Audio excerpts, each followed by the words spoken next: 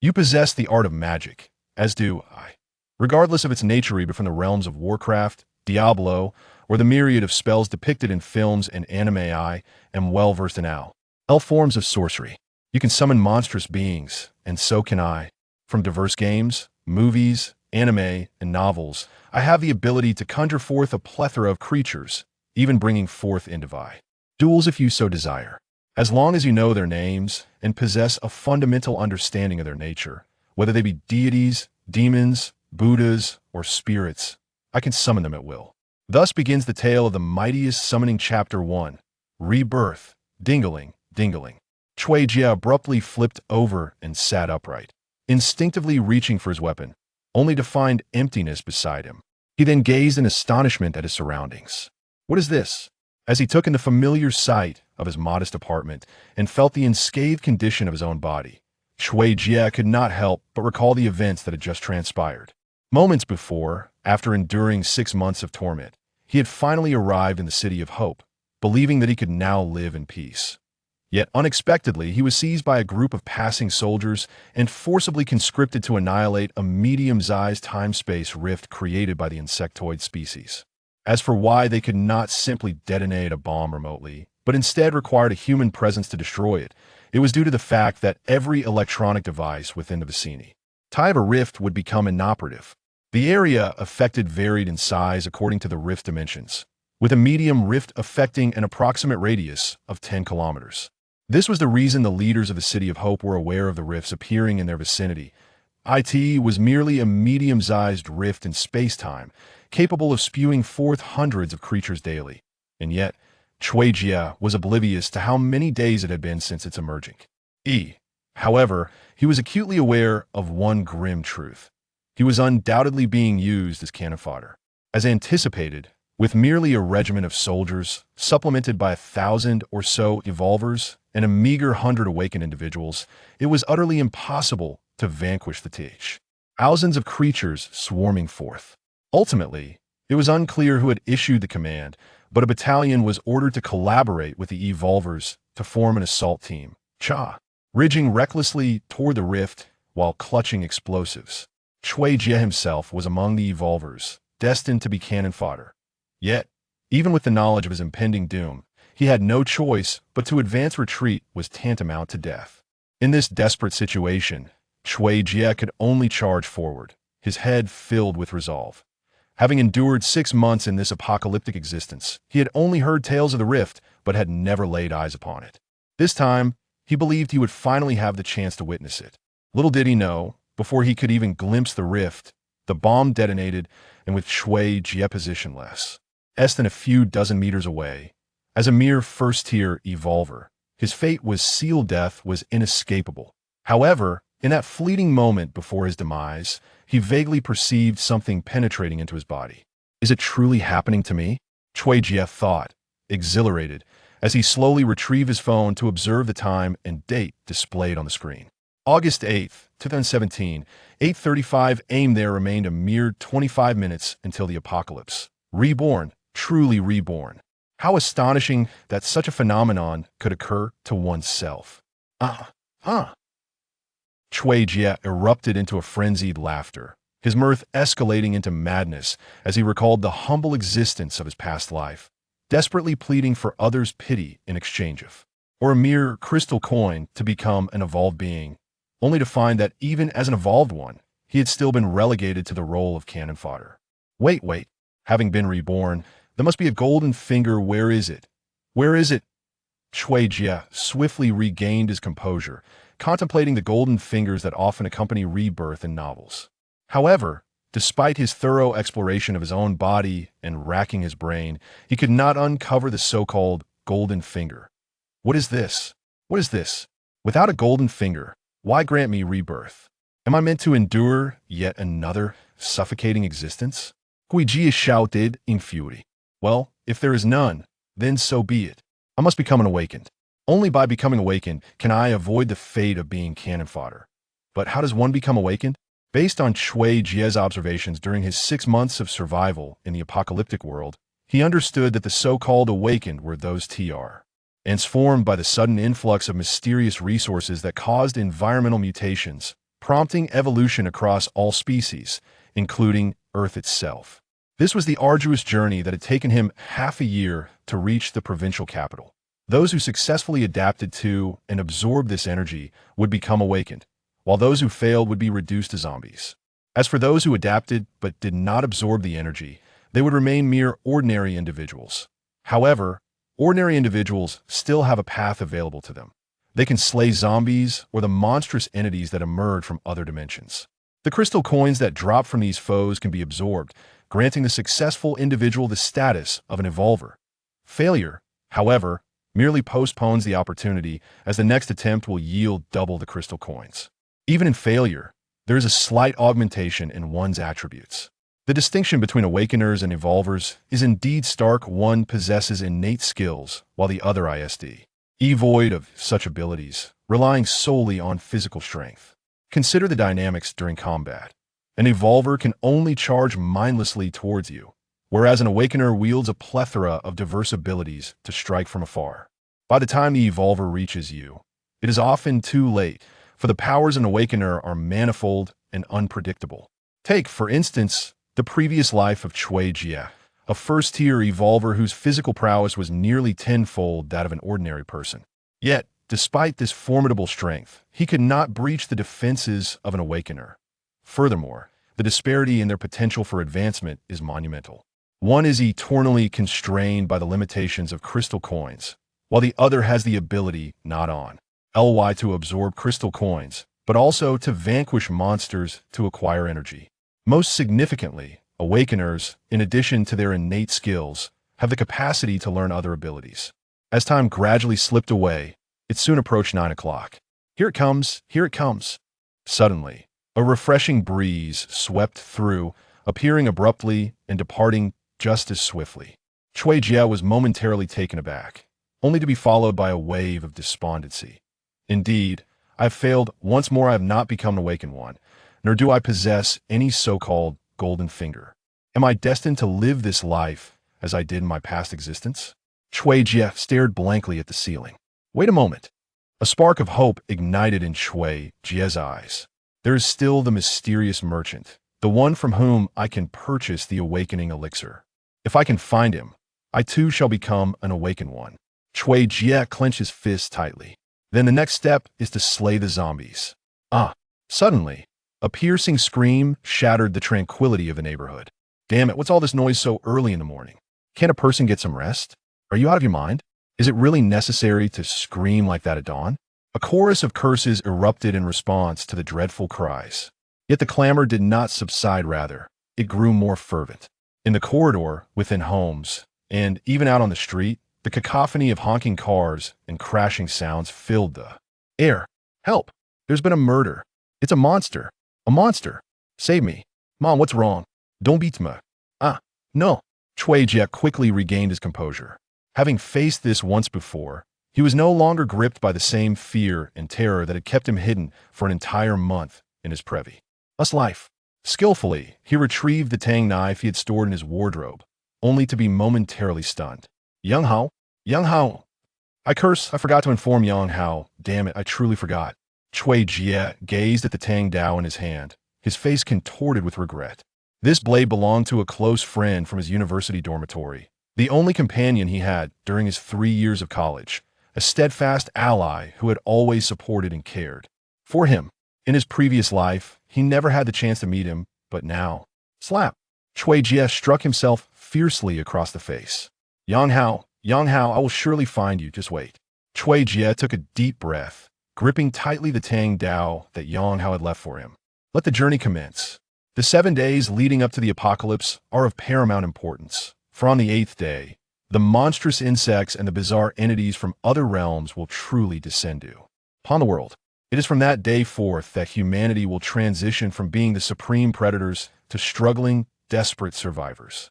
Moreover, in the preceding days, the probability of zombies dropping crystal coins rivals that of the creatures themselves, nearly 12 to 1. As for the future, it may take on dreads of ordinary zombies to yield even a single drop. Chapter 2. Xiao Jing Chui Jie swiftly approached the window, gazing downwards. Below, he observed the first person to emit a scream, a mother and her child from the building opposite. now brazenly embracing in the community's pathway. The mother's lips incessantly kissed her son's cheek, yet her mouth was adorned with fragments of flesh and blood. This scene, reminiscent of a vision from his previous life, had once made Cui Jie retch uncontrollably, nearly rendering him faint. Yet, now he felt no such reaction, instead watching the unfolding events with a chilling indifference. Let the countdown begin. He hoped to amass 10 crystal coins within the next 7 days. After this span, countless micro-rifts in time and space would randomly manifest around the globe, each capable of releasing between 1 to 20 creatures from alternate realms. The lowest tier of these monsters would be classified as first tier.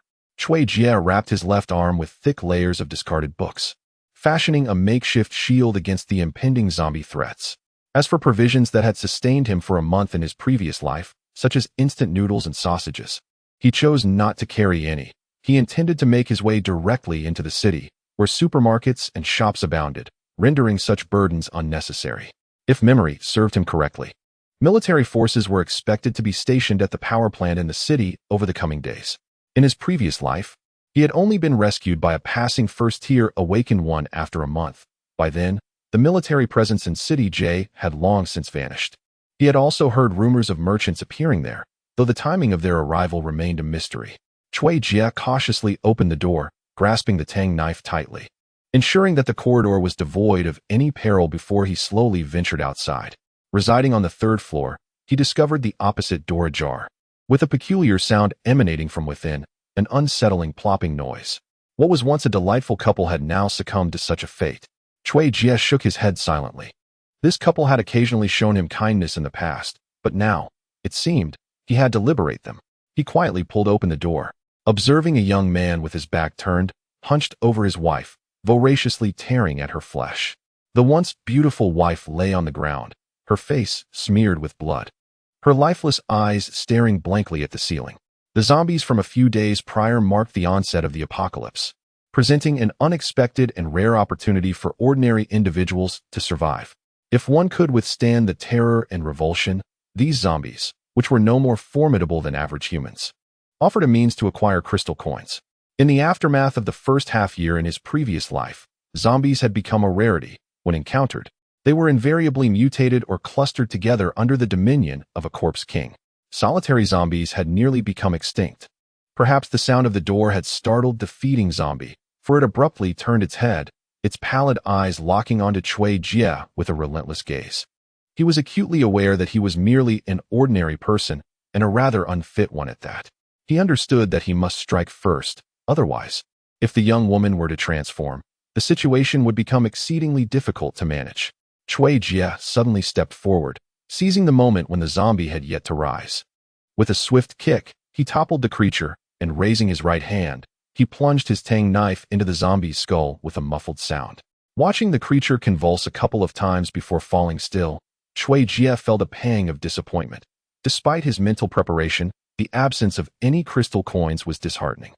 The coins would manifest as a floating red orb above the corpse, making it evident to any observant onlooker whether a drop had occurred. He sighed, reflecting on the countless farewells he had witnessed in his past life, yet the figure before him had once shown him a semblance of care. As he withdrew the tang knife, a stream of dark blood oozed from the wound. Still, no coins appeared. Cui Jie shook his head and turned towards the exit. Residing on the 1st floor of a 2-unit building, he made his way to the 4th floor. Regrettably, he lacked the physical prowess of his previous life. Otherwise, he would have been able to discern the faintest sounds. It seemed he had to resort to a more rudimentary approach. Gently, he rapped on the door of the neighboring unit. Almost immediately, a low, rumbling growl emanated from within.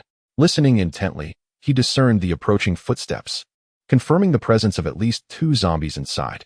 The doors in this complex could generally be opened from the outside, provided they were not locked from within. With a calm demeanor, Cui Jie grasped the doorknob and turned it gently. With a click, the door swung open, and he swiftly stepped back 2 paces, observing as the 2 zombies surged eagerly towards the entrance. Maintaining his composure, Cui Jie retreated to the staircase. The zombie staggered and finally squeezed through. As Cui Jie observed that the distance was sufficient, he suddenly shook his arm and swiftly thrust the tang knife in his hand, which accurately pierced the zombie's eye socket. Immediately, he delivered a powerful kick to the zombie, pulling back forcefully, resulting in a spray of foul blood. As the zombie collapsed to the ground, another one lunged at him. Damn it! Glancing at the two corpses lying on the ground, Cui Jie spat vehemently. Here I am, having slain 4 zombies. Yet not a single crystal coin has dropped.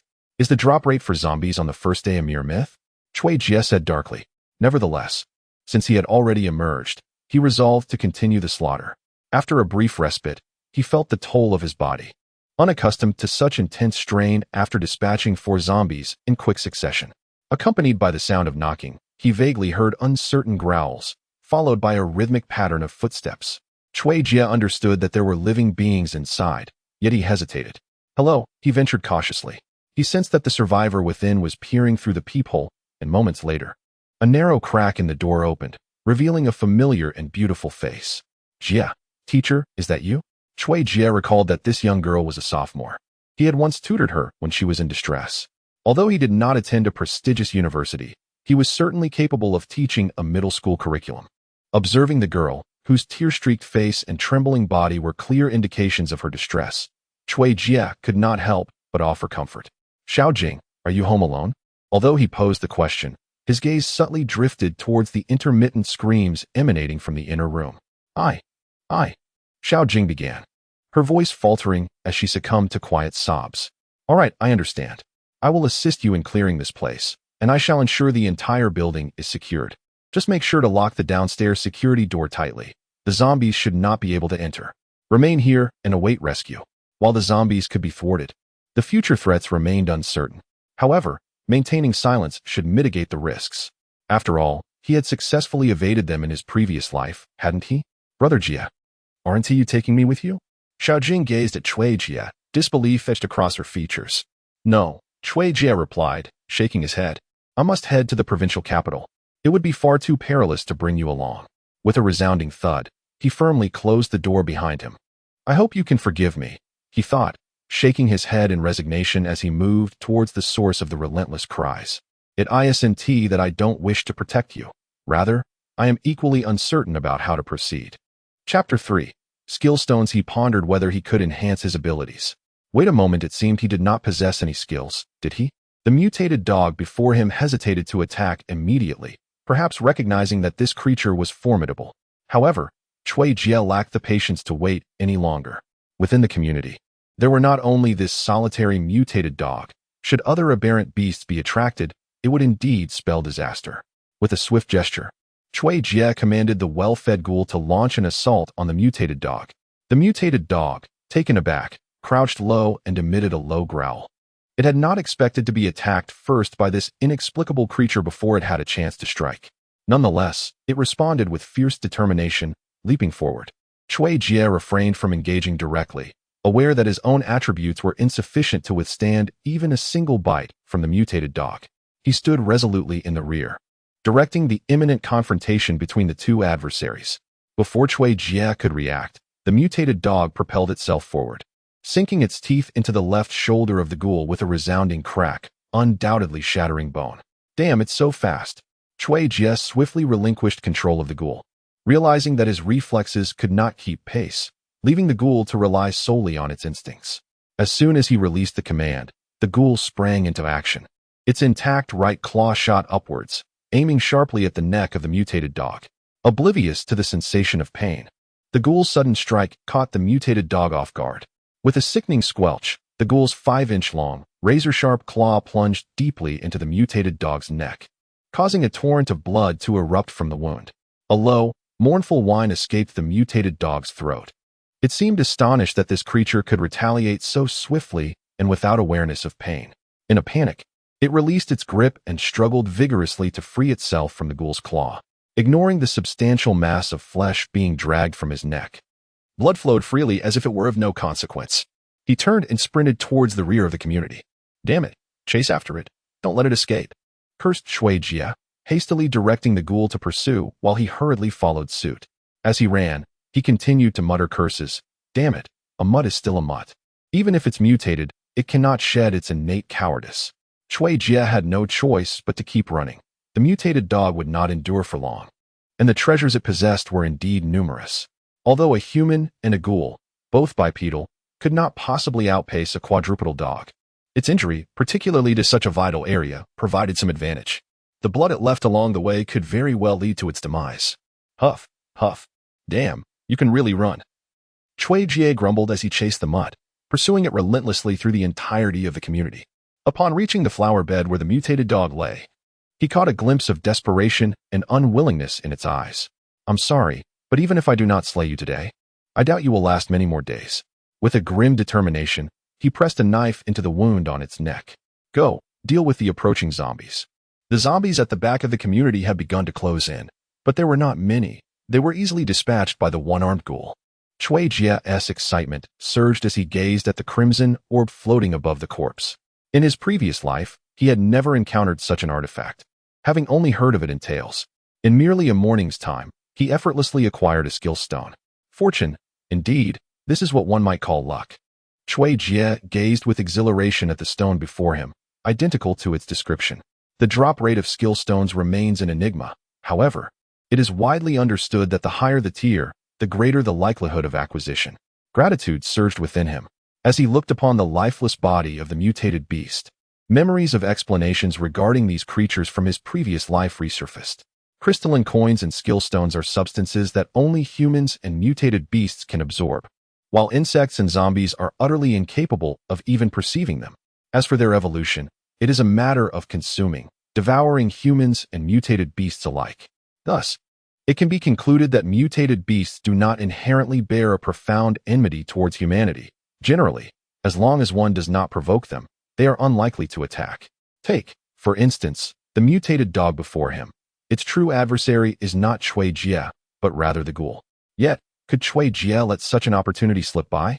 After all, this is a skill stone. Although he currently possesses no skills, who can say what the future holds? In 7 days, when the insects descend, these feeble mutated beasts will undoubtedly become prey for the bugs and alien beings. It would be far more advantageous to claim it for himself, would it not? Chui Jie yearned to ascertain whether he could absorb it, despite lacking any skills. Even after the ghoul was vanquished, leading to the demise of the zombies that followed, and contributing a point of manifestation coin to him, his skill stone remained unresponsive. Indeed, slaying mutated beasts does not yield experience. Perhaps this serves as a form of protection. It appears that I am still unable to utilize it. However, Chui Jie cast a sidelong glance at the ghoul standing beside him. Surprisingly, he sensed a faint flicker of emotion from the creature, a desire to devour the corpse of the mutated dog lying on the ground. Go ahead and eat.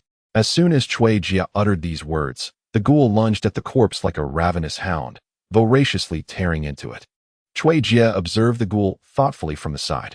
He pondered whether it could absorb anything from the remains. It seemed unlikely, for after all, this was a skill stone. The ghoul was a being, not a skill, he mused uncertainly.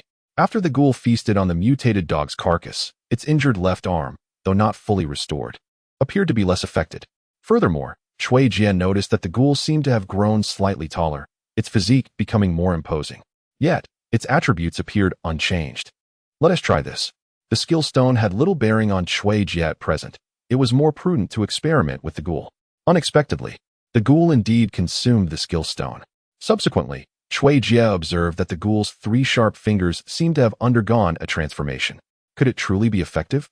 With a flicker of thought, he checked its attributes. Ghoul attributes. 6 Chui Jie stared incredulously at the displayed attributes. Could it be that this ghoul itself was considered a skill? What does this mean? Is there anyone who can elucidate this? Am I still not sufficiently acquainted with this skill stone? Nonetheless, it remains a positive development, does it not? Now, let us proceed to address the matter at hand. Very well, come forth. Have you all had your fill of observation? Chui Jie had already noticed 3 individuals lurking at the entrance of Building 14, 2 men and 1 woman. Yet they were merely ordinary people. So he did not pay them much heed. Young man, are you human or a ghost? And what manner of creature is that beside you? Indeed, 3 figures emerged from the corridor, one of whom was a middle-aged man brandishing a bloodied kitchen knife, eyeing Chui Jie with palpable wariness. Chapter 4. The battle against the mutant dog dad. That's not just a monster. It's a ghoul from Warcraft, exclaimed the young man standing nearby, his excitement evident as he gazed at Chui Jie. Brother, have you inherited the legacy of the undead? The youth of the 21st century, having been shaped by the vast expanse of the internet, possesses a far superior capacity to embrace novel concepts compared to the older generation. No, I am merely a summoner. I have only summoned a creature from Warcraft. The term summoner would later serve as a fade for Cui Jie to conceal his true identity. And he was not entirely misleading, for he indeed was a summoner, albeit in a somewhat unique manner. A summoner? That is quite impressive. By the way, brother, how can one acquire such abilities? Is it through slaying zombies or mutant dogs? The young man inquired, his eyes sparkling with enthusiasm as he looked at Cui Jie. Cui Jie cast a glance at the three individuals, particularly focusing on the bloodied weapon in the middle-aged man's grasp. It was evident he had killed zombies before. Yet he had not acquired any crystal coins. Otherwise, the youth would not have posed such a question. Cui Jie shook his head and remarked that it was a natural awakening, though he himself was uncertain. After speaking, he turned and walked towards the exit of the community, feeling a sense of trepidation towards the survivors. He feared that provoking someone with a grudge against him could lead to dire consequences. The more he pondered the situation with Xiaojing, the more he felt a sense of helplessness. He had taken the life of her father and usurped what she believed to be her inheritance. Although it was merely her perception, who could truly understand the complexities of such an apocalyptic scenario or the inexplicable nature of rebirth? He could hardly confess that he was a reborn individual, nor could he claim the abilities he possessed as part of her legacy. Thus, Cui Jie concluded that it would be prudent to avoid engaging with the survivors unless absolutely necessary. Should he venture up to investigate further? With a sense of unease, he gazed up at Building 3, contemplating whether he should ascend. Suddenly, two barks echoed from behind. Damn it, he thought. The attention should not have been on him, but rather on the ghoul nearby. This was indeed a troublesome predicament. Cui Jie spoke with a heavy heart, noting the presence of two mutated beasts, one a native dog, the other a mix resembling a lion. While the latter appeared to possess lesser attributes than the native dog, it was still undoubtedly superior to Cui Jie himself. Had mutated dogs emerged once more? The young man gazed at the beasts with excitement, contemplating whether their demise might grant him the status of an awakened individual. Xiaofeng, stay still. They are not after us. The middle-aged father urgently restrained his son, his voice laden with gravity. Damn it, they are certainly not in pursuit of you. They are after me. Observing the trio forcibly dragging his son into the corridor, Cui Jie muttered curses under his breath. He did not flee. After all, both he and the ghoul possessed merely 2 legs, which could never outrun a creature with 4. He also refrained from retreating into the narrow corridor, contemplating the potential advantage of its constricted space. However, he knew that as soon as the mutated beasts began their evolution, their intelligence would inevitably increase. Cui Jie was not willing to take that gamble. If the mutated beasts chose not to engage within the corridor, but instead cornered him, it would spell disaster. What to do? What to do? Cui Jie anxiously gazed at the mutated beasts before him, which had yet to launch their attack. He understood that these aberrant dogs were likely targeting the ghoul, but could he bear to lose it? This creature had been materialized with 10 manifestation coins. If it perished, what would become of him? Would he have to face the zombies head-on with nothing but a knife? Suddenly, a thought struck him regarding the manifestation coins. With a spark of hope, he took a deep breath, wishing for a useful skill to materialize. If he failed, he would have no choice but to abandon the ghoul. Rise, ghoul, Cui Jie declared, unwilling to wait any longer. Having found a potential solution, he decided to take the plunge, especially since the ghoul was impervious to injury. With a deafening roar, the ghoul charged fearlessly at the mutated beasts. The feral dog, undeterred, barked defiantly and rushed forward with menacing vigor. Following closely behind, the lion dog joined the fray. Cui Jie stood silently at the rear, watching as the two sides were poised for confrontation. Now was the moment. Skill summoning with a mere thought, Cui Jie unhesitatingly expended the 2 manifestation coins he had just acquired. In that instant, the lion dog, which had been closely trailing the earth dog, suddenly found its 4 hooves ensnared by a faint yellow glow, causing its speed to plummet dramatically. Meanwhile, a description of the skill emerged within Cui Jie's mind. Deceleration, originating from the undead witch of Warcraft. Cost in manifestation coins, 2. Description, capable of reducing the movement and attack speed of any creature with attributes not exceeding twice that of the host by 10 for a duration of 1 minute. Cui Jie found it hard to believe that he had summoned an auxiliary skill. Initially, he had merely hoped to conjure any skill that could inflict even minor damage upon the lion dog, creating a slight advantage for his forthcoming actions. To his astonishment, He had instead summoned a skill aimed at deceleration. Whether this was fortuitous or detrimental remained uncertain. Regardless, since the manifestation coins had been consumed and the skill activated, there was no time left for contemplation as the battle was imminent. The summoning and activation of the skill occurred in the blink of an eye, and by this time, the ghoul and the earth dog had already begun their confrontation. Woof! This earth dog was unlike the previous one. It did not immediately lunge for the injured left arm, but instead aimed for the ghoul's lower leg. In a surprising turn of events, the earth dog displayed remarkable speed, deftly rolling to evade the attack before springing up and leaping, sinking its teeth into the ghoul's neck. Moreover, the fierce jaws of the native dog clamped tightly onto the neck of the ghoul, refusing to release its grip. However, Cui Jie remained unperturbed.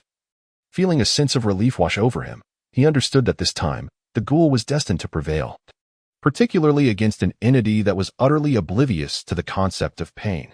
Indeed, Cui Jie observed as the ghoul executed a similar maneuver, its right claw raised calmly, piercing diagonally into the abdomen of the native dog.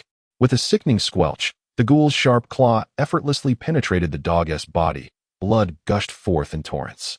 Cui Jie had anticipated that, much like the first native dog, this one would abandon its hold and flee in desperation. To his astonishment, however, the dog with its gaping wound did not relent.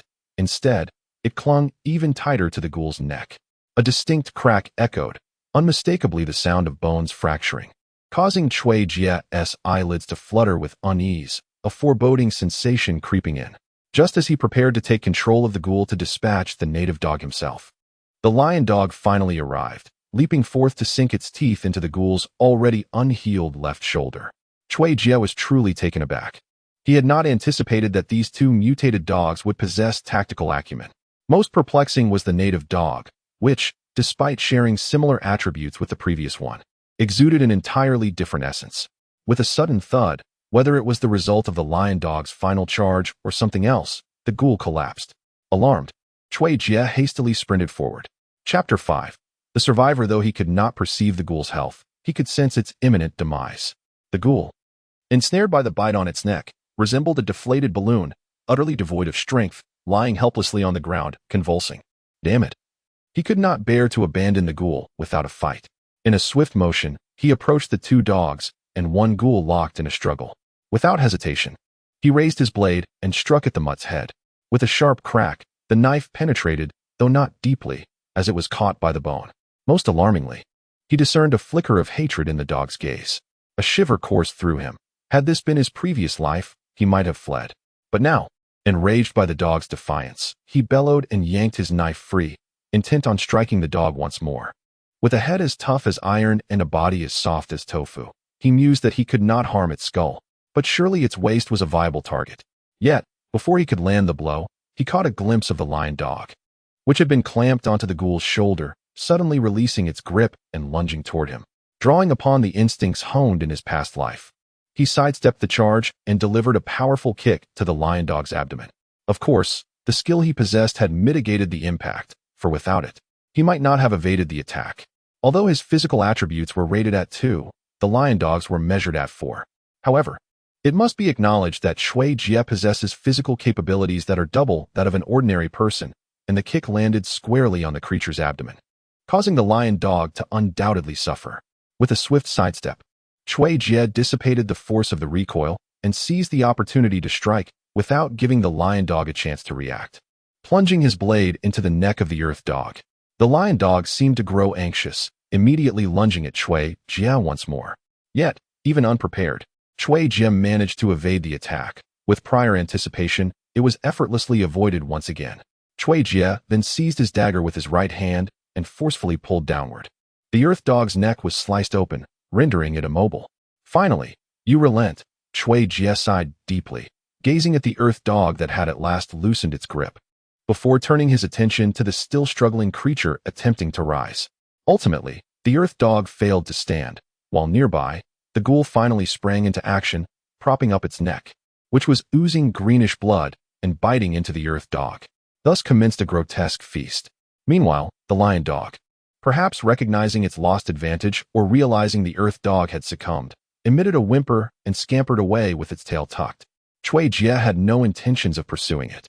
Although he remained unscathed, the ghoul was evidently gravely injured. In the weeks leading up to his rebirth, one might not encounter a mutated beast. Yet on the very first day, he had encountered 3. This particular earth dog did not yield any skill stones for Cui Jia, though it was hardly surprising, as such treasures are not easily acquired. As the lifeblood of the cadaver was exhausted, the ghoul exhibited signs of healing wounds.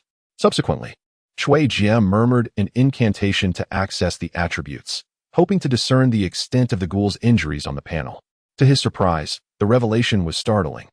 Ghoul attributes: 6-7, battle will, incomplete, a passive skill. An unfathomable determination compels the host to pursue its goals relentlessly. The more grievous the injuries, the greater the physical attributes. A maximum increase of 2 points is attainable, can be restored with manifest currency. A skill indeed. Was this the result of the ghoul's evolution? Yet, why was it incomplete? No, it should be that this creature inherently possessed skills, and with the ghoul's ability to consume corpses, the absorption was evidently flawed, rendering it a mere fragment. This seemed plausible. Cui Jia recalled how the creature had initially resisted with all its might. It must have been the influence of this skill. In his previous life, aside from zombies, slaying any living being presented opportunities to acquire skills, including mutated beasts. Passive skills transcended ranks, hence they could not be enhanced by skill stones. However, there was no cause for concern, for he possessed manifest currency. The introduction had indicated that it could be utilized to restore completeness, though the exact amount required remained unknown to Cui Jia. In a nearby supermarket to the east of the community, Cui Jia waved his hand, retrieving the satiated ghoul into the system space. This system space was reminiscent of the pet spaces he had observed among summoners in his past life. He had merely wished to experiment, and to his astonishment, it indeed existed, granting him much greater convenience. In terms of sustenance, experiments have been conducted, and the space can only accommodate summoned entities. As for provisions, that is utterly impossible. This supermarket is rather small, approximately 30 to 40 square meters. Yet it is surprisingly well stocked. Cui Jia hastily prepared a simple meal of noodles and contemplated how to continue his journey. The ultimate destination is undoubtedly the provincial capital, which lies over 300 kilometers away from Cui Jia's County B. It remains uncertain how long it will take to arrive. It appears the only immediate option is to head towards the J-City power plant. One wonders when the military vacated that location. In his previous life, Cui Jia did not visit the power plant, having taken an alternate route, though he had heard that troops had once been stationed there. With regards to the acquisition of manifestation coins, if Cui Jia is not mistaken, it should correlate with attributes. For instance, the zombies currently encountered predominantly possess a single attribute, thus yielding an experience of merely 0.1, albeit the system does not display decimal points. This suggests that after 7 days, when those creatures and otherworldly beings descend, each one felled will contribute a full point of manifestation coin to his tally. Sighing, he decided to rest for a moment, taking advantage of the daylight to hasten his leveling up. Just as he closed his eyes, barely managing to drift into slumber, he was abruptly jolted awake by the deafening screech of brakes. Upon opening his eyes, he was startled to see a BMW barreling towards him, recklessly traversing the roadside greenery. With a resounding crash, it collided with the supermarket's wall. What a fool! With so many vehicles on the road, why drive at such reckless speed? As if in a hurry to meet their demise. Were it not for the presence of the greenery to slow them down, they would surely have met a more tragic fate. Cui Jia glared at the 2 luxurious BMWs, each valued at no less than 700,000 to 800,000 yuan. To him, they were indeed luxury vehicles, though he could not discern the specific models. The BMW appeared to have sustained significant damage, its interior enveloped in a haze of dust from deployed airbags. After a brief pause, the rear door of the car swung open abruptly, and a long-haired girl tumbled out, collapsing in agony onto the ground and remaining there for quite some time. Shortly thereafter, a panicked man and woman hurriedly exited the vehicle. "Dream Jia, are you all right?" the girl inquired, her voice trembling as she began to weep. "Be quiet. We must get into the supermarket. The zombies are approaching," the girl named Meng Jia retorted impatiently, casting a wary glance at the encroaching undead. "No, Meng Jia, run. There are zombies inside the supermarket." At that moment, the last of the trio to exit the car, a tall boy, finally spotted Cui Jia within the store and shouted in terror. "Zombies, my foot. I am human," Cui Jia replied, exasperated. "Ah, a human. Big brother. Please help us and open the door. The sobbing girl pleaded earnestly. Sighing, Chui Jie thought to himself that he did not wish to attract any burdens. Yet a burden had indeed descended upon him. Reluctantly, he shook his head, as much as he wished to ignore the plight of others. He could not turn a blind eye, for he too had once been in need of rescue, though the situation with Xiao Jing had been purely accidental. Thank you, big brother. Hurry, we must get inside. The zombies are coming. Once again, the weeping girl hastily grasped Mingjie and dashed towards the supermarket, glancing back at the encroaching zombies. However, Chui Jie remained unfazed. The zombies to the west had already been cleared by him along the way. As for the few remaining zombies ahead, merely a dozen or so. Eliminating them would be a trivial task. He could simply unleash a ghoul. He could then indulge himself leisurely in the supermarket, enjoying food and entertainment, which epitomized the allure of a summoner. Thank you, big brother. I am. Mingjie began to introduce herself, but was interrupted by Chui Jie. No need to share your name. You may regard me as a mere specter. Feel free to take whatever you desire from this supermarket, he stated, before wandering off towards a corner. In his previous life, Chui Jie had witnessed the harrowing cycle of life and death, observing survivors perish one after another. Those who laugh today could vanish without a trace by tomorrow. Thus, in this life, unless absolutely necessary, he preferred to avoid forming too many connections, save for those who had awakened. What a show-off, wielding just a knife. What is so impressive about that? I've seen guns, let alone knives. A tall boy seemed to mock Chui Jie, albeit in hushed tones, wary of being overheard. Little did he know that Chui Jie, enhanced as he was, could hear every word distinctly but chose to ignore him. Why bother with someone destined to not see tomorrow? Wangbin, perhaps you should refrain from speaking so much. Have you not noticed how unperturbed he is by the zombies outside? Li Mingjie remarked, regarding Chui Jie with curiosity. What is so strange about showing off? Perhaps when the zombies come, you will be the first to hide in fear. Wangbin cast a furtive glance at the gathering horde of zombies at the door. Had it not been for the effort of everyone to barricade the entrance with shelves upon entering, the zombies might have already breached the threshold. Chui Jie, indifferent to the murmurs behind him, was solely focused on taking a moment to rest before resuming his hunting endeavors. Although the majority of the combat had been waged by ghouls, the mental fatigue from the continuous struggle since 9 a.m. to now, 2 p.m., weighed heavily on him. Moreover, having collected 2 manifestation coins along the way, Chui Jie noticed a distinct change in his attributes, plunging him once again into contemplation. Host, Chui Jie rank, 0 attributes, 2 manifestation coins. 2 manifestation coins can be used to materialize any species or enhance oneself. Current ratio, 10:1. Talent 1, biological summoning. Can expend 10 manifestation coins to summon a creature with attributes ranging from 2 to 9 to fight for the host. Example of manifested creature, ghoul. Can expend 8 manifestation coins to manifest a ghoul with an attribute of 6. Talent 2, skill summoning. Increases with the hostess attributes. Can expend 2 manifestation coins to randomly summon a one-time skill with an attribute of 2. Example of manifested skill, slow. Expenditure of 2 manifestation coins. Effect, can reduce the movement and attack speed of any species not exceeding the host's attributes by 10 for a duration of 1 minute. Chui Jie furrowed his brow as he stared at the newly appeared items on his panel. Monsters and skills that manifest randomly. Does this imply their perpetual existence?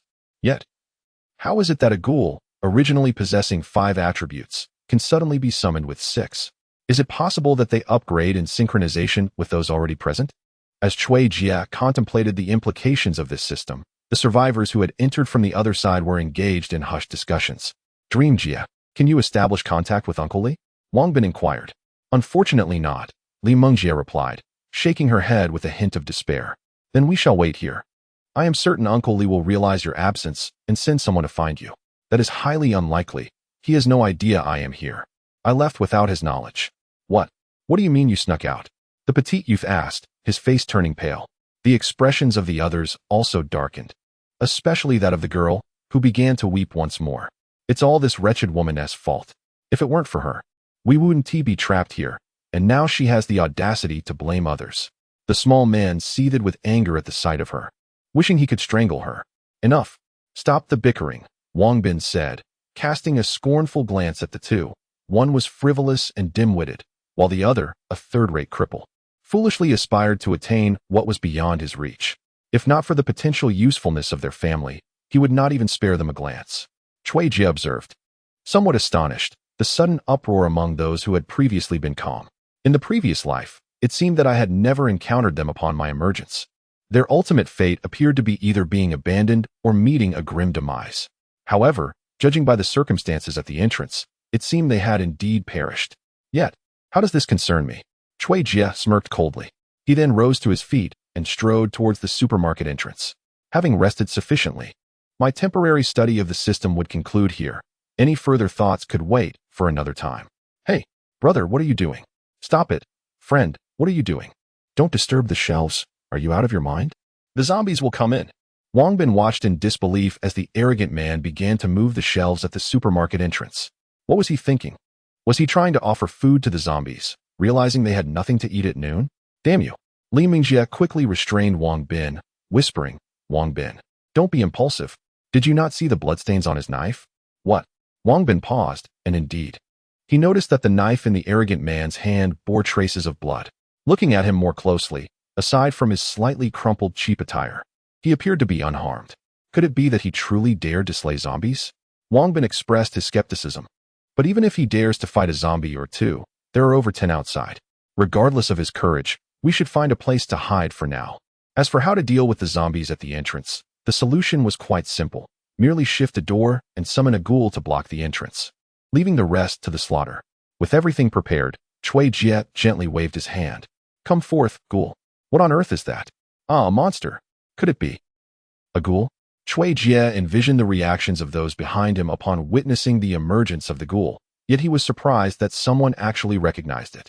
However, it made sense. Those of a certain age who frequented the internet and indulged in gaming were likely familiar with the ghouls from Warcraft.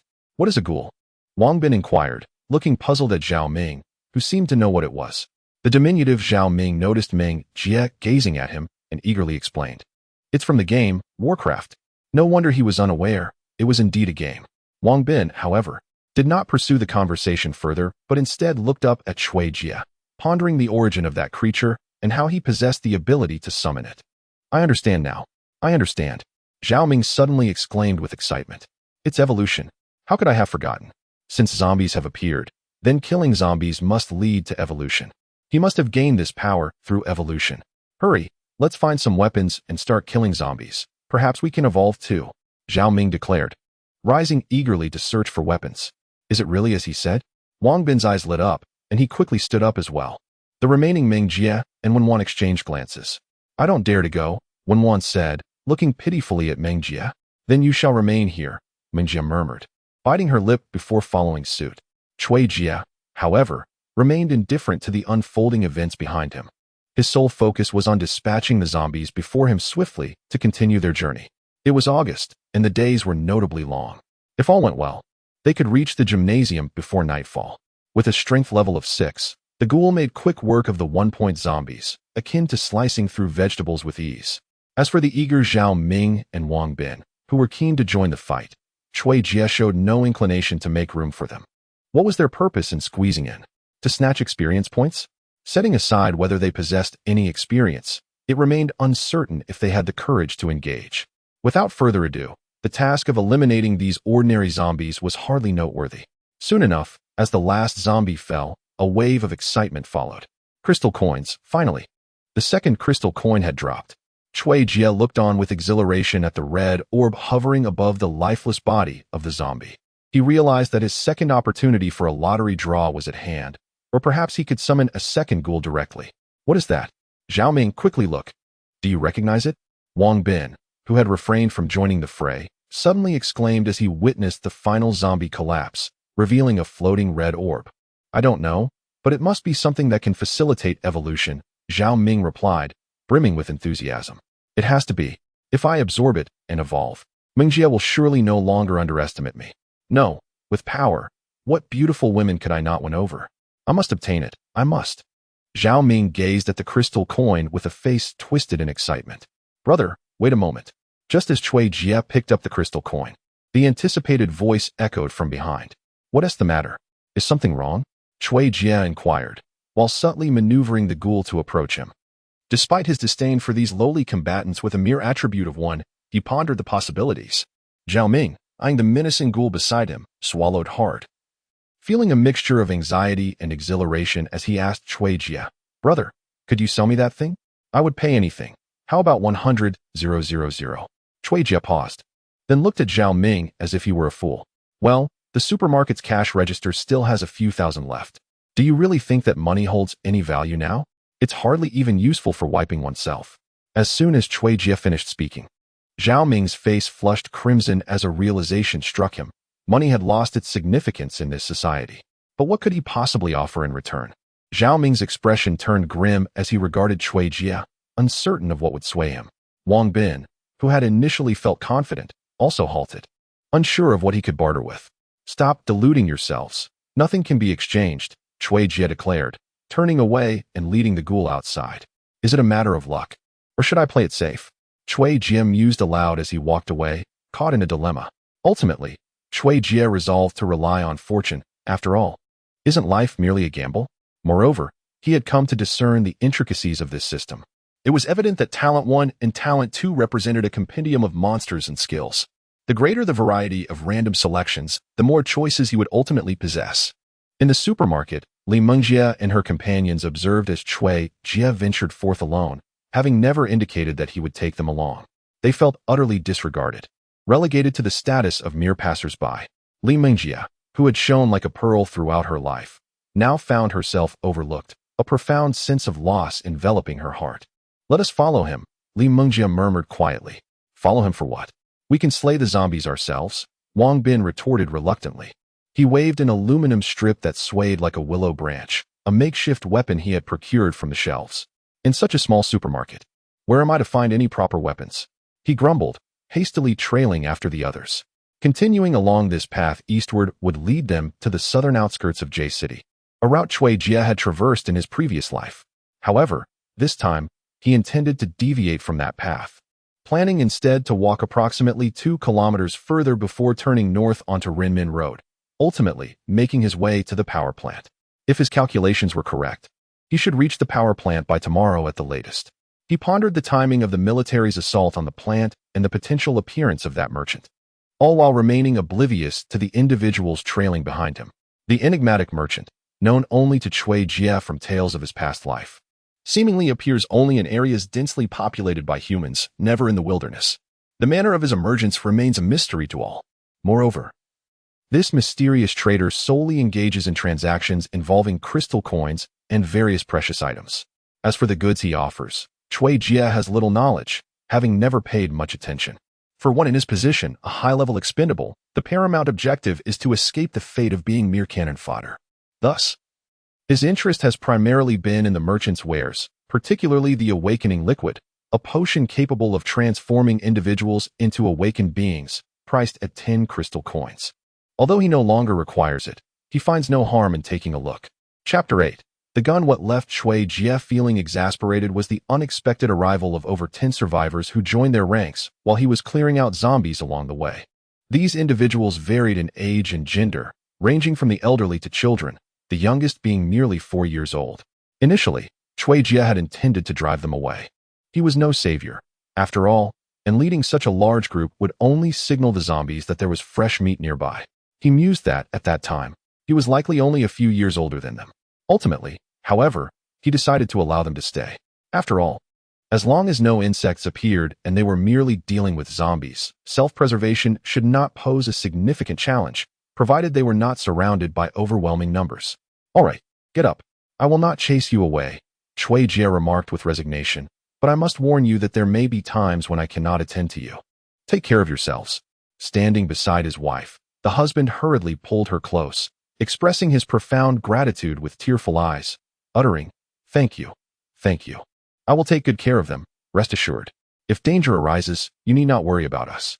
With that, he instinctively waved the kitchen knife he held. Chui Jia sighed. After all, he had also been saved in his previous life. However, one thing was abundantly clear to him. Were there truly only these 10 or so individuals along this journey? Could he genuinely disregard their sustenance? For instance, nightfall was approaching. Shouldn't they seek a place to settle down? This is precisely why Chui Jia was reluctant to assume the role of protector or to become the leader of a faction. It was simply too exhausting. The first 7 kilometers yielded no resting spots, making this gas station their refuge for the night. Although modest in size, it could still provide a semblance of rest. After swiftly dispatching a few zombies, Cui Jie stepped into the supermarket, but before he could utter a word, a throng of individuals rushed in. A robust and youthful man was the first to dash inside, followed closely by several others who grabbed bags from the counter, hastily filling them with provisions. The first to enter was a shaven-headed young man, who moved with remarkable speed and collected an impressive amount of supplies. He demonstrated an astute understanding of what to select, opting for high-calorie, easily storable emergency foods, while also snagging 2 large bottles of mineral water. Of course, cigarettes and alcohol were not neglected either. As for Li Mingjie and the others, they exhibited no desire to join the fray. It was evident that they had already filled their own bags to the brim. Initially, it was the family of 3 that beseeched Cui Jie not to expel them. They were the closest to him. Yet, paradoxically, they were among the last to enter the supermarket. As they awaited their turn, the husband, who had been supporting his wife, found that by the time they stepped inside, the essential supplies on the shelves had nearly been depleted, leaving only a few solitary snacks untouched. The man's expression darkened as he surveyed the crowd, only to find that everyone else had lowered their heads, engrossed in their own consumption, completely disregarding him. This was indeed troublesome. Cui Jie silently cursed, realizing he had to intervene. "Listen up," he addressed the assembly. "Our journey leads to the power plant in the northern part of the city, which is but 2 days away, perhaps even just by tomorrow evening. Therefore, there is no need for you to hoard such an abundance of supplies. Any excess should be shared with others." Although he felt somewhat apathetic towards this matter, he knew he had to voice his concerns. Upon hearing Cui Jie's words, the crowd exchanged glances, their faces grim, yet no one inquired about their destination or purpose. They understood that in this apocalyptic reality, food was paramount. As long as one possessed a modicum of sense, it was clear that resources equated to survival. To ask them to relinquish their supplies was tantamount to asking them to forsake their lives. At that moment, the first to enter, a bald man, stood up and exclaimed, "On what grounds? These are our vital supplies. Why should we share with them? They arrived late." Another voice chimed in, "Indeed, why should we give anything? I certainly will not. Indeed, how can others' lives be valued while mine is not? Anyone who dares to take what belongs to me shall face my fury," the burly man boldly declared, prompting those who had entered before him to echo his sentiments. As they were the ones who had taken the most, and were acutely aware that Cui Jie was addressing them. Although they were terrified of the monstrous entities summoned by Cui Jie, which effortlessly dispatched zombies as if they were mere vegetables, they felt a semblance of courage when confronting their own kind. After all, they hailed from a society governed by the rule of law, and they could scarcely believe that Cui Jie would dare to end their lives. "How can you all behave this way? If it weren't for his protection, how could you have arrived here safely?" At that moment, Li Mingjie, who had been trailing behind, could no longer contain her discontent and spoke out against the burly man and his companions. Mingjie Wangbin cautiously tugged at Li Mingjie's arm, reminding her that Cui Jie had yet to voice anything. "What business is it of ours to interfere?" "It's nothing," Li Mingjie retorted, freeing herself from Wang Bin's grasp as she fixed her gaze on the group of men. "Oh, the young lady is rather lovely, but what does that matter to you?" In truth, Li Mingjie was indeed strikingly beautiful, standing over 7 meters tall, her innocent visage rivaling that of any star. It was no wonder that both Wang Bin and Zhao Ming vied for her affections. "You!" Li Mingjie glared at the burly man, her eyes wide with indignation. "Enough of this noise," Cui Jie interjected, weary of the discord. In his previous life, while accompanying that awakened one, such trivial matters had been absent. "Do not move." A sudden exclamation shattered the air, and an unforeseen event transpired. The burly man abruptly brandished a pistol, aiming it directly at Cui Jie. "I'm addressing you," he barked. "Don't move a muscle. I'm emotionally unstable, and if you so much as twitch, I fear I might inadvertently discharge the weapon." Despite his claim of emotional distress, his grip on the firearm remained unwavering. A collective gasp swept through the supermarket as the man revealed the gun. Indeed, for the denizens of this small county, encountering a firearm was an exceedingly rare occurrence, perhaps a once-in-a-lifetime event. This held true for Cui Jie before his rebirth. However, with his past life's experiences, Cui Jie recognized the weapon's authenticity at a glance. "Mingjie, step back at once. This has nothing to do with us." Wang Bin seized Mingjie's arm, attempting to retreat from the supermarket. However, Li Mingjie stubbornly resisted, defying Wang Bin's efforts and glaring defiantly at the armed man.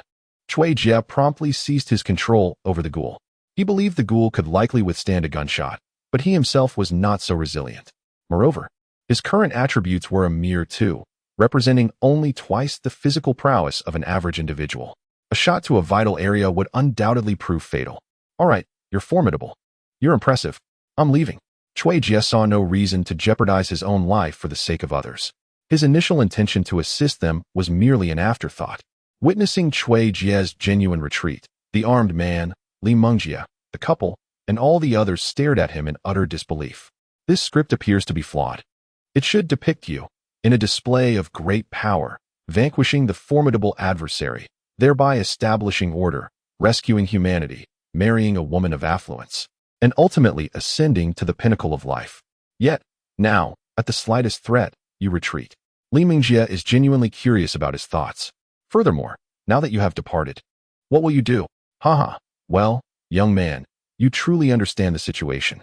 Given that you have, in a way, protected me, you may leave. The burly man laughed heartily. However, he understood that, although he possessed a firearm, it was better to avoid confrontation if possible. For every bullet used was one less in reserve. Observing that Cui Jie was genuinely not feigning, he gradually moved towards the supermarket's exit. Wang Bin, in a state of urgency, looked at the burly man with an obsequious expression and inquired, "So, brother, can we leave too?" "Of course. Anyone who wishes to depart may do so," the burly man replied nonchalantly. Upon hearing the burly man's consent, Wang Bin quickly grasped Li Mingjie's hand and began to move towards the exit. However, just as they took a couple of steps, the burly man's domineering voice echoed, "You may leave, but those 2 girls must stay." As soon as the burly man finished speaking, not only did Wang Bin and the others freeze in place, but even the couple who had intended to follow suit halted as well. They were acutely aware that the predicament at hand was a consequence of their actions, and the implications of leaving the young girls behind were too dire to contemplate. "Brother, Before Wang Bin could finish his pale explanation, Zhao Ming stubbornly stepped forward, placing his body, pressed tightly against Li Mingjie's delicate neck, before her, unflinchingly demanding, "What do you intend to do?" Li Mingjie gazed at Zhao Ming, who was still shorter than herself, with a mixture of complexity and surprise. Who would have thought that, in this moment, he would be the one she could rely on? Yet, could he truly be relied upon? "What do I want? Don't you already know in your heart?" The burly man leered at Li Mingjie, a sardonic smile on his face. He was acutely aware that he possessed no extraordinary abilities, and with his meager physique, surviving in this post-apocalyptic world was an arduous challenge. Previously, he had managed to scrape by through his uncle's connections in the county, but in this new societal landscape, even the top official of a county held little sway.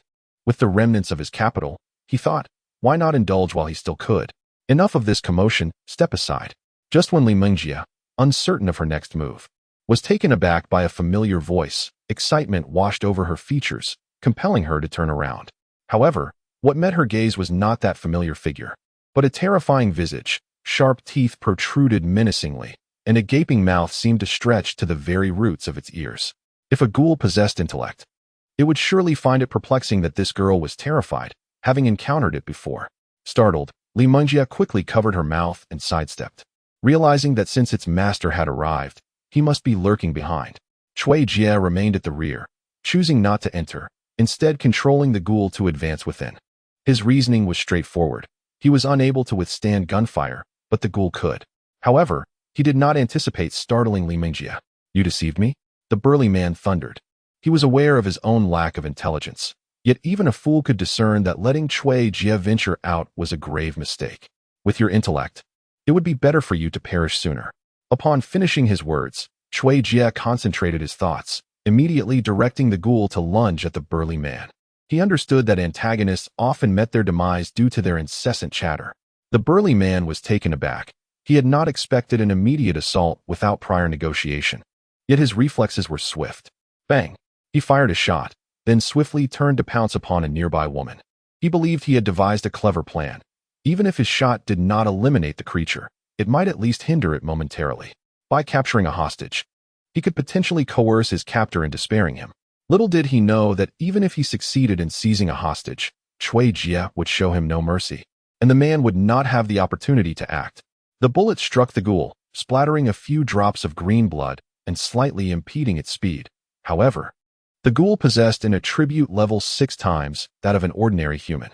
With a sudden lurch, the burly man found himself lifted into the air, a wave of excruciating pain radiating from his chest throughout his body.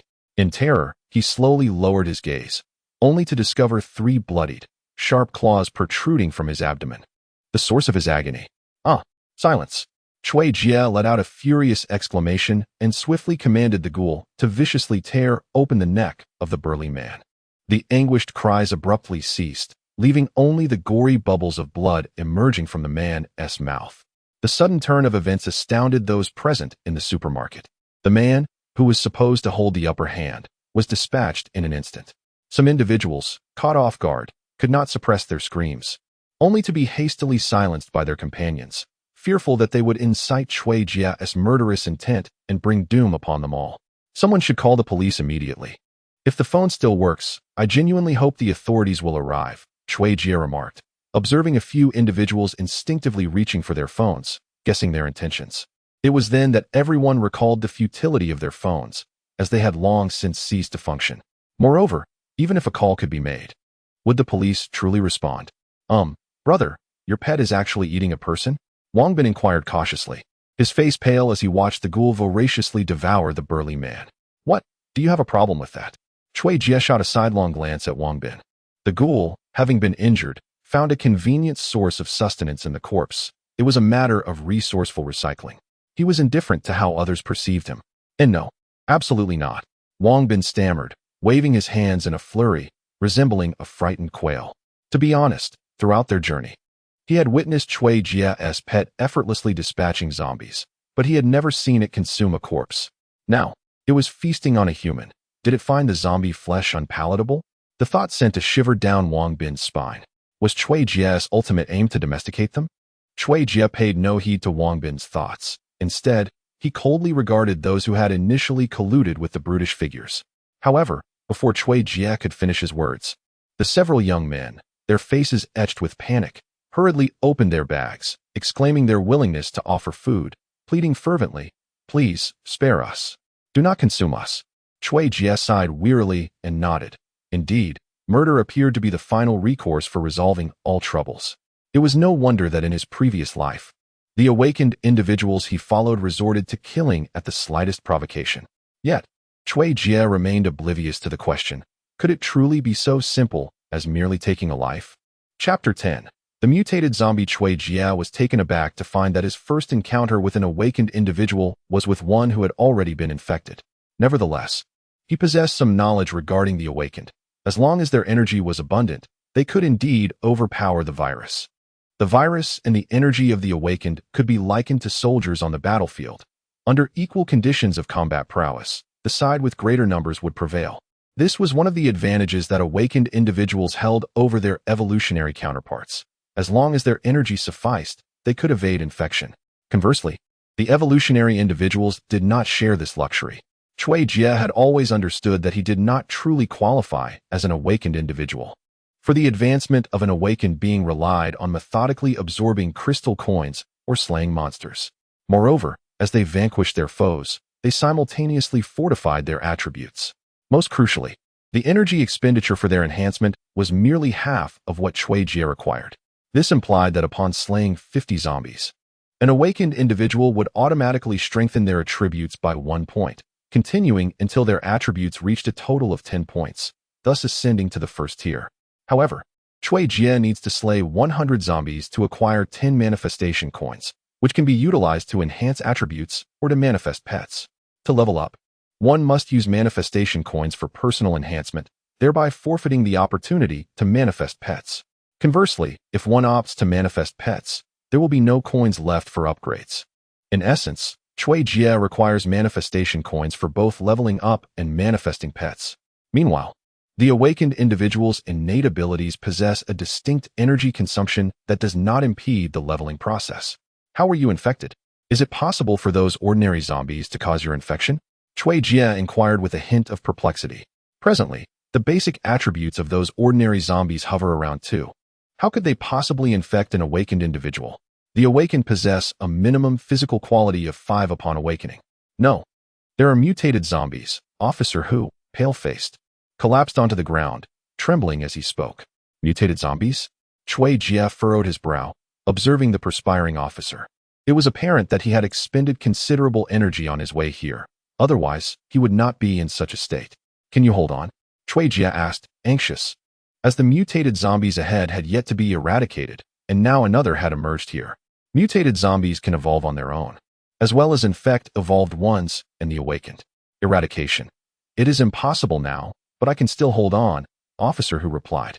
At that moment, Director Wang, trailing behind, was calling out while rushing towards them. Close on his heels was a mutated zombie. If Chui Jia's conjecture held true, before Director Wang could reach them, he would undoubtedly be caught by the pursuing zombie. The gas station is still several dozen meters away from the intersection, and the vehicles along the road will undoubtedly impede his progress. Chui Jia cast a glance, then turned his gaze in bewilderment towards the officer on the ground. His meaning unmistakable. Is this your man? You, whatever. Do you have confidence in dealing with that zombie? Okay, I understand. Chui Jia nodded. And with a mere thought, the ghoul standing beside him lunged forward like a wild dog, charging towards the mutated zombie trailing behind Director Wang. A clawed zombie, perhaps? The moment the mutated creature revealed itself, Chui Jia caught sight of it. However, if it truly were a clawed zombie, it would be impossible for them to have evaded capture for such an extended period. After all, it is a level 1 zombie.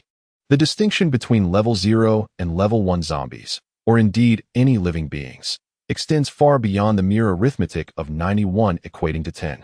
It represents a significant divergence of over 1 attribute point, a veritable leap between 2 distinct stages. Furthermore, one possesses the ability to comprehend innate skills, while the other does not. For instance, the simplified clawed zombie before Chui Jia, estimated to have around 8 attribute points, would automatically learn a skill upon ascending to level 1. Instantaneous acceleration would transform it into a genuine speed-oriented zombie. Just imagine, a zombie that initially stands motionless 1 meter away from you suddenly appears at your side without warning, regardless of whether you can react in time. The sheer shock could be fatal. In my previous life, countless lives were lost simply due to ignorance of its capabilities. Indeed, during my last venture, it had already been a month. The level 0 zombies had been nearly eradicated. As long as the creature is not a first-tier zombie and lacks any skills, even if it possesses 8 points and attributes, Chui Jia remains utterly unfazed. When the ghoul darted towards the mutated zombie, Director Wang visibly shuddered, only to be immediately enveloped in ecstasy as he sprinted fervently in this direction. Wang's complete lack of evasive action momentarily startled Chui Jia, yet it was evident that he had noticed the ghoul standing beside him and had witnessed his exchange with Officer Hu. In no time, when only 2 meters separated the mutated zombie from Director Wang, the ghoul arrived. With a swift lunge, the ghoul pounced upon the mutated zombie, and the two began to roll on the ground like street thugs engaged in a brawl, neither party willing to yield. They continued to grapple, each using their sharp fingers to stab at the other's flesh. However, such injuries only favored the ghoul, as long as the wounds were not fatal and above the neck. The ghoul, bolstered by its life and death skill, held a distinct advantage. With a deafening roar, the mutated zombie sank its teeth into the ghoul's neck. It must have sensed something amiss. The creature before it was growing increasingly formidable, as though it had been invigorated. With a sickening squelch, green blood gushed forth as a substantial chunk of flesh was viciously torn from the ghoul's neck. Realizing the gravity of the situation, Chui Jia hurriedly commanded the ghoul to withdraw from the fray. Although he had previously allowed the ghoul to fight independently, he now found himself compelled to intervene directly. Considering the nature of ghouls, devoid of pain and wisdom, merely following a predetermined script in battle, zombies would utilize their mouths, while ghouls would not. Even if Chui Jia were to engage in combat, he would direct it to use its mouth, yet such an approach would yield little benefit. Injuries to other parts of the body did not concern Chui Jia, but a wound to the neck could prove fatal. Moreover, why would one expend effort battling a crippled foe? In the instant of liberation from its grasp, Chui Jia deftly commanded the ghoul to roll away, evading the lunge of the mutated zombie. In doing so, he also inflicted a gash upon the zombie's previously unscathed right leg. Chui Jia's rationale was simple. Since one leg was already rendered useless, why not incapacitate the other, thereby achieving a semblance of balance? Fortunately, The mutated zombie's left leg had been shattered by gunfire. Otherwise, this confrontation could have resulted in mutual destruction. The remainder of the battle held little suspense. Under Chui Jie's guidance, the ghoul sustained minimal injuries and swiftly dispatched the mutated zombie.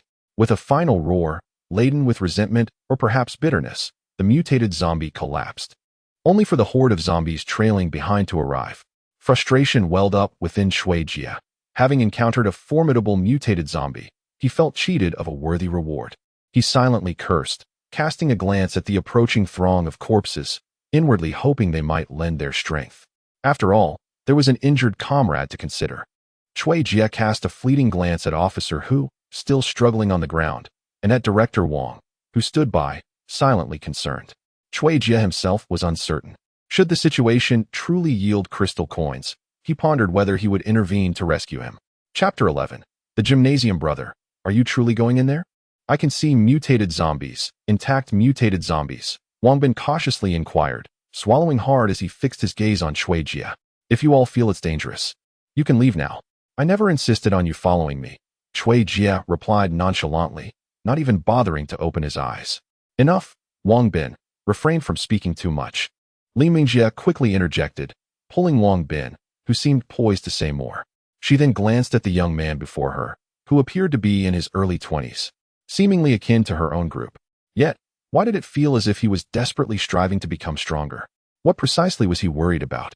It could be understandable for an ordinary individual to suddenly acquire formidable powers and yearn to showcase them, to aspire for strength. However, one should not actively seek out perilous situations, should they not aim for a steady ascent in safety? Or perhaps find a dependable ally to grow stronger together. Was that not the reason Officer Hu had saved his life, merely to rid himself of a burden? Li Mingjie found herself utterly perplexed. Attribute Inquiry Chui Jie munched on his bread, a thought sparking in his mind. Host, Chui Jie rank, 0 attributes, 2 manifestation coins, 5. Manifestation coins can be utilized to summon all varieties of beings or to enhance oneself. Current ratio, 10:1. Talent 1, biological summoning. 10 manifestation coins can be consumed to summon a being with attributes ranging from 2 to 9 to fight for the host. Manifested being, ghoul. One can expend 8 manifestation coins to summon a ghoul with a property score of 6. The abyssal demon requires the consumption of 2 manifestation coins to manifest a creature possessing a property score of 2. Talent 2, skill summon. This ability enhances in accordance with the host's attributes, allowing for the expenditure of 2 manifestation coins to randomly summon a one-time skill with a property score of 2. The manifested skill, deceleration. It costs 2 manifestation coins, and its effect reduces the movement and attack speed of species with attributes not exceeding twice that of the host by 10 for a duration of 1 minute. Currently manifested creatures, 2 ghouls. Ghouls possess a property score of 6. Desperation, residual, a passive skill that drives the host with an unyielding will to achieve their objectives. The greater the injuries sustained, the higher the physical attributes become, with a maximum increase of 2 points, can be replenished by expending manifestation coins. This was the relentless pursuit of treasures by Chui Jie after departing from the gas station, as he made his way to the gymnasium. Naturally, he did not overlook the opportunity to visit the police station, but Officer Hu's so-called survivors were nowhere to be found. And the equipment Chui Jie cared about was also absent. Indeed, the abyssal demon had appeared on the panel, and as Chui Jie gazed upon it, he felt a sense of overwhelming frustration. If he were unable to summon a wizard in the future, he believed he would never have the chance to call upon it in his lifetime. However, there was a glimmer of joy for Chui Jie in knowing that any creature he had previously summoned would automatically manifest in its previously strongest state during subsequent summons. For instance, the second ghoul would directly possess a property score of 6, inherently equipped with its skills. Originally, Chui Jie intended to reach the city center within an hour by simply traveling along Renmin Road and finding a vehicle, after which he would proceed on foot to the power plant. He hoped not to linger too long at the stadium, uncertain of when the enigmatic merchant would appear or when the army would seize control of the power plant. Although Chui Jie no longer needed to purchase the awakening liquid, he had never encountered merchants in his previous life. Despite his current lack of funds, he thought it would be worthwhile to at least see one. Chui Jie focused on conserving his energy, aware that the forthcoming battle might prove to be quite intense. As Wang Bin had noted, there were 2 intact mutated zombies in the courtyard of the stadium, one of which was a bodybuilder zombie. Were there really a juvenile claw zombie and a juvenile bodybuilder zombie? Chui Jia pondered the mystery of what lay within the only and inside the stadium, particularly why over 3014. 5-year-old juvenile zombies were congregated there, blocking the entrance so completely that even the 2 mutated zombies were pushed to the periphery. Were they perhaps guarding something? Chui Jia found himself perplexed, wondering what could elicit such protective behavior from those juvenile zombies. Yet, no matter how hard he tried to unravel the riddle, he could not fathom it. Oh well, he concluded, I shall simply charge in and discover the truth. With that, Chui Jia rose silently, leading the ghoul toward the stadium. He had tested the limits of the ghoul's control. It could only stray approximately 100 meters away before becoming uncontrollable. At the moment he laid eyes upon the muscular corpse, he had already devised a strategy for the impending battle. His intention was to swiftly eliminate the clawed zombie before the muscular corpse could engage in combat, as the latter was a powerhouse among the undead, inherently lacking in speed, unless, of course, it was in full sprint. For Chui Jia, it was crucial to maneuver the seemingly dull-witted ghoul to evade the muscular corpse's initial charge. The sheer girth of the muscular corpse's arms, thicker than Chui Jia's waist, indicated that should it gain momentum and collide with an unsuspecting ghoul, the outcome would be nothing short of instantaneous demise.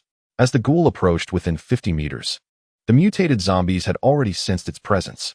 A resonant roar, both light and heavy, echoed through the air, followed by the clawed zombie launching itself like an arrow aimed directly at the ghoul. In stark contrast, the muscular corpse lumbered forward, its pace gradually accelerating with each deliberate step. However, what caught Chui Jia off guard was the realization that the pre-battle roars of the zombies served as signals to alert their kin of an enemy's presence, preparing them for confrontation. Despite this, the group of 14-and-a-half-year-olds, Chui Jia was certain, had heard the zombies' roars. Aside from an initial moment of chaos, they quickly settled down, showing no inclination to join the fray. Initially ready to flee at the slightest hint of danger, Chui Jia cast a puzzled glance, but chose not to dwell on it. For the battle was about to commence. The damage inflicted upon the zombies was negligible, but Chui Jia remained unfazed. The true clash was only just beginning. 20 meters. 10 meters.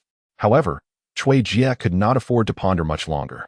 He hastily commanded the right side ghoul, designated as number 2, to unsheath its claws and strike at the zombie's neck in a crisscross motion. With a sickening squelch, the claws plunged 5 meters deep into the zombie's throat, forcefully retracting with a violent tug. Accompanied by a bone-chilling crack, the rotund head of the zombie was finally severed from its body. 1 meter. Heart racing. Chui Jia swiftly directed the number 2 ghoul to deliver a powerful kick to the number 1 ghoul, utilizing the recoil to leap to the right. This is bad. Chui Jia shouted in disbelief, witnessing the unexpected events unfold before him. Chapter 12. The Corpse Mother and the Corpse Child. For heads. Still no reaction? 12 heads. Even if there was a response now, it would be too late. 22 heads. The battle concluded, leaving Wang Bin and Zhao Ming behind with no opportunity to intervene. For these juvenile zombies, possessing merely 1 point of attributes and standing motionless, the 6-point attribute ghouls dispatched them with the ease of chopping vegetables. Nevertheless, these zombies failed to yield any crystal coins for Chui Jia. Damn it, what a stroke of bad luck. 2 mutated zombies and 20 ordinary ones, yet not a single crystal coin dropped. Chui Jia cursed under his breath. Should I venture inside to investigate? This trip to the gym has yielded absolutely nothing, and why are there so few people here? Are they all inside? Chui Jia pondered, gazing at the eerily silent hotel. You may either remain here or find a place to hide. I shall venture inside to discern what seems amiss. Ultimately, Chui Jia resolved to investigate further, turning to the 2 girls standing beside him. Shall we not simply depart? He inquired. Do take care of yourself, Li Mengjie interjected hastily, her concern palpable. Chui Jia acknowledged her with a faint nod before making his way toward the entrance of the hotel. Upon arriving at the threshold, he paid no heed to the squabbling Zhao Ming and Wang Bin, seizing a weapon from their grasp. He then lifted his gaze toward the Sunlight Express Hotel. The dimensions of the establishment were unknown to him, nor was he acquainted with its interior, for he had never resided there. All he was aware of was that the hotel boasted 4 stories. Moreover, he noticed ominous trails of blood marking the floor, leading from the lobby entrance to an obscured location on the 2nd floor. Are you truly intending to enter? Wang Bin shot a wary glance at Zhao Ming, fear evident in his voice. It appears something is decidedly amiss within. Just look at those bloodstains. They clearly indicate that a living person was forcefully dragged inside. Oh, but why do you assert it was a living person? Why could it not be a corpse being pulled in? Zhao Ming countered vehemently, opposing Wang Bin's assertion simply for the sake of contradiction. If it were a corpse, it would have transformed into a zombie. Thus, it cannot be classified as a living entity. It may very well be someone who has been bitten but has yet to succumb to transformation. In any case, what has been dragged in must undoubtedly be human, Wang Bin retorted confidently. Then why can it not be a zombie that was dragged in? Zhao Ming, feeling exasperated by Wang Bin's infuriating demeanor, continued, not having seen something does not equate to its non-existence.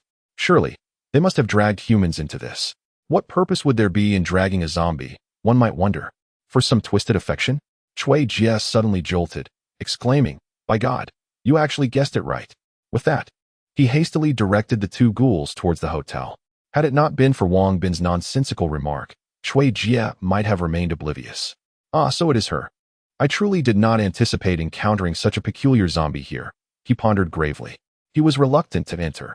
Had the ghouls been capable of independent combat, he would have preferred to remain safely outside. Observing Cui Jie unexpectedly charge into the hotel, Wang Bin gaped. Could it be that zombies are truly capable of affection? See, you ignorant fool, not having witnessed something does not imply it lacks existence, Zhao Ming retorted, casting a sidelong glance at Wang Bin before turning to join Li Mengjie and the others.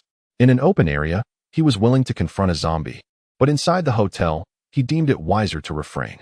The hotel's ground floor was a lobby. Cui Jie cautiously followed the ghouls to the second floor. The second floor branched into two wide corridors, and the bloodstains continued onward, veering towards the third floor. Armed with knowledge of what lay ahead, Cui Jie understood the necessity of ensuring his safety, meticulously inspecting each room. If indeed it was that entity, he could only hope it did not spawn in excessive numbers. After all, if it truly was that creature, it could potentially yield valuable treasures. On the second floor, numerous guest rooms stood ajar. Cui Jie cautiously guided one ghoul to inspect each room, while another ghoul steadfastly remained by his side, unwavering. Was there truly none? Cui Jie furrowed his brow, intently gazing at the staircase leading to the third floor. They must all be on the third floor. However, it was said that these creatures begin to develop a semblance of intelligence, and considering the considerable commotion below, the absence of their presence indicated a state of weakness.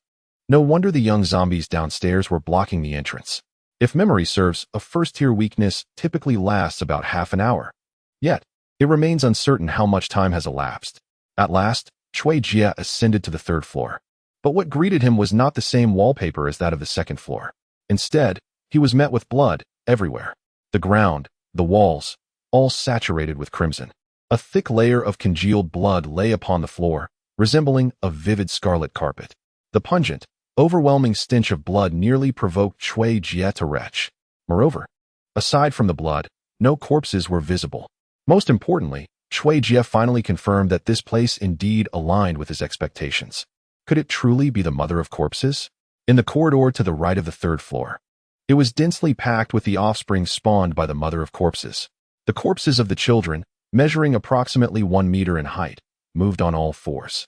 Their forelimbs resembled those of clawed zombies, yet instead of nails, their fingers had transformed into sharp, curved talons, gripping the ground with an iron hold. Their pallid eyes were unsettling, and Cui Jie could not ascertain if they were fixated upon him. In terms of aggression, they surpassed the clawed zombies in speed. The only distinction being that even upon reaching the first tier, they did not acquire any skills. Cui Jie observed the throng of these youthful corpses surrounding him. On the floor, the walls, and even the ceiling, dozens of them lying motionless. He struggled to suppress the surge of excitement within him. It was astonishing that there were over 30 of them. Moreover, he had yet to explore the fourth floor, leaving him uncertain of the true number. With gritted teeth, Cui Jie cautiously began to retreat step by step, fearful of alarming the hidden corpse mother. Fortunately, these child corpses were entirely under the control of their progenitor. As long as one did not provoke her, they would not attack, even if one passed closely by. The reason Cui Jie dared to investigate was that he was aware the corpse mother was currently in a weakened state, during which her offensive capabilities were nullified, leaving her solely focused on defense. Thus, until he encountered her, he felt relatively safe. The only peril lay in the uncertainty of how much longer her weakened period would last. It dawned on him why the gymnasium had seemed so devoid of bodies. They had all congregated here. This heart-pounding sensation was one he vowed never to experience again. The emergence of a corpse mother giving birth to a corpse child necessitates the presence of a body, whether it be fragmented or intact, human or insect. Any form of a corpse will suffice. Cui Jie retreated step by step to the second floor, and then immediately fled with great haste. Do not awaken, do not awaken. He muttered anxiously as he ran. Should it awaken, the question of whether Cui Jie could escape becomes irrelevant, for those outside, including Li Mengjie and others, would undoubtedly meet their demise. Damn it, he cursed. There are already over 30 corpse children with a 4-point attribute that I have encountered. And this is merely the second day. How did they perish in the previous life? Unless confronted by a massive swarm of insects. They were undeniably invincible in the early stages. Or perhaps, they never truly died. For Cui Jie in the present moment, the past is irrelevant. Survival is paramount. Upon arriving at the hotel entrance, he spotted Li Mengjie standing at a distance, ready to speak when a piercing and shrill cry echoed from above. Damn! Chapter 13. Li Mengjie inside a domestic off-road vehicle. Wang Bin furrowed his brow and rubbed his ears vigorously, exclaiming, Forget everything else. I cannot deal with this either. Let us drive quickly. Cui Jie responded somewhat distractedly. As for their destination, Cui Jie was indifferent. They were inevitably heading towards the northwestern region, which would surely lead them past the power plant. Regarding the corpse mother, Cui Jie's principle was simple. If it could be fought, fight. If not, then flee. Even if it could yield valuable items, it was of no consequence. Given the numerous corpses of the undead, it is evident that his current strength is insufficient to provoke them, especially with the presence of the mother of the undead, sitting silently in the passenger seat. Cui Jie contemplated that the final earnings from the gym amounted to merely 4 manifestation coins, 2 points contributed by 2 mutated zombies and 2 points from 20 juvenile corpses. Presently, he possessed a total of 9 manifestation coins, and he pondered whether to rely on luck for a random outcome at 10 coins or to enhance his attributes, a matter worthy of consideration. As for why he did not utilize the skill of talent too, Cui Jie reasoned that a skill requiring only 2 attribute points could summon little of significance. If he were to persist in the direction of summoning, his ultimate desire would be to invoke the aura skills of heroes from Warcraft, which, when combined with summoned legions, could yield formidable results. Thus, given the current slowdown skill belonging to the minions, the hero skills should ideally be around 7 or 8 points, or perhaps even require a first tier for summoning. Let us find a place to rest at the intersection of Renmin Road. We shall continue our journey tomorrow. Cui Jie decided, opting not to rush to the power plant, for without crystal coins, encountering the mysterious merchant would be futile. It would be more prudent to clear the path ahead, possibly accumulating a few crystal coins along the way. Brother, it is only 3:40 in the afternoon. We could reach the city before nightfall, Li Mengjie inquired with curiosity from the back seat. Why the urgency to reach the city? Do you have a specific purpose? Cui Jie cast a sidelong glance at the individuals behind him, harboring doubts regarding their genuine intentions for traveling to the city. Do they have relatives in the city? Just like Officer Hu.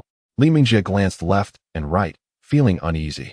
Then, biting her slightly dusty yet alluring lips, as if having made a resolute decision, she spoke. I won't keep it from you, young man. In fact, the military administrator stationed in the city is a member of my family. It was astonishing. One could be oblivious until the truth was revealed. Cui Jie suddenly sat up, staring at Li Mengjie in disbelief. He never expected that the person he casually encountered was actually a scion of a powerful family, and not just any scion. If his memory served him right, the highest-ranking officer of the station troops held the rank of major. This major was no ordinary individual, rumored to be here merely to enhance his credentials. Suddenly, a memory surfaced. He recalled vaguely hearing in a previous life that the garrison in this city, while stationed at the power plant, had encountered a massive swarm of insects and subsequently retreated, vanishing without a trace. Along the way, he had also met survivors who had been at the power plant. They claimed that after the army's withdrawal, they completely disappeared. Was it possible that they suffered total annihilation? Cui Jie pondered. No, if they hadn't encountered me. It was questionable whether these individuals could even reach the power plant. To think, you are indeed a child of privilege. I've heard that the highest commander of the troops in the city is a major. It's quite remarkable that someone commanding nearly an entire regiment holds a major's rank. How intriguing. Cui Jie did not disclose to them that the military in the urban area would eventually vanish without a trace. That's not what I meant, Li Mengjie hurriedly clarified. I understand. You simply wish to convey that as long as you can escort us to the military, they will undoubtedly ensure my safety, Cui Jie scoffed. However, I am unwilling. It remains the same sentiment. Either you venture on your own, or if you choose to accompany me, you must adhere to my instructions. Cui Jie stretched lazily and reclined back into his chair. At this juncture, Cui Jie was even less inclined to recklessly proceed to the power plant, which housed thousands of individuals and was certainly home to awakened beings. Should the military resolve to cultivate such talents, it would not merely be a matter of first-level awakenings. Even second-level ones could emerge. Are you afraid that once we arrive there, I will cause you trouble? Observing Cui Jie, who had once again settled into a languid posture and ceased speaking, Li Mengjie gradually calmed her heart, as if she had discerned his underlying concerns. Unbeknownst to anyone, the corner of Cui Jie's mouth involuntarily twitched. Noticing his silence, Li Mengjie continued, whether intentionally or unintentionally, rest assured, we will heed your words. Regardless of when you venture into the city, as long as you successfully protect me until we reach our destination, I will certainly express my gratitude. It's I, not we. Cui Jie pondered the implications of her words, uncertain if his interpretation was correct, much like his ambivalence regarding whether Li Mengjie's remarks were deliberate or incidental. Nevertheless, he at least had some clarity in his thoughts. As night fell, with stars twinkling in the sky, Cui Jie lay despondently on his bed in an ordinary dwelling, seeking rest.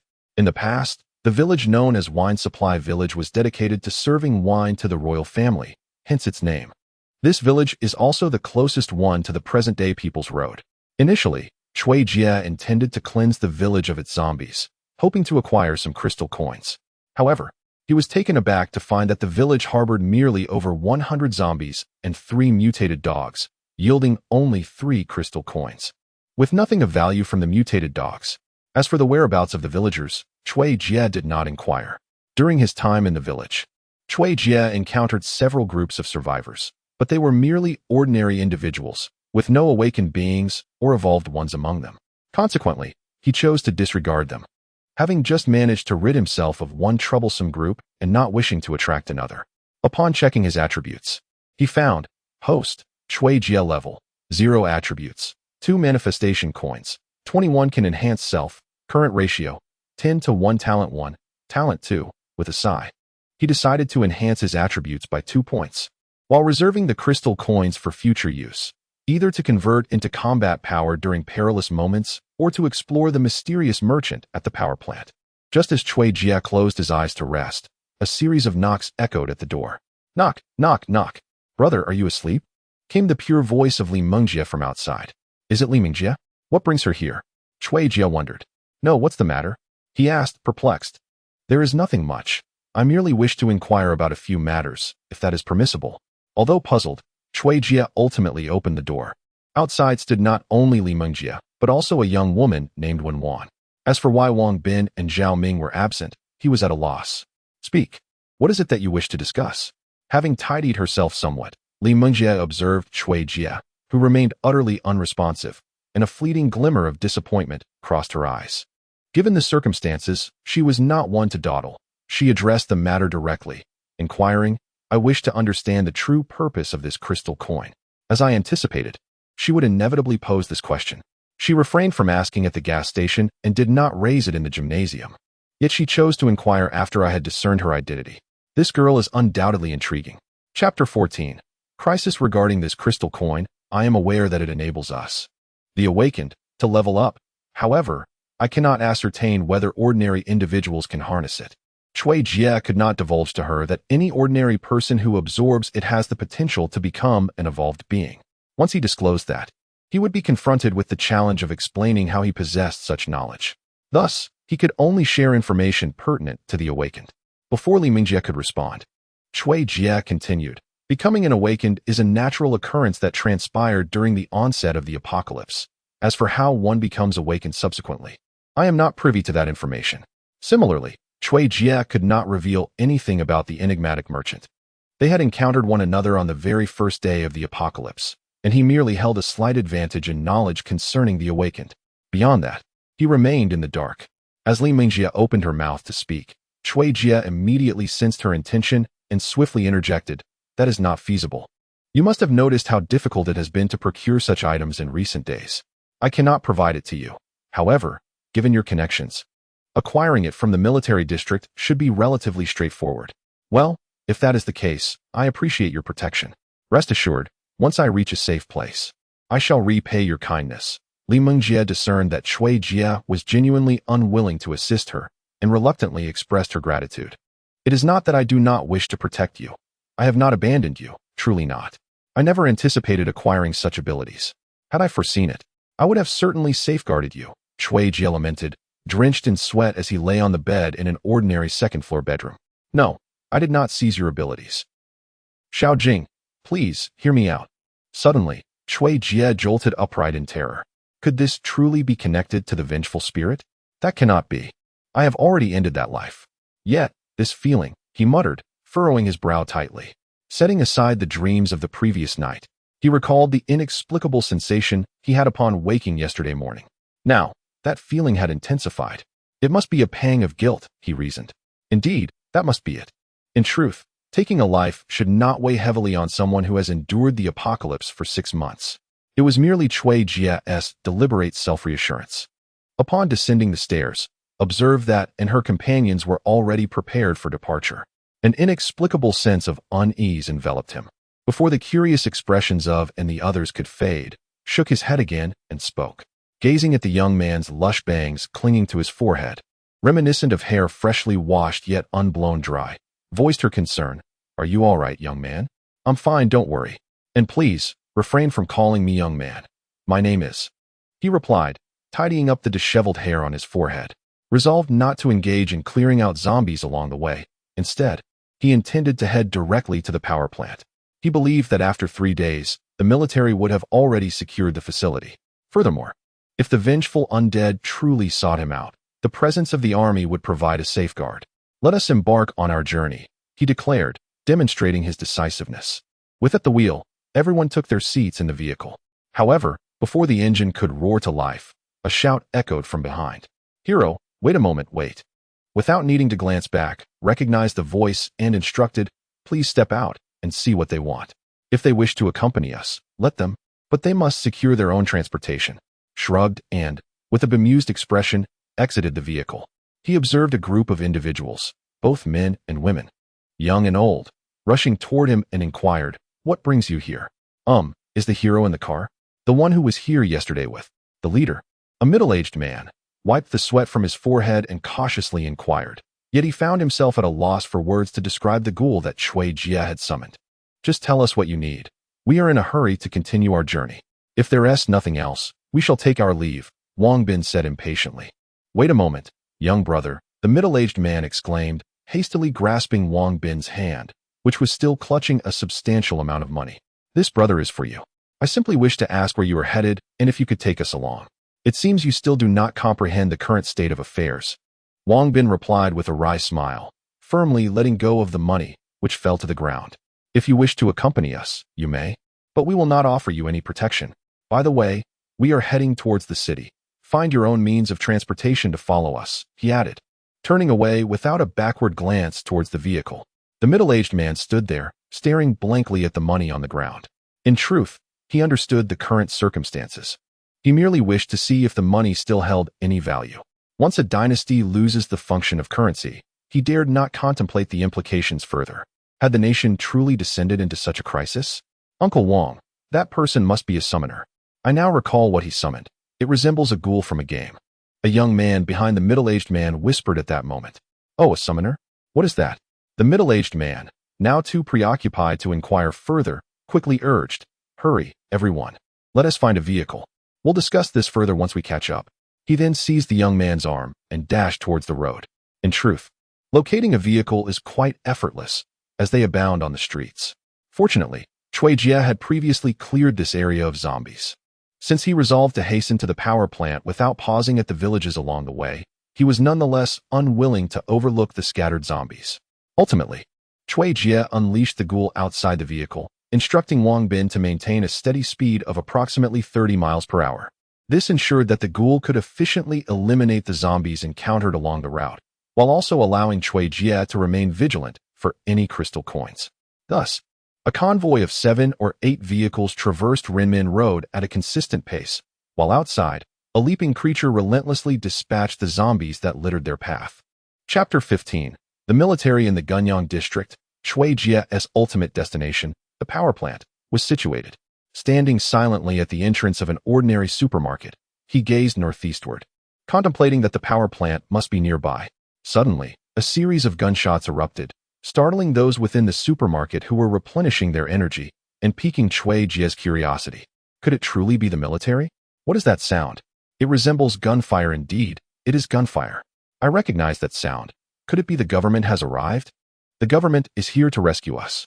Particularly, a middle-aged man hurriedly rose to apologize to Cui Jie with a slight bow, then began to soothe the villagers one by one. What are you all clamoring about? Judging by the sound, it is approaching us. We will know soon enough. Cui Jie remarked, his dissatisfaction evident.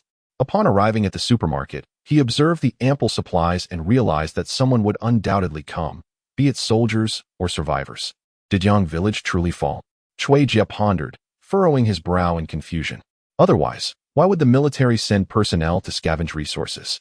The intermittent sounds of gunfire grew increasingly near, and the individuals within the supermarket, brimming with anticipation, gathered at the entrance, straining to catch a glimpse towards the east. Among them, Li Mengjia, even when Cui Jie glanced her way, offered him a reassuring look. Reassuring about what? Was she so certain it would be the military? Or did she expect that she would repay his kindness? If she understood the significance of the crystal currency, her perspective would surely shift. They are coming, indeed. It is the government, and they have dispatched troops to rescue us. We are safe now. We are finally safe. When a large truck, brimming with fully armed soldiers, emerged into view, the people in the supermarket felt as though a glimmer of hope had pierced the darkness, and many were moved to tears. Cui Jie yearned to convey to them that, should things unfold as he imagined, their entry into the gathering zone would render their lives outside far preferable. As he observed the approaching vehicle, it was indeed heading towards them, and fortunately, Cui Jie had already concealed his corpse-eating creature. Otherwise, the mounted machine guns would have undoubtedly turned it into a mere sieve. The vehicle came to a halt merely a few meters away from the supermarket, and the individuals inside the store resembled ants in a frying pan, hastily flinging open the doors and rushing towards them while repeatedly shouting, "We are human, not zombies." Not zombies. Fortunately, their timely cries prevented the well-trained soldiers from immediately opening fire. "Halt! You stand still." A man who had clearly descended from the passenger seat, unmistakably an officer, shouted urgently. Yet his voice bore no weight. The officer, not daring to be complacent, swiftly drew his handgun and discharged several rounds into the ground ahead. This action effectively startled the overly agitated survivors into awareness. "Do not shoot. We are civilians, posing no threat. Indeed, do not fire," echoed the pleas. The officer, maintaining a calm demeanor, remarked, "I understand that you are civilians, but please remain composed. Line up so I may conduct a quick inspection."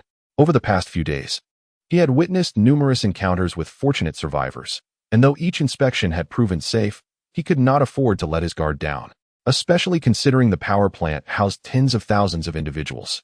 Suddenly, Li Mengjia, who had been trailing behind Cui Jie and had not dashed out from the supermarket, abruptly flung open the door and sprinted forward, crying out, "Uncle Guan. Ah, it's him. Quickly, let's catch up."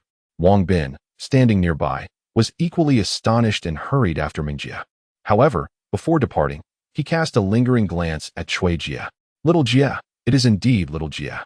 The leading officer was momentarily taken aback, only to be enveloped in ecstatic joy upon spotting Li Mengjia rushing towards him. He instinctively took a few steps forward, but abruptly halted, as if struck by a sudden realization. He then called out to Li Mengjia, "Mengjia, hold on. Don't come any closer." "What's the matter, Uncle Guan?" "It's me, little Jie," Li Mengjia exclaimed, her eyes brimming with tears as she looked at the familiar figure of Uncle Guan. Confusion etched across her face. "It's just a precaution, please." "Remain still," Guan Yong replied, feeling a twinge of embarrassment. He leaned towards a nearby female officer and whispered urgently, "Please, go check on her. She is the commander's daughter." Fortunately, the patrol units were accompanied by female officers, ready to ensure that any female survivors encountered could be inspected with due care. Upon witnessing the procedure, the survivors from Jogong village realized that even those familiar with the military would have to undergo the same scrutiny. Consequently, they complied and formed an orderly line for inspection. The process was swift. There was little to assess, as the transformation from human to zombie occurred at an alarmingly rapid pace, typically within 10 minutes. It was merely a formality. Upon hearing that there were still tens of thousands residing in the village, many individuals were filled with excitement. However, a small fraction displayed profound anxiety, particularly the leading middle-aged man, whose gaze was persistently fixed on the supermarket where Cui Jie remained. Indeed, among the more than 20 people in the supermarket, only Cui Jie stayed behind. It was not that Cui Jie was reluctant to undergo inspection. Rather, he was simply waiting. Presently, Li Mingjie, who had been murmuring with Guan Yong for quite some time, was approaching with him. "Brother, well done. To be chosen as the selected one is no ordinary feat," Guan Yong remarked with a broad smile, offering a salute to Cui Jie. The chosen one. I prefer to call myself an awakened one. It's entirely a matter of luck and has little to do with personal capability, Cui Jie humbly responded. Indeed, whether one could become an awakened individual was purely contingent on fortune, unrelated to one's physical prowess. Was it not evident that this esteemed officer was merely an ordinary person? Though Cui Jie perceived a hint of envy in the man's eyes, fairness was a concept that had never existed in this world. I express my heartfelt gratitude to you on a personal level. Thank you for ensuring Mingjie's safety throughout this journey, Guan Yong said, bowing deeply to Cui Jie. Chapter 16. Information about Yang village. Cui Jie quickly stopped Guan Yong. In the past, it would have been impossible for him to impede a professional soldier, but now. Please, do not be so formal. I merely acted out of convenience. As Cui Jie assisted Guan Yong to his feet, he did not notice the fleeting glimmer of envy and resolve that passed through Guan Yong's eyes in that brief moment. By the way, Commander Guan, may I inquire if you have not ventured to Yang village? Guan Yong cast a puzzled glance at Cui Jie. Do not misunderstand. I am merely conjecturing. After all, your station is somewhat distant from the power plant, and since you find yourselves here, there must be a purpose. This area that warrants your presence, I presume, is the granary in Yang village. Guan Yong, taken aback, scrutinized Cui Jie more closely. He had not anticipated that this individual, comparable in stature to Meng Jie, was not only a chosen one, but also possessed such acumen. Yet, this revelation was not entirely surprising. It merely indicated that he was relatively astute. While it cannot be said that everyone would arrive at such conclusions, the military's location and Yang village were hardly secrets. The speed of his deduction suggested that he was, at the very least, a person of talent. After all, being a chosen one already signifies exceptional capability, especially when coupled with such a composed intellect. Indeed, this individual is worthy of utilization. Yes, our objective here is indeed Yang village. On the first day of the apocalypse, our commander led us towards the power plant. After all, in a world ravaged by catastrophe, sustenance is of utmost importance. However, as he spoke, Guan Yong paused momentarily, his expression darkening as he continued. At the granary in Yang village, we encountered resistance. To be precise, it was a massacre, and we were among the slaughtered. Mutated zombies, perhaps? Cui Jie inquired. No, it cannot be mutated zombies. Since you mentioned a massacre, mutated zombies are scarce. Wait a moment. He gazed at Guan Yong with terror. You didn't encounter the corpse mother, did you? The corpse mother? What is that? Guan Yong asked, puzzled. Isn't at the corpse mother. Cui Jie exhaled lightly, relieved it wasn't the corpse mother. He could hardly fathom how many corpse children could have been spawned by a being capable of decimating an army.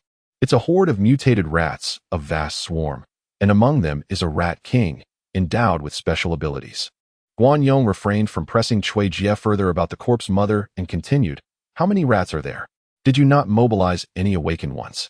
Or as you call them, the chosen ones, to suppress them together? During the first attack, we did not send any awakened ones. Hence the Rat King was not drawn out, resulting in failure. The second attack occurred yesterday when we dispatched 13 awakened ones, which successfully lured out the Rat King. Yet we still met with defeat. What about its abilities? Are you aware of any? 13 awakened ones. Which means that out of tens of thousands present at the power plant, only 13 are awakened. As for its abilities, we are uncertain, for the Rat King seemed to exhibit no discernible powers. All we know is that it is a first-tier creature, extraordinarily swift. and our soldiers could not keep pace with its speed. Moreover, we have no idea how many rats there are. It's simply a mass of darkness. At this point, Guan Yong inhaled deeply and continued. The moment the Rat King appeared, it killed one awakened one, and among those awakened, only one belonged to our military. After the demise of an awakened one, the remaining individuals fled without hesitation, utterly uncontrollable. We dared not fire our weapons. Once an awakened one escapes, it leads to a massacre orchestrated by the Rat King. At this point, Guan Yong's eyes glistened with unshed tears as he choked out the words. Had the Rat King pursued us, I might have remained there as well. The first-tier Rat King possesses a physical prowess at least tenfold that of an ordinary human, verging on the superhuman. How could mere soldiers ever hope to match its speed? It seems we have no chance of securing the granary, sighed Shuijia. While the capture of the granary held little personal consequence for him, it was intrinsically linked to the survival of tens of thousands.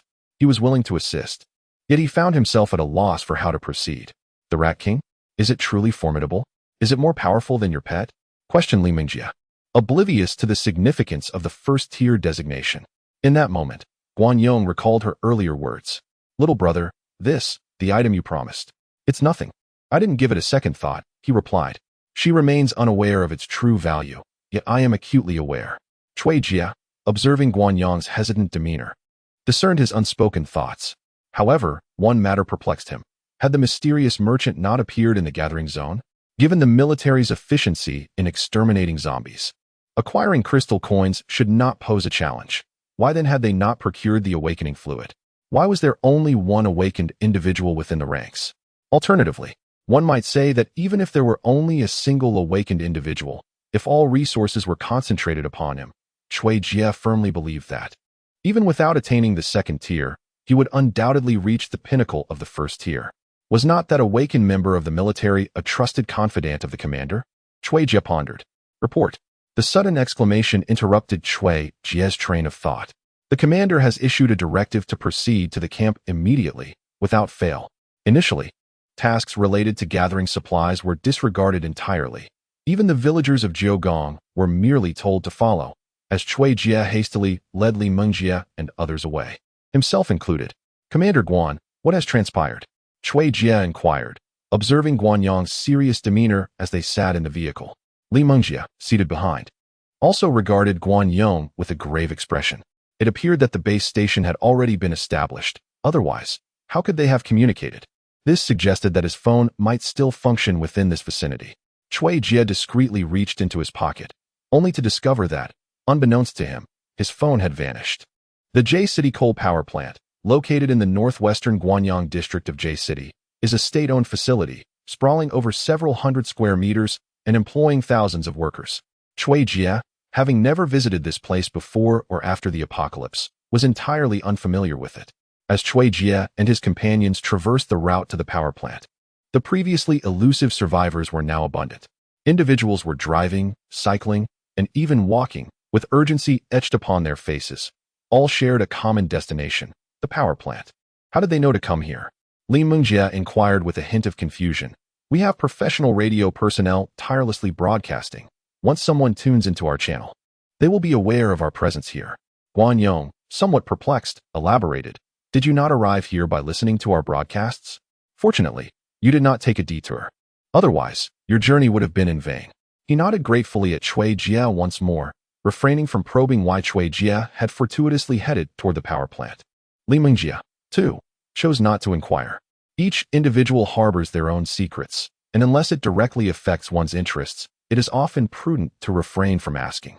Chapter 17. The power plant. After passing through several military checkpoints, Shuijia began to comprehend that they had indeed entered the confines of the camp. Contrary to his expectations of a prevailing stench, swarming flies, and scattered corpses, the scene before him was starkly different. Instead, a line of survivors sat along the roadside, their faces devoid of the so-called hope, only glistening with sweat and numbness. As Shuijia's vehicle glided past, some merely glanced up, while others did not even lift their heads. Alas, there's little choice. The power plant is simply too small to accommodate tens of thousands. Many fortunate souls have found refuge in the surrounding villages, while the less fortunate are left to slumber by the roadside, Guan Yong sighed.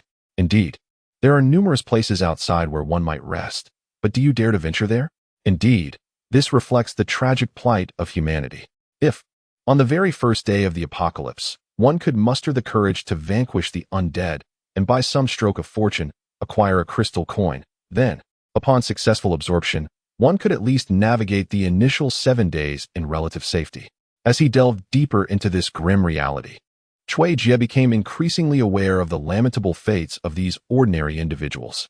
Merely 3 days prior, despite their impoverished conditions, they could still find respite from the sweltering heat within the confines of their homes. Now, however, many are left to endure the oppressive conditions, resorting to dampening towels to wipe their bodies. Cui Jie even observed some individuals submerging themselves entirely in water buckets.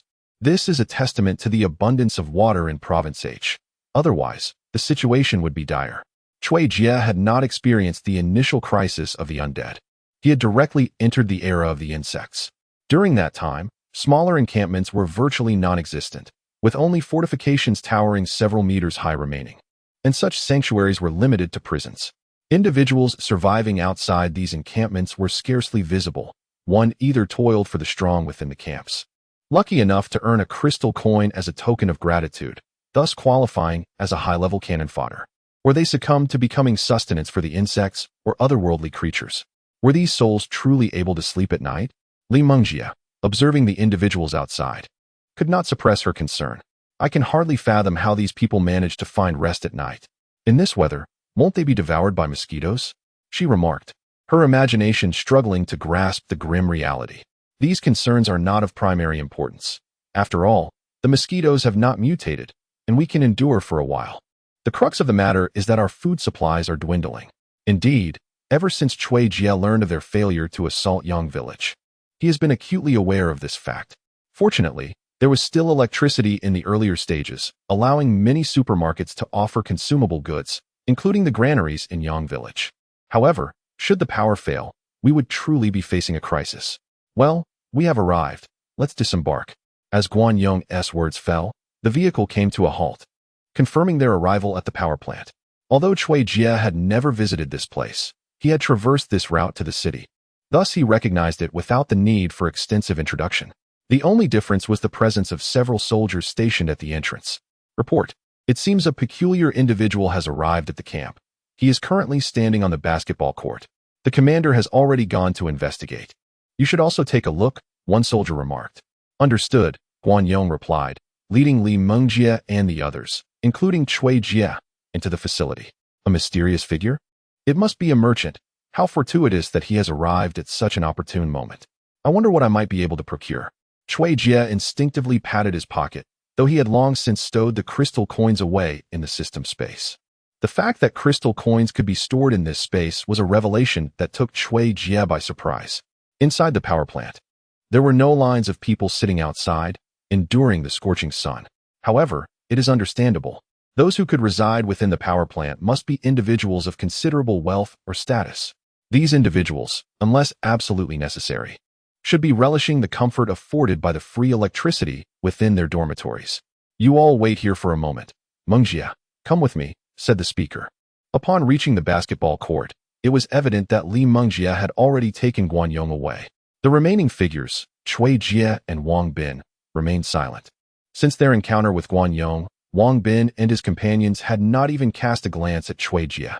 Nonetheless, Cui Jie was indifferent to their disdain. He could easily surmise their thoughts, yet he pondered, would the higher-ups of the military truly be foolish enough to trouble an awakened one? Observing the soldiers forming concentric circles, Cui Jie concluded that the mysterious merchant must indeed be within. Before long, Cui Jie witnessed a gap open among the soldiers, and shortly thereafter, Li Mengjie and Guan Yong emerged, accompanied by a middle-aged military officer. This officer, appearing to be nearing 50, strode forth with an air of authority. Whether intentional or not, the gazes of the two individuals met, creating an invisible force that seemed to collide. However, the middle-aged officer was oblivious to the fact that, despite his rank, he could not overshadow someone like Cui Jie, who had survived the apocalypse for half a year. Although he recognized that the officer's demeanor was unintentional, emanating from his innate presence, Cui Jie couldn't shake off his discomfort. You must be the chosen one. Oh, I mean the awakened Cui Jie? Inquired Li Hongba. Indeed, General, "It is an honor to meet you," Chui Jie replied, offering a salute that was not entirely formal. "Thank you for protecting my daughter during the journey. Please, share any requests you may have." "Indeed, what abilities have you awakened?" The general nodded in satisfaction. Although his daughter had mentioned her desire to repay him, she remained oblivious to the significance of the crystal currency. How could it be so easily given away, even if the recipient was her benefactor? Summoning. The general glanced curiously at a young officer beside him.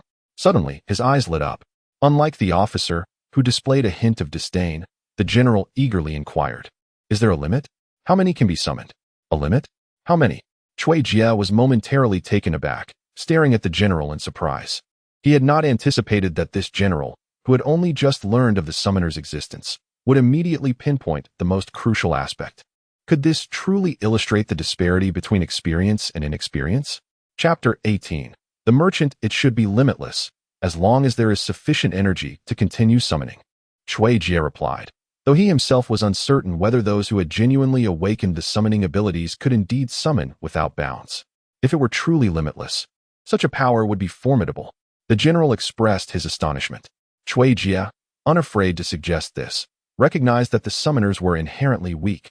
This was common knowledge. Moreover, the abilities of awakened beings were diverse and complex, far beyond mere elemental attacks like fire, water, or wind. Furthermore, if my speculation is correct, I will not awaken any skills and can only rely on summoned beasts for combat. This was the essence of Chui Jie's message to the military, unmistakably implying, I can be controlled, thus. Oh, the awakened officer cast a heavy glance at Chui Jie. Awakened individuals begin their journey at the first tier, and with each ascension, they awaken a new skill. However, the nature of Chui Jie's ability, whether it is a boon or a bane, remains ambiguous. The classification of awakened abilities is quite straightforward. As for the evolvers, they are solely melee combatants with uniform physical attributes, easily discernible in terms of strength. In contrast, awakened individuals exhibit diverse abilities with varying emphases, although the displayed attributes may seem similar in numerical value. For instance, a ranged awakened individual and a melee awakened individual may possess identical attributes, yet one cannot expect the ranged fighter to engage in close combat with the melee counterpart. The true measure of strength between the two relies entirely on their awakened abilities. Ordinary awakened individuals only begin to manifest true skills upon reaching the first tier. At the 0 tier, they possess no skills, only the utilization of innate talents, as exemplified by Officer who can merely employ a control talent to enhance his physical combat. Chui Jie meant to convey that, despite having a skill at the 0 tier, he would never awaken further skills unless he vanquished monsters to acquire them, and even then, such skills may not align with his capabilities. Moreover, while he may gain skills, so too can others. The awakened officer believed him, a sentiment Chui Jie could sense, yet whether the general shared this belief remained uncertain. However, he could no longer concern himself with such matters. This morning, upon awakening, he was gripped by an overwhelming sense of impending crisis, further compounded by the information he had heard from Guanyong regarding the military situation. Chui Jie had already made up his mind. For instance, where had all the military's crystal coins gone? While riding in Guanyong's vehicle, he had calculated roughly. The distance from the military's garrison to the power plant was not great, but the bustling areas along the way were numerous. At the very least, the train station would be teeming with zombies, along with those that would emerge during the assault on the power plant.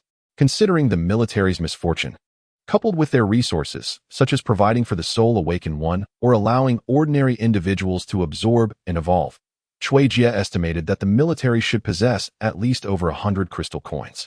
This sum became his objective. Moreover, he was unperturbed by the military's potential pursuit. Let us not forget that in the previous life, the inhabitants of this place had vanished without a trace, indicating a profound terror lurking within. Well then, setting aside other matters, he would take this for now. Upon concluding his thoughts, the general extended a crystal coin towards Chui Jie. Before Chui Jie could respond, the general waved his hand, insisting he take it. I do not concern myself with whether you possess any reserves. There is a mysterious individual ahead who requires crystal coins to approach. You may wish to investigate. With that, the general placed the crystal coin into Chui Jie's hand and turned, leading Li Mengjie away. Chui Jie gazed at the retreating figures of the general and his companions. murmuring to himself that he needed not just this single crystal coin. Subsequently, he turned and made his way toward the basketball court, which was surrounded by soldiers. Is it necessary to possess crystal coins to draw near? Then allow me to behold your appearance. Basic seed, 1 white crystal coin effect, enables the deliberate cultivation of any desired grain, yielding 1 acre. Basic wall, 2 white crystal coins effect, instantly constructs a wall measuring 10 meters in height and 1 meter in width, encompassing a radius of 1 kilometer. As Chui Jie stepped onto the basketball court, before he could catch a glimpse of the merchant's appearance, he found himself inexplicably transported into a realm of starlit skies. Before him materialized a vivid tableau, reminiscent of entering a game shop, albeit with the notable distinction that scrolling downward was not an option, and the selection was limited to merely 3 items. Chui Jie gazed in astonishment at the offerings before him. Is this truly all the merchant has to sell? How could there be nothing of utility to me?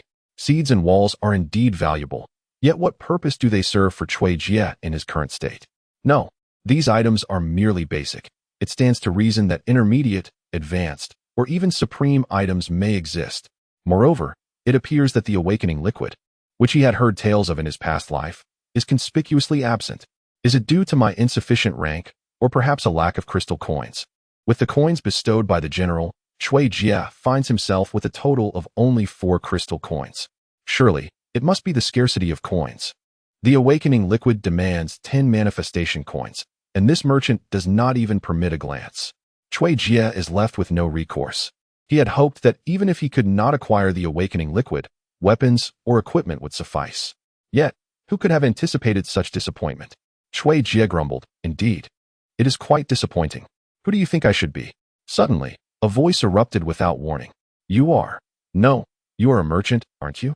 Chui Jie nearly let slip his secret, quickly rectifying, I am not any sort of faction. I am indeed a merchant. A cold sweat broke out on Chui Jie as he realized he did not wish to linger on this topic, hastily inquiring, what are you disappointed about? And what about you? What disappoints you? I am disappointed. Well, I understand your meaning now. Chui Jie grasped the implication that his disappointment lay in the fact that the wares sold by the enigmatic merchant did not align with his desires. While the merchant's lament stemmed from a scarcity of crystal coins. May I inquire what the newcomers purchased upon entering? Chui Jie tentatively asked. What do you think? As the words faded, Chui Jie found himself instantaneously transported to the basketball court. Mr. Chui, I am the officer assigned to await your arrival, a bespectacled soldier.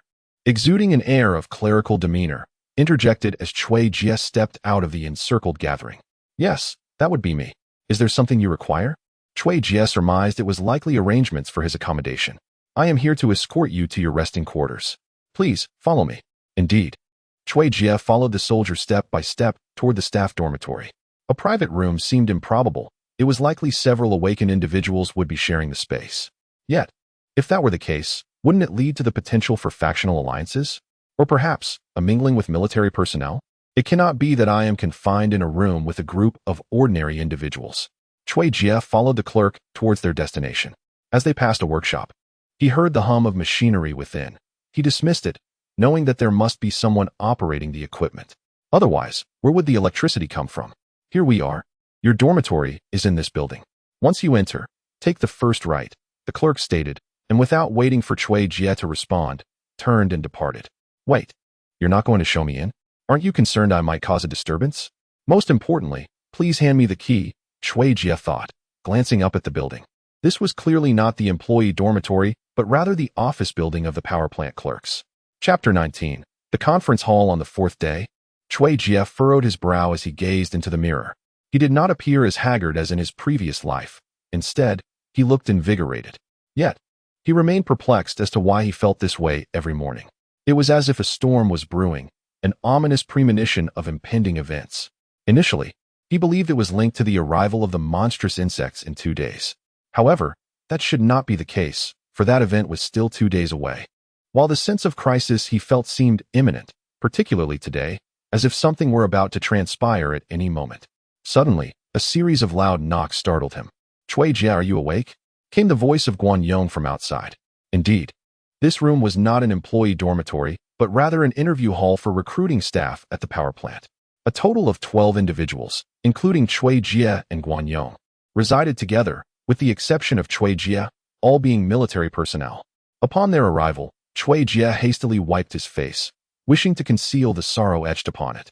"What is the matter, Brother Yong?" he inquired. "The commander has summoned you to the conference room." "The conference room? Me?" Cui Jia asked, puzzled. "Indeed, not just you. All the awakened are present," Guan Yong affirmed. "Is it to commence once more?" Cui Jia solemnly confirmed. "Yes," Guan Yong replied, nodding gravely. The council chamber was, in essence, the venue where the leaders of the power plant convened. A large round table dominated the room, surrounded by numerous individuals. However, the distinction lay in the fact that most of those seated bore attire similar to that of Cui Jia, clearly not military garb. Following Guan Yong into the chamber, Cui Jia surveyed the surroundings before opting for a seat nearest the door. "All right, everyone is present. I shall now elucidate the purpose of this gathering. I trust you all are aware of the situation," the commander stated, observing the silent assembly, each face a mask of grim resolve. It seemed evident that, after having endured a previous ordeal, none wished to continue down this path. "You must also recognize that there are tens of thousands outside relying on us for sustenance. If we do not address this, shall we simply watch them perish?" The commander slammed his hand on the table, rising to his feet, his gaze fierce as he scrutinized the awakened below. "If only they were members of our own troops, how much better it would be, but alas." Cui Jia observed that the leader today was entirely different from yesterday. Based on his experiences from the previous life over the span of 6 months, he surmised that the current leader's attributes were at least around 4. However, he did not seem to embody the traits of an evolved or awakened individual. Was it a result of a failed awakening? Cui Jia pondered. In his previous life, although he had never used awakening fluid, he was aware that there existed a probability of failure. Nonetheless, there was a silver lining. In the event of failure, there was a chance to enhance one's physique and increase attributes. In simpler terms, this meant the development of antibodies against awakening. The higher the attributes, the lower the likelihood of awakening. This explained why, once one became an evolved individual, it was exceedingly difficult to transition into an awakened state. Just how difficult? Cui Jia could not ascertain. "We understand what you are saying," interjected a middle-aged man, clad in a tank top and adorned with tattoos, as he rose to his feet. "However, consider the brothers. We have painstakingly become the chosen ones," hereafter referred to as awakened individuals. "Surely, we cannot depart this world before we even have the chance to enjoy it. Mind your manners when addressing the leader," barked an awakened individual beside the leader, demanding respect. "I speak as I please. What are you going to do about it?" The man retorted defiantly. "You do not think I am unaware of your attempts to rally many awakened individuals simply to align with us," the leader interjected, cutting off the man. "Xiao Wei, you may step down." The so-called Xiao Wei cast a sullen glare at Wang Kuei before retreating, visibly disgruntled. Cui Jia observed them with considerable interest, particularly the tattooed man, finding the situation somewhat amusing. After all, one was to meet a superior, no less. In ordinary times, it would be inconceivable for someone with such an unsavory appearance to have the opportunity for such an audience. Yet here he was, in this sweltering heat, clad in a tank top, which seemed rather disrespectful. At the very least, he could have donned a short-sleeved shirt for modesty. The individuals before Cui Jia were entirely unfamiliar to him from his previous life. However, he recognized that since preparing to arrive at the power plant, he had irrevocably severed ties with the trajectory of his past existence. Nevertheless, severance was merely severance. In his former life, he had appeared a month later, traversing paths long tread by others.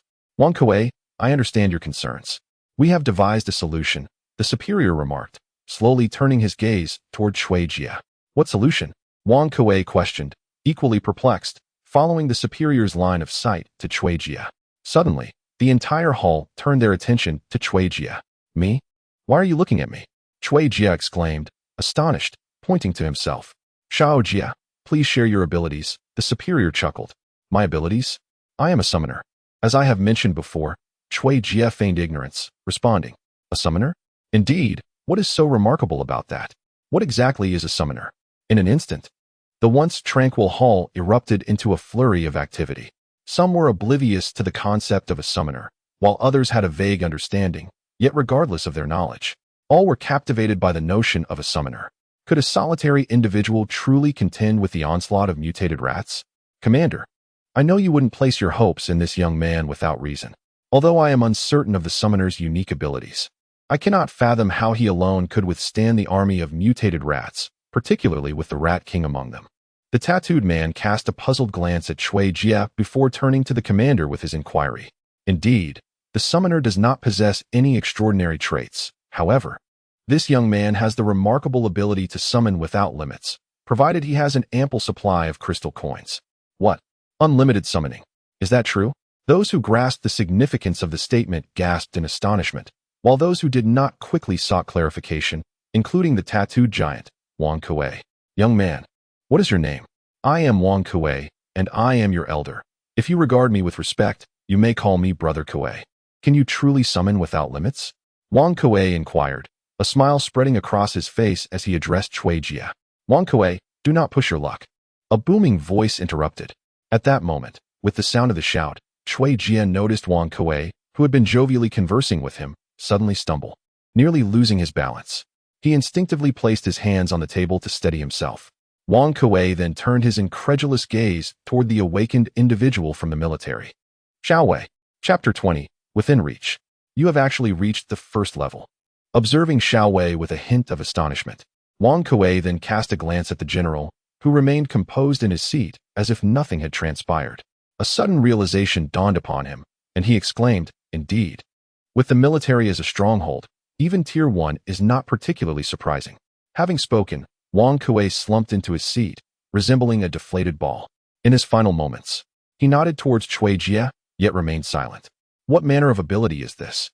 It feels as though Wang Kuei has been instantly deprived of his strength, Cui Jie mused. Observing Wang Kuei's pallid countenance. As for Xiao Wei's Tier 1 status, Cui Jie was not particularly taken aback.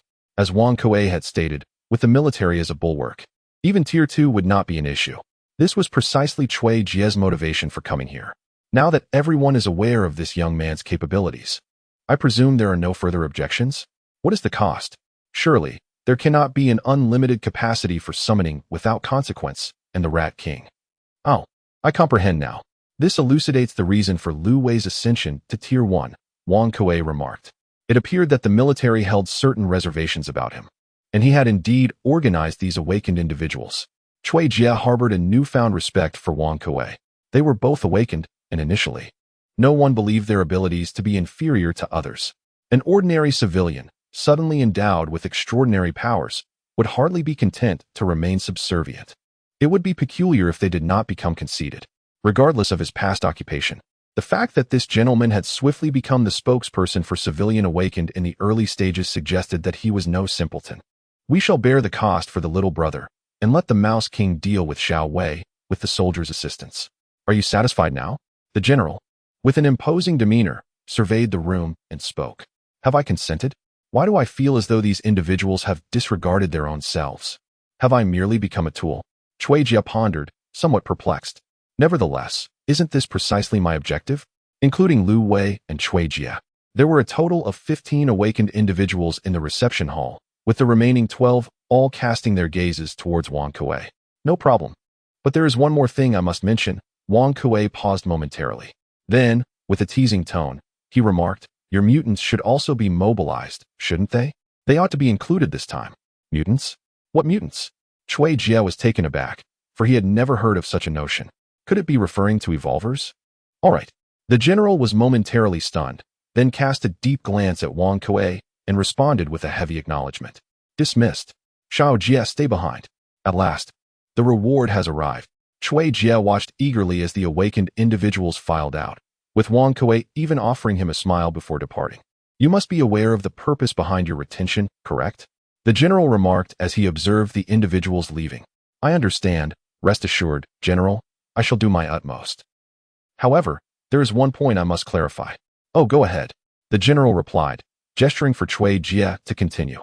My summons are random, and I cannot control what will be summoned next. I am aware of that. Indeed, Zhao Ming has divulged everything to him. However, it is only natural. With such a crucial matter entrusted to oneself, how could one remain unaware? The only uncertainty for Cui Jie lies in what exactly he has comprehended, or perhaps, what Li Mengjie and others have discerned about him.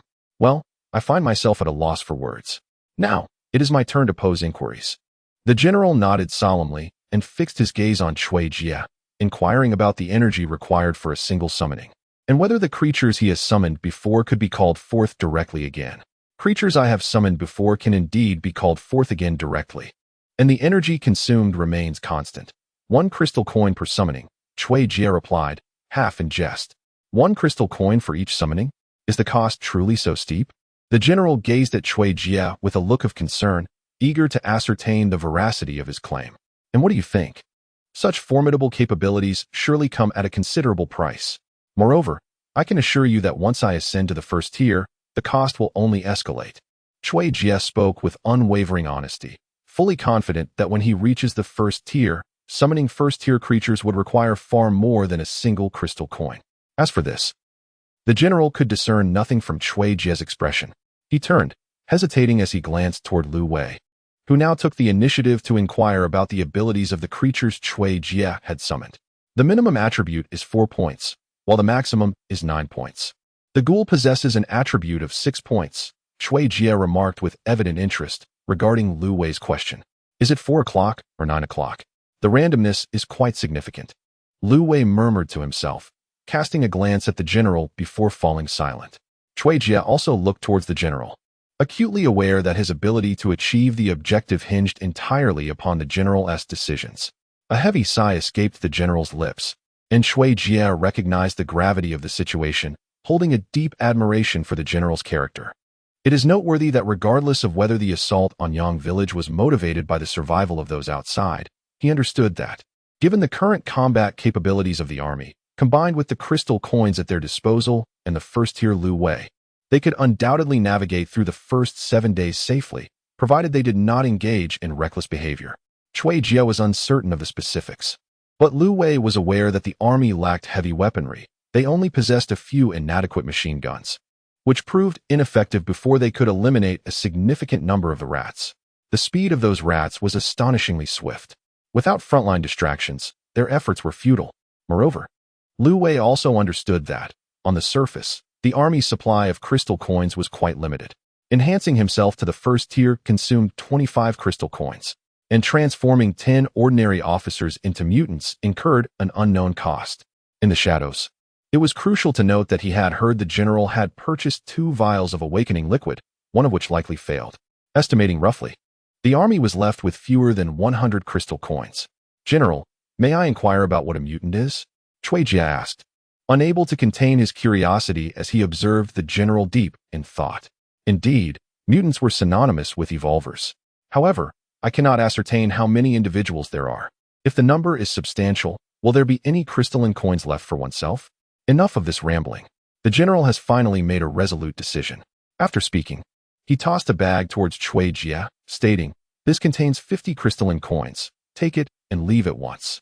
Cui Jie felt a mix of excitement and disappointment as he held the heavy bag, asking, "Do you not need to oversee my summoning, General?" The general replied, "No. You should accompany Lu Wei to the square for your summoning." Cui Jie observed the middle-aged man before him, who seemed to have aged 10 years in an instant, and he wondered if he was truly being inhumane. After all, the general was also doing this for the sake of those outside, was he not? Was the imminent crisis truly going to unfold here? By the way, General, I have a crucial matter to inquire about, one that pertains significantly to my summoning. Chapter 21. The Bloodthirsty Rat King. All talents have undergone transformations. The alteration of Talent 1 is rather remarkable. Summoning below the first tier has shifted from random to designated invocation. The ghouls and abyssal demons have vanished from the panel, and this designated summoning seems to hold great potential. As for the changes in Talent 2, he is uncertain whether the passive abilities of the magical beast from his dreams can be summoned. Most importantly, the newly acquired Talent 3 can enhance any summoned creature and its skills. This implies that ghouls can also be fortified without necessitating their evolution. One merely needs to utilize manifestation coins. This effectively replaces skill stones, allowing the skill stones obtained in the future to be exchanged for crystalline coins. As for the transformation of the enhancement attribute into 100 manifestation coins, this did not surprise Cui Jie, a 10-fold increase, while ordinary awakeners experienced a 5-fold boost, was something he had anticipated long ago. He paid little heed to the 50 points from the first-tier random summoning. Anyone familiar with games understands that upgrades are typically exponential. This is indeed feasible, he thought with exhilaration. He set aside considerations for Talent 3 and began to meticulously ponder talent too. Perhaps he should give it a try. If he managed to summon something extraordinary, it would be phenomenal. Chui Jie suppressed his excitement, taking a deep breath. Summon, durability, aura. Insufficient tier, unable to summon. Damn. As expected, summoning the aura was not as straightforward as he had imagined. Insufficient tier? Not insufficient manifestation coins. Chui Jie furrowed his brow, contemplating that the aura skill is possessed by heroes in Warcraft. He wondered how many tiers were required to summon a hero's skill. Chui Jie, wake up. We have arrived. His reverie was interrupted by Lu Wei as the vehicle gradually came to a halt. What's wrong? We're almost there.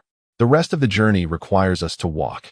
Lu Wei cast an annoyed glance at Chui Jie, who seemed lost in thought while a great battle was about to commence.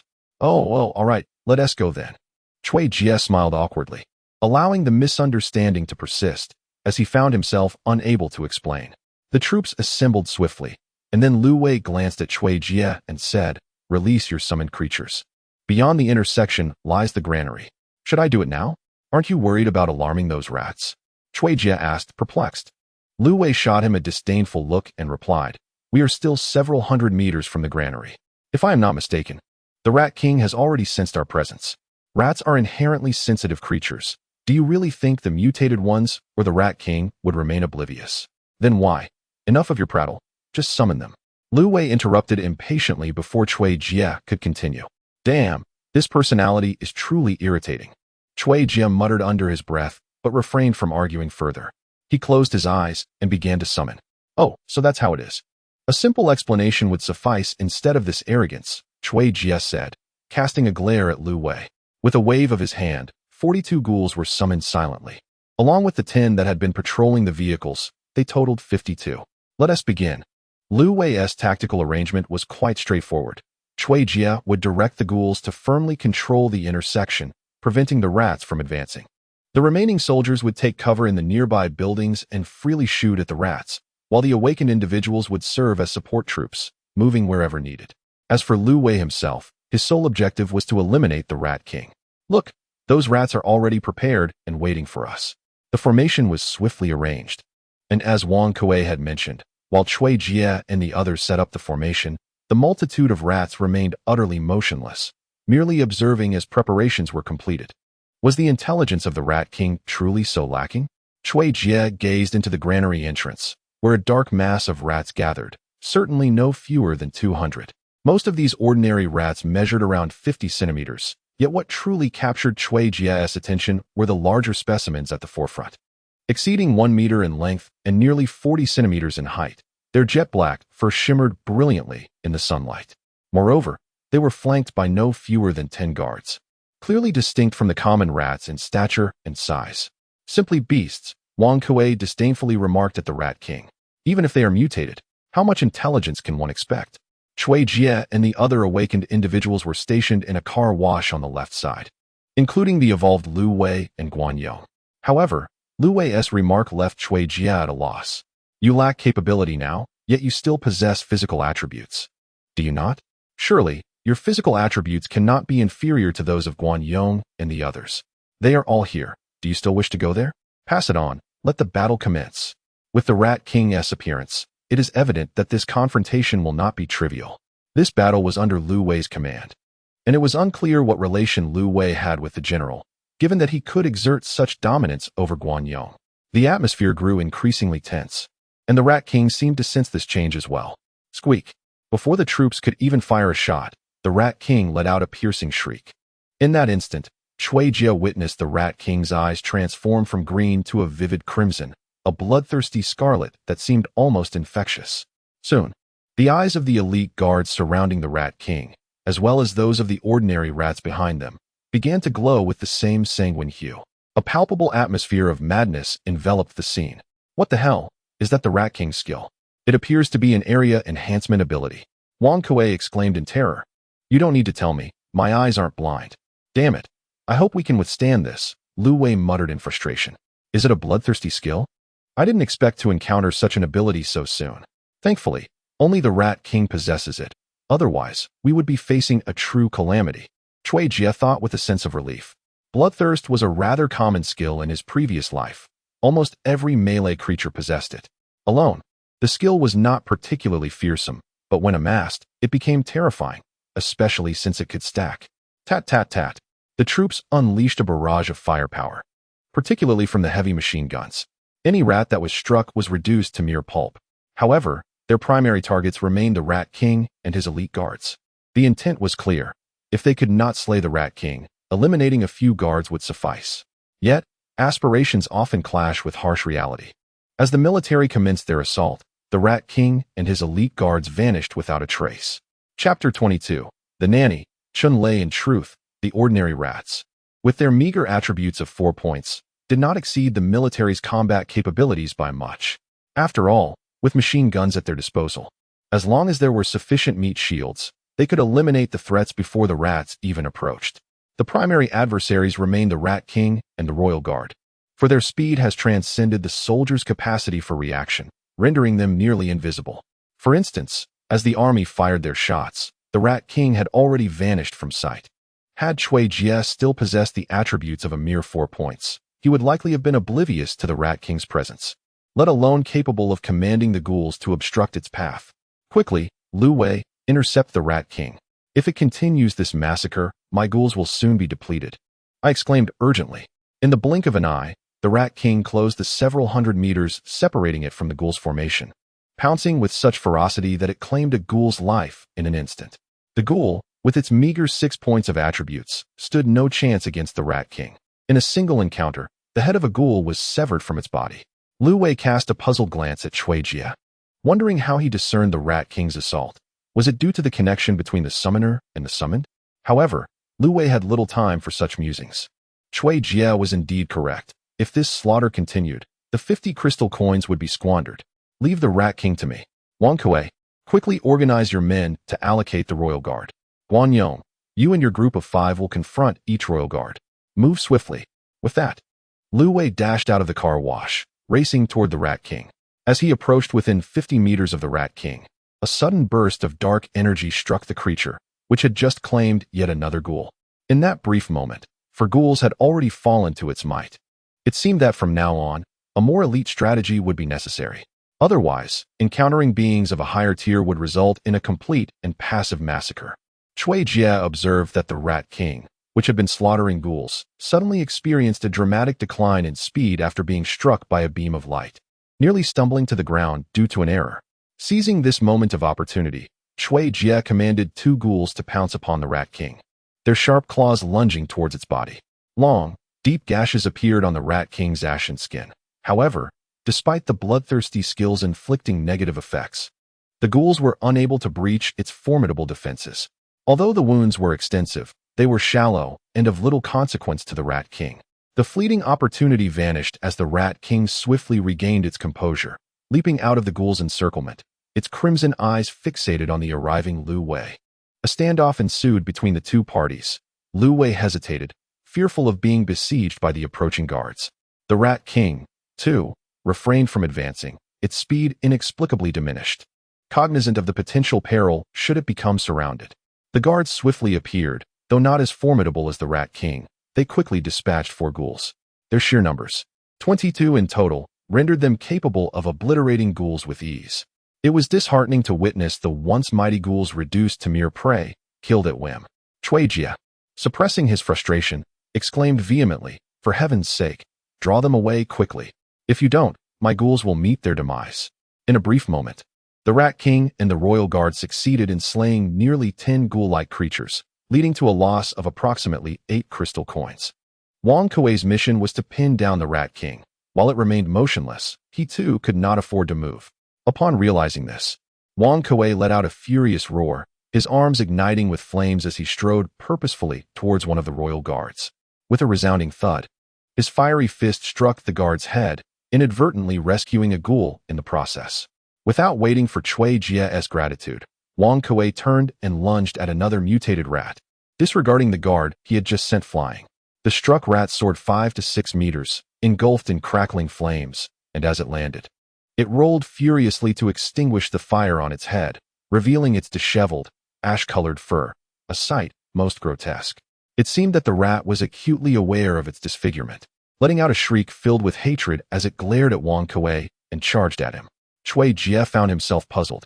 How could Wang Kuei, with his unimpressive first-level attributes, dare confront two royal guards, each boasting a formidable level of 9? However, the ensuing battle soon revealed the source of his audacity. After bravely withstanding an attack from the disfigured mutated rat, Wang Kuei retaliated with a punch that sent another royal guard flying. Yet, in the process, deep gashes were inflicted upon his back. Chunlei, Wang Kuei roared, his face contorted in fury.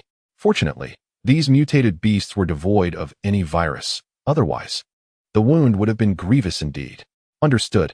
Immediately, Chui Jie noticed that the young man named Chunlei, who had been trailing behind Wang Kuei, suddenly emitted a faint white light that enveloped Wang Kuei. What transpired next astounded Chui Jie. The scars on Wang Kuei's back were visibly healing at an astonishing pace. What on earth, a healer? Chui Jie exclaimed in disbelief as he gazed at the seemingly star-like Chunlei. He never anticipated that this handsome young man had awakened the ability of a caretaker. Chui Jie had witnessed healing magic in his previous life, yet he had never possessed the status to converse with those who wielded such powers. These individuals were revered as the ancestors of the great throngs of refugees, almost idolized. Their abilities, while lacking in offensive prowess initially, compelled countless individuals to serve as their loyal champions, due to their capacity to mend any external injuries. To his surprise, within this group of a dozen awakened individuals, two were supportive types, Lu Wei and Chunlei. Although Chui Jie was uncertain of Lu Wei's powers, he speculated that they were likely of a cursed nature, having neither encountered nor heard of them before. The specifics would become evident once he observed the Mouse King's assault. Suddenly, a piercing scream caught Chui Jie's attention, prompting not only him, but also Lu Wei to turn and look. Among the 10 elite guards, Wang Kuei held off too, while the remaining awakened individuals managed to restrain 4 with a ratio of 3 to 1. Chui Jie dispatched 6 of his ghouls to subdue 2, leaving the last 2 to the army's evolved fighters. The anguished cries emanated from the evolutionaries of the army, engaged in a battle of unparalleled ferocity. The highest attribute among them barely reached 6, yet they were forced to confront mutated rats boasting an attribute of 9, further exacerbated by the influence of a bloodthirsty skill. One can only imagine the dire straits they found themselves in. Bloodthirst, an unstoppable will driven by madness, significantly enhancing attack power and movement speed at the cost of defensive capabilities, with the effects being stackable. The range extends within 100 meters, lasting for 10 minutes. Most critically, after incurring nearly half their losses, the horde of rats finally approached. Chui Jie found no opportunity to summon the ghouls for assistance. The army's heavy firepower had ceased, leaving only sporadic gunfire in its wake. The true bloodbath was about to commence. Chapter 23. Exposure. A swarm of mutated rats surged towards the lined-up ghouls. As they closed in within 2 meters, the front line of rats suddenly propelled themselves with a powerful kick, leaping ferociously towards the ghouls. Chui Jie, unable to accurately direct the counterattack of over 40 ghouls, could only issue a vague command to attack all nearby moving entities. The ghouls moved in perfect unison, raising their right claws to deliver a resounding smack that sent the mutated rats crashing down, leaving deep crimson gashes upon their bodies. Yet, the rats, empowered by their skills, remained oblivious to pain, glaring with blood-red eyes and screeching furiously at the ghouls. With renewed vigor, they charged at the ghouls, this time accompanying the second wave of rats. The dual assault from above and below rendered the ghouls, lacking Chui Jie's command, helplessly instinctive in their attempts to fend off the airborne rodents.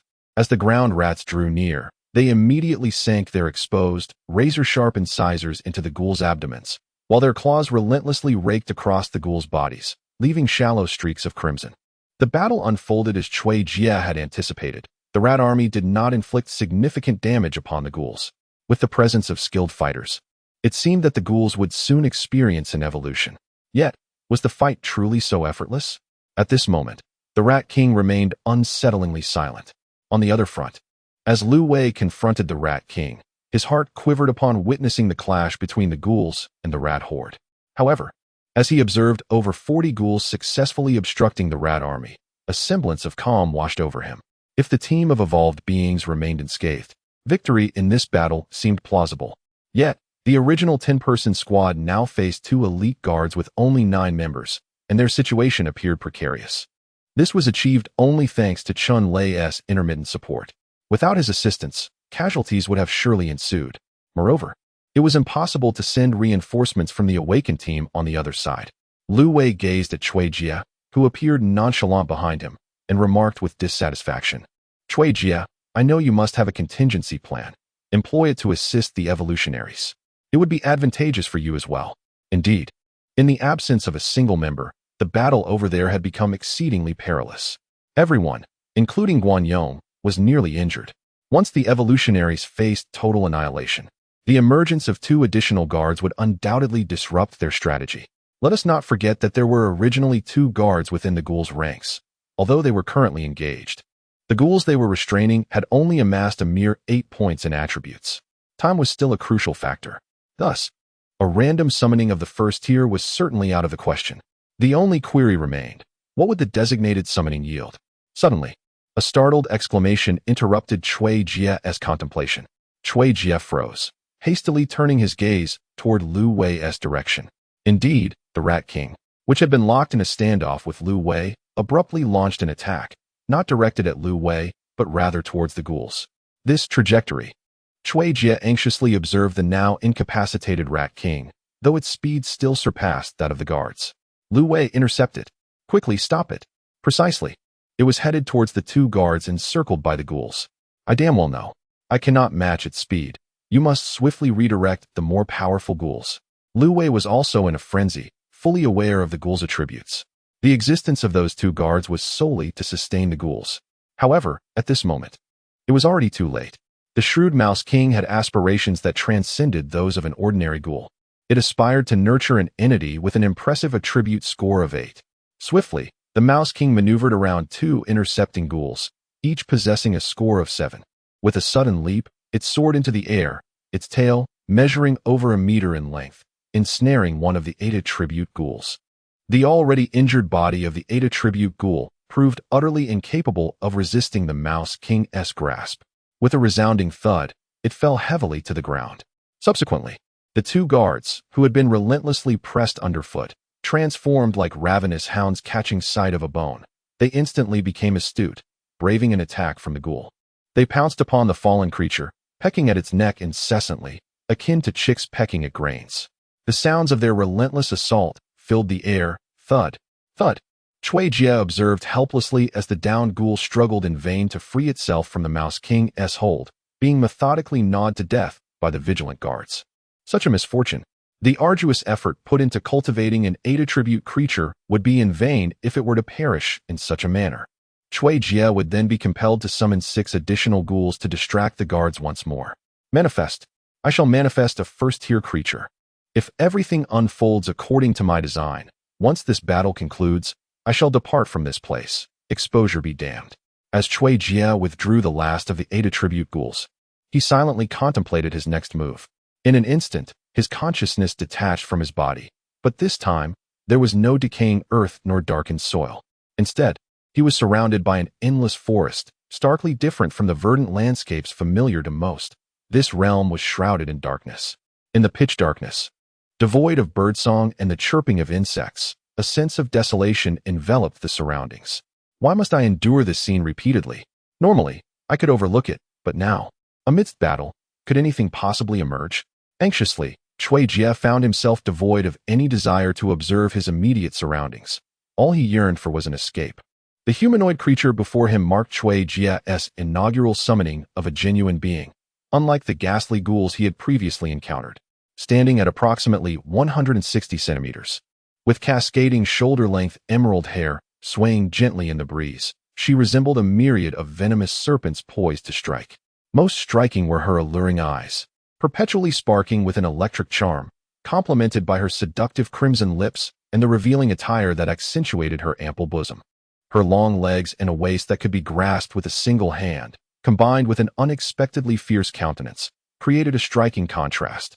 Cui Jie stiffened slightly, a gesture of respect, when he noticed the simplistic wooden bow and a quiver of arrows slung across her back. An elf? Indeed.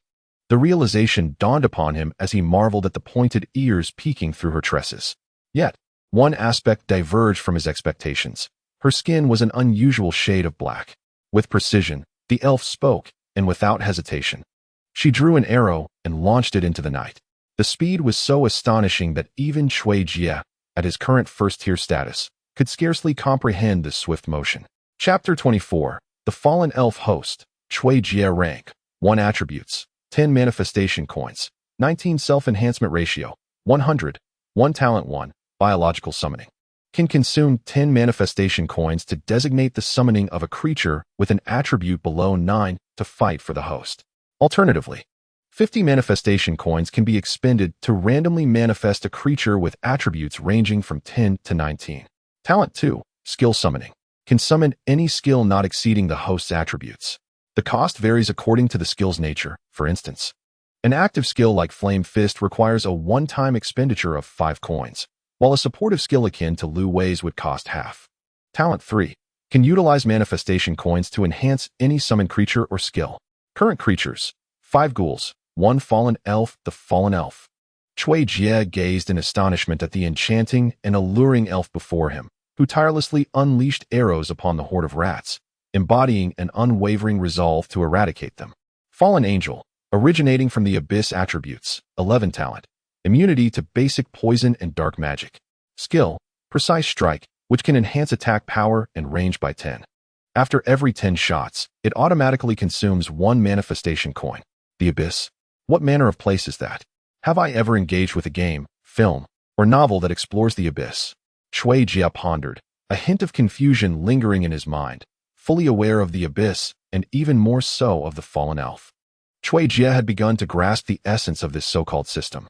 It involves summoning creatures from the games, novels, films, and other realms that one has encountered or played.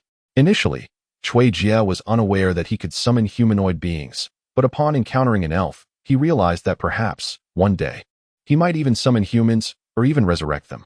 At first, he believed the elf was wise, but upon inquiry, he discovered that her beauty was merely superficial. She possessed little substance, exhibiting only a modicum of intelligence akin to that of a mindless creature. She could only instinctively chant slogans, albeit with a focus on skills, demonstrating a strong combat instinct. With the threat of the Rat King eliminated and the first-tier elves continuously firing, the mutated rat army was swiftly annihilated. Overall, the casualties in this battle were minimal, yet its significance was profound, heralding the gradual obsolescence of firearms in the technological era. Aside from large weaponry, small firearms had essentially lost their efficacy. The team of evolvers suffered 2 fatalities, while the remainder sustained injuries, yet none among the awakened were harmed. Nor did any ordinary soldiers incur injuries. Lu Wei stood among the awakened, silently observing the deceased Guan Yong and another evolver, letting out a sigh before speaking. Indeed, replied a nearby ordinary soldier, struggling to contain his tears. The aftermath of the battle required no concern from Lu Wei, as arrangements would naturally be made by others. However, there lay the remains of over 200 mutated beasts, and merely gazing upon the skill stones hovering above their corpses revealed no fewer than 13. Not to mention the numerous crystalline coins, which undoubtedly numbered in the dozens. Furthermore, the skill floating above the Rat King was undeniably linked to bloodlust, although in a few days it would become a commonplace ability. Speak, I require an explanation. Lu Wei's ashen face softened slightly upon witnessing the sprite beside Cui Jie. It is quite simple. This was summoned through a price I paid for transcending the ordinary. Cui Jie glanced at the ghoul with a tinge of regret. Price? What price could possibly enable you to summon a being of such caliber? Lu Wei inquired, his expression one of disbelief. It is not crystalline coins, but rather, here it comes. Lu Wei looked at Cui Jie, who exhibited a pained expression, and then followed his gaze to the motionless ghoul at the front line. Originally, there were 52 ghouls, but 9 perished under the assault of the Rat King and the Royal Guard, followed by 5 more in the ensuing clash of armies. Among the remaining 35 ghouls, 30 began to vanish as though the very fabric of a painting were being rolled away. First the feet, then the legs, the body, and finally the head. Bit by bit, they disappeared without a trace. This bewildering spectacle astonished not only Lu Wei but even Wang Kuei and others, who began to question whether some bizarre phenomenon was unfolding once more. What is this? Lu Wei asked in terror. This method of attack is truly peculiar. Is it so? 30 crystalline coins forcibly summoned a high-tier being? Although Lu Wei felt that it might be true, he could not shake the sense that Cui Jie was deceiving him. 30 crystal coins could enhance 6 awakened individuals to the first tier. Yet he had only received a single first-tier spirit in return. Lu Wei himself was uncertain whether this was a fair trade. Why not ascend to the first tier before summoning? Wouldn't tea that require less consumption? He inquired. Sacrifice can only be employed in summoning. It cannot enhance attributes. Cui Jie replied nonchalantly. Very well, I shall trust you for now. Though a lingering sense of unease remained, Lu Wei reasoned that since they had secured victory in battle, there was little merit in further scrutiny.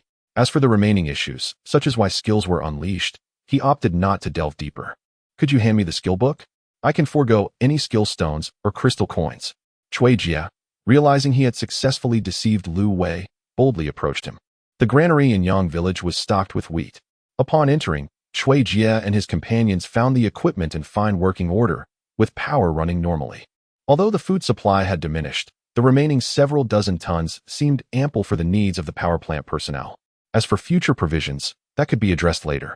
The labor of unloading grain was not a task for awakened individuals like them. They did not even participate in the cleanup of the corpses outside. In the square outside the power plant, where mutated rats once basked in the sun, the ground was littered with rat droppings, which had become as commonplace as pebbles for those gradually acclimatizing to the apocalypse. Young man, do you have any plans for the future? Wang Kuei inquired, gazing at the youth before him, who appeared to be no more than in his early 20s. I'm not sure yet. I'll take it one day at a time. Cui Jie replied, his attention fixed on the battlefield where ghouls were relentlessly devouring corpses. Very well then. Wang Kuei noted that Cui Jie seemed disinterested in further conversation and shrugged slightly. Cui Jie, indeed, was preoccupied. His primary concern was observing the ghouls feed. Ghouls are beings of the undead. They are oblivious to pain, fear, and hunger, and of course, they do not experience fullness.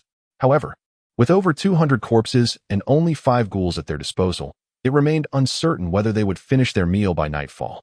Moreover, due to the sweltering heat, the army had granted Cui Jie only a few hours to accomplish this task.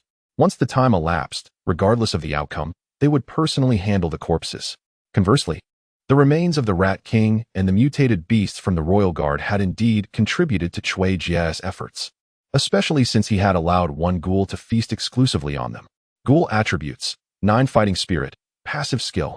An unwavering will propels the host to achieve its objective without rest. The more grievous the injuries, the higher the physical attributes. With no upper limit, cannot exceed the current tier. This particular ghoul, which Cui Jie had nurtured to its highest potential, had initially possessed an attribute score of 8 after grappling with the Royal Guard.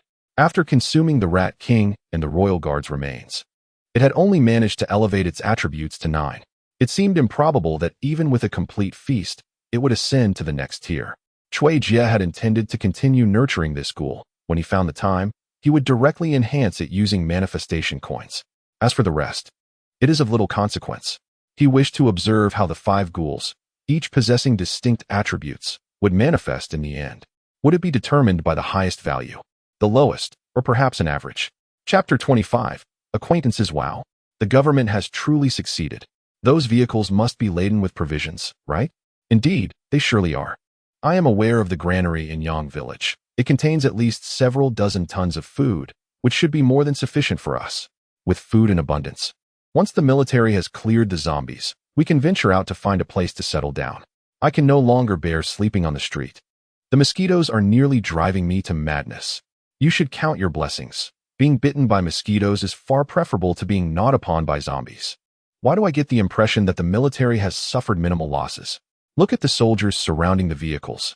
Why do they bear no marks of injury? As soon as the vehicles of Cui Jie and his companions entered the vicinity of the power plant, they instantly stirred the crowd by the roadside. A cacophony of chatter ensued, although Cui Jie could understand their excitement. After all, the military's food supplies were dwindling, a fact that was evident to all. If they failed to capture the granary in Yang village, the consequences would extend beyond mere starvation. Look there. That is my brother, a genuine awakened one. Just as the proud leopard brother was about to boast to Lu Menghan, he suddenly sensed something amiss. The girl standing beside him was gazing excitedly towards the military. You. Cui Jie, Yang Qi is in danger. What the hell? Suddenly, Leopard's expression changed drastically as he swiftly covered Lu Menghan's mouth and forcefully dragged her into the crowd. He was unaware of who this girl was calling out for, Chui Jia, and he had no desire to concern himself with it. He wished to avoid any trouble. Yet little did he know that the moment he brought Lu Minghan to this place, trouble had already begun to brew. Chui Jia had been resting his eyes in the lead vehicle, contemplating his next course of action. This morning, an ominous sense of foreboding had become increasingly palpable, as if danger lurked just around the corner. Should he stay or leave? Chui Jia pinched the bridge of his nose, utterly at a loss. Though he was oblivious to how vengeful spirits located their targets, he understood that remaining in one place for too long would invariably attract them. Chui Jia, Yangqi. Suddenly, a jolt of alarm coursed through Chui Jia as he thought he heard someone calling his name. This was not the crux of the matter. The key concern was Yangqi. Danger! Stop the car! Chui Jia shouted, startling Lu Wei beside him. Without a moment's hesitation, he flung open the car door and leapt out. Guided by a faint recollection, he turned his gaze toward the source of the voice. However, aside from a throng of excited faces, he saw none that were familiar. I can't be mistaken. It's Yangqi. Someone must have called her name. With renewed determination, Chui Jia sprang forward. With a resounding thud, he landed atop the truck, and in his fervor, he inadvertently stomped down with such force that he created a sizable dent in the cargo bed. Fortunately, the indentation was shallow enough not to inflict any harm on those within. Chui Jia, what are you doing? Lu Wei in the vehicle shouted, astonished. He had never witnessed Chui Jia in such a state, not even during the sudden onslaught of the Rat King. Now, Chui Jia appeared as frantic and helpless as a mother who has lost her child. Yangqi, it must be you. Where are you? Where? Chui Jia glared at the crowd, an expression of fierce desperation etched across his face. He felt a deep conviction that what he had just heard was undeniably true. He had not misheard. As the lead vehicle came to a halt, the subsequent cars followed suit, oblivious to the reason for the stop. Soldiers surrounding the vehicles swiftly formed a barrier, forbidding any civilians from approaching. Yet, at that moment, such caution was unnecessary. Those who had survived to this point were far from foolish. In times of chaos, harsh measures were essential. Since the military took control of the power plant, numerous civilians had been executed. How could I possibly know? He just inexplicably turned like this. Who knows what is going on? Suddenly, Chui Jia spotted something in the distance. He saw a familiar silhouette being forcibly pulled into a house at the back of the crowd, followed by the door slamming shut. No, something felt eerily familiar. Who was she? I must know her. I must know her. Ignoring the shouts from Wang Kuei behind him, Chui Jia pressed forward, consumed by urgency. With a sudden force, the front of the vehicle crumpled, propelling it a staggering 5-6 meters forward, landing directly in front of the crowd. Move aside. Chui Jia, as if swatting away straw, effortlessly pushed the ordinary people aside, leaving them no chance to resist. Naturally, they dared not utter a word. Those who emerged from the vehicle were unmistakably awakened ones, and even a fool could deduce their identity. In the eyes of the common folk, awakened individuals were far more formidable than the so-called second-generation wealthy or even the children of officials. Have someone repair the vehicle and proceed, Lu Wei commanded his aide sternly. Then turned to Wang Kuei, signaling him to follow. Let us see what unfolds. Who did you just call? The atmosphere in the same room had shifted dramatically from before. With a faint smile, Lu Minghan composed herself, slightly adjusting her disheveled makeup, and stated, I am not aware of the extent of an awakened one's power, but I understand that strength and weakness are inherent in all endeavors. Cough, cough. My point is simple. The individual I just referenced is also an awakened one, and undoubtedly stronger than your brother. Lu Minghan insisted, her face flushed with suppressed emotion. You claim he is stronger than my brother, so what? The realization dawned on Leopard Brother that his concern was no longer about who was stronger, but rather the nature of their relationship. In truth, her incessant chatter was merely a tactic to buy time, a means of safeguarding herself, and also a way to contemplate the future. Once today's events had passed, it was certain that both of them would feel immense gratitude toward her. What could be more reliable than a Prince Charming who is also an awakened being, particularly one seated in the foremost vehicle? To mistreat the most significant person? Could it truly be her? Brother Bao furrowed his brow, casting a puzzled glance at the dazed Xiaozhan. If it truly was her, then they would indeed be in grave trouble. Bang! A resounding crash echoed through the air as the iron door was forcefully kicked open, revealing the arrival of Chui Jia. Chapter 26. Fury. The first sight that met Chui Jia's eyes was Brother Bao, desperately attempting to maintain his composure while gripping Lu Minghan's neck. effectively concealing his own presence. To the left, he noticed 4 individuals huddled in a corner, trembling in silence. Yet, what captured his attention most was the sight of the crimson-clad child on the table. Clearly having endured inhumane torment, Cui Jie had witnessed such horrors before and paid them little heed. However, the vacant-eyed girl struck an oddly familiar chord within him. Was it Xiaojun? Brother Jie, save me. Suddenly, a familiar tremulous voice resonated, tugging at Cui Jie's heartstrings. Yangqi. He could hardly believe his eyes as he gazed upon the young woman standing behind Brother Bao, Yangqi, the sister of his dearest friend, Yang Hao. In his previous life, every time Cui Jie witnessed the suffering of those girls, he could scarcely bear to contemplate what fate awaited her, wondering if she too would endure such anguish. At times, Cui Jie even wished that she had perished at the onset of the apocalypse, sparing herself from the torment she now endured. Yet, there were moments when she hoped that when the cataclysm erupted, she would be by her brother's side, which might afford her a chance at survival. However, upon finally reaching the provincial capital, she found herself conscripted against her will. Stay back. With a fierce kick, Leopard Brother sent Lu Minghan sprawling to the ground, his face contorted in a menacing snarl. Damn it. No wonder you were dodging the topic earlier. It was all to shield her. He then seized Yang Qi's throat with a vice-like grip, concealing her behind him, exposing only her head, as she cautiously regarded Cui Jie. Listen, buddy, this is all a misunderstanding. She's your sister, right? I haven't done anything to her. How about this? I'll let her go, and we can pretend this never happened. What do you say? Cui Jie instantly discerned that Leopard Brother was an evolved being, likely with a level around 5. The moment he heard Yang Qi's voice, he had already begun to act, albeit a fraction too late. Initially, his view was obstructed by Leopard Brother and Lu Minghan, preventing him from seeing Yang Qi. Moreover, the familiar figures of Lu Minghan and Xiaojun momentarily clouded his thoughts, delaying his reaction. Leopard Brother's reflexes, however, were remarkably swift. The instant Yang Qi uttered a sound, he pivoted and accurately grasped her throat, unhesitatingly kicking Lu Minghan aside. Regardless of Cui Jie's rising agitation, this was not the moment for impulsive actions. He forced himself to regain his composure, casting a glance at the girl who lay on the ground. Having been struck by Leopard Brother, as she writhed and coughed up blood, he also recalled who it was, the alluring goddess of the school, Lu Minghan. Yet, he remained perplexed as to why she was with Yang Qi. Xiao Qi, do not be afraid, your brother is here. Rest assured, I shall not allow anyone to harm you. Cui Jie gazed tenderly at Yang Qi, whose face was etched with stubbornness as she fought back tears. He felt immense joy, a joy he had not experienced in a long while. Aside from the moment he acquired the system, it had been over 6 months since he had felt such happiness. Jiegu, I am not afraid, truly. You must avenge Xiaojun. Look at how they treated her. No matter her faults, she is my classmate and deserves better. As Yang Qi spoke, her tears could no longer be contained. The sight of Xiaojun's tragic state filled her with dread, fearful that she too might suffer a similar fate in the future. Rest assured, I shall deliver justice for her, Cui Jie assured her. Despite Xiaojun's past flaws and her self-deprecation, having endured such suffering, let it be. With that, Cui Jie waved his hand, summoning a ghoul and a fallen elf.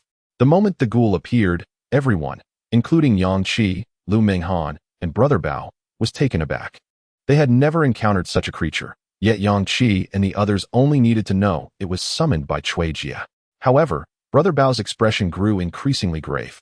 Do not kill me. It was he who compelled us to do this. Yes, this is not our fault, Brother Bao exclaimed. No, it was Wang Bao who ordered us. Otherwise, we would have been killed. We are also left with no choice.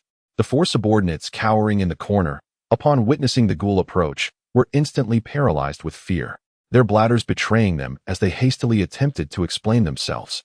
Yet, Cui Jie remained unmoved. In his previous life, he had been powerless when confronted with such individuals, forced to merely observe and endure. However, the present circumstances were different. Perhaps it was the pitiful cries of the subordinates that roused Xiaojun, who had been as still as the dead since Cui Jie's arrival. Gradually, she rose, her gaze filled with venom as she regarded the subordinates, her voice a haunting wail. To kill them would be too merciful. They should be captured and tortured, made to yearn for life, yet find no escape from death. What do you think, Cui Jie, the one who has transformed from a sparrow into a phoenix? Xiaojun regarded Cui Jie with a complex expression tinged with disdain. Well then, It is time for us to resolve this matter, Cui Jie said, ignoring Xiaozhan and turning to Brother Bao. Release my sister. The rest can be discussed amicably. One day you are a loser, and you will be a loser for life. Even if you become an awakened one, you will still be a loser, Xiaozhan scoffed, noticing Cui Jie's indifference. She glanced at Brother Bao and Yang Qi before turning back to Cui Jie with derision. Xiaozhan you. Yang Qi glared at Xiaozhan, frustrated. Cui Jie has saved her. Why does she still look down on him? What of it? I will insult him, and what of it? I will insult you too, shameless one. Smack. Enough. A precise strike. In that fleeting moment, events unfolded with such swiftness that not even a second seemed to pass. First, Cui Jie, disregarding Xiaozhan's incomplete words, accelerated abruptly and appeared at her side. Paying no heed to her exposed form, he struck her face with a resounding slap, followed by a loud shout that captured the attention of Brother Leopard. In that instant of distraction, the elf made her move.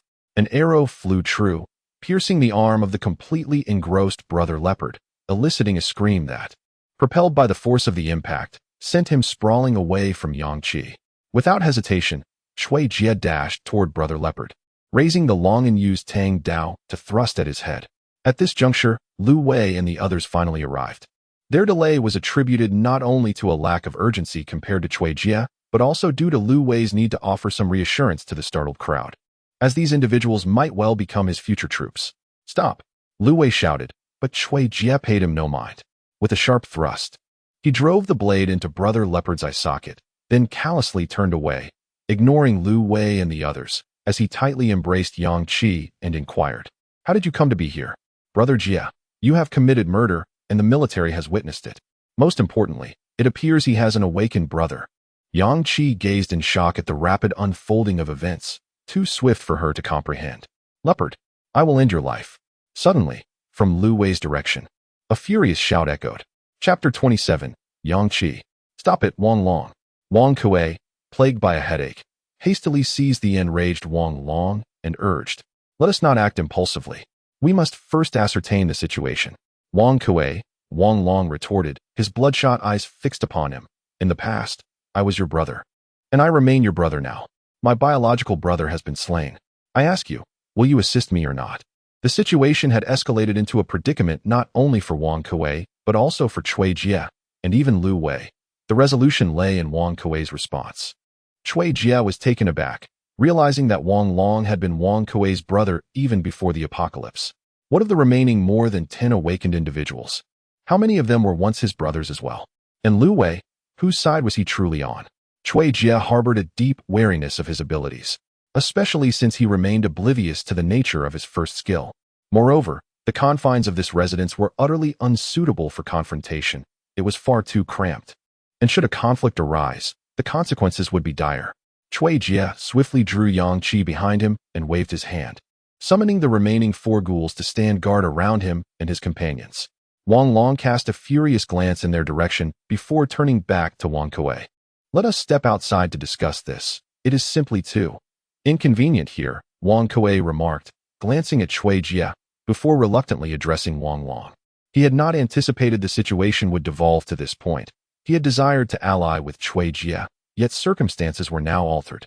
Ultimately, Wang Long acquiesced, as did Cui Jie, and even Lu Wei expressed his full agreement. Every party harbors its own thoughts, and ultimately, departing from this place is beneficial for all. However, the unfortunate Xiaozhan has not garnered a single glance of concern from anyone. Even after everyone has left, not a word of farewell was uttered on her behalf. This includes Yang Qi, who merely cast a sympathetic glance without urging Cui Jie to take her along. As they proceeded towards the power plant, Cui Jie and his companions lagged behind, while Wang Kuei and others led the way. Meanwhile, Lu Wei was engaged in a hushed conversation with the adjutant beside him, the content of which remained a mystery. "Brother Jie, how did you end up here?"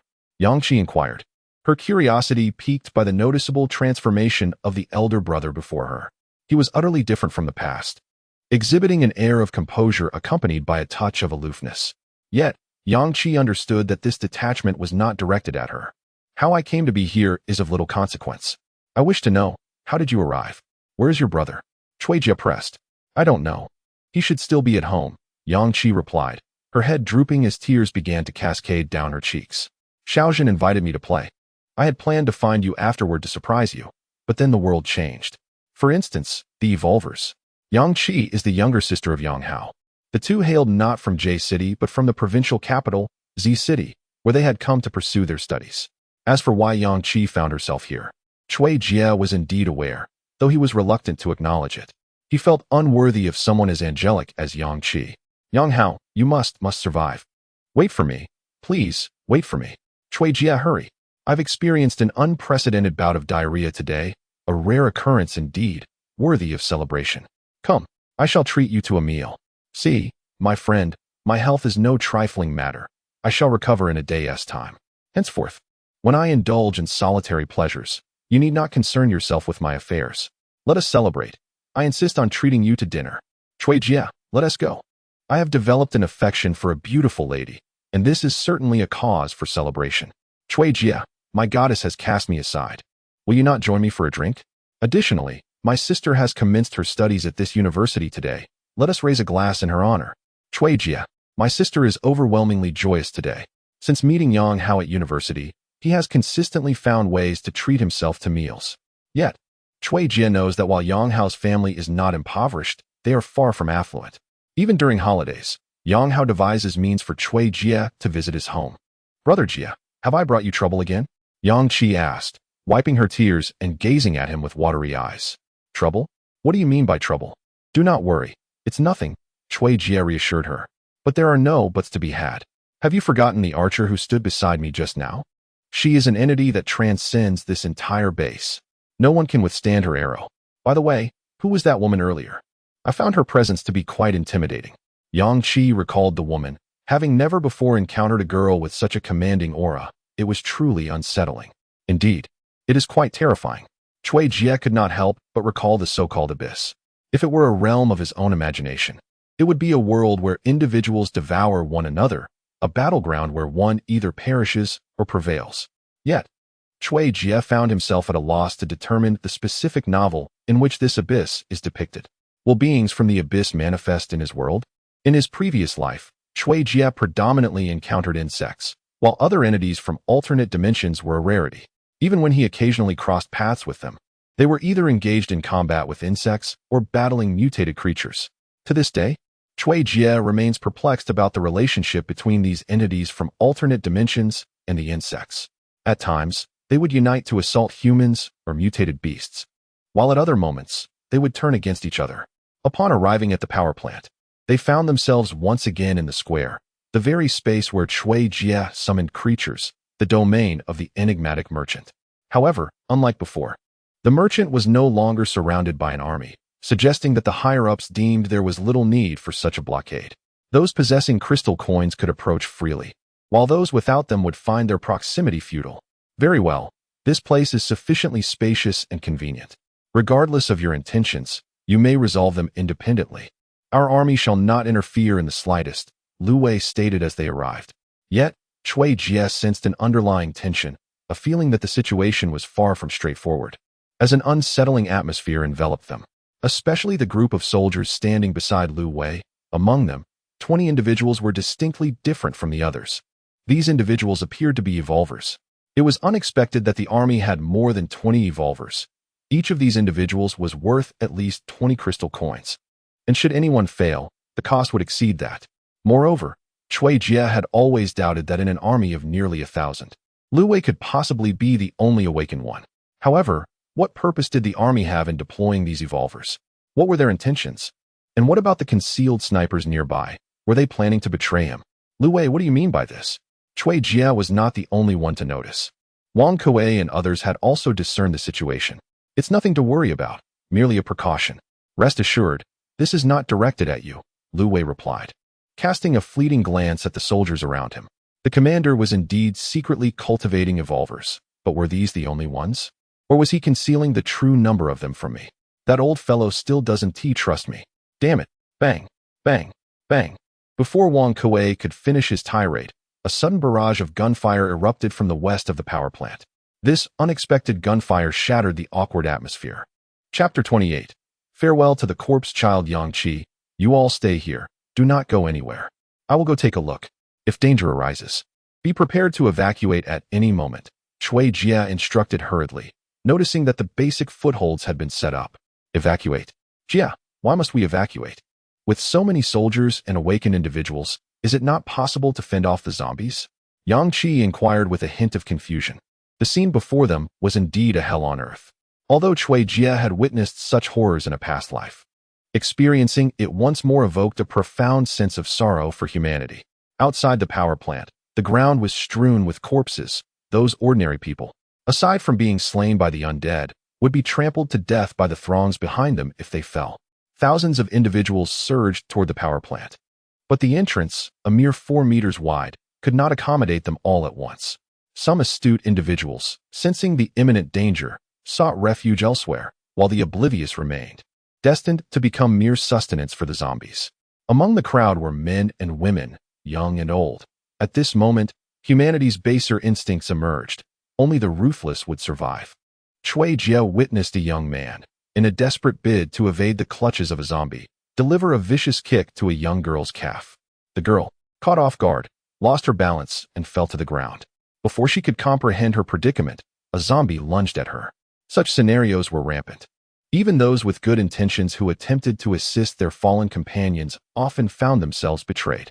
In a cruel twist, one would push their savior toward the approaching zombie to save themselves. Chui Jia coldly muttered an expletive. He vowed never to be the kind of person who helps others, nor would he repay kindness with betrayal, especially that ungrateful individual who slays anyone he encounters. Subsequently, Chui Jia's attention shifted to the horde of zombies, which he recognized with utter disbelief. To his astonishment, these zombies were none other than the corpse mother and the corpse children he had encountered at the gymnasium on his way here. Those who relentlessly slaughtered civilians from behind the crowd were the corpse children, approximately 1 meter tall, moving on all fours, wielding their talon-like fingers to execute their victims. However, instead of the mere 2 or 3 he had previously seen, there were now hundreds of them. Moreover, they were actually dragging bodies.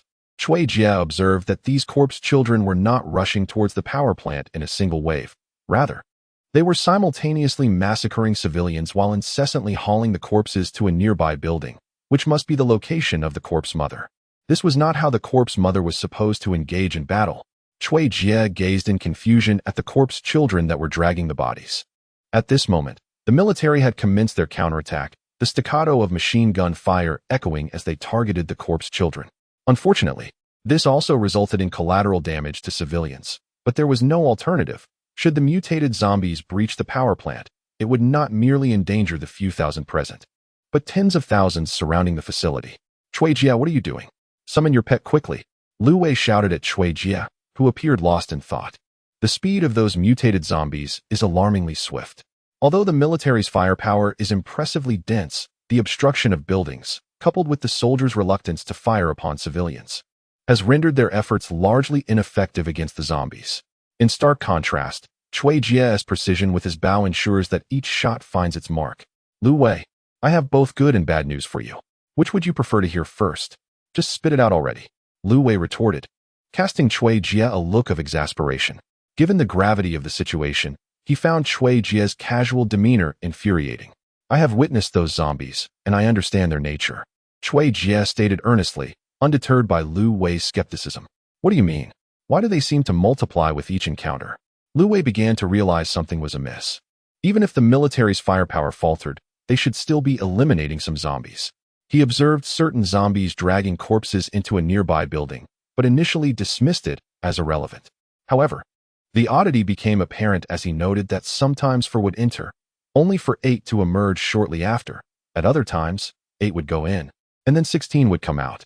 They are a breed of reproductive zombies, commanded by a leader whom I refer to as the corpse matriarch and her corpse offspring. If we can eliminate their leader, the entire horde of offspring will disband. Is that the good news? Then what, pray tell, is the bad news? At this moment, Wang Kuei interjected, expressing that he had yet to reach the first tier, and since the zombies were lurking at a distance, he was rendered ineffective. His proficiency with firearms was minimal, and though he had occasionally fired a few shots, he failed to hit any zombies, inadvertently harming a few civilians instead. Although no one was currently holding him accountable, he dared not fire again. The silver lining was that he had discovered the location of their leader. Chui Jia glanced at Wang Long, who trailed closely behind Wang Kuei, remaining ever vigilant of him. The vendetta for his brother's death was not to be taken lightly. Was it not in that room where the zombies dragged the bodies? At this juncture, it was neither Lu Wei nor Wang Kuei who spoke, but rather Chun Lei, the devoted father. Cui Jie yearned to befriend him, yet had not found the opportunity. Indeed, that was the very place.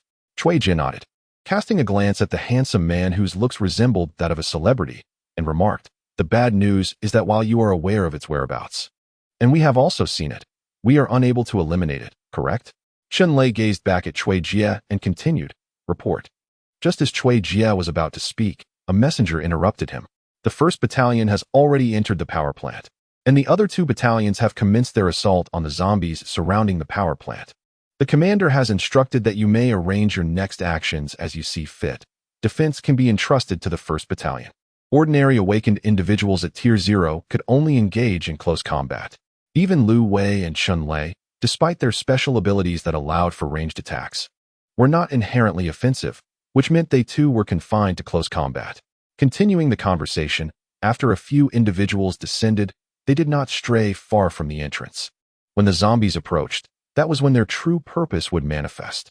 Cui Jie nodded, signaling to Yang Qi and the others in the distance, then spoke, affirming Chun Lei's earlier remarks. "Based on my understanding of the corpse mother, it is impossible for it to spawn zombie offspring during combat, as the creation of such requires corpses. Once it begins to drag them, it unmistakably reveals its location. Furthermore, the crux of the matter lies in the fact that once it creates a zombie offspring, it will enter a state of weakness for half an hour. If it continues to spawn, this state will be prolonged." "How do you know all this?" Lu Wei inquired, somewhat perplexed, having heard that the commander's daughter encountered him on the very first day. How could he possess such knowledge? "Are you implying that?" Chun Lei's eyes lit up as he continued, "There are other types of mutated zombies nearby, and that this particular mutated zombie must be exceptionally powerful, enough for it to believe that its safety is assured?" "Yes, you are quite astute," Cui Jie remarked, casting a surprised glance at Chun Lei before extending his hand. "Allow me to introduce myself. I am Cui Jie. Greetings, I am Chun Lei. Now, let us proceed." Chun Lei grasped Cui Jie's hand, disregarding the curious gazes of those around them, and inquired, "What is your suggestion?" "Retreat." Chapter 29, Retreat, Retreat? That is out of the question. Even if I were to agree, the commander would never consent. Lu Wei hastily shook his head. "Then let us await our demise." Anticipating the growth of the corpse mother to thousands, perhaps even tens of thousands. At that point, not only shall we be doomed, but the entirety of the North will likely fall under its dominion. Cui Jie coldly observed the location of the corpse mother. "I imagine Xiao Jing is likely among them. I wonder what level she has attained now. Can it be that so many of us cannot venture forth to slay the corpse mother?" Lu Wei inquired, a hint of unwillingness in his voice. Cui Jie surveyed the individuals before him, Wang Kuei, Chun Lei, Lu Wei, Wang Long, and others. He had faith that the military was undoubtedly employing every possible means to eliminate the corpse mother. As for the rest, he then shook his head. "If my conjectures are accurate, the mutated zombies accompanying the corpse mother must be at least of the 2nd tier." At this juncture, Wang Long could no longer restrain himself, glaring at Cui Jie in fury, disdainfully remarking, "Who do you think you are? If you lack the courage to act, then do not speak so much. I do not care whether you believe me or not. I have spoken my piece."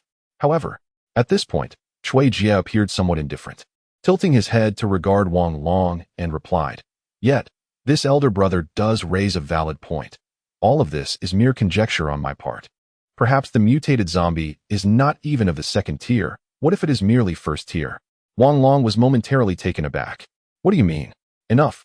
What exactly are you implying, young brother?" Wang Kuei interjected, patting Wang Long on the shoulder, then turned to Cui Jie and inquired. "It is quite simple."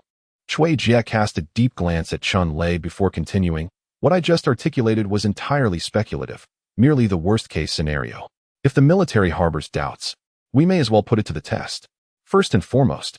Cui Jie did not grant Wang Long an opportunity to speak. He continued, "I can deploy all my pets except for my spirit. 2 ghouls with a 9-point attribute, and 3 with an 8-point attribute." Cui Jie had originally intended to deliberate on whether to leave this place after the situation in Yang Village concluded, but he never anticipated the arrival would be so swift, leaving him no time for contemplation, especially with the corpse mother accompanying them. Although it was all speculative, it was largely accurate. Very well, I agree. If I do not try, I will find it impossible to persuade the general to retreat. Moreover, there are tens of thousands of people here. One cannot simply withdraw. A retreat necessitates someone to impede the advance. Otherwise, how could Cui Jie escape unharmed with Yang Qi and the others? Ultimately, apart from Cui Jie, everyone from Yang village had participated, including Chun Lei, whose presence was puzzling to Cui Jie. If his assumptions were correct, Chun Lei should have discerned the gravity of the situation, but why had he come? Yang Qi, stay close to me. We must make our escape amidst the chaos. Cui Jie approached Yang Qi and spoke cautiously. What is wrong, Jiegu? Do not ask so many questions, just follow me. Cui Jie then turned to Lu Menghan, sighed, and retrieved a crystal coin from his pocket. The crystal coin can be converted into a manifestation coin. The same manifestation coin can also be transformed into crystal coins, a realization that Cui Jie discovered upon ascending to the first tier. Here, take this. If fortune smiles upon you and you absorb one, you could become an evolver. Though you may not possess the prowess of us awakeners, with a modicum of caution, survival is still within reach. Upon observing Cui Jie's demeanor, Yang Qi discerned his reluctance to include Lu Menghan and hastily implored, Jiegu, if it weren't for Han Jie. I understand, Cui Jie interjected. We will need to navigate through the panicked crowd to evade certain dangers. In such chaotic circumstances, if she can keep pace with us, I shall continue to safeguard her. If not, however, Xiao Qi, enough. Yang Qi was about to voice her concerns when Lu Menghan embraced her tightly, whispering, do not speak any further. Xiao Qi, I will stay close behind you. If we truly become separated, then it shall be my misfortune to bear. Let us proceed. Outside the power plant, the corpses of the deceased were momentarily held at bay by soldiers who recklessly opened fire, thus granting the civilians a fleeting respite. Although the soldiers' collateral damage was scarcely less than that inflicted upon the corpses, the greater good outweighed the lesser evil, and no one dared to condemn the military's actions. Now, the number of civilians outside had dwindled significantly, leaving perhaps a few hundred. Cui Jie swiftly seized Yang Qi's hand, racing towards a newly arrived group of civilians. The sharp crack of a gunshot rang out behind them, solidifying Cui Jie's belief that there indeed were snipers, keeping a vigilant watch over him. Had it not been for his ascension to the first tier, he truly would not have known whether he could evade that shot. It seems that the military is already aware of his intentions to flee, so he decided to take a gamble. Stop, he commanded. What is the matter, Chun Lei? Wang Kuei inquired, perplexed. If my guess is correct, he will soon take action, Chun Lei replied, his gaze fixed on the direction of the power plant through the window. Not far from there, Lu Wei and his comrades were concealed in a modest dwelling, plotting the assassination of the corpse mother. What do you mean? Clarify. Who is he? What is his plan? Lu Wei's heart sank with an ominous premonition, and he furrowed his brow as he stared at Chun Lei. Think carefully, Chun Lei murmured. He is not referring to a mere possibility of the second tier, but rather a certainty. The implication is clear. He knows what it is, and may have even encountered it before. If that is indeed the case, then his presence here becomes rather intriguing. Damn it, I told you this bastard had malicious intent. He intends to use us as pawns. Wang Long spat, his face contorted with rage. Using us as pawns still results in our demise. We bear no enmity towards him. Why would he wish to kill us? Chun Lei glanced at Wang Long and continued. In truth, he wants us to hold that thing at bay while he has long prepared for an escape, even ready to retreat at the very instant the battle commences. Silence. Lu Wei bellowed, casting a fierce glare at Wang Long. His expression fluctuated between anxiety and determination as he turned to Chun Lei. Are you confident in what you say? Wait, I've received a message. He is indeed fleeing. In the ensuing moments, Lu Wei fell silent, lowering his head in a brooding manner. No one noticed the despair, fury, and resentment flickering in his eyes. Chun Lei cast a glance towards Lu Wei, poised to speak, when he was abruptly interrupted. Look, his pet has vanished. Someone exclaimed. It was just here a moment ago. How could it disappear so suddenly? I still fail to comprehend why he would act in such a manner. We bear him no grudge. Why would he wish to harm me? He is not that kind of person. Chun Lei expressed his confusion. During their time in Yang village, so many pets had been sacrificed to summon a decisive spirit, albeit a mere first-tier one. Yet, in the face of the current zombies, sheer numbers certainly outweighed quality. Was there something I remain unaware of? Chun Lei pondered in bewilderment. Suddenly, a piercing scream shattered the air, a sound that seemed to resonate in the ears of countless individuals. It drowned out the thunderous gunfire, eclipsing all other noises, as if the entire world had been rendered silent, leaving only this shrill cry. As this sound rang out, the battlefield felt eerily still, akin to someone pressing the pause button on a television. This silence enveloped everyone, from the nearby Lu Wei to Cui Jie, who had already reached the eastern power plant entrance. People clutched their ears in agony, their faces drained of color, frozen in place upon the ground. Were there a pit beneath them? One could imagine many would hastily bury their heads within it, seeking refuge from the horror. In the power plant, countless frail citizens, with their eyes, mouths, and ears, all manner of orifices, were akin to a dam bursting as torrents of blood gushed forth. Soon after, they succumbed to the violent explosion of their own bodies. Even several soldiers beside Yang Wei began to erupt with blood, their bodies writhing uncontrollably. Mouths agape as they choked on their own life essence, silently screaming. Yet in this dire situation, no one came to their aid. Chapter 30, Enlightenment Bang. Ugh. Another gunshot rang out, this time striking a civilian beside Cui Jie, leaving a gaping, fist-sized wound in his abdomen. The sight stunned Cui Jie, making him acutely aware that had the bullet found its mark upon him, he might not have withstood the impact. With the burden of accompanying Yang Qi and Lu Minghan, coupled with the chaos of the panicking crowd, he found himself unable to flee swiftly. Were it not for the instinct of a first-tier awakener, he would have perished long ago. Do not force my hand, I implore you. Cui Jie bit down hard on his lip, holding back his emotions. Though he understood that this turmoil was of his own making, he vowed it was never his intention. Perhaps he had once entertained such thoughts, but the realization of the tens of thousands present had swiftly altered his perspective. Brother Jie, the military is out to kill you. Yang Qi, despite her bewilderment, grasped the sniper's intent. He was the target. I know. Do not ask so many questions. I will explain everything to you later. Hurry, we have reached the eastern gate. We shall soon be free. With that, Cui Jie could no longer restrain himself and forcefully kicked aside a civilian who obstructed his path in the frenzy. He only needed to know that the arrow struck its target with unwavering precision.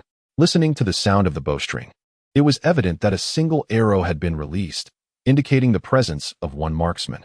Although Cui Jie was unaware of the number of snipers initially, it was clear that only one had taken the shot, as the command issued was to eliminate any distant threats.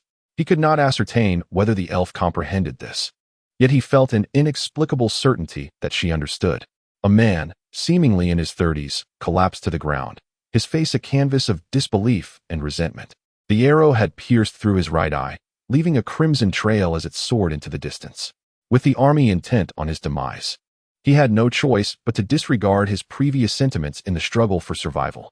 After neutralizing the sniper, the only obstacle remaining was the formidable line of soldiers guarding the eastern gate, all of whom were vigilantly watching his every move. The moment he exposed himself, a barrage of bullets would undoubtedly rain down upon him. The soldiers displayed commendable reflexes, but they were no match for the ghoul with its minimum of 8 points in attributes. The ghoul not only evaded harm, but also felled a row of innocent civilians in front of Cui Jie. Run! There's a monster. The monster has appeared. The cries echoed in desperation. Do not shoot. Save me. Save me. The ghoul remained unscathed while many ordinary civilians fell victim to the soldiers' misfire. Blood pooled on the ground, and entrails lay strewn about. Cui Jie forcibly pulled Yang Qi, who wore an expression of sorrow. Let us go. Do not look back. Soon, Cui Jie and his companions finally stepped through the eastern gate. As a few individuals stepped out of the eastern gate of the power plant, an abrupt and piercing sound echoed from afar, drawing ever closer. This sound was far more unsettling than anything Cui Jie had encountered in the gymnasium. It bore a menacing quality. Cui Jie felt as though he had plummeted into an endless abyss, spinning uncontrollably. Bang! Bang! Suddenly, a series of faint noises reminiscent of firecrackers jolted him from his dazed state.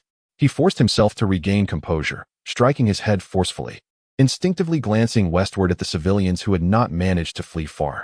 Before him, many civilians were clutching their heads, desperately rolling on the ground. Some were wailing in agony, while others remained silent, mouths agape in horror. Abruptly, Cui Jie noticed a young girl rolling on the ground, who suddenly came to a halt. To his astonishment, her body began to swell involuntarily, gradually inflating as if filled with air, resembling a balloon. With a resounding bang, she exploded. The sound matched the faint, muffled crack of firecrackers he had heard moments before. Chui Jie stood in stunned disbelief, watching as the girl was disintegrated into countless fragments, leaving nothing but a heap of flesh in her wake.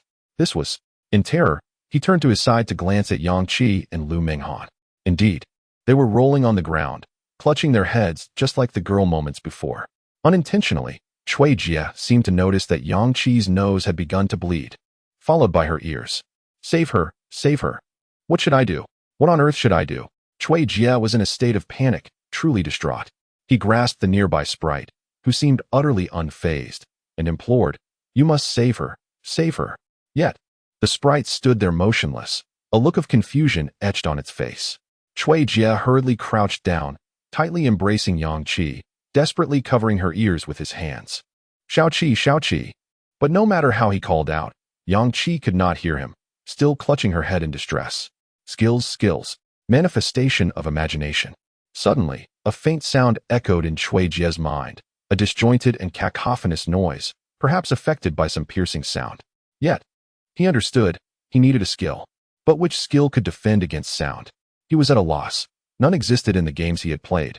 Perhaps there were some in movies, but he couldn't recall. Even though he had read many novels, the answers eluded him. What was this manifestation of imagination? What did it truly mean? Chui Jie desperately wished to shout out for clarification, but found that no matter how hard he tried, his voice never emerged. At this moment, the frequency of Yang Qi's struggles began to wane. No. What does this all mean? Suddenly, the previously grim-faced Chui Jie appeared to have an epiphany. Fantasy, the realm of imagination, manifests into reality. Is this not akin to summoning creatures from one's own mind? When fantasy materializes, it transforms the imagined into the tangible, the very essence of imagination. As Chui Jie spoke, his excitement escalated, and his eyes began to shimmer with fervor. Indeed, games are products of imagination. They do not exist in their own right, but are creations crafted by others. Films, too, are mere constructs of another's vision. All that is brought into existence is born from another's design. So, why can I not create my own reality? For instance, sound could be a form of mental assault. Yes, Chui Jie exclaimed, slapping his thigh in exhilaration. System, I wish to summon. Why must you act this way? I will end you. Lu Wei's furious roar failed to penetrate the delicate atmosphere surrounding them. However, Chunlei noticed, abruptly seizing Lu Wei's arm and gesturing toward the lifeless bodies on the ground. 5 ghouls and 1 elf lay there, their fates equally grim. Astonishingly, even a first-tier elf had been slain. Who could have done this? Chui Jie paid no heed to Lu Wei and the others. His focus was fixed intently on the approaching Xiao Jing. What do you intend to do? Chui Jie dared not move, paralyzed by trepidation. Just then, by an uncanny twist of fate, Yang Qi awoke, softly calling out, "Brother Jie." This instinctive utterance sent a shiver down Chui Jie's spine as he noticed an unsettling change in Xiao Jing's demeanor. Originally, there was a calmness intertwined with an inexplicable feeling. Now, there exists a palpable animosity, along with envy. In an instinctive motion, Chui Jie conjured a stone wall, standing 3 meters high and 1 meter thick, before him. Subsequently, he pressed his right hand forcefully against the ground. Swiftly rising to his feet and sprinting towards Lu Wei, calling out, "Help me, Lu Wei." With a resounding crash, the stone wall shattered into fragments, revealing a slowly approaching Xiao Jing. "Don't come near me." Xiao Jing spoke again, but Chui Jie could not comprehend her words. She insisted not to be forced. Lu Menghan took on the role of translator, urgently exclaiming, "Release her." At that moment, both Lu Wei and Chunlei took action, one advancing toward Xiao Jing, the other toward Chui Jie. Lu Wei's dark brown energy sphere indeed struck Xiao Jing, yet it elicited no response whatsoever. Damn, her attributes are too high. It has no effect. Chui Jie pondered, who exactly is she, a ghost or a zombie? Lu Wei also observed the terrifying visage of the now-turned Xiao Jing. It was indeed somewhat frightening, a talking zombie? What the hell does she mean by not forcing her? What does she truly desire? Running was futile, and fighting was certainly out of the question. Even with the army's assistance, they would stand no chance. For the first time, Chui Jie experienced the benefits of a caregiver. Indeed, it was quite effective. Though his injuries were not severe, they were internal. With Chunlei's healing abilities, he felt a significant alleviation of the pain in his back. At this moment, Chui Jie comprehended that the piercing shriek he had just heard emanated from her, a means to prevent his escape. "Give it to me," he cursed vehemently. Throughout the ordeal, he had struggled to decipher Xiaojing's words. She insisted on having Xiaoqi. "What utter nonsense!" Chui Jie bellowed, turning to Lu Minghan in a fit of rage. Regardless of the truth, he was resolute. He would never yield Xiaoqi to her. For the sake of survival, he might enlist the army to shield him from the vengeful spirits. Though fear gripped him, he could allow the multitude to serve as a buffer. Yet, when it came to Yang Hao and Yang Qi, he would not permit even a single hair on their heads to be harmed, even if it meant death. Even if this rebirth proved utterly futile, neither humans, nor zombies, nor deities could infringe upon them. I am merely translating," Lu Minghan said, somewhat aggrieved.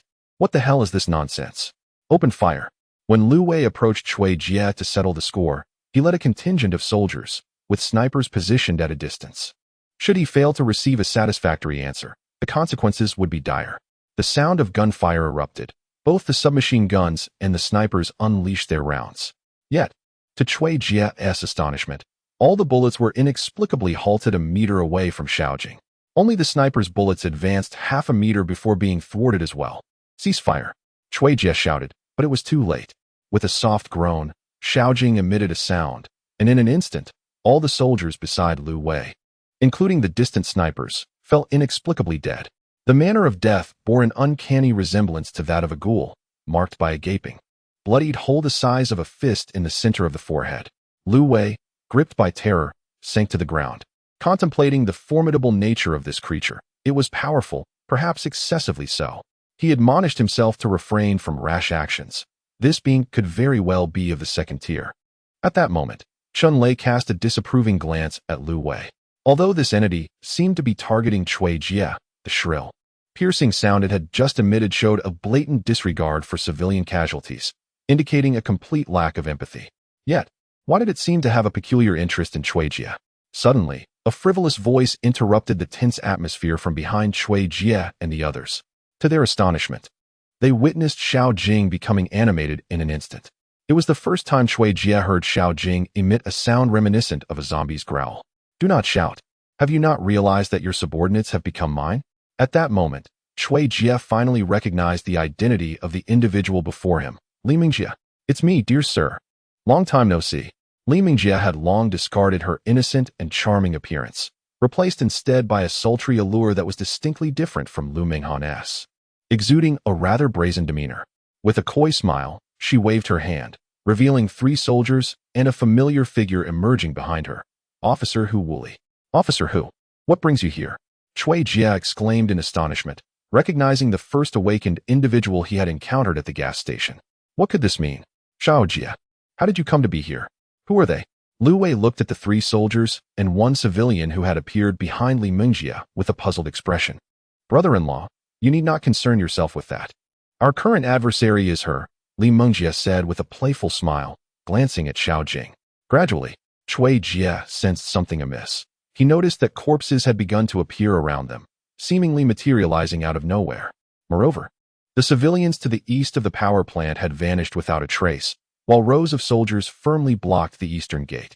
"Do not worry, they are our allies," Li Mingjie exclaimed, her words shocking Chui Jie and the others into disbelief. What does she mean by allies? Yet, Li Mingjie showed no inclination to explain. Instead, she turned to Xiaojing and remarked, "I know you can understand. I noticed you the moment you arrived at the power plant, especially your little companion. Quite the specimen." With a sinister glint in her eye, Li Mingjie licked her lips and continued, "The instant you departed, I had already reclaimed her." Slowly, a woman with her upper body bare appeared beside Li Mingjie. Let us refer to her as a woman. However, aside from her pallid complexion, her abdomen was stained with blood, making her nearly indistinguishable from a woman in the conventional sense. "Are you not leaving? You have no more allies. Even if you are at the second tier, your objectives today shall remain unfulfilled. I may not be able to kill you, but you certainly cannot kill me." Chui Jie observed that when Li Mingjie spoke those words, a trace of seriousness and reluctance indeed crossed Xiaojing's otherwise calm face. Something was amiss. It was fundamentally incorrect. Since Xiaojing's appearance, she had never exhibited any desire to harm him. What was she truly up to? Was she not a vengeful spirit? What was her true nature? Suddenly, Chui Jia experienced an epiphany. Something was definitely off. What exactly did Xiao Jing intend to do? Or perhaps more importantly, who was she? In the end, Xiao Jing departed, just as silently as she had arrived, unnoticed by anyone, except, perhaps, for Li Mingjie. Her inexplicable arrival and equally mysterious departure took with them not merely Chui Jia's confusion, but also all his existing summoned entities. Host, Chui Jia level, 1 attributes, 10 manifestation coins, 28 ability to enhance oneself, current ratio, 100 to 1 talent 1, biological summoning. Can expend 10 manifestation coins to summon a creature with an attribute below 9 to fight for the host. Or can expend 50 manifestation coins to randomly manifest a creature with attributes between 10 and 19. Talent 2, skill summoning. Can summon any skill not exceeding the host's attributes, with consumption varying according to the skill's characteristics. Talent 3, can use manifestation coins to enhance any summoned creature or skill. All right, young man. It is time for us to settle accounts, Li Mingjie said with a cheerful smile, turning to face Chui Jia. Settle accounts? What do we have to reconcile? Chui Jia cast a glance at Chun Lei, signaling him to assist in treating Yang Qi, and then turned his solemn gaze towards the girl before him, who had recently emerged as a remarkable figure, the second-tier contract master, Li Mingjie. The ability of a contract master was something Chui Jia had encountered in his previous life, and he had even fought against it. This power, when awakened in a benevolent individual, seemed manageable. However, in a post-apocalyptic world, are there truly benevolent souls? Perhaps there are. But Chui Jia had yet to witness one. This ability bears resemblance to that of a summoner. Yet there lies a fundamental difference.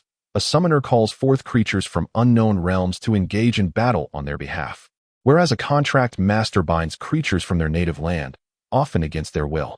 Once the contract is successfully established, the creature is irrevocably reduced to a mere servant, not a companion in the sense of a summoner's bond. Fortunately, there are limitations. A contract master can only bind creatures that are 2 tiers below themselves. Should a creature of higher tier be involved, the master can at most exert influence over it. For instance, if Xiao Jing were to resist, Li Mingjie could forcefully initiate the contracting process, thereby restraining her movements. Although such an attempt would likely end in failure, it is crucial to remember that numerous first-tier creatures surround them, and the insidious nature of this ability lies in the fact that even in failure, the contract master suffers no consequences. They merely expend some energy. Furthermore, the most detestable aspect of a contract master is that the bound creatures lose their autonomy, becoming mere shells, transformed into fighting weapons. Remarkably, these contract masters can also learn skills and ascend in rank. When a contract master reaches the 3rd tier, they truly become a formidable force, because she can forge a contract with the insects, an infinite number of them. The moment Chui Jia laid eyes on Officer Hu, combined with Li Mingjie's words and the presence of the corpse mother, he had already deduced everything. As for why he did not forcibly keep Xiao Jing, it was likely because she wished to conceal her abilities. After all, only Chui Jia was privy to her powers at this moment. Just as the wolf had departed, the tiger and leopard appeared. Chui Jia thought to himself, somewhat exasperated. He chuckled lightly. How would he settle the score? Li Mingjie let out a soft laugh, then brushed a strand of hair from her forehead with her pinky finger, gazing at Chui Jia as she spoke.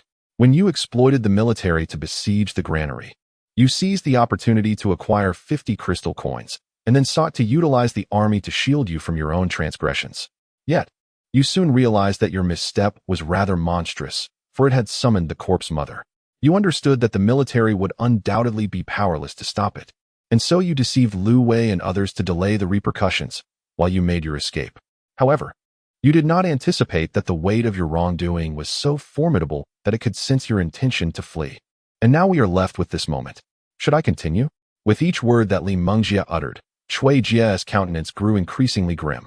When she finished speaking, he regarded her with a disbelieving expression, his face ashen.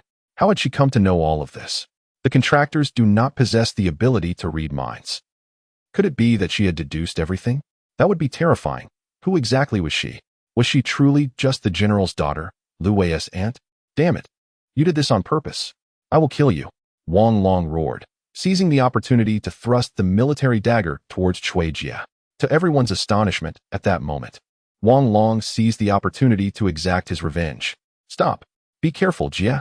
With half a year of experience in survival during the apocalypse, Chui Jia was certainly wary of Wang Long. However, before he could make a move, someone else acted even faster. Ugh! A muffled groan escaped Li Mengjia as she rushed towards Wang Long, yet she abruptly froze in place, her face contorted with fury, her eyes wide and darting, indicating she was still alive. Chui Jia then noticed the corpse mother, standing beside Li Mengjia, her upper body bare, gracefully taking delicate steps towards Wang Long. As the corpse mother approached, she demonstrated to everyone what it meant to devour a living being. The flat expanse of her abdomen began to tear open, revealing an unfathomably deep cavity within.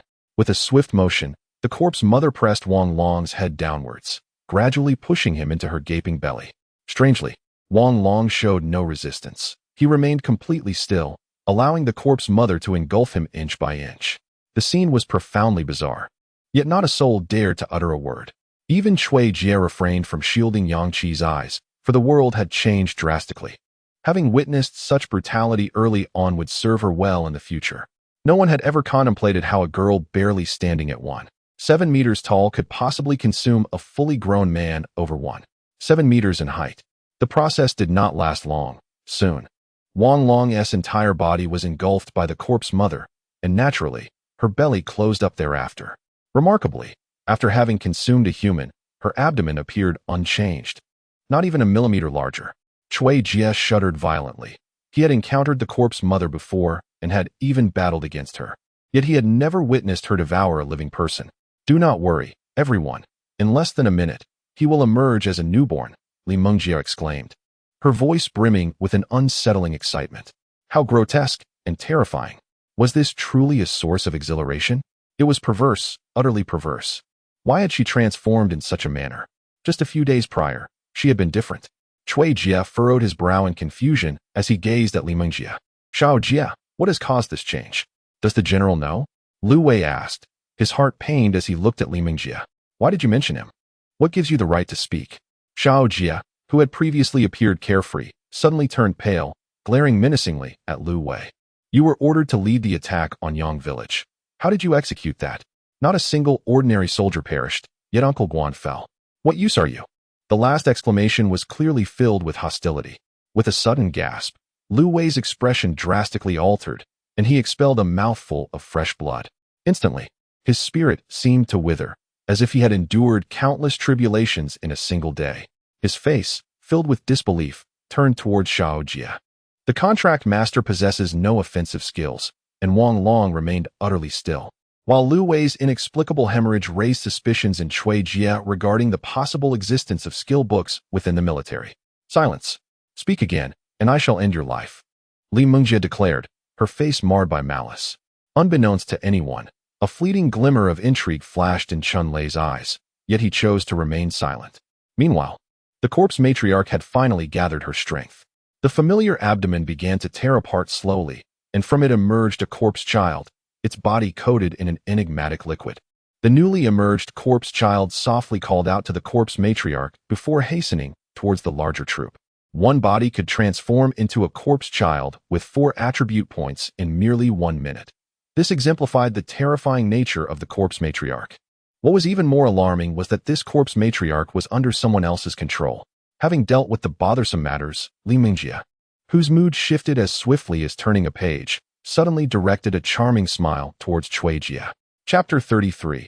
The script is incorrect. Who are you, really? A thunderous roar from the heavens abruptly interrupted Chui Jia's words.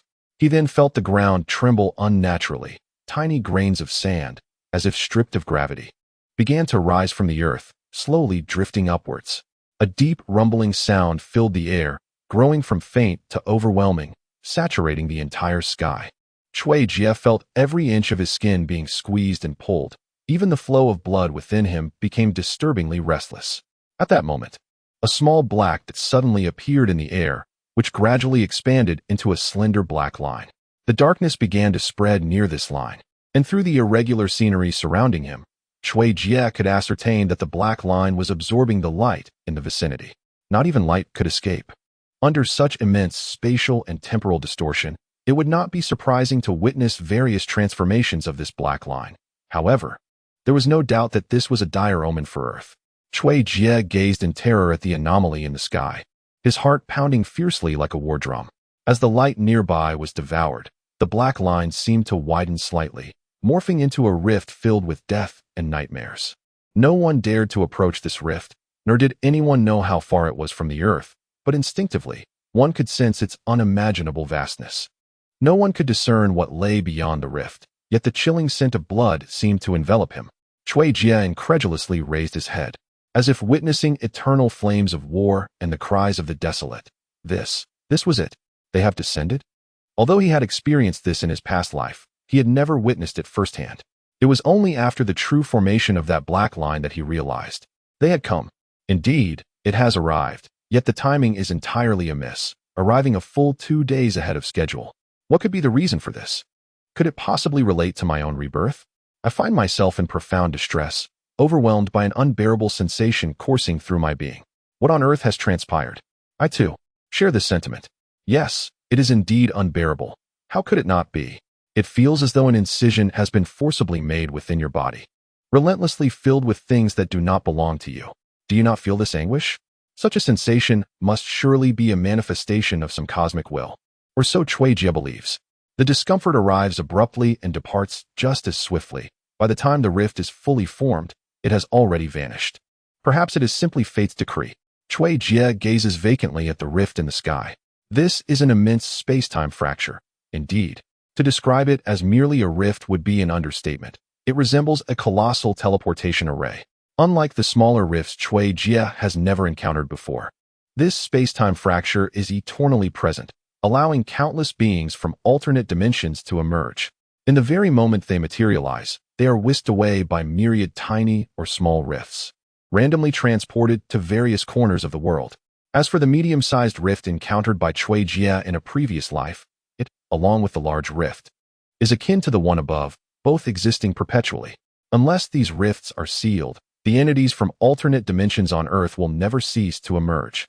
Even Li Mingjie, who has always maintained a calm demeanor, now wears an expression of shock as she gazes at the rift above, fearfully inquiring if anyone knows what it is.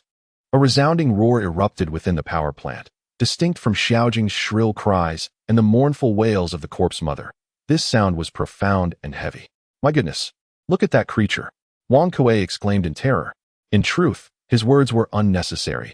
Everyone's eyes were keenly aware of the glaringly apparent monster. A towering figure, approximately 10 meters tall, wielded an enormous hammer, standing at the center of the power plant and bellowing skyward. The troops, lacking any command, instinctively began firing upon the giant. Countless bullets soared towards the behemoth as if they were of no consequence. The clatter of gunfire resonated, revealing to the soldiers that they were not confronting a mere flesh and blood entity, but rather something akin to the hardest steel known to man. The giant, tilting its head in confusion, gazed down at the diminutive figures, perplexed by their actions. Suddenly, an unknown individual hurled a grenade at the giant. Positioned at the very heart of the power plant, the explosion not only claimed the lives of numerous civilians, but also incited the giant's wrath. With a thunderous roar, the giant swung its hammer with ferocity towards a pair of soldiers to its right. Dodge! Run for your lives! Monster, I shall fight you! Echoed a voice amidst the chaos. Another tremendous blast followed as one of the soldiers activated a suicide grenade. However, as anticipated, the giant displayed no reaction, and the explosion's shockwave failed to impede the descent of its hammer. The hammer struck the ground with a resounding thud, causing the earth to tremble violently in response. A testament to the immense strength of the giant. The formation of soldiers, once steadfast, was forcibly displaced, leaving a gaping crater in its wake, from which an invisible shockwave radiated outward. Countless civilians and soldiers were lifted off their feet by this force, including Cui Jie and his companions, who were sent reeling in disarray. Fortunately, the shockwave bore no hidden injuries. Aside from the inevitable falls, there were no significant consequences. By the heavens, run! Cui Jie, initially perplexed by the nature of the giant, suddenly recalled its true identity the moment it struck the ground. He swiftly scooped up Yang Qi, intent on retreating. However, not everyone wished to let him escape.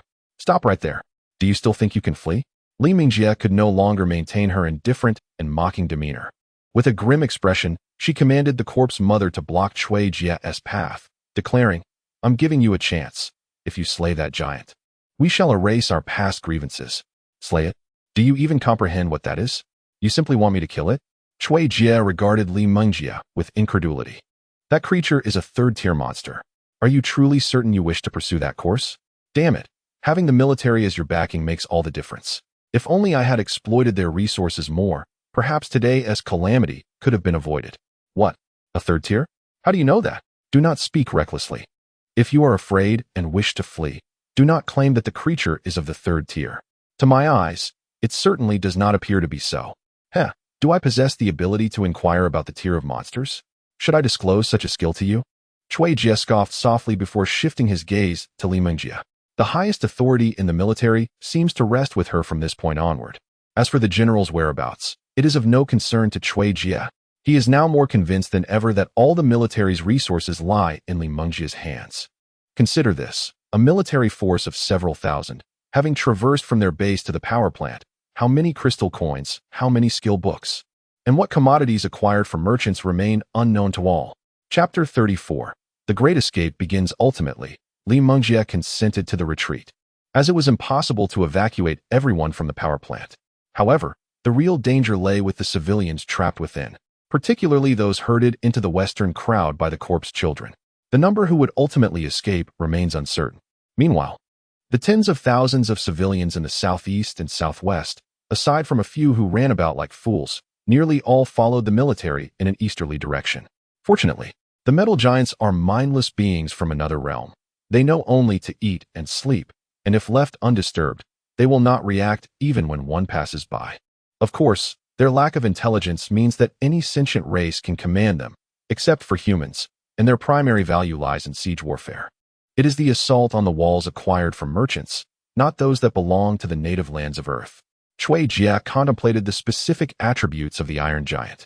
The Iron Giant, a creature whose rank is determined by its height, existing solely for the purpose of siege warfare. Its unique ability, Iron Skin, mitigates 80 of all attacks except for those of a mental nature, while it endures a staggering 200 damage from mental assaults. Although its skills are few, they are remarkably practical. Consider this, even a 5th-tier awakened individual, when confronting an Iron Giant alone, would find that any attack, barring those of a mental kind, is reduced by 80, effectively translating to enduring only 10 points of damage based on attributes.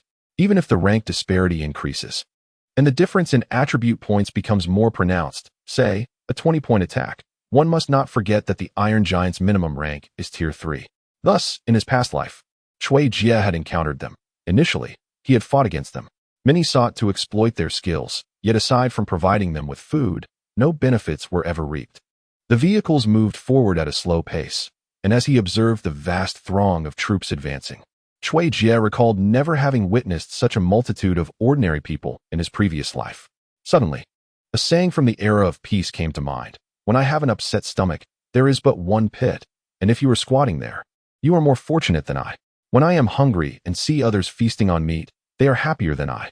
Now, Chui Jie faced a similar circumstance. With tens of thousands on the move, amidst the chaotic crowd, many were without vehicles and traveled entirely on foot, while he reclined comfortably in a bus, feeling happier than others. As for the task of defense, it was entirely entrusted to the corpse dolls, those tireless subordinates of the corpse mother, who proved to be immensely effective against zombies. Alas, if things continue down this path, trouble is bound to arise. Chui Jie lay dazed on the bunk, staring at the ceiling of the vehicle, lost in thought. This was the moment when the otherworldly dimension had just descended, and the variety of species was relatively scarce. It was still the domain of the zombies. However, in a few days, as those monsters began to gather in greater numbers, the true apocalypse would indeed arrive. Additionally, Chui Jie pondered the reasons behind the disappearance of this gathering place, which should not be related to the Iron Giant. Although this location was unfortunate, being one of the first to encounter monsters, with the assistance of clever individuals like General Lu Wei and even Chun Lei, they should not have been completely annihilated by the Iron Giant. Surely, there must be other dangers along this journey? Chui Jie silently mused. He yearned to leave, yet found himself unable to do so. Setting aside his current half-damaged condition, Yang Qi had been taken away by Li Mengjie, and at her side, the corpse mother and puppets were ever watchful. Li Mengjie had assured him that as long as Chui Jie complied, she would guarantee Yang Qi's safety. However, that unit ultimately vanished without a trace. Although Chui Jie's presence had already altered many circumstances, such as with Li Mengjie and the corpse mother. Who could truly know what they had encountered along the way? Cui Jie had also requested a change in route, but his voice was but a whisper against the tide. The entire army now belonged to Li Mengjie. When Wang Kuei and others wished to depart, it was possible that Li Mengjie was either unable or indifferent to their departure. Yet what about him? What purpose did she have in keeping him here? What troubles you, Cui Jie? Are you still worried about Shaoqi? Inquired Lu Minghan with a gentle tone. Lu Minghan, indeed, was seated beside him. As a powerful evolver, she was not typically entitled to occupy a seat on the luxurious bus, unless it was at Yang Qi's behest. However, this bus was not solely occupied by Cui Jie and Lu Minghan. It also included Wang Kuei and several military personnel. Wang Kuei and his companions were at the rear of the vehicle, engaged in a game of poker to pass the time, while Chun Lei, the devoted father, was beyond imagination in his endeavors. He had ventured off to flirt, yes, to engage in light-hearted banter with a celebrity. Upon discovering a young star among the survivors, Chun Lei had abandoned the bus altogether, seizing a bicycle and taking with him a few packs of instant noodles and bottled water to seek her out. Cui Jie merely responded with a faint acknowledgement. Lu Minghan glanced at him, perceiving his disinterest in continuing their conversation. With a sigh, she reclined on her bunk in silence. This could not persist. She needed to devise a strategy to enhance her abilities. Tomorrow, without fail, she resolved to venture out to hunt zombies while they were still present. Cui Jie quietly closed his eyes, contemplating his thoughts. Suddenly, with a creak, the vehicle came to a gradual halt. Following this, the driver's voice resonated from the front. Officers, the higher-ups have instructed us to rest here for the day. As night descended, what might have been an ordinary evening for Cui Jie and his companions was, for many commoners, a crucial time to reap the day's harvest, especially under the grim reality that much of the army's food supplies had been compromised. Suddenly, there was a knock at the door. The driver, astutely aware of the situation, opened the door without needing any prompt from the occupants inside. Brothers, is anyone feeling lonely tonight and in need of companionship? I have many university students here, all from the Institute of Technology. A burly man in his 30s, bald and imposing, stepped into the light of the vehicle and cast a glance around, momentarily pausing when his eyes met Lu Minghan's. He quickly shifted his gaze towards Wang Kuei and the others in the back. What is the price range? Someone inquired. It depends on what you're looking for, brother. The bald man replied with a sly grin. At that moment, Lu Minghan, sitting beside Cui Jie, spoke with urgency. Cui Jie, mind your own business and take care of yourself. Cui Jie shot back, glaring at her. But no buts. Those people are certainly willing participants. The army is critically low on provisions. Are you planning to provide food yourself? Cui Jie glanced at Lu Minghan, who appeared hesitant, then surveyed the back of the vehicle. The Institute of Technology, where both he and Lu Minghan studied, meant that there could potentially be classmates among them. But even if there were, what could be done? Should they attempt a rescue? What would it achieve? Aside from Wang Kuei, most had followed the bald man out into the night. This is not the first group. Many more will come to inquire shortly. To be honest, the prices of those girls outside are still relatively high at the moment. In a few days, one might find a meaty sausage available. After all, the power plant has ceased operations, and meat is the least stable in value. Unless Chapter 35 holds the secret of the vanished troops, before us stand countless willow trees, reminiscent of those we have seen before, about the thickness of a person and over 2 meters tall. Countless slender willow branches sway gently in the breeze, particularly 5 branches that are distinct from the others. Their thickness is comparable to that of an adult, with long tendrils dragging on the ground. Yet, the most astonishing sight is at the very center of the trees, at a height corresponding to an average human. There, faces of slumbering individuals are embedded within the trunks. As Cui Jie surveyed the scene, he noted the faces of both men and women, young and old. Aside from the peculiar faces, there was nothing else remarkable about these willows. But wait, when did these trees appear? Cui Jie inquired in astonishment.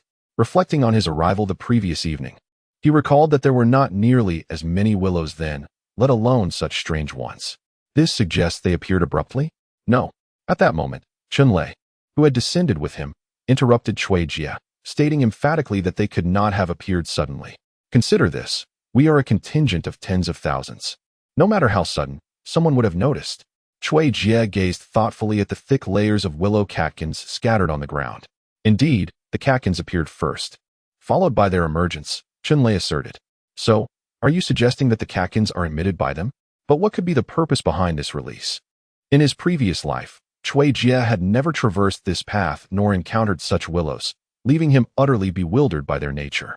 However, he grasped one crucial point, irrespective of when these peculiar trees manifested or the reasons for their appearance. His immediate priority was to locate Yang Qi and then make his escape. Just as he was heading towards the lead vehicle in search of Li Mengjie, to his surprise, she approached him instead.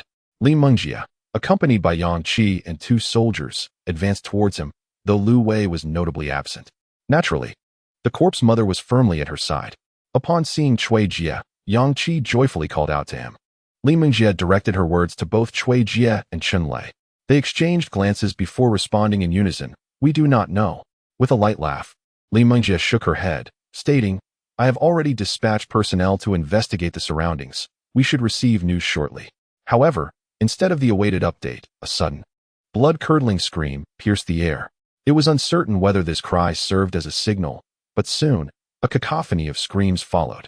In the face of this apocalyptic survival scenario, regardless of any unknown occurrences, it was imperative to abandon their stationary positions and swiftly retreat to a place of safety. Regardless of the safety of the location, it is undoubtedly preferable to remain in motion rather than standing idly. This is the insight that Chui Jie has gleaned from his experiences. However, before he could finish his thought, a soldier beside Li Mengjie suddenly collapsed, writhing in agony and screaming. Another soldier from Xiao Chang's group attempted to assist, but the piercing cries seemed to spread like contagion, prompting him to join the cacophony of despair. "Run for your lives." Chui Jie could no longer afford to ponder anything else, as he observed the fallen victims resembling a cascade of dominoes. One after another, more individuals succumbed, leaving almost no one standing in the convoy except for Chui Jie and a few others. Consider the sheer magnitude of the situation. Out of a convoy of tens of thousands, apart from a handful, all had seemingly fallen under a spell, writhing on the ground in torment. The overwhelming chorus of screams sent chills down his spine. "We must go." Taking advantage of Li Mengjie's astonished gaze at the unfolding chaos, Chui Jie seized Yang Qi and urged her to flee towards the rear. However, to his astonishment, as soon as he grasped her, she too began to topple towards the ground, akin to the others. Had he not reacted swiftly to catch her, she would have succumbed amidst the swirling catkins. "Xiao Qi, what has happened to you?" Chui Jie stared in shock at Yang Qi, who had been perfectly fine moments ago.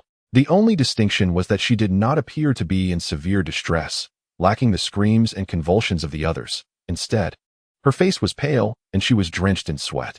Biting her lip fervently, with wide, glistening eyes, she trembled and uttered, "I don't know.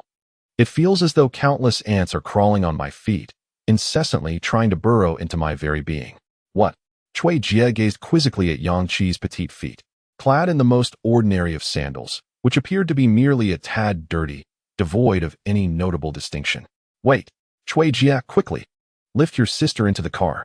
Just as Chui Jie contemplated the tufts of willow catkins clinging to his feet, Chen Lei's urgent voice pierced through the moment. Indeed, Chui Jie had suspected as much, yet he could not afford to ponder further. He swiftly scooped up Yang Qi and hurried to the car where they had initially rested. As he gingerly attempted to remove the catkins from Yang Qi's feet, he was startled to discover that, unbeknownst to him, they had vanished. The catkins had been swept away by the wind. However, Yang Qi's complexion grew increasingly pallid, albeit not as dire as the outside scene. Could it be the catkins' influence?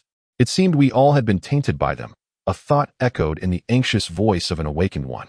"Surely not. Have you not noticed your energy dwindling?" Chen Lei interjected suddenly.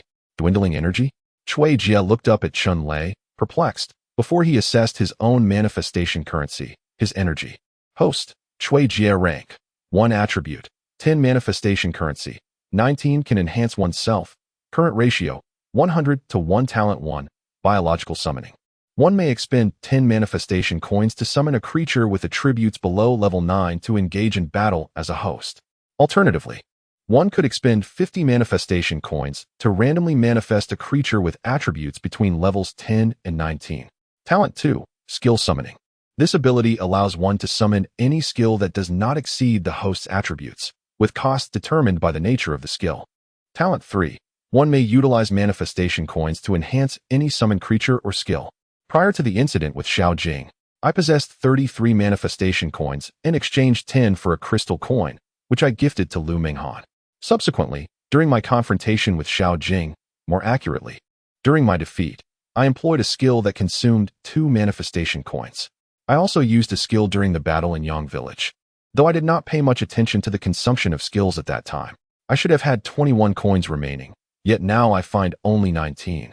Implying that Lu Su absorbed 2 of my manifestation coins? No, it wasn't absorption. Rather, it was expended in resistance, akin to the spread of a zombie virus. As I pondered this, I glanced at Lu Minghan beside me. She is not an awakened one, which means she lacks energy. Why then does she show little reaction? No. A light flickered in my eyes as I observed Lu Minghan's weakened state and inquired, "What is wrong with you?" "I don't know," she replied. "I suddenly feel as though all my strength has been drained away, as if. It feels like having spent an entire night engaged in intimate activities. Am I right?" Chun Lei squinted his eyes, grinning as he gazed at Lu Minghan. A faint blush tinged Lu Minghan's pale face, and shyly, she bit her lip, uttering not a word. "Is that so?" Cui Jie trusted Chun Lei's judgment. However, it was not the 10 manifestation coins that concerned him. Rather, it was the fact that once the crystal coin was absorbed, regardless of whether one became an evolved being, the body would develop a certain resistance, which would later aid in resisting the absorption of awakening liquid. Never mind, saving Xiao Qi is of utmost importance. Let us give it a try. Ultimately, Cui Jie exchanged a crystal coin and placed it in Xiao Qi's hand, gently urging, "Xiao Qi, quickly absorb the crystal coin in your hand. You will be fine." "Brother Jie, do not speak, just absorb it." "All right then." Xiao Qi weakly nodded.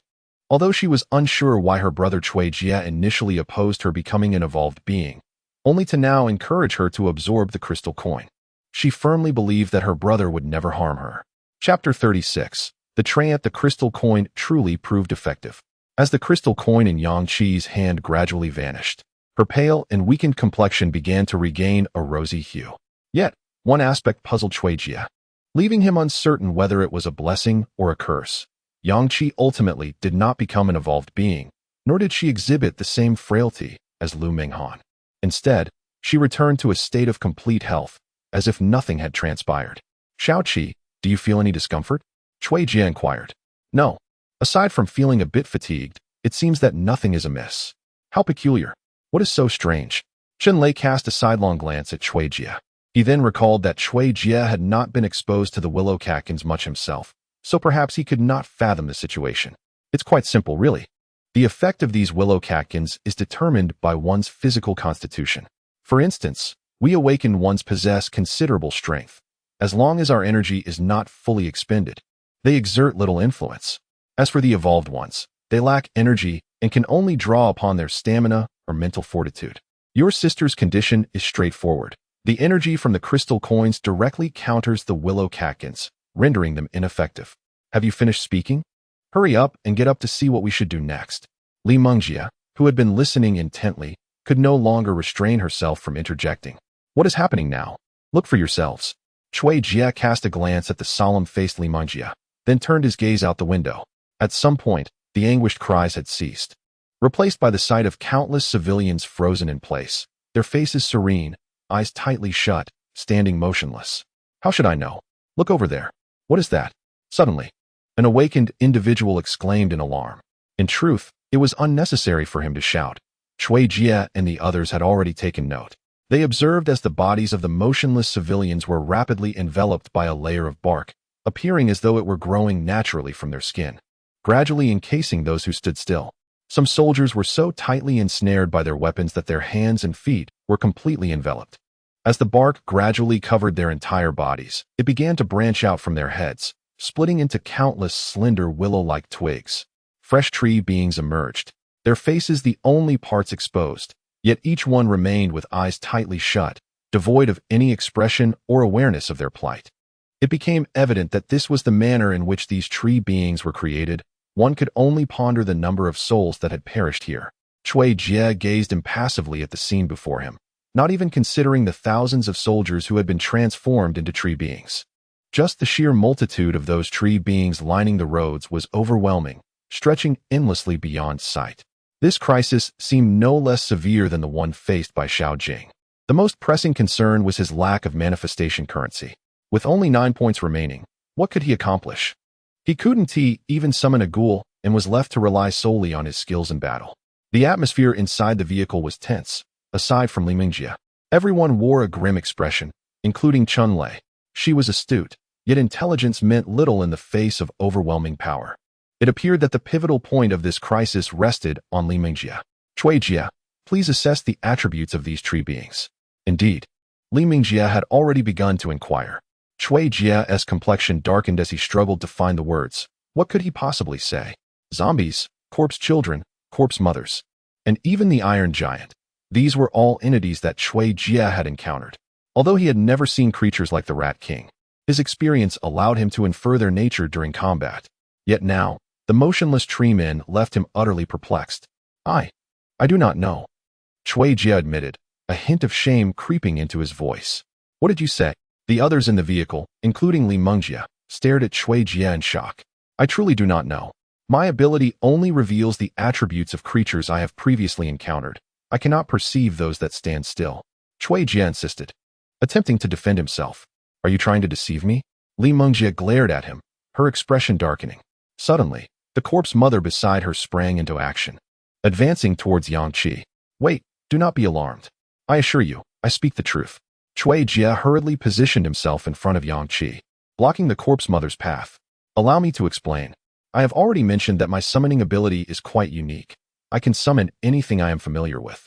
However, each summoning requires 10 energy, equivalent to 1 crystal coin. Currently, I possess 9 energy, which means I cannot summon anything. Would you lend me 1 crystal coin? As Cui Jie finished speaking, he sensed Yang Qi tremble behind him. Yet, he felt powerless. He had to find a way to obtain a crystal coin, or he risked remaining under Li Mingjie's control for eternity, especially once she reached Tier 3. In truth, summoning a skill does not necessitate 10 manifestation coins. Rather, Cui Jie merely seeks a single crystal coin to summon a ghoul. He firmly believes that, regardless of the strength of the treants outside, they could never surpass the first rank. If that were the case, how could he have never heard of tens of thousands of first-rank treants in his previous life? You just mentioned. Well, allow me to lend it to you. Before Li Mingjie could unleash her scornful laughter, Chun-Lei interjected, producing a crystal coin and offering it to Cui Jie. Excellent. Thank you. Cui Jie comprehended Li Mingjie's intentions. However, one must bow one's head when under another's roof. He cast a profound glance at Chun-Lei. In truth, manifesting a skill such as insight to observe monsters is quite simple. Cui Jie had contemplated it, yet he felt it would be of little use in the early stages. He was already well acquainted with the early-stage zombies, and the occasional mutated zombies posed no real threat to him. He could deduce their nature based solely on experience. Thus, he had refrained from manifesting it, as using a skill once consumes 2 manifestation coins, equivalent to 20 zombies or 2 first-rank creatures. Skills are consumable, unlike summoning monsters, which offers a lifetime utility. Since his revelation at the eastern gate of the power plant, Cui Jie has gained a profound understanding of the system. For instance, in this instance of skill summoning, he did not invoke any abilities from games or novels. Instead, he created one based on his own experience. This truly marks a genuine attempt. Within the confines of 5 manifestation coins, I yearn to acquire every fragment of information regarding the treant before me. Cui Jie silently pondered, attempting to shift his thoughts, and soon observed the manifestation coins on his panel diminish from 19 to 15. For manifestation coins? Have I overestimated the treant? Or underestimated the skill? A familiar game interface materialized before Cui Jie, yet this canvas was visible solely to him. Treant attributes. 4 Trait 1. Tough skin. Grants immunity to 50 of physical attacks. Trait 2. Seed sowing. Emits 500 seeds carried by the wind every 24 hours, infecting all living beings. Duration, 10 minutes. Weakness. Receives 120 elemental damage, 200 from fire. Can only awaken and attack in fog, with sluggish mobility. Gazing upon the attributes, Cui Jie truly experienced a sense of the extraordinary, both in his insight skill and in this seemingly insignificant 0-tier treant. This was his first encounter with a 0-tier creature possessing traits, and furthermore, 2 distinct traits. What does it mean to awaken and attack solely in fog? Cui Jie contemplated. Does it imply that they are indeed akin to trees in their essence? Moreover, Jia had underestimated his own insight skill. Insight, self-created effect, allows the examination of all species not exceeding the host's tier and grants comprehensive information. Consumption is determined by the target's attributes. What now? Have you acquired the crystal coins, yet failed to obtain any results? A voice of inquiry interrupted Jia's reverie. Chapter 37. Blood Battle in the Western District of J City. Once a bustling urban area, an inexplicable expanse of white fog enveloped the surroundings, shrouding the true state of affairs within. No one knew what lay concealed beneath this mist, but the distant echoes of thunderous roars reverberated ominously. Occasionally, the unsettling cries of unknown creatures pierced the air. Amidst the fog-laden outskirts, two young individuals emerged, one of whom led the way, a youth no older than 20, clad in a crisp outfit, with a radiant complexion and an ethereal demeanor. Notably, this young man bore on his back a sword approximately 3 feet in length, a blade that evidently belonged to an era long past. Finally arriving at their destination, the youth reflected, "I cannot believe that I departed home as a 4th tier, only to find myself reduced to 3rd tier upon arrival. Are you certain this is the right place?" he inquired, turning to his companion. "Indeed. This is the Western District of J City," replied the other young man, "but I am at a loss as to why it has transformed in such a manner." "Well, as long as the location is correct, that is what matters. The transformation is undoubtedly related to the anomalies. Their habitats could never mirror ours. I merely did not anticipate such drastic alterations from this incursion. In just a few days, I have lost a tier." The leading youth gazed mournfully at the dark fissure in the sky above. "The warnings left by our ancestors do not seem to have foretold the emergence of such phenomena in the heavens, nor did they mention the possibility of tier degradation. If we do not swiftly locate the source, might I descend to the realm of ordinary mortals? Not only did you fail to anticipate this, but neither did those above. I have heard that the elder is becoming increasingly cautious." With a fierce reprimand, Chao interrupted the youth's words and continued, "This is a transformative era. We have no choice but to focus on our own endeavors. We should hasten to our destination." "Yes." The youth promptly lowered his head.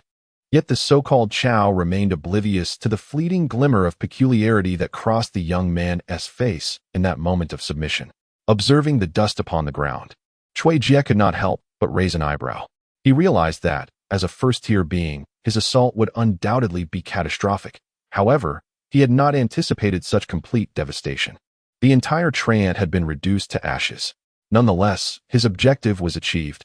Within the bark remained the remnants of humanity. Yet, devoid of its exterior, it resembled a body stripped of its skin, with muscle tissue grotesquely exposed. Thanks to Jia's prompt, the others were not oblivious. Each individual hastily commenced the task of clearing the Trant, striving to extend the safe perimeter. Particularly, Li Mengjia, with hundreds of corpse dolls at her disposal, worked with remarkable efficiency. Although the Trant possessed resistance to physical attacks, it was not impervious to retaliation. Before long, a safe zone the size of a football field emerged. Naturally, everyone wished to extend the boundaries further, but as the perimeter widened, so too did the area requiring defense, and the number of corpse dolls remained finite. No one voiced the suggestion to charge in a specific direction while the Trants were still awakening. Yet which direction had fewer Trants? In which direction should one charge? This remains a mystery to all, and none dare to take a gamble.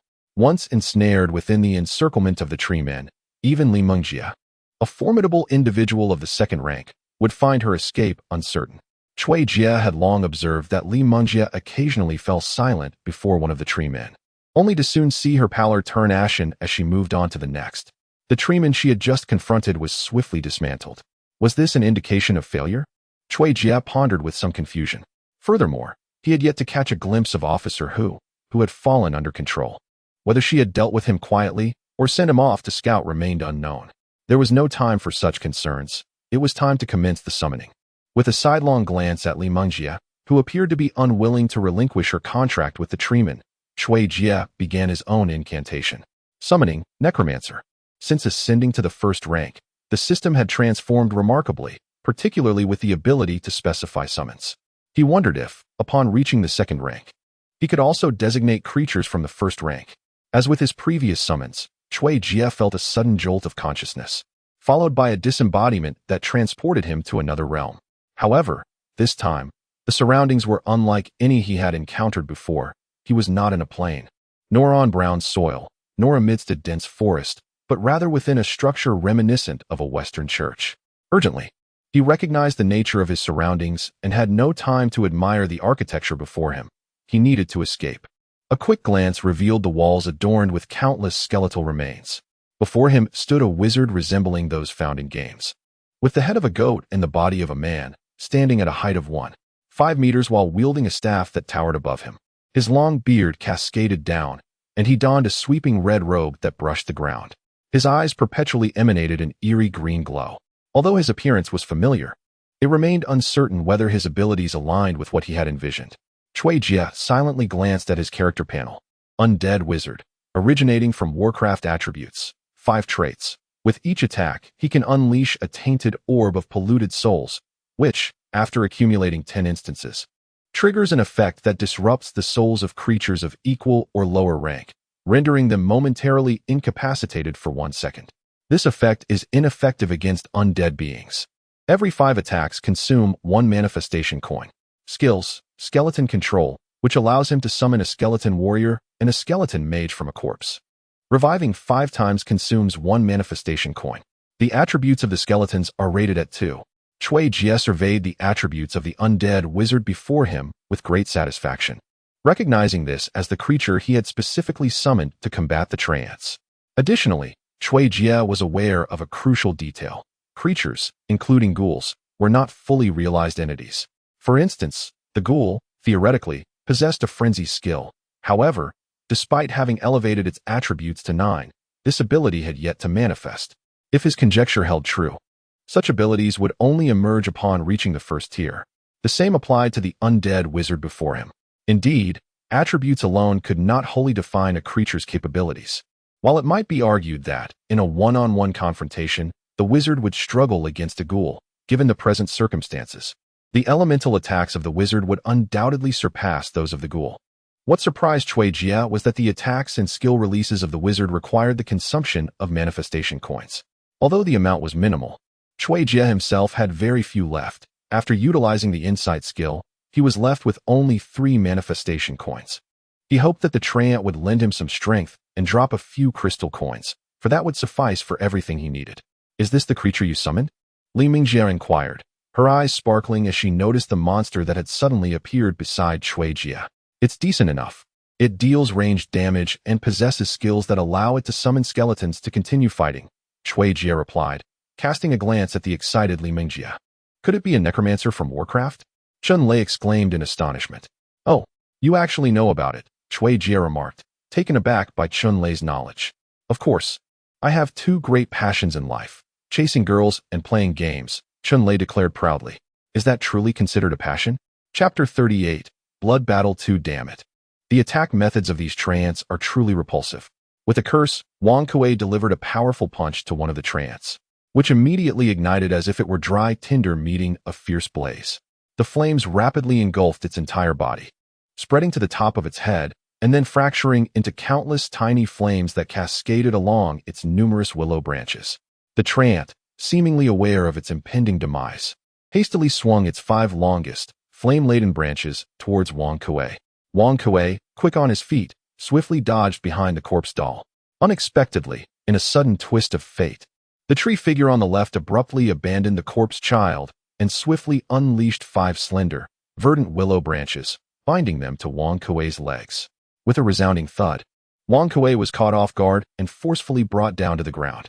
Immediately following, the 5 fiery willow branches struck him relentlessly, producing a cacophony of slaps against his body. A piercing scream erupted as Wang Kuei's garments ignited. Ensnared by the branches, he found himself utterly powerless to escape, helplessly witnessing the flames that threatened to consume him. It was uncertain whether the tree figures were under some mysterious influence, but upon seeing Wang Kuei incapacitated, a multitude of willow branches descended from the sky, targeting him with relentless fury. "Damn it, Li Mingjia, hurry and save him. Wang Kuei, for heaven's sake. Don't be foolish. Channel your energy throughout your body," cried Cui Jia, who had been observing the unfolding chaos from a distance and recognized Wang Kuei's peril. Without hesitation, he commanded the 15 skeletal mages beside him to launch an assault on the attacking tree figures. If one skeletal mage could not vanquish you, then surely 15 would. The skeletal mage, standing nearly a meter tall and adorned in a high-collared robe, raised its staff, equal in length to its own arm. A flurry of ethereal green orbs, trailing luminescent tails, surged forth towards the tree figures assailing Wang Kuei. The orbs traversed the air in a sinuous manner, weaving in and out, akin to a barrage from a machine gun, as they relentlessly collided with the tree figures. However, due to the presence of more tree figures supporting them, it was impossible to discern whether they were being repelled. However, Cui Jie remained unconcerned. His sole focus was on how many magic balls would be required to vanquish it. 8. No, it should also account for the contribution of the corpse puppets. Though their impact was minimal, these puppets did indeed inflict damage upon the treant. Ultimately, Cui Jie still failed to ascertain the full prowess of the mage. In contrast, Lu Mingjie found the task considerably simpler. She swiftly commanded the surrounding corpse puppets to leap toward the willow branches that danced in the air.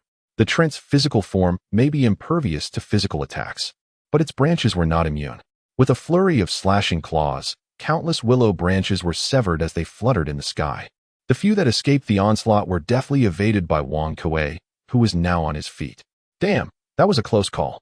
Cui Jie, how did you know that my energy could extinguish the flames after circulating through my body?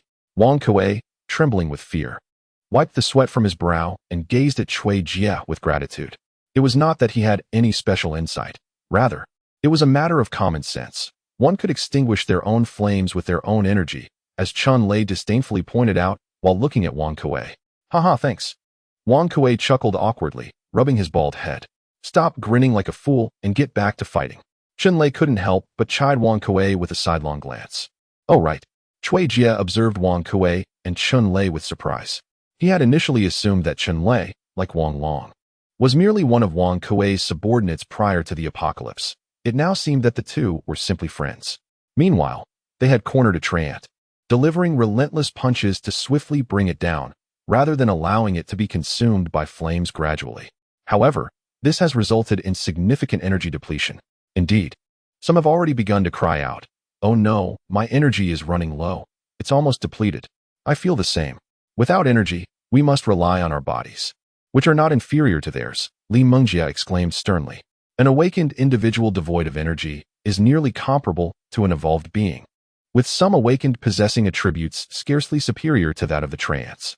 Consequently, the efficiency with which the awakened are able to slay the treants has rapidly diminished. Moreover, it is crucial to note that the corpse dolls have begun to experience some attrition. Although minimal, this location offers no means of replenishment.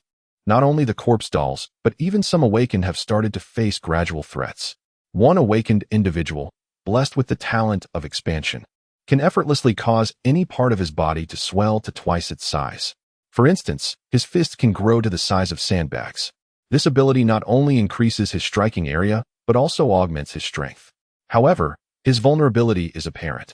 If he cannot maintain control, he risks losing weight. An incident previously occurred due to such loss of control. This awakened, named Cui Jie, vaguely recalls that his name is Tang Qingping, affectionately referred to as Xiaoping by his peers. His attributes, while not remarkable, are certainly not negligible, standing at approximately 6 points. Fortunately, the attack range of these treants is limited to 2 meters, allowing him to withstand the front line while the ones behind are unable to reach him. Originally, Xiaoping was able to utilize his inflated fists to maintain a commendable pace in clearing the treants. However, despite the slower killing speed, the intention was to endure. What took him by surprise was when an elderly-faced treant on the left suddenly abandoned the nearly defeated corpse doll. It braced itself against an incoming attack, swiftly wielding its 5 willow branches to strike at the feet of Xiaoping. At that moment, a skeleton warrior, which had been constantly maneuvering around Xiaoping and absorbing damage, perished. Due to Cuijie's failure to replenish forces, a vacuum emerged in their defenses. Fortunately, Xiaoping reacted swiftly and retreated a step back. Suddenly, as if they had conspired, the other treant mirrored the action, enduring an attack from the corpse doll and similarly targeting Xiaoping's feet. However, this time, Xiaoping could not evade the assault. His right foot became ensnared by the 5 willow branches. With a forceful tug, he was slammed to the ground with a loud thud. Fortunately, having experienced the battles in Yang Village, he quickly channeled energy through his body towards his foot. His ankle swelled rapidly, and with a series of crisp cracks, the brittle willow branches snapped, showering his foot with sticky green sap. This time, the trent's focus shifted to Xiaoping's left hand. Before he could rise, his left hand was immediately ensnared. He then felt an immense force relentlessly pulling him toward the trant. Xiaoping let out a fierce shout when he awakened this ability. No one had ever intimidated him in terms of strength.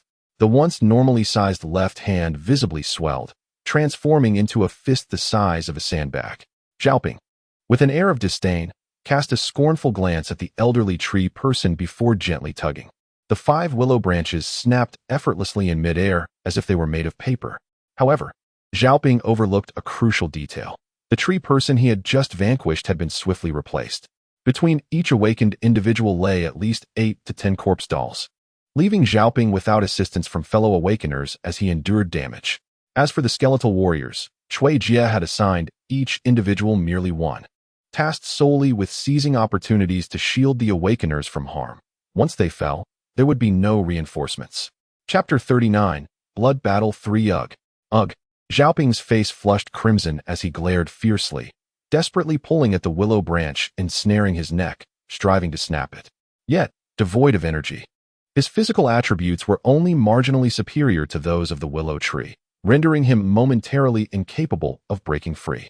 Nevertheless, barring unforeseen circumstances, it was improbable that the branch could strangle Xiaoping, considering he possessed 2 additional points and attributes.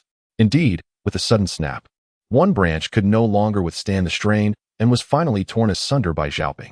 With the first branch dispatched, the remaining ones would likely follow suit swiftly. However, an unexpected turn of events occurred. The elderly tree person on the left, having lost its offensive capabilities, was promptly overwhelmed by the relentless advance of the corpse dolls.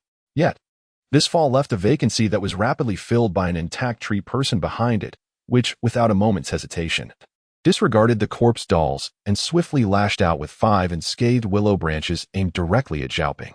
With the addition of 5 willow branches, Xiaoping was dragged towards the trant like a lifeless dog. To my astonishment, Cui Jie, who had been commanding the mages from the rear, finally noticed Xiaoping and swiftly directed the mage to attack one of the trants, shouting, "Li Mengjie, to the 9 o'clock position, hurry and save him." However, Xiaoping was not as fortunate as Wang Kuei. When the fireball, trailing a shimmering light, collided with the front trant, Xiaoping had already been pulled out of the attacking range of the rear trants. Due to Lu Mingjie's indirect control over the corpse puppet, her reaction was a fraction too slow. By the time the nearby corpse puppet leaped to sever the willow branches, Xiaoping had already been taken over by the rear trants. Damn it, Cui Jie cursed, his face darkening. This is the first awakened one's death, but certainly not the last. The energy of the other awakened ones is already beginning to wane. Brother Jie, what should we do? Xiao Qi said with concern. Do not worry. I assure you, nothing will happen. I will not let anything happen to you. Cui Jie comforted. Cui Jie, send your skeletons to take the hits. Wang Kuei also noticed that their side had already lost a member and shouted, to hell with that. Where will I find the energy? Cui Jie shot a disdainful glance at Wang Kuei. Then, unexpectedly, just as he finished speaking, Wang Kuei threw a crystal coin towards him. As he watched the coin soaring through the air, Cui Jie never imagined he would find himself in such dire need of crystal coins. Even when he had first inherited the system, he had been gifted 10 corporeal coins. Hey, the trant finally dropped a crystal coin. Immediately thereafter, an awakener exclaimed in delight. If they do not come, they do not come, yet upon arrival, they all appear. The trant has finally dropped crystal coins. Although the battle with the trant was brief, over 20 had been slain, and only now did it yield its reward. One can only imagine that after the rift in the sky opened, the drop rate of all earthly species diminished. This is still a mutated plant. Had it been zombies, the odds could very well be several hundred to 1. Quick, give it to Cui Jie, do not be greedy. Preserving life is paramount. Cui Jie found it difficult to speak up, yet Wang Kuei proactively shouted out. The awakener, understanding the situation, swiftly tossed the crystal coins towards Cui Jie. With the addition of 2 crystal coins, Cui Jie's skeletal army still remained incomplete. It was not due to insufficient manifestation coins, but rather a shortage of corpses. Indeed, there were not enough trant bodies. Host, Cui Jie level, 1 attributes, 10 manifestation coins, 17 can enhance oneself, current ratio, 100 to 1 talent 1. Talent 2, talent 3, talent 4. Manifested beings, 43 skeleton mages, 32 skeleton warriors, 28 Treant corpses. In total, Chui Jie has augmented his skeletal army to nearly 80. However, the skeletal warriors are expendable, continuously serving as shields for the awakeners, and thus are in constant depletion. Were it not for the recent addition of 28 warriors, it is likely that they would soon be entirely extinguished. As for the necromancer, Chui Jie refrained from summoning, for what he required now was not quality, but quantity. Time passed gradually, while the trance and skeletal warriors continued to fall in ceaseless demise. As soon as Chui Jie witnessed the demise of the tree man, he would immediately instruct the awakened to bring the corpse inside, and then commence the summoning. Thus, for Chui Jie, as long as he had sufficient crystal coins, there truly existed a possibility for redemption here, and even ascending to the second tier was not out of the question. If he were to acquire powerful auras, such as the aura of strong strikes, he suddenly slapped his thigh in realization, not that he could summon the aura himself, but rather due to the skill book he had obtained during the battle in Yang Village. Li Mingjie, where's the skill book? Skill book? What skill? Li Mingjie exclaimed in sudden clarity. I fed it to the corpse mother. How could?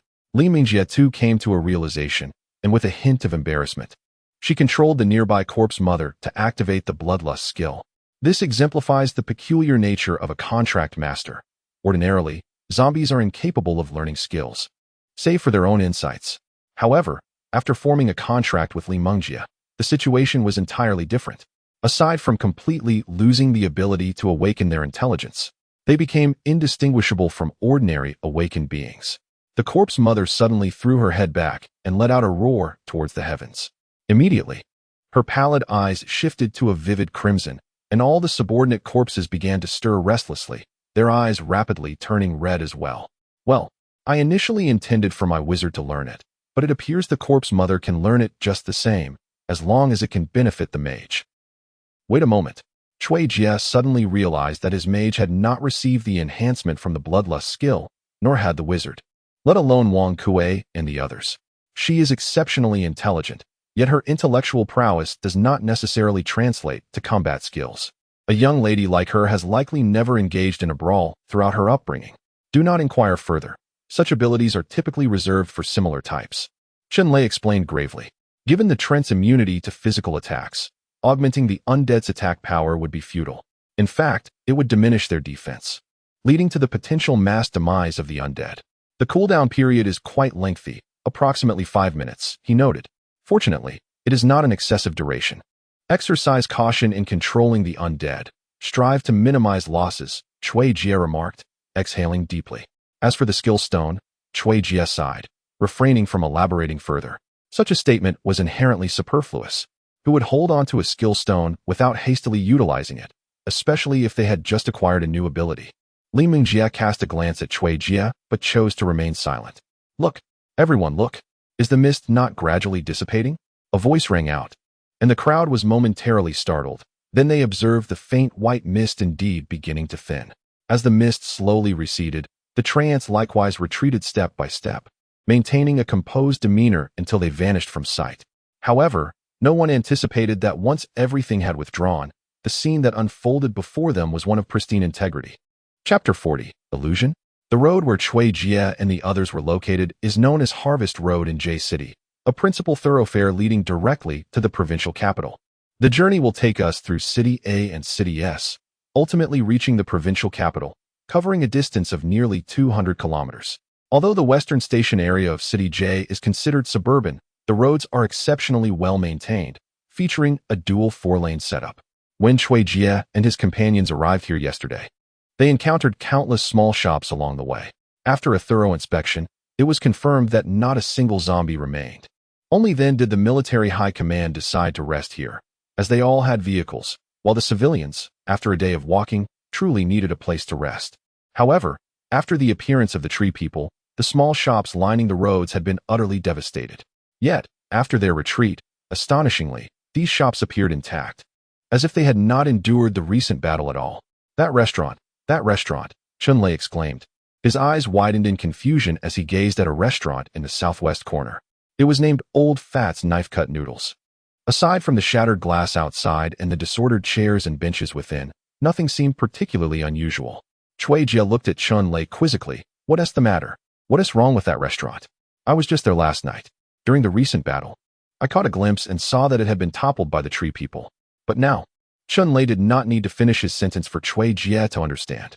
It seemed implausible, yet the disappearance of tens of thousands of people, the casualties among their own ranks, including Xiao Ping, Chui Jia's pet beside him, all served as undeniable evidence of the chaos that had just transpired. Regardless of the veracity of these events, we must leave this place at once. The troops resumed their journey, having initially set out from the power plant with tens of thousands, yet now, barely beyond the confines of City J, only a mere 20 souls remained. Among them was Chui Jia, with Wang Kuei's faction reduced to 13, all of whom were awakeners, devoid of any evolvers. The military contingent comprised 10 individuals, including Lu Wei and Li Mengjia, accompanied by 2 awakeners under Lu Wei's command, while the rest were evolvers. Among the remaining were Yang Qi, the general, and Lu Menghan, who, despite being an evolver, bore no distinction from an ordinary person. Ultimately, they resolved to hasten their departure from City J, charting a course towards the southeast. In the bus, Chui Jia sat in silence, lost in thought. In his previous life, he had never encountered such phenomena. He had witnessed and fought against mutated plants. Yet nothing so bizarre and perilous to ordinary humans had ever crossed his path. It was as if either the trees had been entirely obliterated or the people had been utterly annihilated. Chui Jia instinctively glanced out the window, only to be jolted by an unsettling realization. They had been traveling for half an hour. Why had they come to a halt? Stop the bus. Creak. The once tranquil atmosphere shattered as the passengers were startled, the vehicle screeching to an abrupt stop. Everyone instinctively leaned forward in unison. Damn, you scared me. What are you yelling about? Chun Lei exclaimed, slightly irritated. The two had grown familiar with one another. While the other awakeners held Chui Jia's abilities in awe and refrained from jesting with him, Chun Lei was different. Both were astute individuals, perhaps sharing a sense of camaraderie. You all should take a look outside. Chui Jia, disinterested in engaging with Chun Lei, gazed solemnly outside and exclaimed, Goodness, have we not been here before? Chun Lei, having noticed as well, could not restrain his exclamation. Indeed, we have been here. I recognize that building. We just passed it. How could we have circled back? Old Pig, are you certain we aren't going in circles? Another awakened individual inquired of Old Pig. Old Pig, associated with Wang Kueifang's group, was merely a temporary companion, currently serving as the driver of their vehicle. His awakening power was of the earth element, akin to Officer Hu, whom Chui Jia had encountered previously, though their combat styles differed. Officer Hu utilized his power defensively, while Old Pig engaged in battle, enveloping his fists in a thick layer of brown substance, akin to a plant's resilience. His approach was similar to Xiaoping's expansion skill, both aimed at augmenting strength. The application of awakening abilities is quite comprehensible. Although many individuals may awaken similar talents, such as fire, earth, water, or thunder, their usage varies significantly. This can be likened to a sword. Some wield it solely for thrusting, others for slashing, while some can manipulate it with artistry. And there are even those who employ it as a concealed weapon. Thus, the efficacy of awakening abilities is not inherently good or bad. It hinges on the practitioner's application. Subsequently, it entirely depends on skills. Each awakened individual can awaken only once per tier, and the quality of that awakening is contingent upon the individual. For instance, should Old Pig ascend to the first tier, he may very well awaken an offensive capability, while Officer Hu would likely awaken a defensive one. As for the desire to enhance one's skills, it entirely hinges on the skill books. One can only imagine the rarity of such tomes. Damn it! I am merely following the path laid before me. Why don't you take the wheel? The disgruntled figure exclaimed. I was merely inquiring. Why are you so irate? The awakened one murmured, somewhat disheartened. At this moment, the significance of experience became apparent. No matter how clever one may be, without experience, knowledge eludes comprehension. Solely relying on intellect proves futile. Could it be that all of this is merely an illusion, and we are ensnared within its confines? Chun Lei pondered aloud. Let us test it and see, came the reply. Li Mengjia, command your undead minions to topple that wall ahead. Li Mengjia cast a glance at Chui Jia, then nodded affirmatively, swiftly directing a dozen or so undead towards a nearby restaurant. Bang, bang, bang. The wall was soon demolished. Oh, I see now, Chun Lei remarked, his eyes lighting up as he regarded Chui Jia with admiration. What do you mean? The general inquired, casting a disappointed look at Li Mingjie. If I am not mistaken, you wish to ascertain whether that wall will restore itself. If it is indeed an illusion, then nothing should be capable of destruction. Conversely, if it is not. He then turned back to Li Mingjie. Such a promising talent wasted on frivolous pursuits with your unruly companions instead of diligently studying and expanding your horizons. Enough of this. If it weren't for your impetuousness, silence. Listen, there seems to be a sound coming from that direction. As Cui Jie observed their impending quarrel, a series of intermittent voices emanated from the northeast, prompting him to interject. What are we doing here? One voice inquired. I hope we can find something to eat. Otherwise, we will not be able to endure much longer. Chapter 41. The Inner and Outer World. Who are you? What is this place? Opposite Cui Jie and his companions stood two relatively young individuals, each wielding what appeared to be ancient spear-like weapons adorned with peculiar patterns. The distance rendered the intricate designs indistinct, leaving Cui Jie unable to discern them clearly. Are you newcomers? Just the few of you? Have you encountered something unusual? One of the young men, sporting a buzz cut, rapidly posed three questions. Xiao Xian, do you see the skeleton beside them? And is that a zombie? Another young man behind Xiao Xian whispered. Shu, hold your tongue for now. We are indeed new arrivals, just us. A few, Cui Jie replied. Assessing Xiao Xian and the others, sensing no immediate danger, their attributes seemingly low, not exceeding 8 points. I have no idea. Xiao Xian shrugged helplessly. What? Lu Wei felt deceived, shouting in anger, but was restrained by Chun Lei, who admonished, Can you refrain from being impulsive?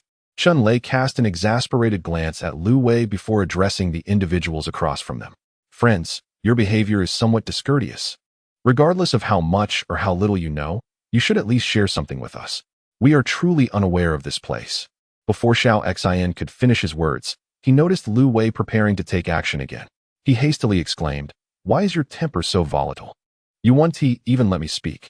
We are locals from the West Station District, but ever since the apocalypse began, apart from the initial day when zombies were present, they have since disappeared. Xiao Xian cast a glance at Chun Wei and asked, Have they all transformed into tree people? Chun Lei inquired. Indeed. It seems you have encountered them as well. But how have you managed to endure with so few people? This is all that remains of us, came the reply. Do you have any understanding of those tree people? Chun Lei pressed further. Let us not discuss that for now. I will tell you later. Do you have any food with you? Food. Chun Lei was taken aback, his expression darkening as he glared at Chun Wei. As expected, Chun Wei's countenance also fell instantaneously. All the food was in the few large trucks at the front, and in the chaos of the battle, they had forgotten about it. As for Cui Jie, he hadn't forgotten. He simply hadn't paid much attention, believing that food would be easily obtainable for just a few people on the road, never considering they would become trapped here. Don't tell me you've cleaned out all the food from the nearby shops, Cui Jie asked. No. What do you mean by that? Just as Xiao Xian was about to respond, he suddenly realized that they were surrounded by those eerie, zombie-like creatures. I just don't trust you. Rest assured, as long as you share what we wish to know, I guarantee we will not harm you. Li Mingjie spoke softly. Well, if you are so eager to know, I shall share it with you. Xiao Xian took a deep breath and continued. Have you heard of Silent Hill? The world within. Chun Lei exclaimed in astonishment. Indeed, that is my belief, though I cannot ascertain its accuracy. You may as well listen. Xiao Xian cast a curious glance at Chun Lei, wiped the sweat from his forehead, organized his thoughts, and then spoke again. From the moment you encountered the willow catkins, you have already entered the inner world. Here, everything devoid of a living essence is merely an illusion, including food. Food? Chun Lei inquired. Yes, food. All inanimate objects will vanish if we do not interact with them for 30 minutes. For instance, the meals served at restaurants are part of the inner world we entered. But the real food has long since ceased to exist. Only illusions remain. Take, for example, that luxurious bus. Xiao Xian pointed at the vehicle. After half an hour, it too will disappear, leaving only a phantom behind. Have you not attempted to escape? Escape? Xiao Xian shook his head despondently. From the onset of the apocalypse until now, 6 days have passed, and we have tried every conceivable method to no avail. This place permits entry, but not exit. Unless what? Never mind, judging by your expressions. You must be awakened once. Follow me. With that, Xiao Xian opened his hands. Do you see the spear in my hand? When you follow us shortly, keep your peripheral vision fixed on it. Otherwise, you shall become lost in this place. In that case, finding you would be entirely a matter of luck. Is there anything extraordinary about this spear? As Cui Jie scrutinized the spear raised by Xiao Xian, he discerned that the patterns etched upon it were likely a consequence of time's passage, rendered somewhat indistinct. Yet, he could still faintly perceive that it depicted a battle between one faction and some insect-like invaders from Earth, while the other side remained unfamiliar and unknown. There is nothing particularly special about it. You will understand when we arrive at our destination, and there are many similar entities to encounter, Xiao Xian remarked, lifting the spear high for Cui Jie and the others to see. He then took the lead toward the east, or at least, we shall consider it eastward. The journey was devoid of conversation, tranquil and silent, with not a single living creature in sight, no zombies, no insects, nor any other entities from alternate dimensions. It was merely an ordinary urban road, flanked by countless shops, standing intact and undisturbed. Even the traffic lights at the intersection continued to change normally. However, when Cui Jie spotted a motorcycle overturned on the ground and reached out to touch it, he was astonished to find it identical to a real one. According to Xiao Xian's earlier explanation, all these things are mere phantoms. Cui Jie attempted to start the motorcycle, but to no avail. Do not bother, you cannot ignite it. Consider this motorcycle merely a model, an exterior without substance. Of course, it contains gasoline, but it has lost its functional purpose, Xiao Xian elucidated. Indeed, there was gasoline within the motorcycle, and even Cui Jie managed to acquire a small amount. He then requested a lighter, only to discover that, despite his efforts, he could not ignite it. Moreover, he noticed that the grease on his hands gradually vanished. At this juncture, everyone completely believed Xiao Xian's assertions, following him dutifully, their peripheral vision constantly monitoring the elevated spear. The path led by Xiao Xian was unremarkable. Aside from traversing a few narrow alleys, there was nothing particularly noteworthy. Yet, against all odds, they arrived at their destination, an ancient edifice reminiscent of a Western castle. Upon sighting this structure, Cui Jie and the others gasped in unison. Although not all were locals, they were certain that if such a castle existed, it would have long been known to the world. Yet, none had ever heard of or seen anything like it. The castle sprawled over an area of approximately 200 square meters, standing 3 stories tall. Nestled within a village surrounded by modern constructions, making the ancient fortress seem utterly out of place. The castle itself warranted little description. The passage of time had left many cracks in its facade. Most strikingly, atop the structure stood a round object, emitting a faint glow. It was the moon, a simulated moon. Xiao Xian explained, "Once you enter, you shall understand." Chapter 42. The castle. To their astonishment, the interior of the castle was in disarray. Sunlight streamed through the windows, illuminating the floor, which was strewn with modern food items, instant noodles, sausages, bottled water, and more, scattered haphazardly across the ground. In stark contrast, the ancient artifacts that should have adorned the castle were few and far between, save for what appeared to be an original stone table and the walls adorned with ancient weaponry. "Surely, it cannot be just the two of you," Chunlei remarked, squinting as he surveyed the surroundings.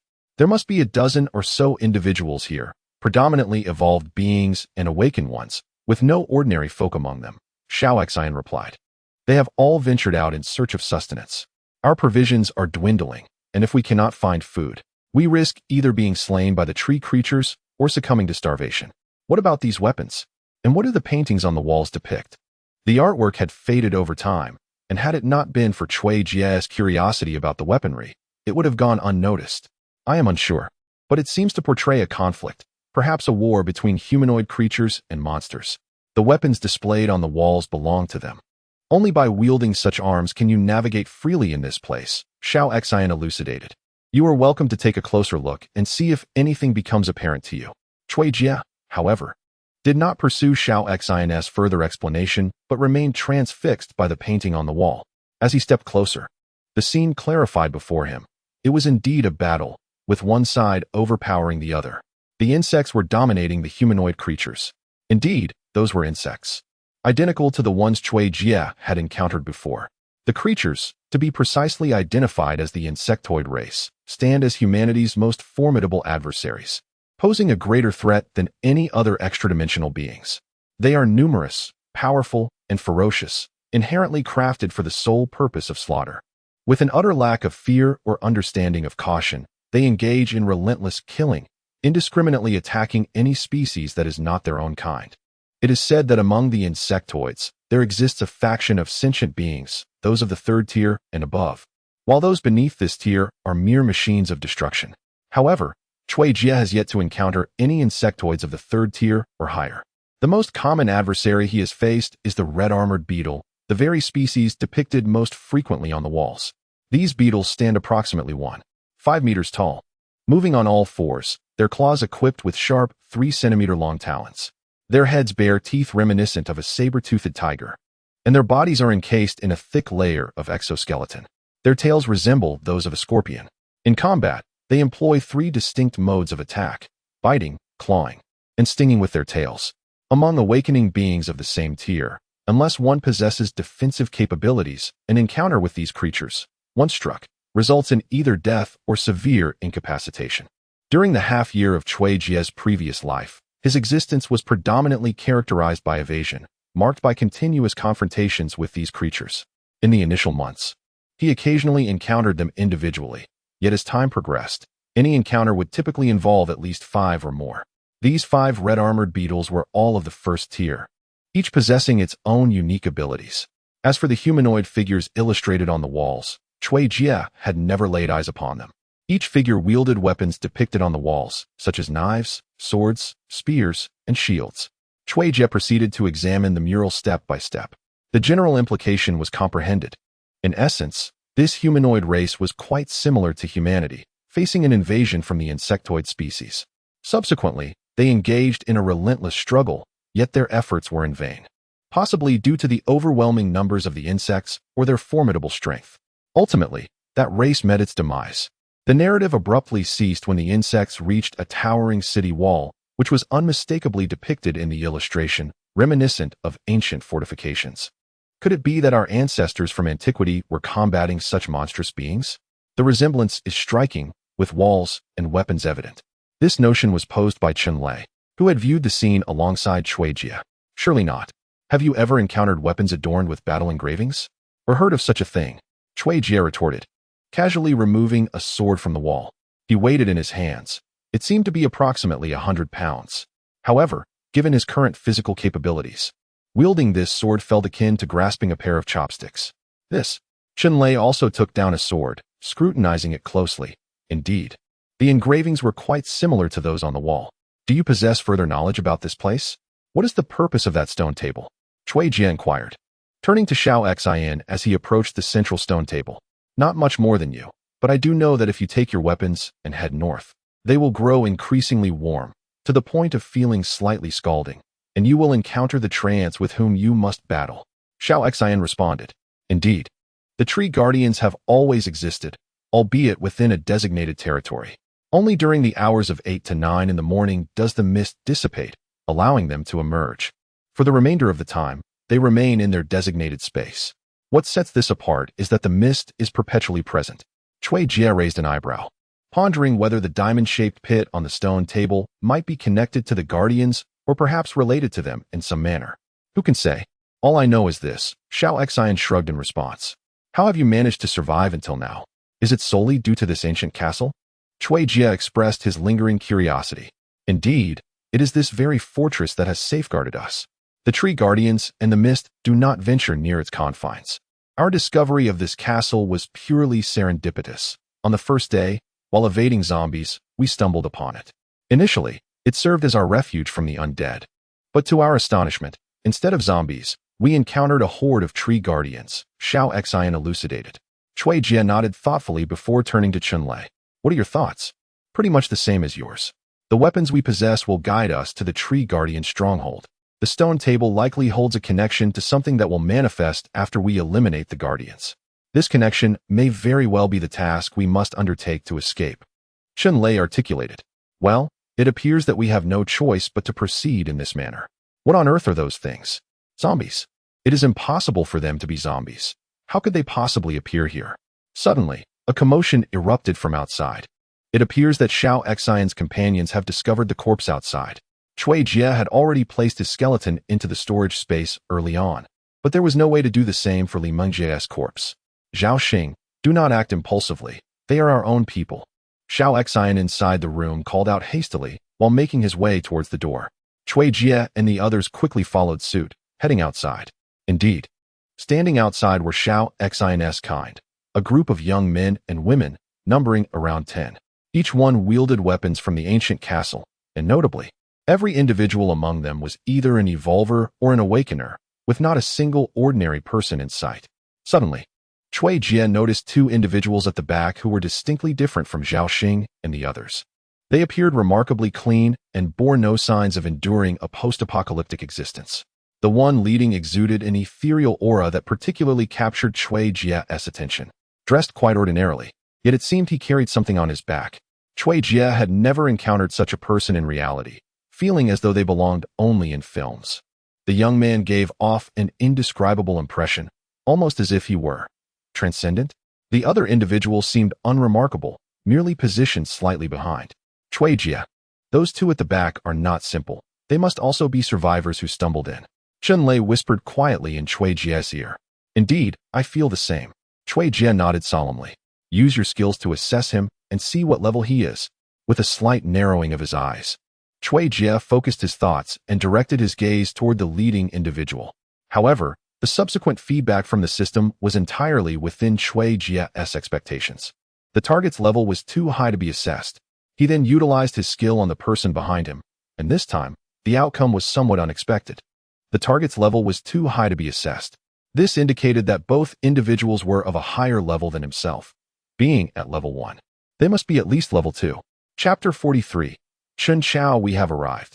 This is our destination, Zhao Xing stated gravely, gazing up at the white mist before them. Let me reiterate, should we engage in battle within, ensure you secure the weapons within the castle.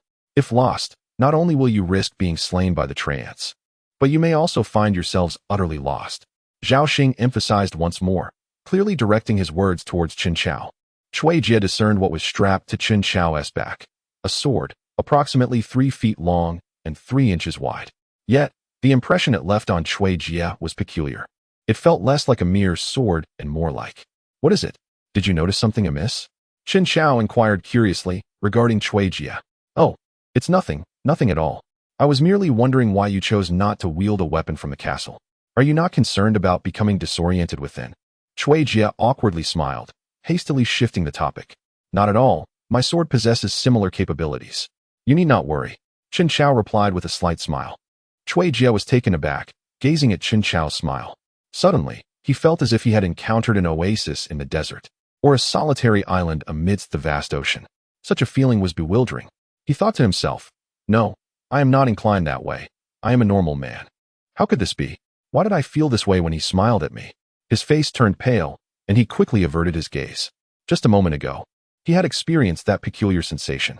Cui Jie dared not ponder further. He was certain that Chun Chao had not employed any skills against him. Yet, he wondered why he felt this way. It must be due to the unfamiliarity with such a person, undoubtedly. Yes, it must be. In a flurry of anxiety, he leaned closer to Chunlei, disregarding his puzzled expression. Cui Jie could no longer bear to look at Chun Chao. Instead, he tightened his grip on his sword. This action, however, helped him regain focus and reminded him of something important. The weapons. The armaments obtained from the ancient castle were merely ordinary, and although their materials were unknown, they offered no enhancements. This meant that these weapons lacked the skill augmentations that those purchased from merchants possessed. The latter would invariably enhance skills, of course, with a price reflecting the quality, maximum enhancements of 15 and minimums of 5. Since merchants sold weapons, they would certainly offer armor as well, and even jewelry. However, whether it was the skill enhancement from weapons, the defensive capabilities of armor, or the reduction of skill consumption from jewelry, none of these effects could stack. In essence, everything was capped at a maximum enhancement of 15. Cui Jie surmised that Chun Chao's weapon was likely procured from a merchant, and the enhancements it possessed were certainly not of the lowest grade. Given that Cui Jie had never encountered weapons acquired from merchants in his previous life, he remained uncertain. Chun Chao, turning to cast a puzzled glance at Cui Jie, then declared, "Very well, leave the remaining matters to me. You may await the outcome in the castle. It is far too perilous inside for you to take such risks." As the two men entered the mist, their figures vanished in an instant. From outside the fog, one could not discern the happenings within, nor could any sound penetrate the veil. What does he mean by that? Does he look down on us? Chun Lei exclaimed in frustration. Indeed, what do you think? Lu Wei retorted, casting a sidelong glance at Chen Lei. Those two are quite formidable, particularly the young man bearing the sword. I sense he is at least of the second tier, perhaps even the third. Third tier? Surely you jest. How could he possibly be of the third tier? Chen Lei scoffed, as he himself was not even at the first tier. If a third-tier individual were to appear now, what would that make him? Merely a bystander? Among the offspring of the military elite, he had neither heard of nor seen such a person. He was at a loss regarding their identity. I too find this disconcerting. Li Mingjie remarked gravely. So, are you all still planning to enter? Zhao Xing, taken aback by this unexpected turn of events, noted that while their group was numerous, their attributes were too low to dare enter. After finally encountering a few individuals of higher rank, the outcome was such that they were rendered entirely unnecessary. What else can be done? Naturally, we must follow. Relying on others is inferior to relying on oneself. After Cui Jie finished speaking, he strode confidently into the white mist. Behind him, Li Mingjie and the others exchanged quick glances before promptly following suit. Xingge, what shall we do? Xiao Xian inquired. What else can we do? We must pursue. That brother is right. Relying on others is less dependable than relying on oneself. If we do not devise a way to escape, we shall inevitably perish from hunger. My goodness, this is utterly monstrous. Chen Lei exclaimed in disbelief as he gazed upon the ground strewn with the corpses of treefolk. With a resounding crack, the moment Cui Jie and the others stepped into the mist, they were greeted by a ghastly sight, a multitude of bodies littering the ground, accompanied by Chen Chao's cries and the thunderous stomping of the treefolk. The gruesome scene Chen Lei referred to as monstrous was indeed the sight of countless corpses. The area engulfed by the white mist appeared to have once been a village, concealed from view from the outside. Upon entering, remnants of dilapidated structures could still be faintly discerned on either side. Cui Jie and Chen Chao had entered in quick succession, no longer than 30 seconds apart. Yet by the time Chen Lei made his entrance, their figures had vanished, leaving only the grim tableau of fallen treefolk. Each corpse was primarily severed at the waist, and the wounds indicated they had been dispatched with astonishing swiftness. Could it truly be the work of third-tier beings? It must be. It can only be third-tier entities, for only they could wield such power without regard for energy. In truth, awakened individuals must meticulously manage their energy when utilizing skills. To put it simply, for those below the third tier, including those at the third tier, employing skills of the same tier requires careful calculation.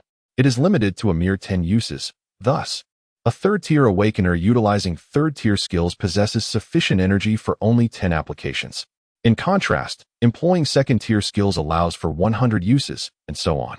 Should one possess auxiliary skills akin to Lu Wei's, the energy consumption equates to 1 point every 3 seconds for skills of the same tier. Moreover, Cui Jie has learned of Lu Wei's zero-tier awakening skill, which indeed resembles deceleration, though it is significantly more formidable. This skill, known as deprivation, can strip away the attack speed, strength, stamina, and other attributes of any entity not exceeding the host's capabilities. The precise extent of its effects remains uncertain for now. Therefore, for auxiliary-type awakeners like Lu Wei, once they mature and acquire offensive skills in the later stages, they could become exceedingly powerful. Observing the corpses of the treants strewn across the ground, Cui Jie surmises that such an outcome must at least stem from a second-tier skill, possibly even one that has been enhanced. The merchant's weaponry suggests an abundance of skill stones at his disposal. Who exactly is he, and from whence has he emerged? Let us proceed and follow closely. Cui Jie gestures for everyone to advance deeper into the area. The positions of Chen Chao and his companions are easily identifiable. Simply trail the path marked by the fallen treants. Furthermore, Chen Chao continues to vociferously employ his skills. One thing that puzzles Cui Jie is that, despite the presence of several tens of thousands of treants, even if he is a third-tier awakener, it is implausible to eradicate them all. Perhaps he possesses some knowledge regarding the stone table within the ancient castle, which might indeed be connected to this locale. As Cui Jie and the others gradually approach Chen Chao and his group, they finally encounter them and witness firsthand Chen Chao's relentless slaughter of the treants. Chapter 44. The Troll Treant and the Rending Slash. In a sudden arc, Chen Chao sliced through the air, unleashing a brilliant white light that cleaved through more than 50 treants before him, leaving behind a solitary crystal coin suspended in the void. Astonishing. This skill is simply extraordinary. Given enough time and energy, he could potentially eradicate all these treants single-handedly. and that coin would surely be his reward. Chun Lei gazed enviously at the young man beside Chen Chao, who swiftly collected the coin. However, it cannot be that simple. Cui Jie cast a sidelong glance at Chun Lei. Not only does each insect yield experience, but their drop rates far surpass those of these treants. Beyond mere crystal coins, they also drop skill stones and even skill books, items of far greater value. Most importantly, do these treants truly resign themselves to such slaughter at Chen Chao's hands? Indeed, as Chen Chao dispatched yet another 50 treants, the remaining ones began to retreat gradually. Cui Jie was not surprised by their withdrawal. He had long suspected that something lay behind the treants.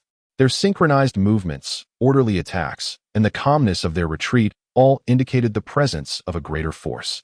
Prepare yourselves. We may soon need to intervene. With a swift gesture, Cui Jie summoned his reserves, addressing Chun Lei and the others.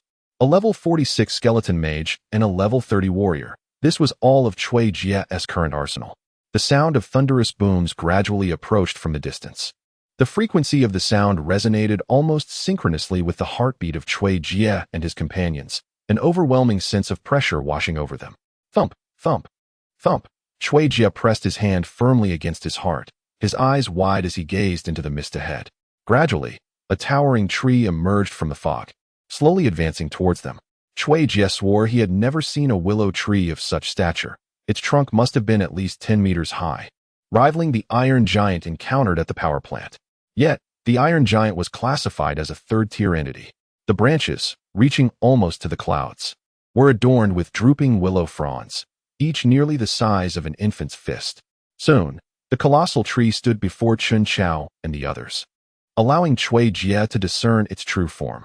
Amidst the countless willow branches, there resided an elderly visage that, if not for the eyes, would exude an aura of benevolence and love, akin to a kind-hearted grandfather. However, it was those very eyes that marred the entire picture, revealing an endless madness tinged with indifference, a chilling apathy towards life itself. In contrast to other treants, this giant tree possessed legs, implying that its upper half was arboreal while its lower half resembled that of a human torso. Though the legs were robust, they unmistakably belonged to a human, with each individual hair visible in stark detail.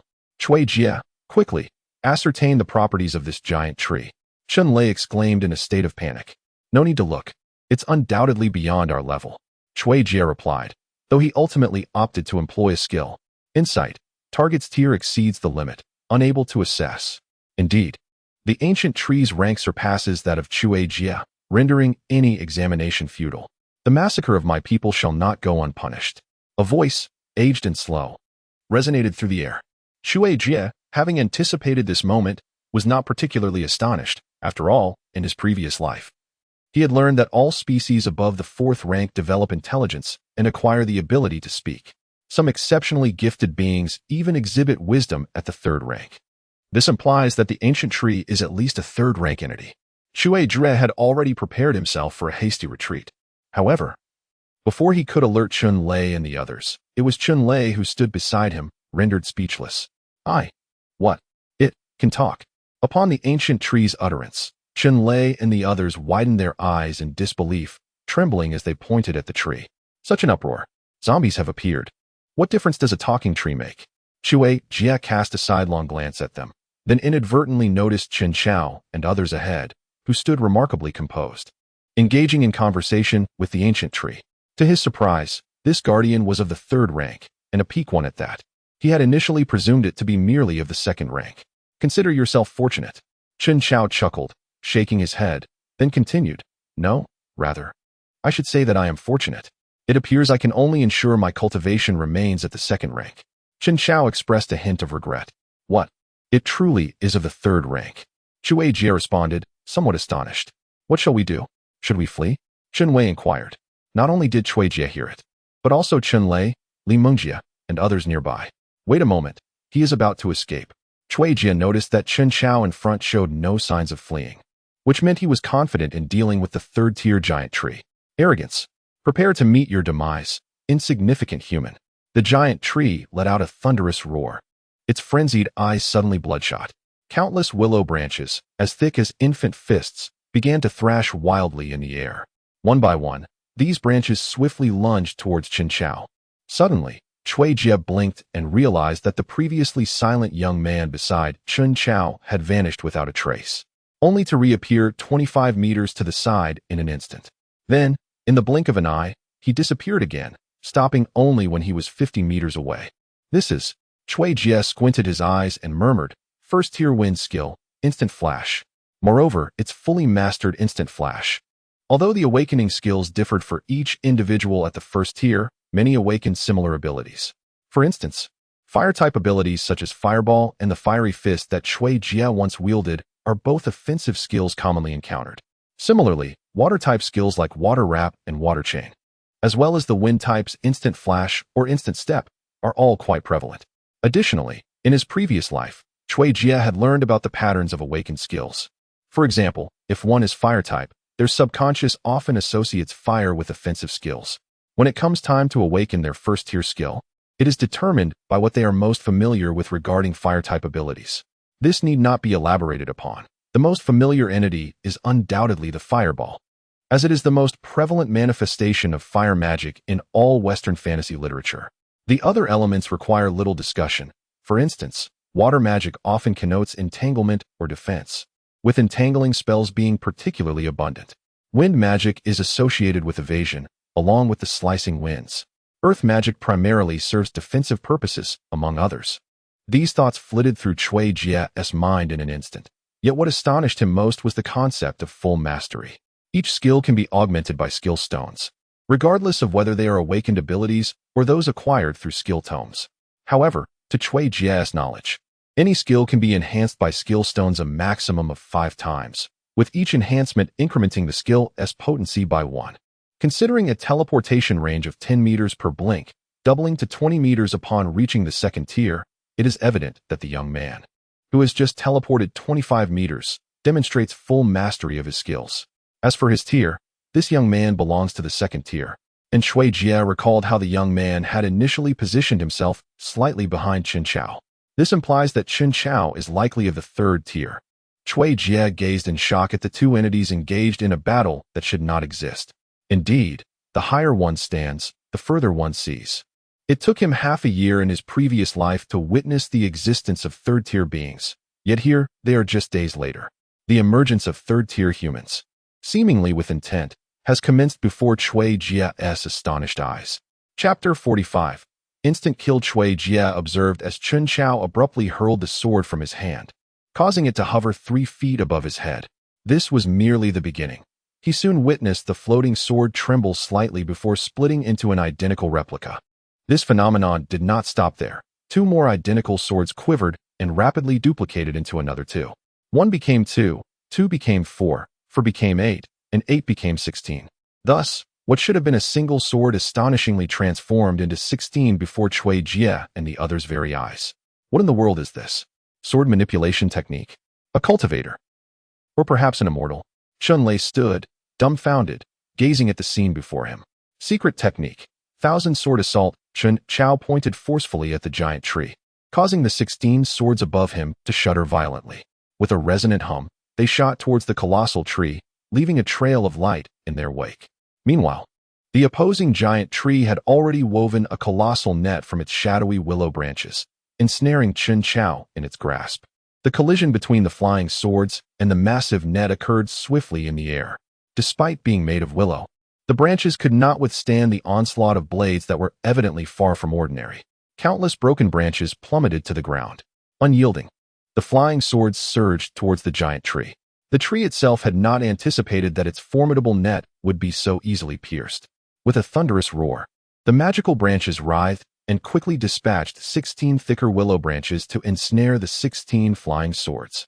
One by one, the branches swiftly wrapped around the hilts of the swords, attempting to forcibly decelerate them or even drag them down. The speed of the flying sword indeed slowed down. However, in contrast, Chun Chao remained unperturbed, a serene smile gracing his calm visage. He then pointed towards the colossal tree, his finger abruptly transforming into a clenched fist. It was as if the flying sword had truly sensed this gesture. A subtle tremor coursed through its entire being, and then, with a series of energetic leaps, the 16 notably sturdier willow branches snapped apart. The moment the flying sword broke free from its constraints, it continued its relentless advance towards the giant tree. At this juncture, the giant tree, having already failed twice, found itself devoid of further opportunities. A cacophony of impacts ensued as the flying swords collided one after another against the colossal trunk. The once piercing flying swords were unexpectedly thwarted by the tree's very essence, producing a series of jarring metallic screeches. The flying swords were unable to breach the tree's bark defense. Yet, this resistance was merely fleeting. Just as Cui Jia was about to voice his astonishment, he suddenly noticed that Chun Chao had taken action once more. In a fluid motion, he executed a graceful 360-degree spin, his hands uniting as he tilted his head back. A weighty expression settled upon his features, and a flash of golden light ignited in his eyes as he gazed at the airborne swords, bellowing with fervor, "Secret technique. 1,000 swords unite." Meanwhile, the 16 flying swords in the sky swiftly retreated slightly, then rapidly converged with a series of sharp sounds, transforming into a colossal sword measuring 5 meters in length. "Kill," Cui Jia observed, as if there were an invisible barrier opposing Chun Chao's outstretched finger, which strained against an unseen force ahead. It seemed as though he aimed to pierce through something invisible. Indeed, the giant sword responded in kind to Chun Chao's movements. With a resounding hum, the sword pierced towards the towering tree. The sound of a sharp thrust echoed as the blade penetrated without encountering any resistance. Coughing and gasping, Chun Chao staggered, nearly losing his balance, his pale face pressed against his abdomen. He sensed that his internal rank was on the verge of diminishing. If he did not act swiftly, it seemed his realm would inevitably falter. Meanwhile, the ancient face of the tree, which had been filled with madness and bloodlust after being pierced by the colossal sword, gradually transformed. The frenzied intent dissipated, morphing into the gentle visage of a kindly old man. His eyes reflected both relief and regret. The cacophonous yet frail sounds of coughing drew the attention of Cui Jia and others, as well as Chun Chao's gaze. "Thank you. Human, I never anticipated my consciousness would be so fragile. Before they could descend, I was already infected. I understand what you seek. This I offer you." As the giant tree uttered these words, a diamond-shaped object, glowing faintly, floated from its form and drifted towards Chun Chao. "I hope you will hurry and see if it is still not too late." And my body at this point, the giant tree's eyes slowly closed, its aged face gradually receding into the trunk, disappearing from view. Immediately, Cui Jia witnessed the lower half of the tree, once human, beginning to sprout bark. A common willow, standing over 10 meters tall, was born anew. In stark contrast to the tree ants that stood at a distance from the onset of battle, each resembling the colossal tree. The human faces gradually faded away, transforming into ordinary willow trees. Is this how they perish?" Chun Lei inquired. "What do you expect? What else do you wish for?" Cui Jia cast a sidelong glance at Chun Lei, then turned his attention to Chun Chao, who appeared distinctly unsettled. Chun Chao's aura had been consistently unstable. Upon acquiring that diamond-shaped object, he did not spare a glance at Cui Jia and the others, swiftly pivoting to exit. At the moment of the giant tree's demise, the white mist had already vanished without a trace. Observing that object, it was evidently linked to the stone table in the ancient castle. Yet, do you comprehend the significance of the trend's final words? What was meant by "too late"? Chun Lei asked, gazing at the receding figures of Chun Chao and the others. How would I know? Cui Jia genuinely had no idea. But he was aware of one thing. He forcibly stifled the tremors within his body and gradually approached the colossal tree. If his memory served him correctly, all terrestrial organisms, upon attaining sentience, harbored a substance within their bodies upon death. This substance could be likened to crystal coins, yet it was significantly more potent. He referred to it as essence. He pondered whether this giant tree was a terrestrial organism. He hoped it was. Cui Jia endeavored to appear less anxious, for he knew that any hint of peculiarity would undoubtedly provoke Li Mengjia to intervene. I have yet to witness a deceased third-tier organism. I shall venture closer, Cui Jia declared, steeling himself. Although Li Mengjia found it strange, she refrained from voicing her thoughts. Her primary concern was the identity of the individual at the third tier and the means by which he ascended to that level. She herself had barely managed to reach the second tier by seizing military supplies, and though she was close to the third tier, she was still not there. Who could he possibly be? Suddenly, as Cui Jia approached the massive willow tree, a familiar system notification echoed in his mind. Heart of the demon tree detected. It can serve as a sacrificial offering for manifestation. Would you like to proceed? Chui Jia was momentarily taken aback. The heart of the demon tree? A sacrificial offering? He realized that manifesting it was currently out of the question. Doing so would place him in peril, leaving him utterly unable to explain to Li Mingjie. He wondered if it could be stored instead. Just as he finished that thought, he noticed the towering willow tree, which had once stood over 10 meters high, visibly beginning to crumble before his eyes, until it ultimately vanished entirely. "What have you done?" Li Mingjie, who had been closely observing Chui Jia, questioned as she witnessed the inexplicable disappearance of the willow tree. A sense of foreboding washed over her, prompting her to act decisively. In an instant, a horde of corpse dolls emerged around Chui Jia, surrounding him tightly, while the corpse mother silently took her place beside Yang Qi. The moment the willow tree vanished, Chui Jia realized something was amiss. He quickly raised his hands in a gesture of defense. "Do you think I'm a fool? Where has the giant tree gone? What have you done?" Li Mingjie demanded, her face pale with anger. "I swear I have no idea why it disappeared. I didn't touch it at all," Chui Jia insisted, his voice filled with desperation. He truly did not understand why the tree had vanished. All he had done was remove its heart. Why had it disappeared? A sudden, resounding roar erupted, interrupting Li Mingjie mid-sentence. An immense noise reverberated through the air, followed by a tremor akin to an earthquake, causing the ground to sway. In that instant, Chui Jia and his companions noticed the surrounding environment twisting and warping. Chui Jia felt as though an overwhelming force was pulling at his body, reminiscent of the sensation he experienced during his summoning rituals, except this time it was his physical form that was being drawn. Gradually, he felt himself ascending, soaring higher and higher, while beside him, Chun Lei and the others mirrored his astonishment, fear, and terror, their bodies involuntarily rising toward the heavens. Even the corpse doll of Li Mingjie was not exempt from this phenomenon. Eventually, Chui Jia beheld the entirety of Jie City materializing before him, until he ultimately lost consciousness. Chapter 46, The Enigma? Extraterrestrials? Suddenly, a chilling torrent of icy water cascaded down upon him. Given Chui Jia's physical resilience, he should have been impervious to such frigidness. However, this instance was entirely different. The coldness was akin to stepping naked into a refrigeration chamber in the heart of winter, penetrating to the very depths of his soul. Startled, Chui Jia sprang up from the ground, just as he summoned the will to call forth his remaining creatures. A frigid voice interrupted. "Pitiful humans, you truly are a collection of cowardly, self-preserving wretches.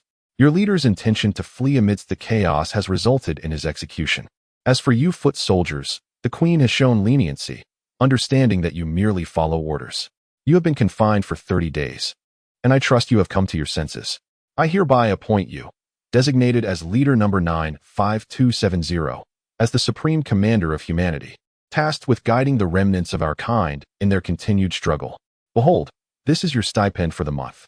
In an unfamiliar tongue, a torrent of words poured forth. Yet astonishingly, Chui Jia comprehended it all. He remained indifferent to the notions of leadership, humanity, or battle. What truly mattered to him was the stipend, a rather generous one at that. Ding! Manifestation coins increased by 100. Host, Chui Jia rank, 1 attributes, 10 manifestation coins. 117 can enhance oneself.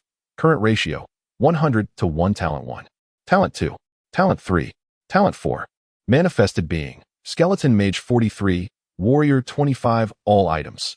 Heart of the magic tree indeed. The so-called stipend amounted to 100 manifestation coins, equivalent to 10 crystal coins. Chui Jia was uncertain if others received the same, but he had undeniably acquired 100 manifestation coins. Moreover, he possessed the enigmatic heart of the magic tree, the nature of which remained unknown to him. Heart of the magic tree, an item left behind by a wise being upon death. It can be used as a sacrificial offering for summoning, possessing a certain probability of summoning a plant type being 1 rank lower than the original. A sacrificial offering for summoning? Chui Jia pondered the implication of summoning a being 1 rank lower, suggesting the possibility of a rank 2 entity. As the grand doors slowly creaked open, revealing the confines of a secluded chamber, a figure emerged before Chui Jia. Upon closer inspection, he realized it was none other than Qin Chao. The silhouette gradually stepped into the light, yet Chui Jia hesitated to follow, taking a deep breath. Setting aside the question of where he was, he could assert with certainty that this place was not Earth. According to the novels he had read, it was highly probable that he was in some sort of hidden realm, a concept he had never encountered in his previous life. Chui Jie cautiously surveyed his surroundings. Aided by the dim lighting, the cramped, shadowy room was littered with debris and refuse, while the foul, murky water on the floor reached up to his heels. Where on earth am I? Suddenly, a voice filled with terror pierced the air behind him. It was Zhao Xing, who was equally astonished to discover that this enclosed space contained 3 individuals. Unfazed by the presence of a stranger, Chui Jie dismissed him, his priority now being to locate Yang Qi. Taking another deep breath, he followed the direction of the faint light and stepped outside. There, a tall, imposing figure stood at the threshold, handing something to Chen Chao. Without sparing a glance at Chui Jie, the figure turned and departed into the distance. Brother Jie, a voice filled with surprise and joy suddenly called out from the side. Chui Jie swiftly turned to see Yang Qi, resembling a startled rabbit, rushing towards him in a flurry of panic. It's all right, don't worry, I'm here. Chui Jie gently embraced Yang Qi, offering her a soothing reassurance. Chui Jie, I have obtained 10 crystal coins, which bear little significance for me. I sense that this place is extraordinary. I wonder if it could buy me a life. Suddenly, Lu Menghan, following closely behind Yang Qi, uttered words that left Chui Jie momentarily flustered. Yes, Brother Jie, I have also received some. Here, take them all. Yang Qi chimed in eagerly. After contemplating, Chui Jie concluded that the value of 10 crystal coins would be far greater in his possession than in theirs. He nodded silently and accepted them. Rest assured, as long as I draw breath, I shall ensure your survival. Chui Jie cast a heavy glance at Lu Menghan. This woman was indeed formidable, truly formidable. Oh dear, Brother Jie, I too possess 10 crystal coins. I wonder if they might also purchase me a life. Chen Lei unexpectedly emerged, addressing Chui Jie with a cheeky demeanor. Scram, your life isn't even worth a single crystal coin, Chui Jie retorted, glaring at Chen Lei with mock annoyance. Damn, Chen Lei exclaimed, yet he still extended the 10 crystal coins he held towards Chui Jie, stating gravely, take them. I have absorbed enough to reach the first tier, but I am confident that you can summon far more than just one first tier from these. Chui Jie was momentarily taken aback by Chen Lei's gesture. He could comprehend the motivations of Yang Qi and Lu Menghan. One was an ordinary person, and the other an evolved being. Even reaching the first tier would likely be of little consequence. However, Chen Lei was different. He was already on the verge of the first tier. It was evident that absorbing these crystal coins would assuredly elevate him. Not everyone would willingly hand over their life to another. After all, in this new era, who among them was not selfish? Very well, you may rest assured. Chui Jie heavily patted Chen Lei's shoulder and exclaimed, don't forget about me. My life is in your hands. To Chui Jie's astonishment, Chen Lei took the lead. And not only Wang Kuei, but several other awakened individuals also presented their crystal coins to Chui Jie, hoping to secure their lives. No one here was a fool. Having been inexplicably brought to this place without having done anything, they were already offering 10 crystal coins as a form of tribute. Moreover, the groups passing by were clearly not human, making the situation all the more perilous. Indeed, it was dangerously treacherous. Of course, while some were willing to trade crystal coins for their lives, others were not, such as Zhao Xing and his companions, along with Lu Wei, who was caught in indecision, and Li Mengjie, whose face was ashen. What are you doing? Why are you giving him anything? He is merely a first tier. Hand it over to me. I am a second tier and can definitely protect you. Li Mengjie cried out. Is that so? If we give it to you, do you truly believe you can safeguard us, rather than turning us into someone like Chen Jinghao? Sneered one of the awakened from Wang Kuei's faction. Chen Jinghao had originally been a member of the military faction that Li Mengjie had contracted, but he had vanished before the battle with the tree people, leaving his whereabouts unknown. However, everyone present was astute enough to sense that something was amiss. They simply feared Li Mengjie and chose to remain silent. You are courting death. Enough. The general beside him finally spoke up, as the leader stopped Li Mengjie in her tracks. Without even glancing at her, he turned to Chui Jie and declared, I am well aware of your capabilities. Our survival hinges entirely upon you. Here, take this. Father. Father. Li Mengjie and Lu Wei exclaimed in unison, their disbelief palpable as they stared at the general. It was astonishing that even the general did not place his faith in his own flesh and blood, opting instead to trust an outsider. This spoke volumes about Chui Jie's abilities, or perhaps Li Mengjie's actions. How ridiculous. You wretched beings are beseeching a piece of refuse for protection. As if it were not laughable, a voice laced with disdain emerged at that moment. Big brother, we have our crystal coins. Can we purchase a life with them? Zhao Xing and his companions, upon seeing the young man accompanying Chen Chao, hurriedly presented their crystal coins, hoping to curry favor. Certainly, enough. The young man named Xiao Tao was about to reach out, but was halted by Chen Chao from behind. His expression darkened instantly. Let us cease this talk. We are all humans. Upon entering this unknown realm, we ought to assist one another rather than exploit our fellows. Although Chen Chao directed his words at Xiao Tao, the underlying message was intended for Cui Jie.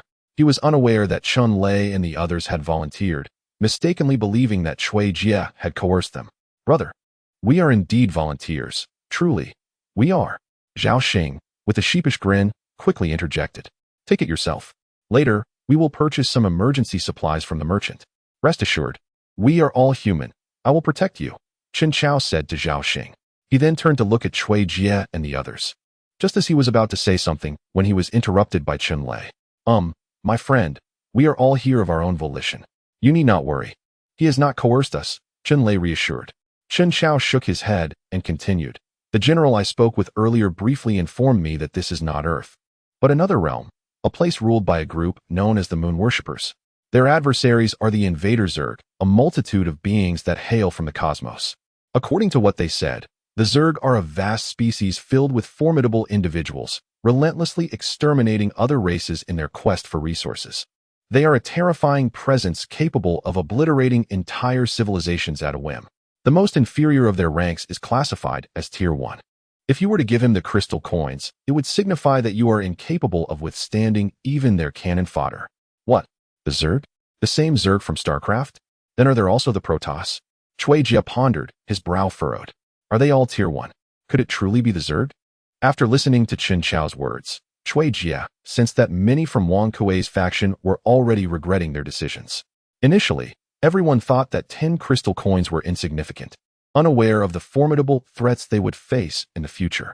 However, upon reflection, it became evident that the crystal coins offered by the Moon Worshippers were precisely what everyone needed to elevate themselves to Tier 1 and beyond. In truth, he harbored a strong desire to embezzle these crystal coins, for they amounted to several hundred, equivalent to thousands of manifestation coins. Not only could he enhance himself to the second tier, but he could also summon several second-tier creatures, provided that the opposition consisted of a manageable number of insects. Survival was assured.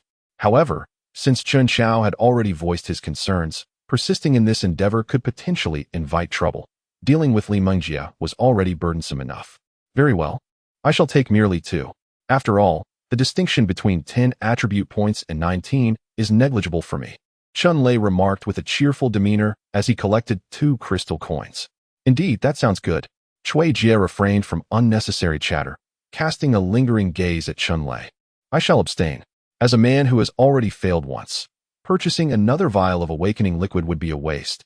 It is better suited for you, he stated, emphasizing that it was unwise for someone who had already faced failure to attempt another purchase of awakening liquid, as the chances of success were slim. Moreover, even if one were to awaken, they would merely become a Tier 0 awakener of little utility. Take care of yourselves. Chen Chao sighed, shaking his head. He then added, You should hasten, as we need to assemble and head to the combat zone shortly. Cui Jie nodded in agreement, choosing not to comment further. Given the circumstances, he resolved to maximize the utility of the crystal coins. Cui Jie, what shall we do next? Chun Lei inquired. One moment, let me prepare, Cui Jie replied. And his preparations were straightforward. It was time to commence the summoning. First and foremost, he would absorb the crystal coins in his possession. Cui Jie, overwhelmed with excitement, began to absorb the 157 crystal coins in his possession. This represented the entirety of the crystal coins bestowed upon him, amounting to a total of 570 manifestation coins. He proceeded to check his attributes. Host, Cui Jie rank, 1 attributes, 10 manifestation coins. 689 ability to enhance oneself. Current ratio, 100 to 1 talent 1, talent 2, talent 3, talent 4, all items, heart of the magic tree thus. Cui Jie's manifestation coins were firmly established at 689 points. It was time to summon, starting with the heart of the magic tree. Sacrificing the heart of the magic tree. In the midst of a thicket, Towering trees with lush foliage reminded Cui Jie that this summoning would yield a new species. A series of muffled thumping sounds resonated, gradually approaching, capturing Cui Jie's gaze. What could this summoning bring forth? His curiosity piqued, as this was his inaugural experience utilizing a sacrificial offering without expending a single manifestation coin. Moreover, he noticed that many of the trees around him stood at least 10 meters tall, nearly rivaling the height of the colossal treants. Yet they were true plants, devoid of human faces or limbs. The thumping grew increasingly closer, and soon a figure emerged from the underbrush. Lo and behold, a treant. This treant was unlike any other. The one before him could genuinely be called a treant, possessing limbs and a face, embodying the essence of its kind. Standing at approximately 1.6 meters tall, it bore a striking resemblance to Groot from the Guardians of the Galaxy, albeit lacking in height. Its fingers, composed entirely of intertwining branches, hinted at its mode of attack. Could it truly be Groot? Cui Jie murmured, recalling that he had seen the Guardians of the Galaxy, but had forgotten the specifics of Groot's abilities. Whether they were formidable or not remained a mystery. Perhaps it would be prudent to examine its attributes. Ignoring the astonished exclamations of Chun Lei and others nearby, Cui Jie focused intently on the pet panel within his mind. Magical Tree Warrior. Origin. Pet Charm Attributes. 25 Trait 1. Hardened Armor. Immune to 50 of all attacks except fire-based ones, while suffering 200 damage from fire. Skill 1. Enchanted Spike. Emerges from the ground to launch spikes based on its attributes toward the target. Skill 2. Entangle. Extends its arms indefinitely to bind the target, rendering it immobile. The spikes on its arms contain neurotoxins, with a chance to paralyze the target, preventing any movement. A second-tier Magical Tree Warrior. Cui Jie gazed at the treant before him with delight. Moreover, it stemmed from Pet Charm, a novel for which he had once eagerly awaited updates, often losing sleep over it. Chapter 48. The Final Bastion. Just after Cui Jie summoned the Magical Tree Warrior, he was impatiently urged by Xiao Tao to follow Chun Chao to the assembly point. Along the way, Cui Jie took careful note of the patrolling soldiers he passed. Each of these individuals towered above 1.9 meters, their robust musculature a testament to their immense physical strength. The golden proportions and appearances of these beings strikingly resemble those of Western Caucasians on Earth, the sole distinction being their lustrous silver hair shimmering in the light. Indeed, all the patrolling soldiers are female, with not a single male among them, underscoring the matriarchal nature of this society. Soon, Cui Jie and his companions arrived at a vast plaza, where a towering female statue stood in the center, reaching several meters high. The statue, majestic and commanding, held a spear reminiscent of those from ancient fortresses in her right hand, while her left hand grasped a shield, gazing into the distance as if poised for battle. Moreover, many of the patrolling soldiers wielded a spear in one hand and a shield in the other. Lowly humans, heed my words, for I shall speak only once. Do not compel me to repeat myself. Lowly humans, lowly humans. Each time Cui Jie heard these words, a surge of indignation bubbled within him. Yet he could only suppress it. Standing upon the podium in the plaza was a female warrior whose age was indiscernible. Unlike her patrolling counterparts, she donned a suit of gleaming silver armor, unmistakably of extraordinary origin. This place is the Moon Worship Star, the holy city of moon worship. You belong to the 106th Cannon Fodder Battalion under the 2nd Legion. Your commander has already been executed, and I hereby designate the newly appointed commander, number 95270. You must obey his orders. Should I discover anyone attempting to flee, the consequences will be far beyond mere confinement, declared the fierce warrior from the podium. Commander, what if someone disobeys the orders of the commander? What does he mean by that? Beside him, Chun Lei also noticed Xiao Tao smirking in their direction, and coupled with the current line of questioning, it was evident that it was aimed at him and his companions. The erasure of a mark equated to the obliteration of a person's very soul. Thus, did this mean that everyone here must heed Chun Chao's words? In other words, the one who activated this place possessed such privileges? Based on the previous situation, Cui Jie believed that Chun Chao was not that kind of person. However, the intentions of the so-called Xiao Tao remained uncertain. Silence. With a thunderous roar, a tremendous wave of sound surged forth, causing Cui Jie to tremble uncontrollably. The previously raucous crowd fell into an immediate hush.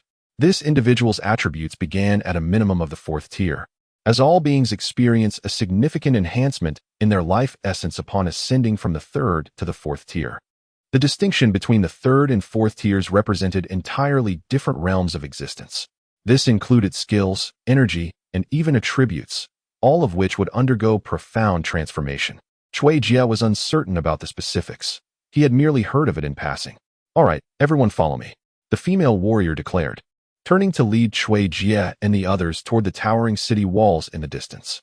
At this juncture, Cui Jie finally had the leisure to closely observe the Moon Clan's defenses against the insectoid onslaught.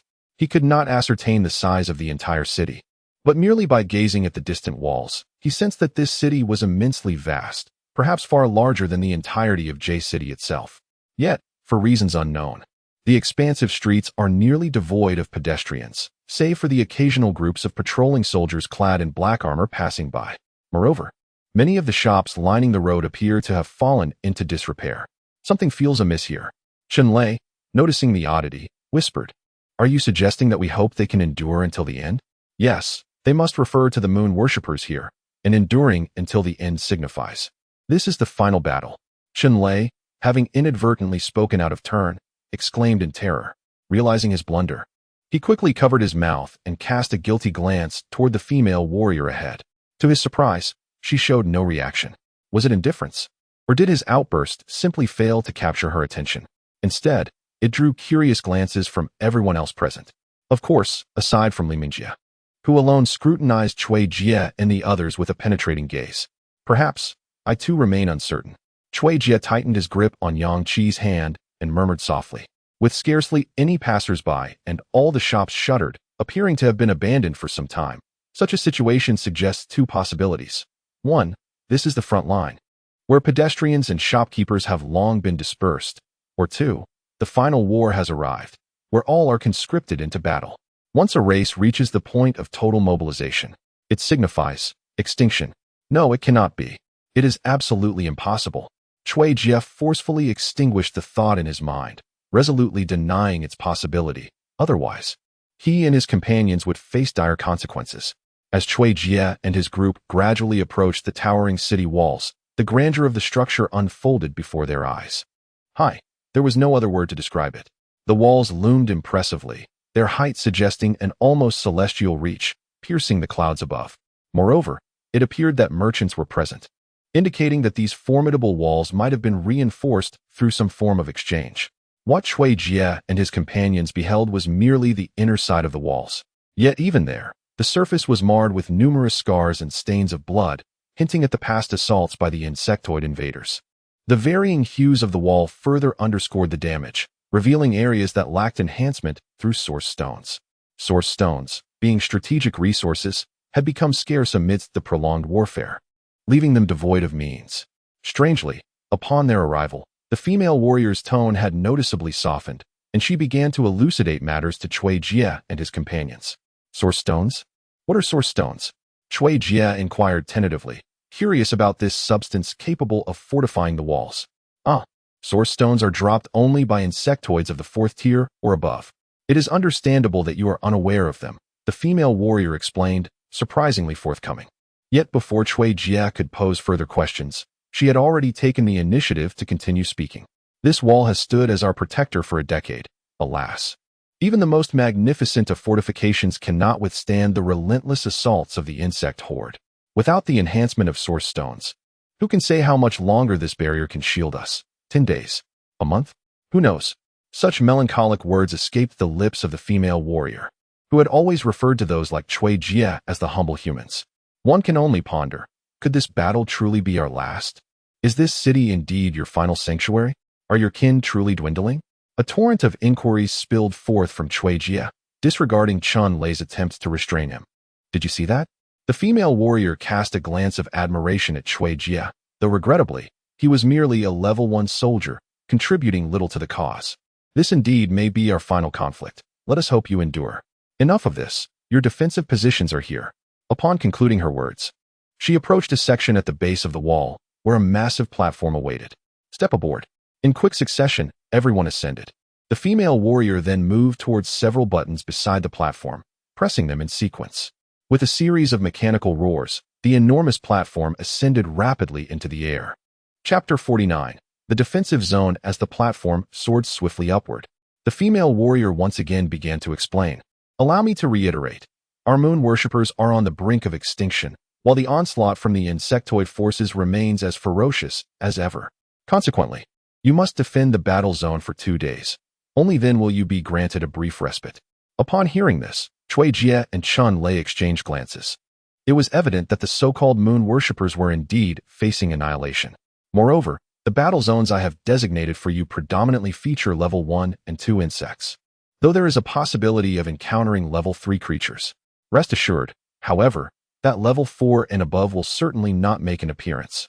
Cui Jie silently scoffed at the notion, recognizing that beings of level 4 and higher belonged to the leadership echelon and would not engage in such a brutal siege battle. As for the survival supplies, you need not worry. They have been preemptively stored in the battle zone. Do you understand? Understood. Completely understood. Insects. Does anyone know what they are? Since the apocalypse began, we have been confined to the giant trees, oblivious to the situation beyond, let alone the insects. Zhao Xing was the first to pose a question. I wonder how formidable a level 1 insect can be. Can it breach my defenses?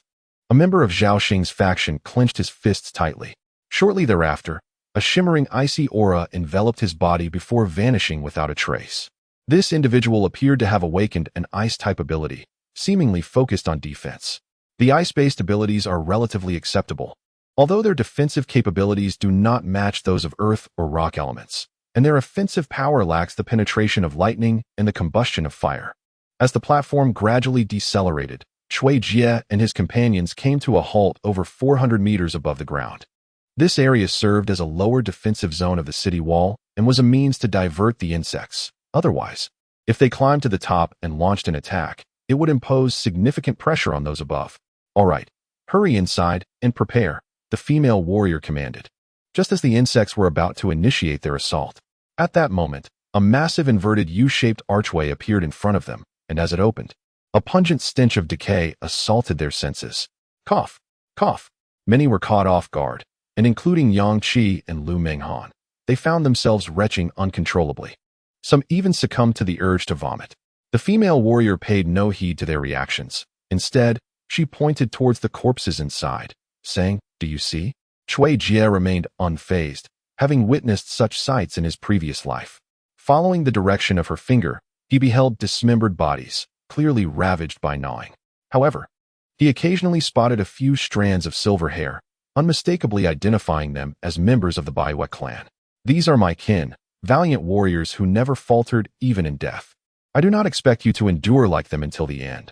I only hope you can hold on for 2 days, just 2 days. At that time, others will come to assist you. Do you understand? The female warrior let out a thunderous roar, momentarily jolting those who had been retching back to clarity.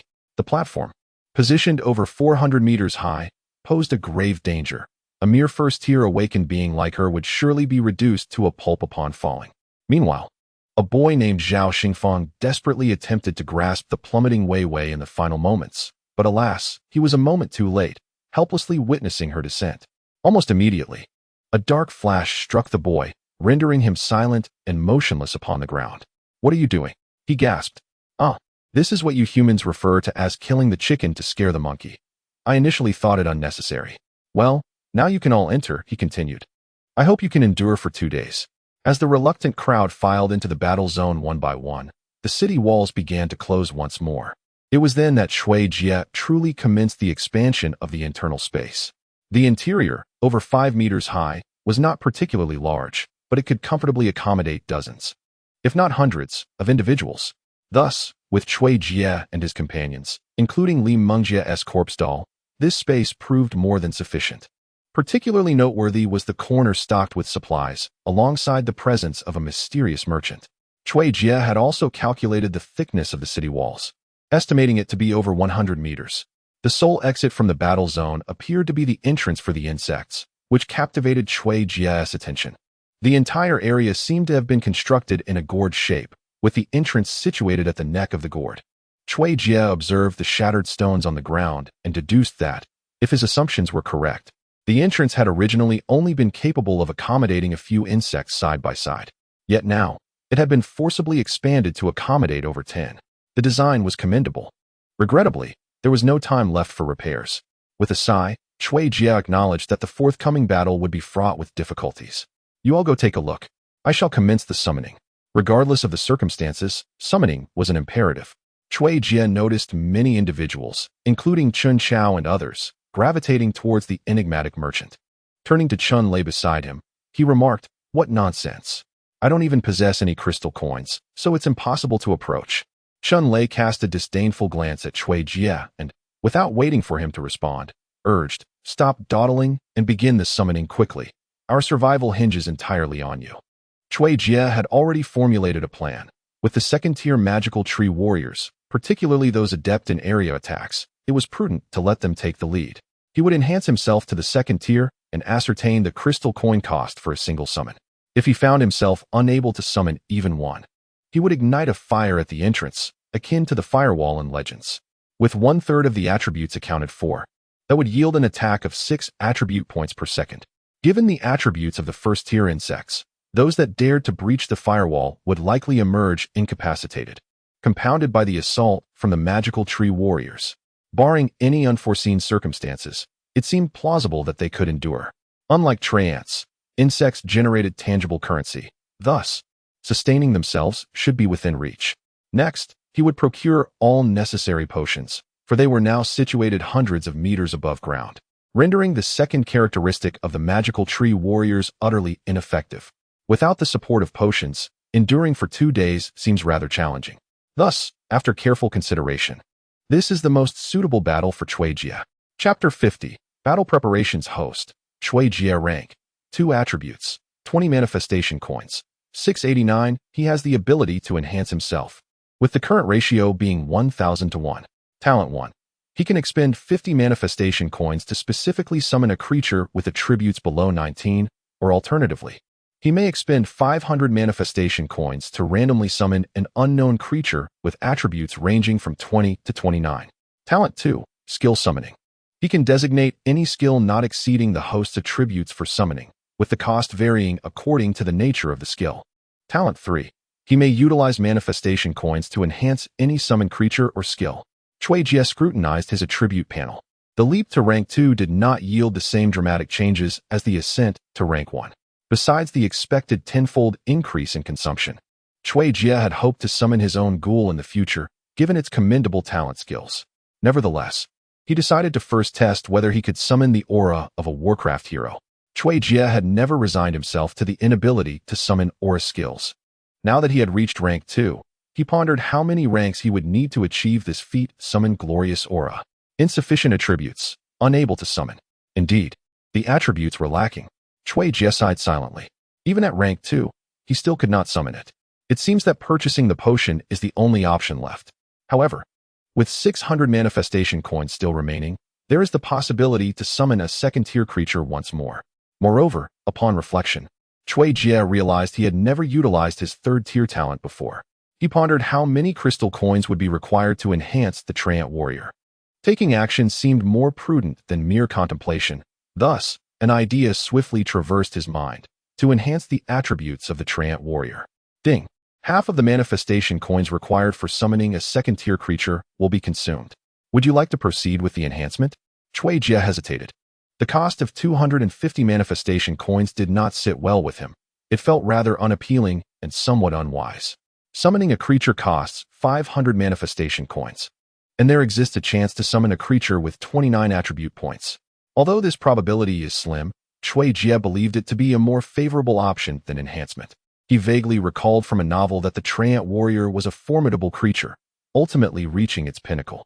However, others enhanced their pets using corresponding treasures, and he found himself lacking such means. But wait, he realized he did possess something valuable: the heart of the Treant that had been sacrificed, with the potential to acquire more in the future. Furthermore, the skill stones could also serve as enhancement tools. Yet, he remembered that when he initially used a skill stone to enhance a ghoul, it only gained a single attribute point. No. A spark ignited in Cui Jia's eyes as he suddenly recalled that skill stones enhance based on a percentage. At that time, the ghoul had merely 6 attribute points, and gaining 1 point was quite commendable.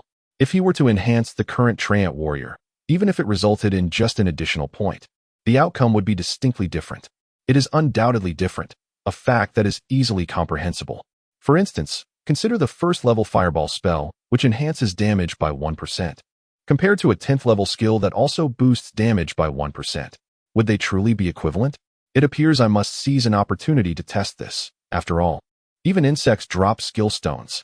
Yes, I should visit the mysterious merchant to see what I can acquire now. When I was at the power plant, my crystal currency was insufficient, preventing me from seeing many items. Now, however, I possess over 600 crystals, so I anticipate being able to explore numerous offerings. Although I may not purchase anything, it should be permissible to broaden my horizons. Alas, disappointment has once again befallen Shui Jia at the merchant's stall. Initially, with over 600 currency in hand, equivalent to 60 crystal coins, he expected to encounter a plethora of items. While he did find many, the variety remained rather limited. The basic potions had merely been upgraded to intermediate ones.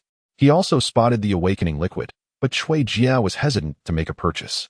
The awakening liquid costs 10 white crystal coins and carries a certain probability of transforming an ordinary individual into an awakened one. However, with each failure, the success rate diminishes by half. Should Yang Qi fail even once, the prospect of awakening again becomes utterly implausible. In the end, Shui Jia refrained from buying it for Yang Qi. As for the walls and seeds, he did not even bother to glance at them. However, he did notice that the equipment available was only basic, all offering a mere 5 enhancement, and priced at 50 crystal coins. Is it possible that the merchant solely deals in items that do not drop from creatures? Shui Jia pondered with a sense of confusion, realizing that the absence of skill stones for sale among the merchants led him to such thoughts. For instance, life-saving potions are not dropped by any creatures, just as the formidable forces must procure city walls and seeds. Moreover, the awakening liquid and equipment meant for his loved ones cannot be obtained in a similar manner. Perhaps this is indeed the case. In other words, purchasing skill books from merchants seems utterly impossible. Next, he contemplated summoning a creature of the second tier. He hoped to conjure one capable of enduring attacks, having already secured offensive capabilities with the addition of the firewall and the magic tree warrior. Summoning a defensive type would be the perfect complement. Let the summoning commence. As he took a deep breath, he found himself in a setting reminiscent of an ancient western city. The ochre buildings, akin to castles and cathedrals, surrounded him. Most notably, the scene before Shui Jia appeared to be a military camp, where rows of armored soldiers were vigorously training in the square, perspiration glistening on their brows. The soldiers' attire closely resembled that of a film he had seen, albeit lacking shields. Goodness, am I truly witnessing Spartans? Shui Jia gasped in astonishment, observing the soldiers nearby, disregarding Chen Lei and others' exclamations as he anxiously delved into the recesses of his mind. Myama, originating from Diablo 2 attributes. 28 Characteristic 1. Defensive Aura. Increases the defense of allies within a radius of 100 meters by 10. Non-stacking. Characteristic 2. Weakness Aura. Reduces the defense of enemies within a radius of 100 meters by 10. Non-stacking. Skill 1. Combo. Each attack has a chance to trigger an additional strike, dealing 50 of the previous attack's damage, with no upper limit. Shui Jia exclaimed in astonishment, gazing at the soldier before him. This was none other than the mercenary from Act 2 of Diablo, but significantly more formidable. The entity he had summoned possessed not only 2 auras, but also 2 offensive skills. This was truly extraordinary. Had the system altered this for him? Or had it responded to his call? Perhaps it was a result of creation itself? Wow, Shui Jia, what remarkable thing have you summoned? What is that strange creature beneath your feet? A peculiar cry interrupted Shui Jia's contemplation. He could only look helplessly at Chen Lei, who wore a foolish expression of wonder. Following Chen Lei's gaze, Shui Jia glanced down at his feet. Indeed, he was standing within a circle of blue auras, which were continuously gathering inward in concentric rings. Upon further introspection, he felt an undeniable surge in his strength, as if his defense had truly increased by 10. Chapter 51. The battle commences. What is this? Chen Lei inquired. Aura, do you know? Isn't an aura passive? Can you also add it for our allies? Without waiting for Shui Jia to respond, Chen Lei eagerly bombarded him with questions. Well, I will give it a try. Shui Jia hesitated, uncertain whether this aura could be extended to them, especially since the bloodthirst skill was not applicable during the battle with the tree man. Mishan, apply the aura to everyone here, Shui Jia instinctively commanded. Yes, master. Wow, you can talk. Chun Lei momentarily forgot the aura that had just appeared beneath their feet, his astonishment directed at Mishan. However, to his surprise, Mishan paid him no heed, continuing to spread the aura in concentric circles. What is this? Someone exclaimed. Yes, what is it? I feel as if my body is brimming with strength. It's quite beautiful. Is it enhancing our power? Who created this? It seems to be the awakened one standing next to that tree over there. I heard he's a summoner. Cui Jie ignored the exclamations of those around him and eagerly continued to question Mishan.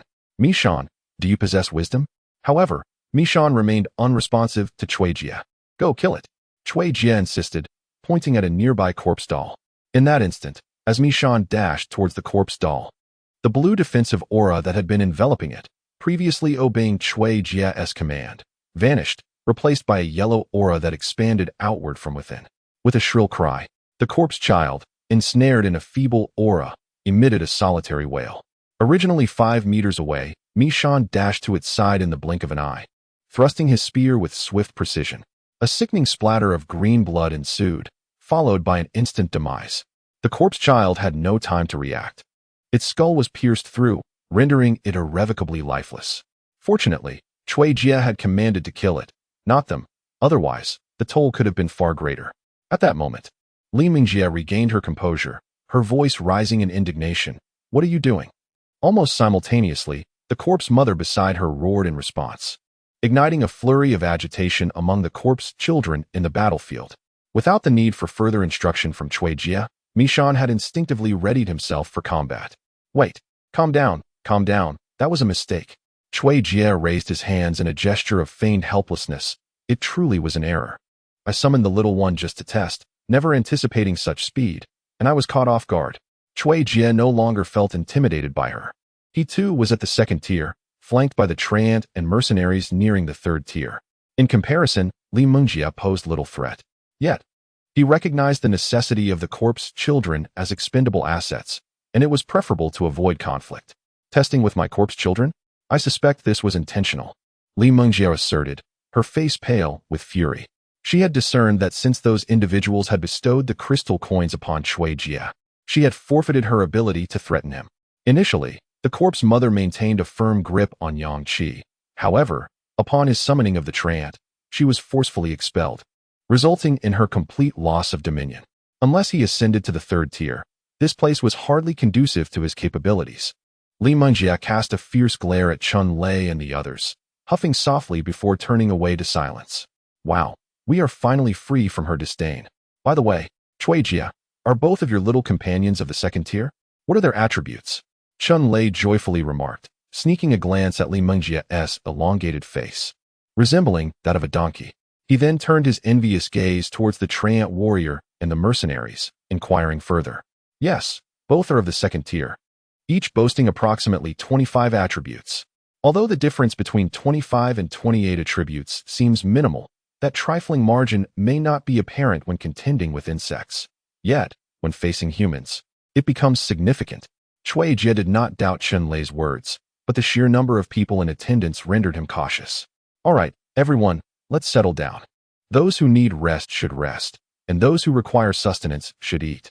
It is likely that when the insects truly commence their assault, we may find ourselves bereft of even a moment's respite, declared Chen Chao, the commander. As soon as Chen Chao finished speaking, Lu Minghan eagerly dashed towards the supplies in the corner, even obstructing Yang Qi, who intended to assist. Cui Jie chose to disregard her actions and turned his attention back to Chen Chao, who had been quietly seated in the corner, recuperating, only now stepping forward to voice his thoughts. Until now, Cui Jie had only just noticed that Chen Chao's aura had finally stabilized. However, he sensed that Chen Chao's energy had diminished slightly. Although it remained stronger than his own, it was not as potent as during their battle with the colossal tree. It was instead Xiao Tao, who stood beside Chen Chao, that caught Cui Jie's keen attention.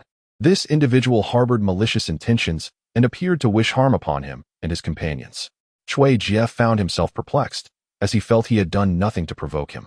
As a 2nd-tier wind awakener, while he might evade capture, he would find it exceedingly difficult to kill with ease. Once he employed his abilities, the prospect of effortless teleportation would become considerably more challenging. Here, eat this. Lu Minghan offered Chui Jia a substance from the so-called moon worshippers.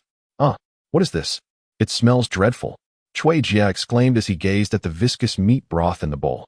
A mere whiff revealed an off-putting odor emanating from it. Yet, having not eaten for an entire day, he forced himself to swallow it despite the overwhelming sense of nausea. To his surprise, although the broth was unpalatable, it seemed to contain an unknown energy. A warmth surged through his body, dissipating the fatigue he had carried since entering the illusion and battling the trance. Hey, this soup is quite remarkable. Is there any more?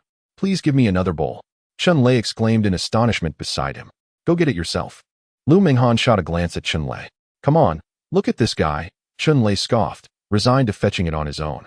As the atmosphere of the battlefield filled with laughter and the sounds of camaraderie, everyone engaged in their meals and banter. Suddenly, the resonant chimes of a bell echoed, striking at the very core of our hearts. The Zerg's assault commenced once more, yet this time, their attack was even more insidious. At the moment the bell tolled, two razor-sharp claws had stealthily positioned themselves to seize the corpses, designated as cannon fodder, without anyone realizing it. Chapter 52, Enemy Assault. A sense of foreboding enveloped me. Look, what is that? Something is crawling up. Enemy assault. As the bell rang out, many remained in a daze. Yet Li Mingjie was acutely aware that the battle had begun. The corpses were linked to the corpse mother, who was under Li Mingjie's control. Prepare for battle. With a thunderous roar, Chun Chao was the first to strike. Rending sky slash. The air shimmered as a crescent-shaped beam of white light swiftly surged toward the newly emerged insects. With a crisp sound, the two creatures had no time to react before being cleaved in two by the colossal crescent blade. Countless severed limbs scattered and fell upon the city walls, vanishing into oblivion shortly thereafter. Is this what the insects are like? Chun Lei inquired cautiously, wide-eyed. His confusion mirrored that of Chui Jia, who was equally perplexed. They both noticed that the insects that had just scaled the surface were entirely different from those encountered in the previous life. It seemed as if they were yet to fully evolve. No, perhaps they were in their juvenile stage? No, that couldn't be right. What exactly were they? Before me, the creature, despite its body and claws bearing resemblance, lacked the formidable teeth characteristic of the sword-wielding tigers or even the scorpion-like tail. In essence, the insect attacking the moon worshippers appeared to be akin to those found on Earth. Soon, Wang Kueifeng and the strength-oriented awakeners, including Old Pig, silently obeyed the command and advanced forward. Naturally, Chui Jia's Mayan mercenaries took the lead as well. Understood. Old Pig nodded and spoke. The Mayan, having undergone systematic enhancements, was transformed into a relentless killing machine, impervious to injury and devoid of the need for energy in combat. The acquisition of the manifestation currency lay entirely in his hands. Compared to him, the Demon Tree warriors were relegated to mere distractions. Quickly, as the melee fighters positioned themselves, for more insects crawled forth from the cave's mouth. Among them, while Chui Jia overlooked three, one insect was swiftly dispatched as Mayan thrust his 2-meter-long spear, piercing through its head. This action triggered a combo, albeit the subsequent strikes proved ineffective since the insect was already vanquished with a single blow. Nonetheless, it allowed Chui Jia to witness the efficacy of the combo. The entirety of the motion was completed in under a second, indicating that as Mayan eliminated the first insect, the other three had only just begun to emerge. Subsequently, Mayan diligently executed Chui Jia's command to seize the experience. Before the remaining awakeners could react, Mayan efficiently dispatched the other three insects. Old Pig stood dumbfounded, observing Mayan's meticulousness, and with a slight smirk, he quietly retracted the brown energy enveloping his hands. Ding! For manifestation coins acquired. After the demise of these 4 insects, the group waited for a moment, only to find that the assault had seemingly ceased for the time being. However, no one dared to approach the cave entrance to discern the situation, resulting in an immediate silence enveloping the battlefield, punctuated only by the sporadic sounds of explosions, shouts, and shrieks from outside. Each person exchanged glances, momentarily at a loss regarding their next course of action. Chui Jia, however, did not perceive this mission as being so straightforward. With the cessation of their attacks, he resolved to strengthen himself as swiftly as possible. Upon glimpsing the corpses, a realization struck him regarding what he ought to summon.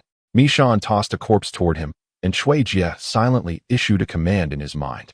With a mere thought, he summoned a ghoul, specifically one with the life and death skill, at the cost of 50 manifestation coins. Indeed, summoning even a first-tier creature now required a consumption of 50 points. Chui Jie observed his 93 manifestation coins with quiet contemplation.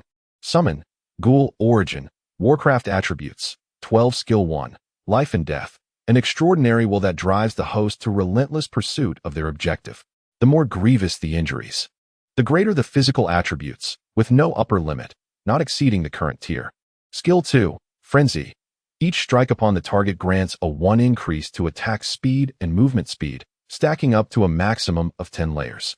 Chui Jie gazed in astonishment at the newly summoned ghoul, which had inexplicably transformed from a 0-tier entity to a first-tier one, while the attributes of Frenzy within the game also underwent a modification.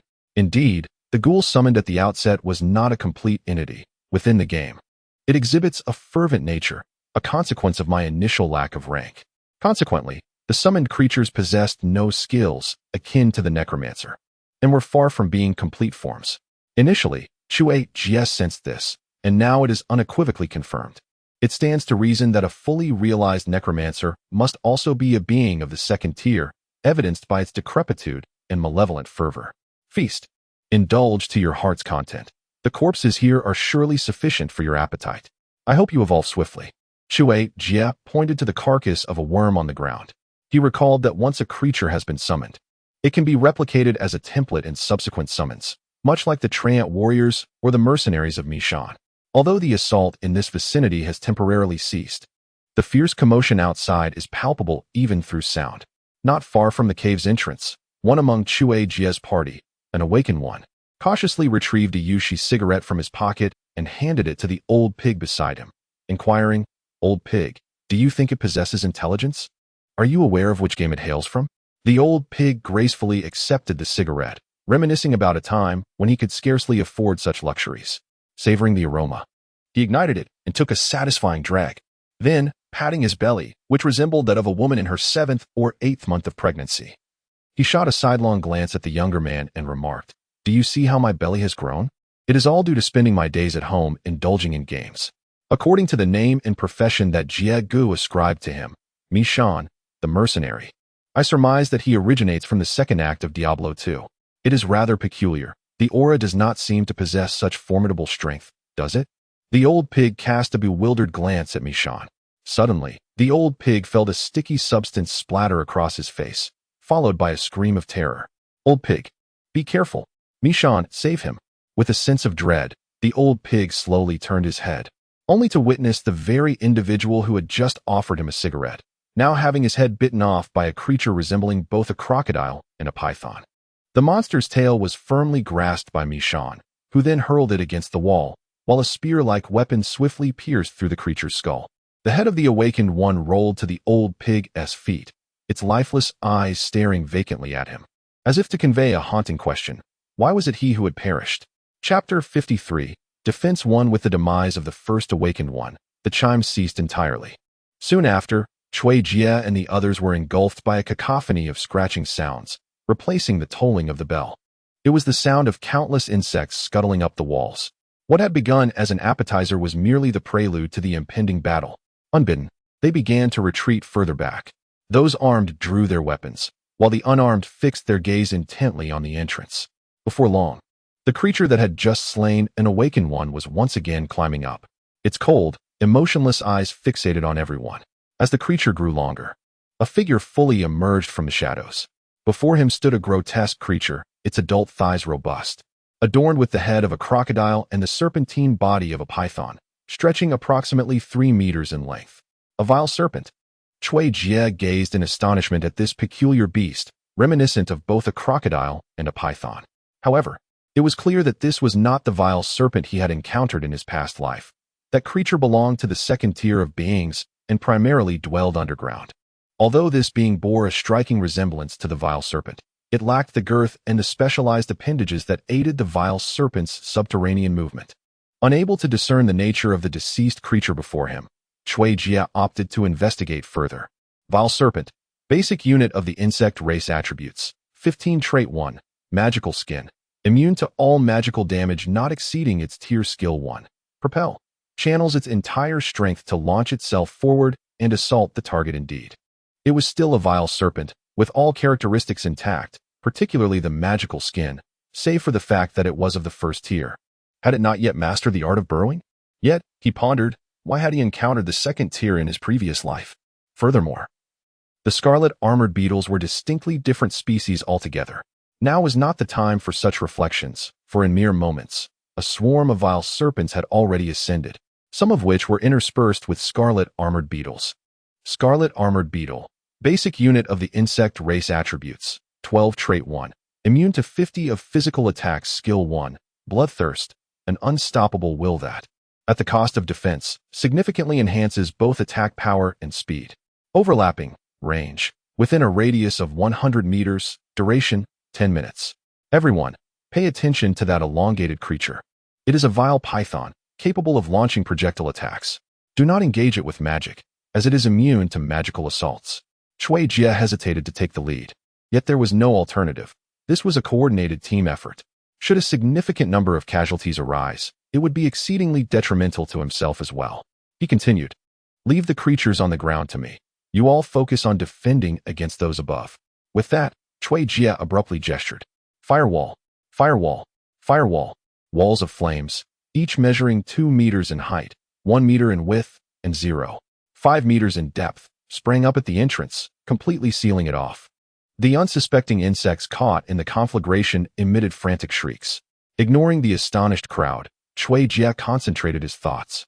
Demonwood piercing. The nearby tree warrior plunged its hands forcefully into the ground. At that moment, the insects, seared by the flames, reacted swiftly, rushing towards the cave. However, they were not met by feeble humans, but by an array of sharp wooden spikes suddenly emerging from the earth. With a series of piercing sounds, countless bloodied insects, be they red-armored beetles or vile pythons, were instantaneously vanquished upon their appearance. In an instant, the more than 20 insects that had crawled up were utterly annihilated, leaving only a few wretched pythons clinging to the wall above. "Watch out above!" someone shouted urgently.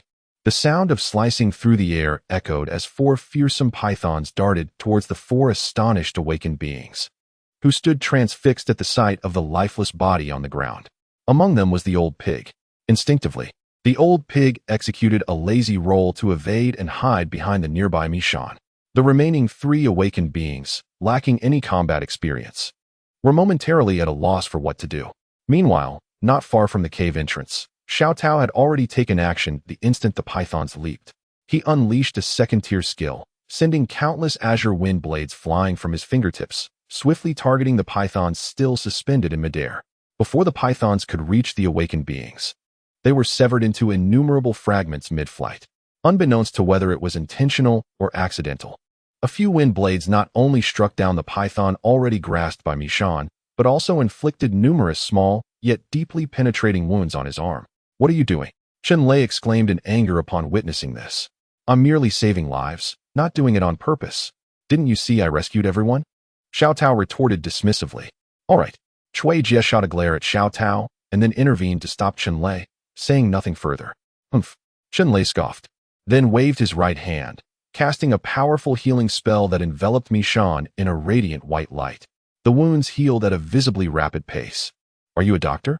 Xiao Tao furrowed his brow at Chen Lei, remaining silent. However, no one dared to retrieve anything, as more insects began to crawl up from the cave entrance. This time, the swarm of insects surpassed the previous encounter, as more than a dozen scarlet beetles stood in formation on the ground, while countless vile serpents slithered along the walls and overhead.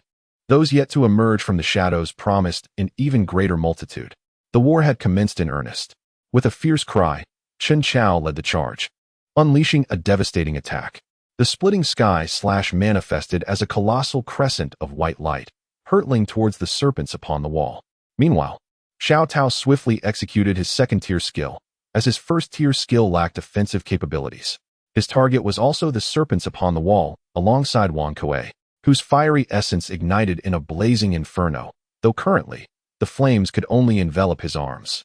Old Zhu summoned a clay golem, towering over 2 meters, crafted entirely from earth, effectively introducing an additional first-tier creature to the fray.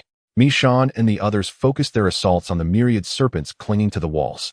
As for Cui Jie, the recently retracted firewall once again sealed the breach, directing the treants to unleash their thorn pierces against the scarlet beetles on the ground. Yet, these beetles continued to surge forth relentlessly, breaking through the firewall in waves. The treants, armed with too few sharp branches, struggled to maintain their defenses. Eventually, one weary beetle breached the defensive perimeter, lunging towards an awakened individual who had just evaded a menacing serpent, only to be caught off guard by the beetle's swift attack. 3 claw-like shadows swept across the air. Alas, a young awakened individual, no more than 20, clutched their throat in desperation. However, blood gushed forth, undeterred, seeping through the crevices between his fingers.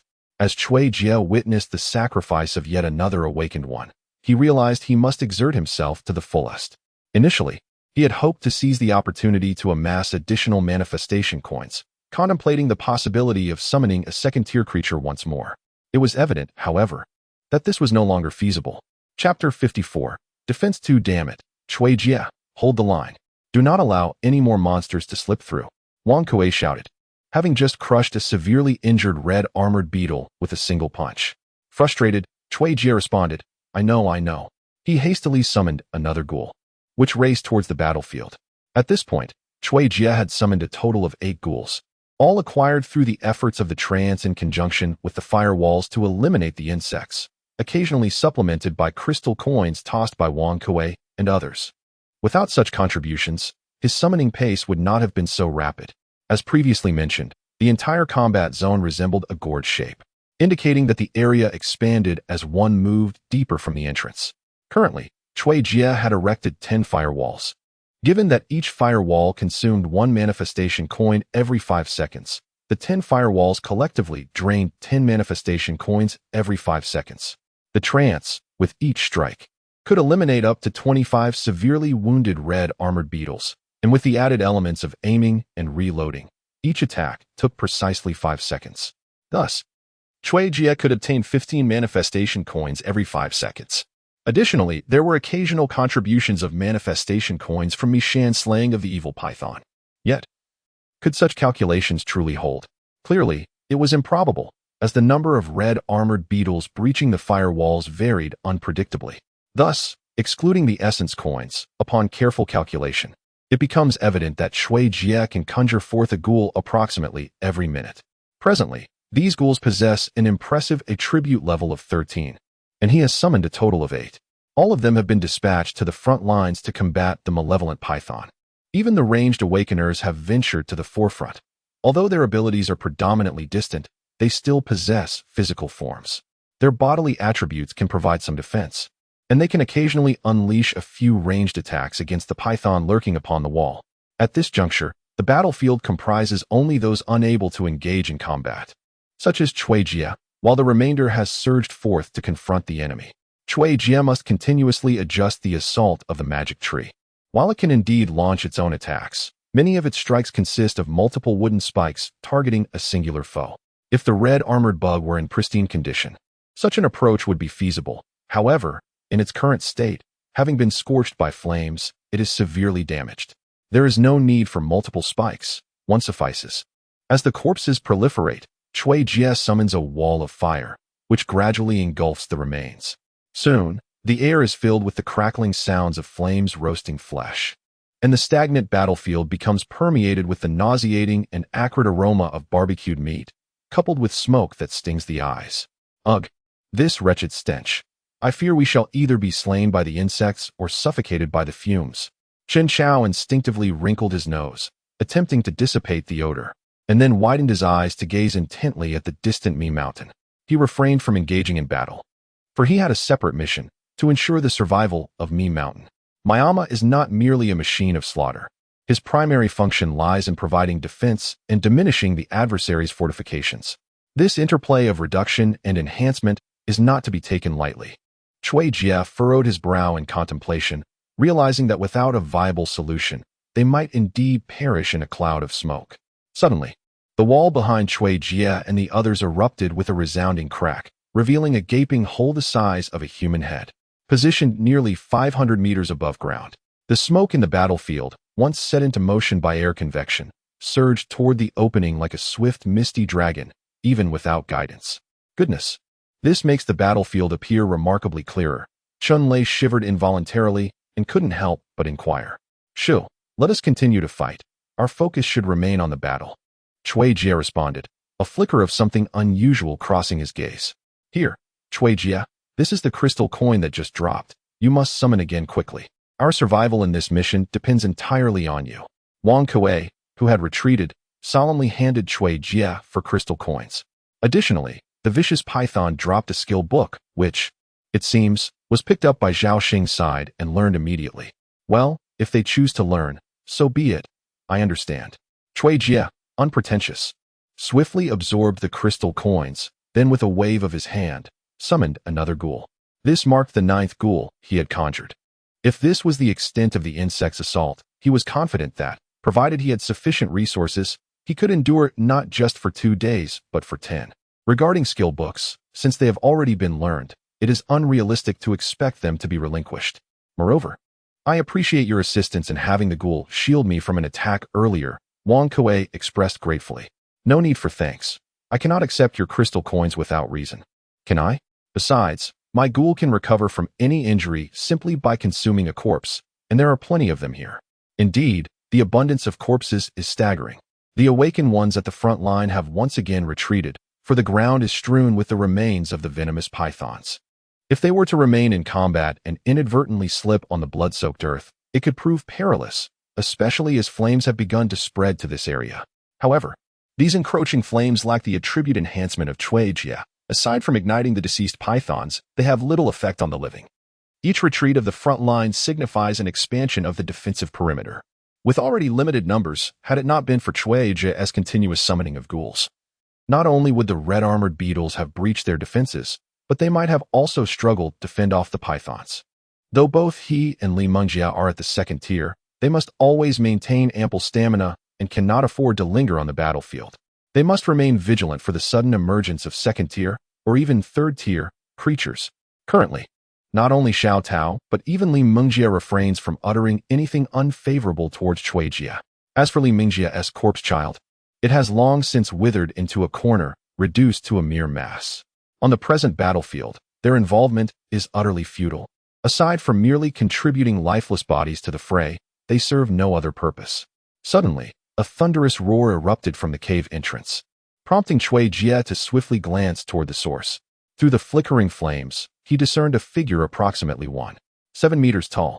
In an instant, the figure darted past the wall of fire, emerging before everyone, marked by charred traces upon its form. This was a 2nd-tier thin-skinned monkey.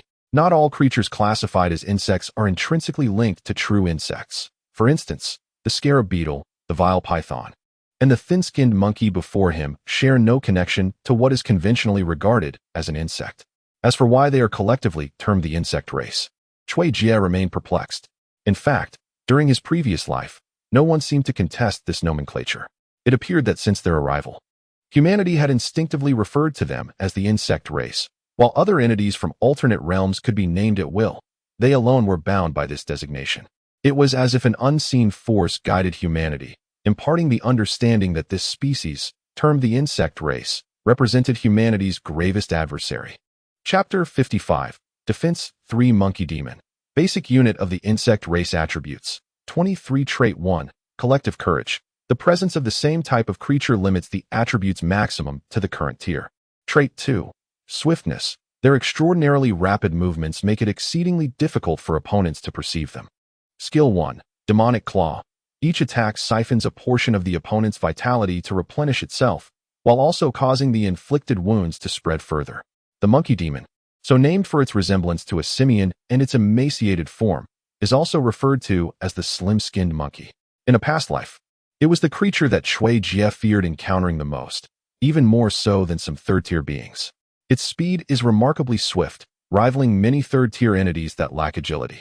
While its attributes may not be particularly high, it compensates with a unique trait, for the insectoid species is never comprised of solitary fighters. Particularly noteworthy is its singular skill, the source of its demonic nature, which not only allows it to drain life, but also inflicts damage akin to the area of effect attacks of a 1st-tier awakened individual, Lu Wei. Cui Jie had just introduced the attributes of the monkey demon to the group, when, with a swift motion, 3 more figures emerged from behind a revealed monkey demon. swiftly crossing the firewall and appearing before them. 4 monkey demons in total. Does that imply a cumulative 27 attribute points? Fortunately, it was still within expectations. The strongest of the second-tier beings? Let us see who truly reigns supreme. Mishan. With a mere thought, Cui Jie directed Mishan to charge towards the monkey demon. He then gestured to Wang Kuei, urging him to cease his rest and join the fray swiftly. Second tier, at last, I can unleash my full potential, Xiao Tao exclaimed, having twisted his neck in exhilaration. Although he no longer dared to provoke Cui Jie, witnessing him act so grandiose left him feeling quite disgruntled. I will first lure away 2. You each take 1, Xiao Tao declared. In an instant, his figure vanished from sight, reappearing not far behind the front line.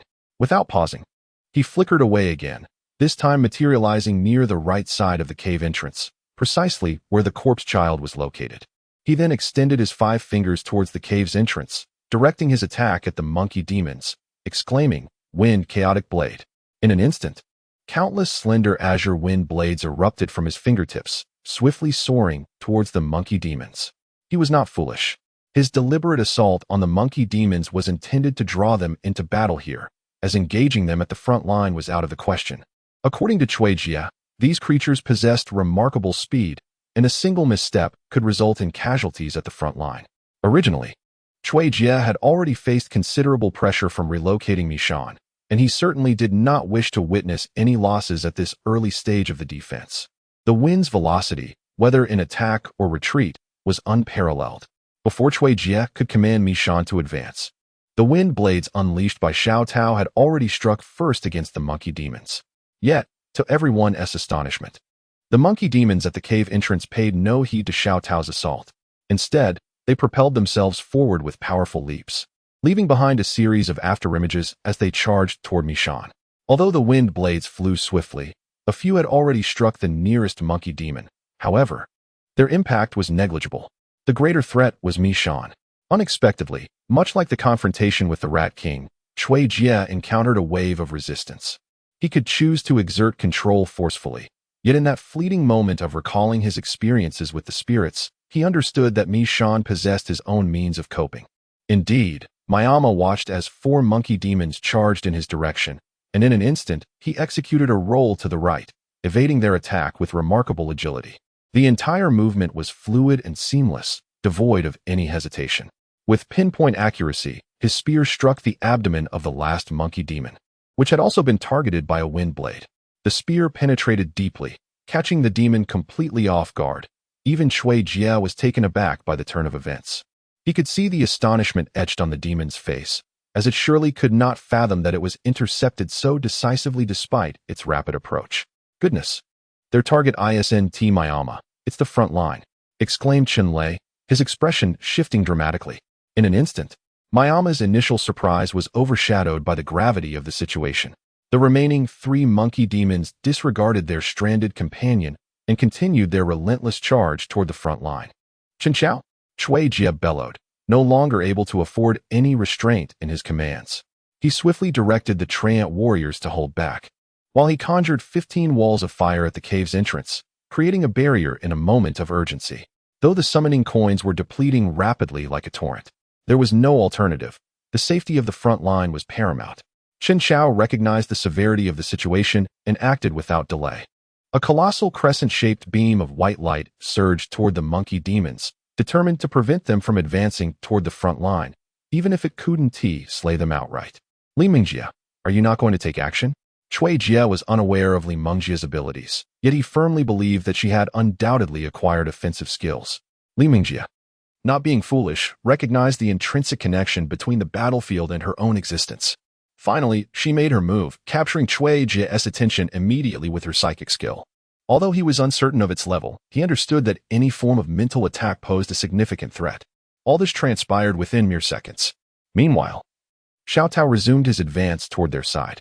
The wind howled as chaotic blades whirled, and many awakened individuals on the front line, equipped with long-range attacks, sensed the anomaly.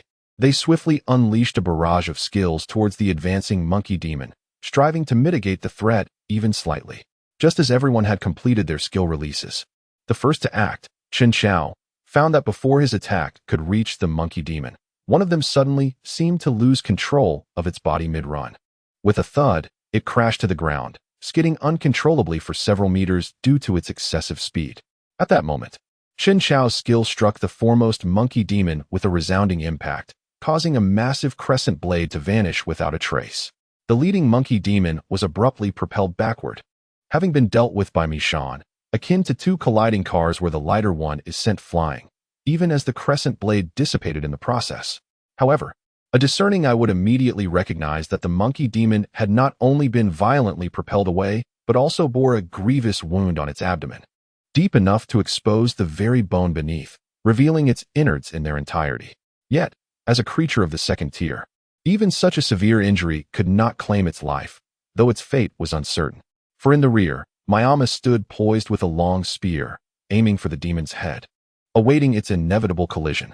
Meanwhile, the monkey demon, having inexplicably fallen, had risen once more, only to be besieged by countless slicing winds that battered against its form. At the same time, Cui Jie managed to restrain the last of the monkey demons with his enchanted tree warrior. Although its branches had been violently torn asunder, the creature's advance was thwarted, leaving it with no further opportunities. Countless first-tier skills had been unleashed, and Chen Chao had personally felt the frontline's tension. Just as everyone believed they could withstand this assault unscathed, a colossal blue sphere, trailing a shimmering tail, struck fiercely at the entrance. Instantly, Cui Jie and his companions were engulfed by a thunderous roar, accompanied by a tremor beneath their feet, as the light abruptly dimmed. In that moment, all those within the battleground lost consciousness, slipping into an abyss of oblivion.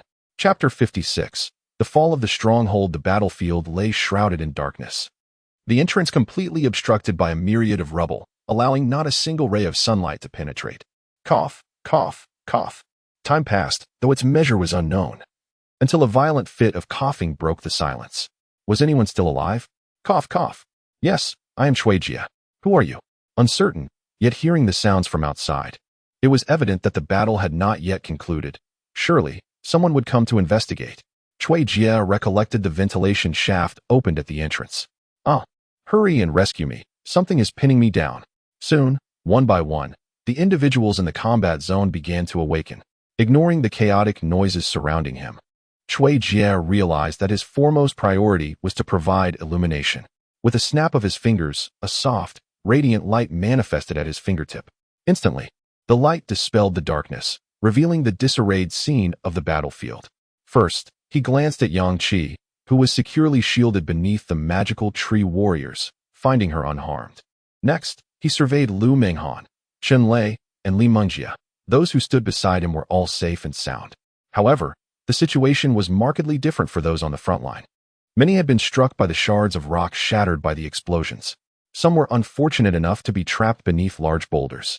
Fortunately, all of these individuals possessed a minimum physical constitution of 10 points, resulting in minimal injuries. Most notably was Mishan, who was closest to the entrance of the cave and also had the highest attributes. Although he had been struck by numerous debris, Cui Jie sighed deeply in relief upon witnessing him rise unscathed. What is this? The entrance is blocked, and we have just laid here for 2 days in safety? Chen Chao exclaimed, casting a curious glance at the source of light emanating from Cui Jie's fingers. It's impossible. Either the insectoids have reopened the entrance, or the moon worshippers have come to retrieve us. It is utterly unfeasible to have passed 2 days so easily. This perplexes me. Surely the walls of this war zone are thinner than those outside, so why do the Zerg not breach them? Wang Kuei, standing at the front line, brushed off the dust from his attire as he approached the struggling monkey demon on the ground. With fists ablaze, he struck its head forcefully, exclaiming, "Damn it! You nearly scared me to death." 4 monkey demons lay slain. Mizhan had dispatched 2, Wang Kuei 1, and Xiao Tao 1. It is not a matter of thickness, but rather the extent of reinforcement. Cui Jie rose and caressed the wall behind him. At a distance of 3 centimeters from the wall, a faint film obstructed his path. No matter how much strength he exerted, he could not shatter this barrier. What does this mean? Look, Cui Jie pointed to the film on the wall, asserting that this must be what is known as the reinforcement from source stones. The Zerg and the moon worshippers are not fools. Surely they would consider this. He then turned to Lu Wei and inquired, "Which do you think is stronger, the blue light we just witnessed, or the missile?"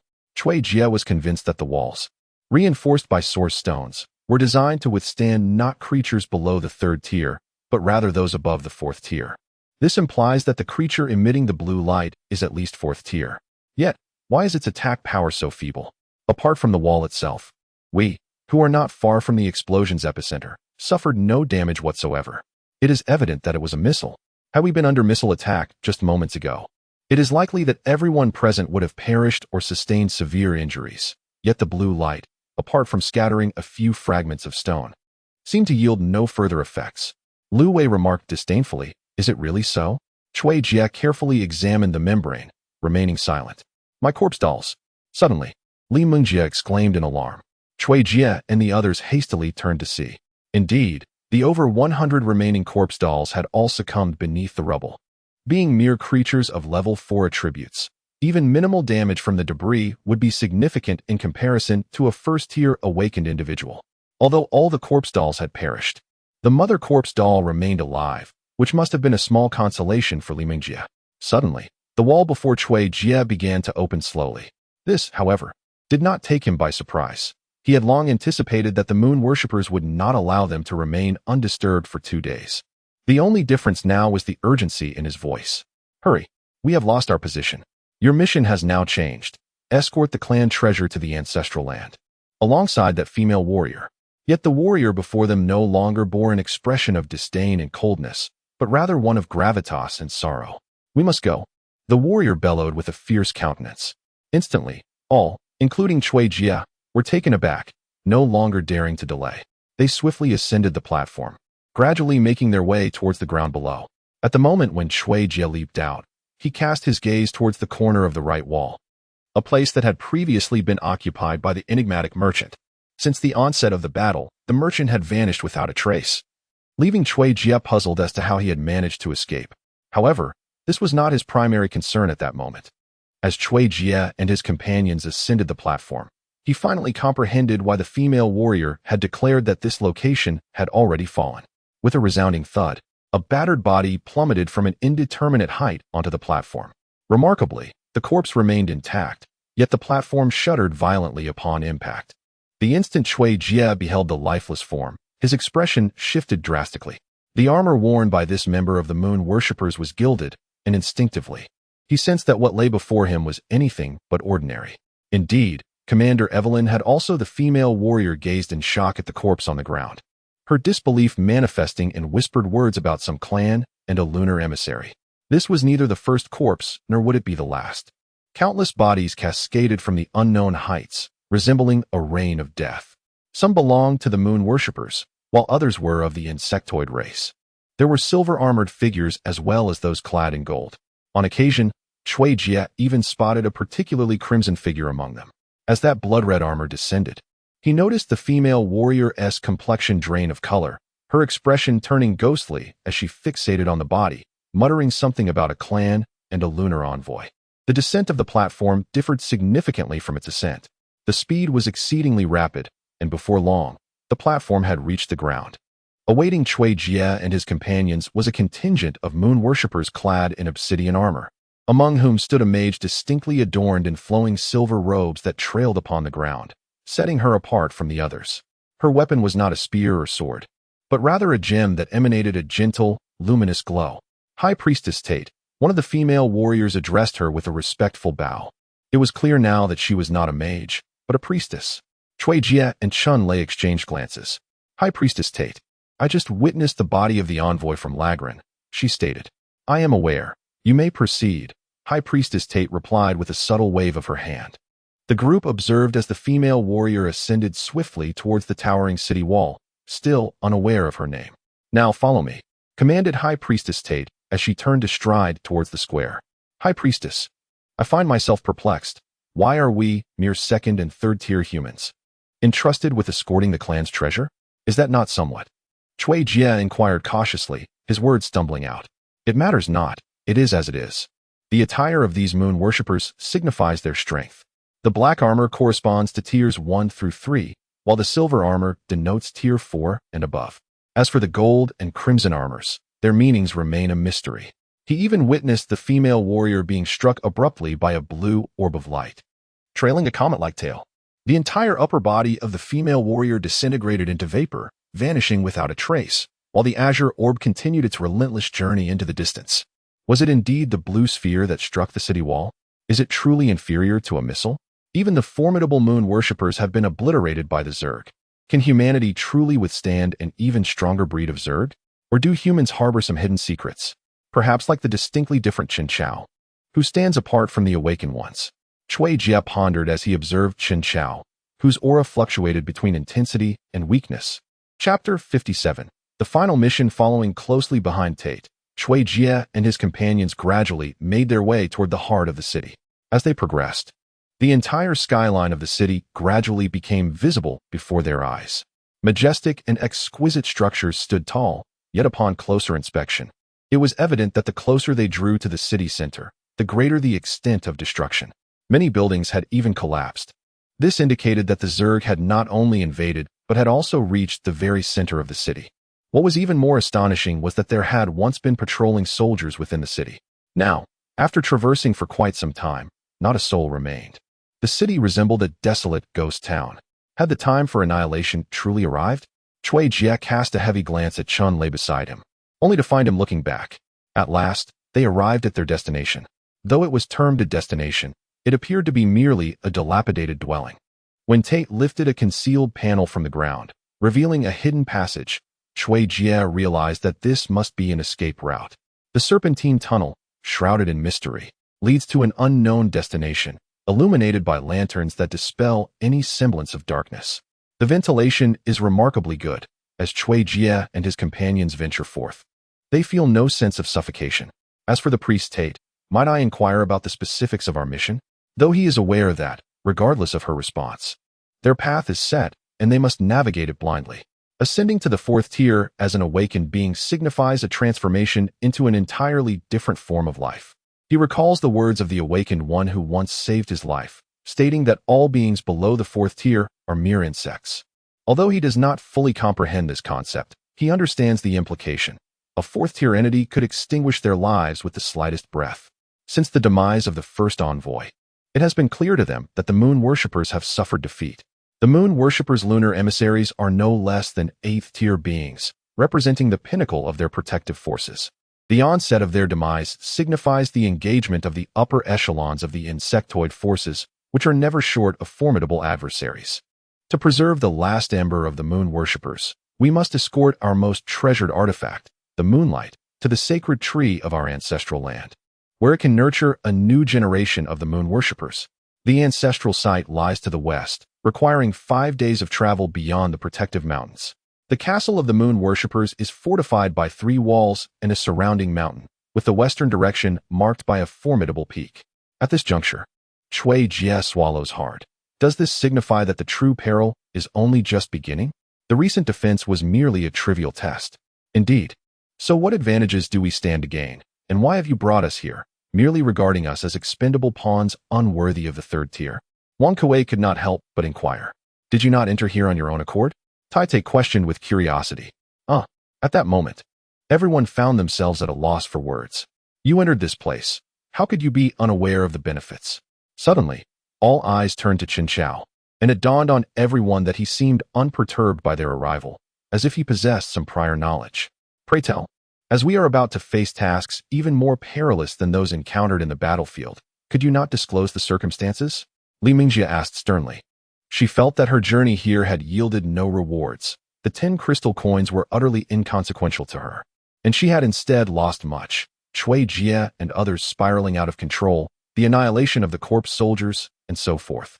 Each individual must discern the direction best suited to them, and her aptitude lay in cultivating influence beyond these confines. She was fundamentally ill-suited for such small-scale skirmishes. Just as Chen Chao was about to speak, he was interrupted by Xiao Tao. It is better to inform them. Once we step beyond the protection of the city walls, we shall encounter peril from all directions, and relying solely on ourselves would be insufficient. Chen Chao patted Xiao Tao's shoulder and continued. This place is essentially a sanctuary for legacy. Legacy? What? A legacy?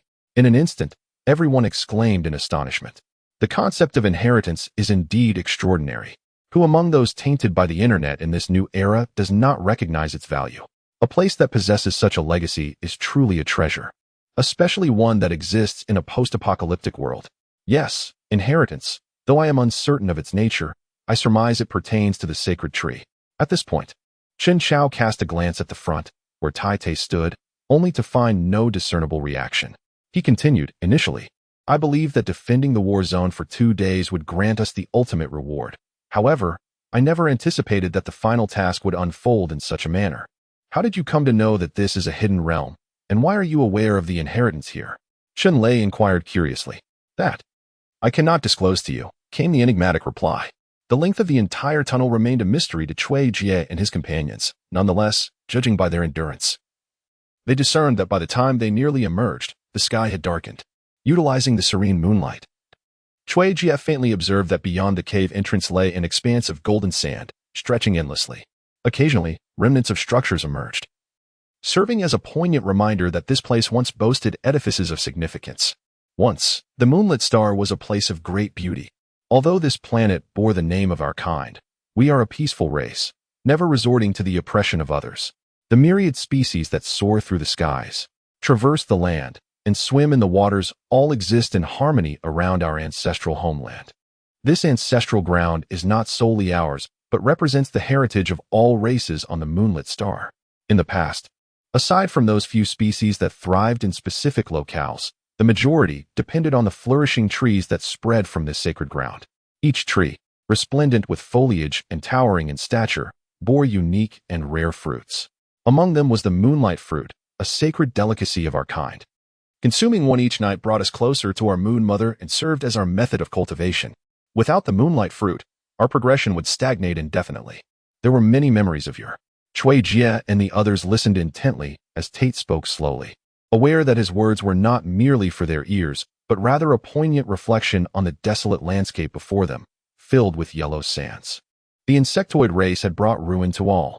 They pondered whether, in years to come, they too would gaze upon the fading traces of Earth and feel a similar sense of nostalgia and longing. Forgive me for my lengthy discourse. This was the first time Cui Jie and the others had witnessed a smile from the moonlit people since their arrival, albeit tinged with sorrow and melancholy. Yet, beneath the surface, Cui Jie discerned a glimmer of hope and aspiration. Was it a hope for the future? Do they still hold hope? Or rather, do we, the races facing the onslaught of the insectoid invaders, possess any semblance of hope? Let us rest for the night and continue our journey on the morrow. With Tate's words echoing in the air, she reverted to her indifferent and resolute demeanor. The soldiers who had been guarding her throughout remained silent, now moving forward to erect tents, including that of Cui Jie and his companions, which was soon completed. Although Cui Jie was reluctant to admit it, he was compelled to confront the reality. Could they truly safeguard this so-called treasure as they ventured towards their ancestral land? It was said that the fourth-tier beings could soar through the skies. Could the Baiwa clan not dispatch a few fourth-tier personnel to escort them in person? Was this place genuine or merely an illusion? Such questions remained shrouded in uncertainty. Perhaps only upon reaching the ancestral land would the full truth be unveiled. Chapter 58. Escorting two. Seizing a moment while the skeletal serpent paused to breathe, Chen Chao swiftly darted towards the nearest of the bone serpents to his left. Yet, the skeletal serpent, renowned for its agile prowess, refused to engage Chen Chao head-on. Its tail curled rapidly beneath it before propelling the creature sideways with great force. Unperturbed by his failure, Chen Chao's countenance betrayed no regret, instead breaking into a devilish smile. I anticipated your maneuver. As the skeletal serpent leapt into the air, Chen Chao deftly executed a swift slash.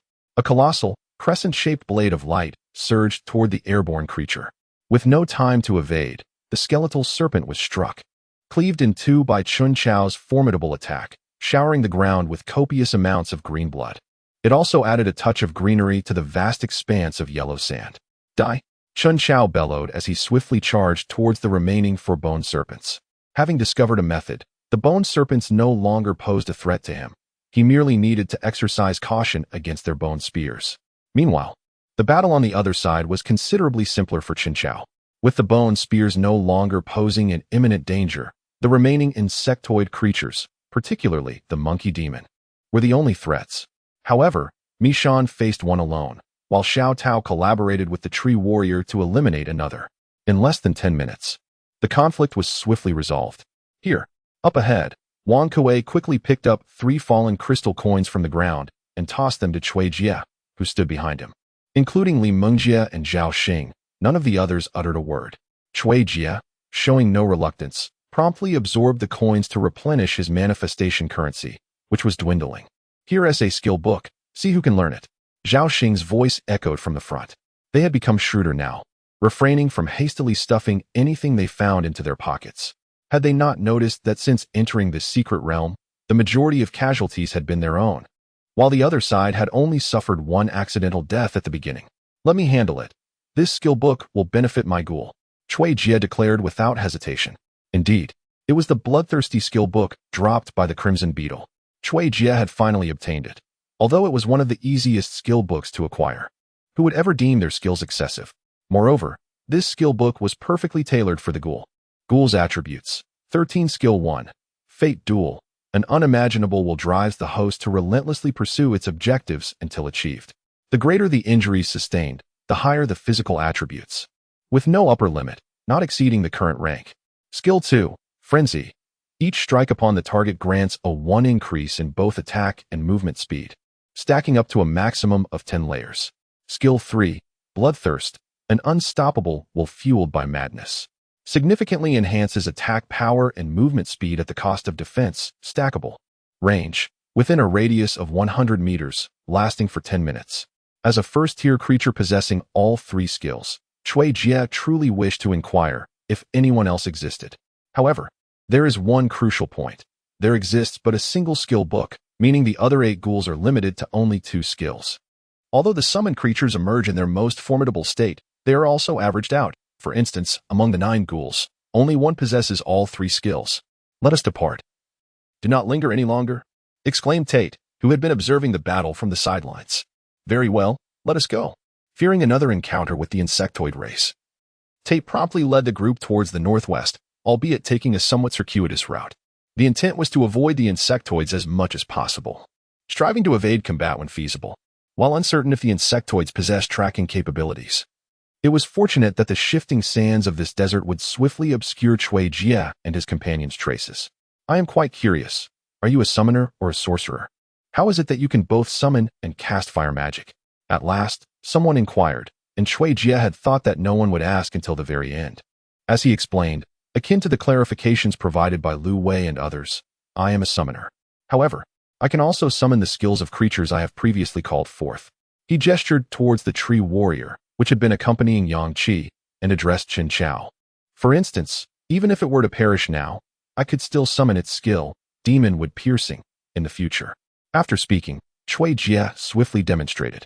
He pressed his hands forcefully against the ground, and soon, 20 sharp wooden spikes erupted from the yellow sand approximately 50 meters ahead.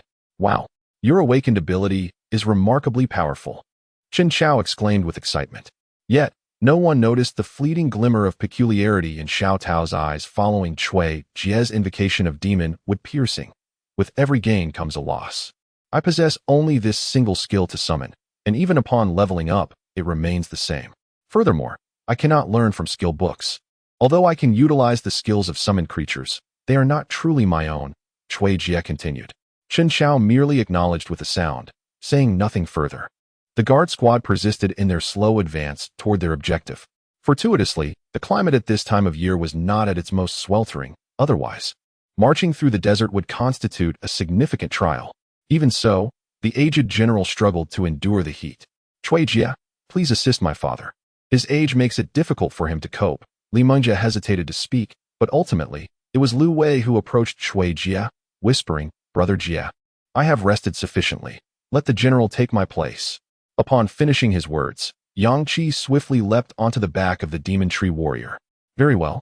Let the general come forth.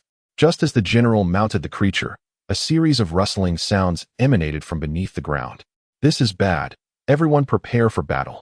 It's the sand scorpions. Everyone, ready yourselves. Quick. A sudden roar erupted from Tate's mouth. This unexpected outburst startled Cui Jie. He found it perplexing that Tate, usually so composed even amidst the battle against the insectoid foes, was now so agitated. The rustling grew ever closer. Soon, Cui Jie comprehended the source of Tate's alarm. It was an overwhelming multitude, a dark, boundless tide of creatures, countless entities resembling scorpions, swiftly emerging from the earth. The entire desert appeared to be engulfed by these so-called sand scorpions, effectively surrounding Cui Jie and his companions. What are these creatures? How can there be so many? Are they also insects? No, they are not insects. They are a species unique to our world, a group abandoned by the Moon Mother. They only emerge during the day and rest at night. Once they appear, they are endless, an incessant onslaught that cannot be quelled. Except for those of rank 4 or above that can fly, any race that encounters them is doomed to an unending struggle until nightfall, when they retreat of their own accord. Tate explained, somewhat alarmed. She had forgotten, truly forgotten, how long it had been since she last ventured beyond the city limits. She had long lost the memory that many places outside were engulfed by desert, where the sand scorpions thrived, sheltered by the arid expanse to avoid the moonlight at night. Could it be? Was what lay before her not merely a magnified version of a scorpion? Did scorpions not only emerge in the darkness? Why, then, was it daytime here? Chunlei remarked, perplexed. What is the point of discussing this now? Have you ever encountered a scorpion of such size? Moreover, this is not a scorpion from Earth. Cui Jie retorted with a glance at Chunlei. He then unleashed a keen insight towards the scorpion that was emerging from the depths of the desert. Chapter 59. Escort 3 Sand Scorpion. Originating from the moonlit star attributes. 10 Trait 1. Sand Armor. A life spent traversing sandy terrains has bestowed upon the sand scorpion an impenetrable exoskeleton, rendering it immune to all low-tier elemental damage and reducing physical damage by 50. It was a simple yet troublesome trait. Fortunately, its attributes were not exceedingly high, barely reaching Tier 1. Furthermore, a Tier 1 sand scorpion possessed no skills. However, its trait posed a significant challenge, as it rendered all low-tier elemental damage ineffective, meaning Cui Jie's firewall was rendered useless, though it was unclear why the scorpion before them bore an uncanny resemblance to those on Earth. The sole distinction was its colossal size. It wielded a dangerous weapon, its stinger, yet lacked venom. Even so, its sand armor alone rendered many helpless. The term low-tier skills was easily understood. They referred to the abilities unleashed by awakeners of tiers 0 to 1. The second to third tiers are classified as intermediate, while anything above the fourth tier remains a mystery to Cui Jie. The skill books, however, do not adhere to such classifications, as all the abilities of the insects do not pertain to elemental skills, a fact Cui Jie had discerned long ago, though the reasons behind it eluded him. For instance, Cui Jie's firewall represents merely 1/3 of its attribute, thus categorizing it as a low-tier skill. This poses a significant dilemma. My firewall skill has become ineffective. Cui Jie grimaced as he briefly recounted the attributes of the sand scorpions. This is not merely troublesome, it is a grave predicament. With so many scorpions around and elemental magic failing, we are left to rely solely on physical combat. What are we to do? Chunlei exclaimed. Just then, a voice broke through the tension. Look, the priest is making a move. Unexpectedly, it was Tate who struck first. He slowly raised his wand and pointed toward the sky. In that moment, the air about 5 meters above the ground began to shimmer and distort, conjuring a white mass from nothingness. The object gradually expanded until it reached a size comparable to a basketball. Cui Jie noticed that this object resembled the full moon of Earth, round and radiant. Moonlight. Suddenly, Tate shouted, and the basketball-sized moon unleashed a multitude of radiant beams that shot down toward the sand scorpions below. Whoosh, whoosh, pft, pft, pft. Countless beams of light pierced the ground like arrows, instantly annihilating numerous sand scorpions, sending plumes of yellow sand soaring several meters into the air, only to fall back and bury the corpses of the scorpions. In that moment, Cui Jie sensed that at least 100 had perished, with dozens of shimmering coins floating above the sand scorpion remains, though none dared to collect them. These scorpions possessed no skills, hence there were no skill books to be found among their spoils. The remaining sand scorpions were abruptly enraged, their hissing intensifying as they surged towards Cui Jie and his companions, rapidly filling the expanse that Tate had previously cleared. Why aren't you attacking? What are you waiting for? Tate snapped, turning sharply to address Cui Jie and the others. I have a cooldown period. I can strike only once every minute. If you do not exert yourselves, I shall have no choice but to abandon you. No sooner had Tate spoken than he soared into the air, hovering beside the moon, calmly observing Cui Jie and his companions, seemingly indifferent even to his own kin. It was as though he were proclaiming, Do not expect me to carry you to safety. If you do not strive, you shall meet your demise. Cui Jie was momentarily taken aback, his lips twitching before he brandished the long sword he had always regarded as a mere ornament and charged at the sand scorpions. Attack, he commanded, directing Mishan and the ghoul to follow swiftly. The demon tree warrior was ranged and needed to protect Yang Qi, who had remained by her side. I shall take charge of the southern front. You defend the other two sides. Cui Jie shouted emphatically to the remaining awakened ones. To the east, the guard team led by Tate had already secured the area. Cui Jie remained oblivious to their ranks, refraining from probing too deeply into their capabilities for fear of drawing unwanted attention. Observing their actions now, he noted that each of them dispatched a sand scorpion with precision. Every shot aimed directly at the creature's grotesque head. Their ranks were no less than level 2.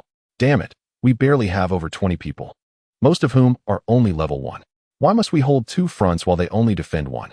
Chun Lei cursed loudly, yet he showed no inclination to advance, proudly labeling himself a caretaker. Stop your rambling and get in the fight. I'll summon the trance to assist you. Chun Lei referred to the black-armored soldiers of the Moonlit clan led by Tate, who also numbered over 20, yet only defended a single front.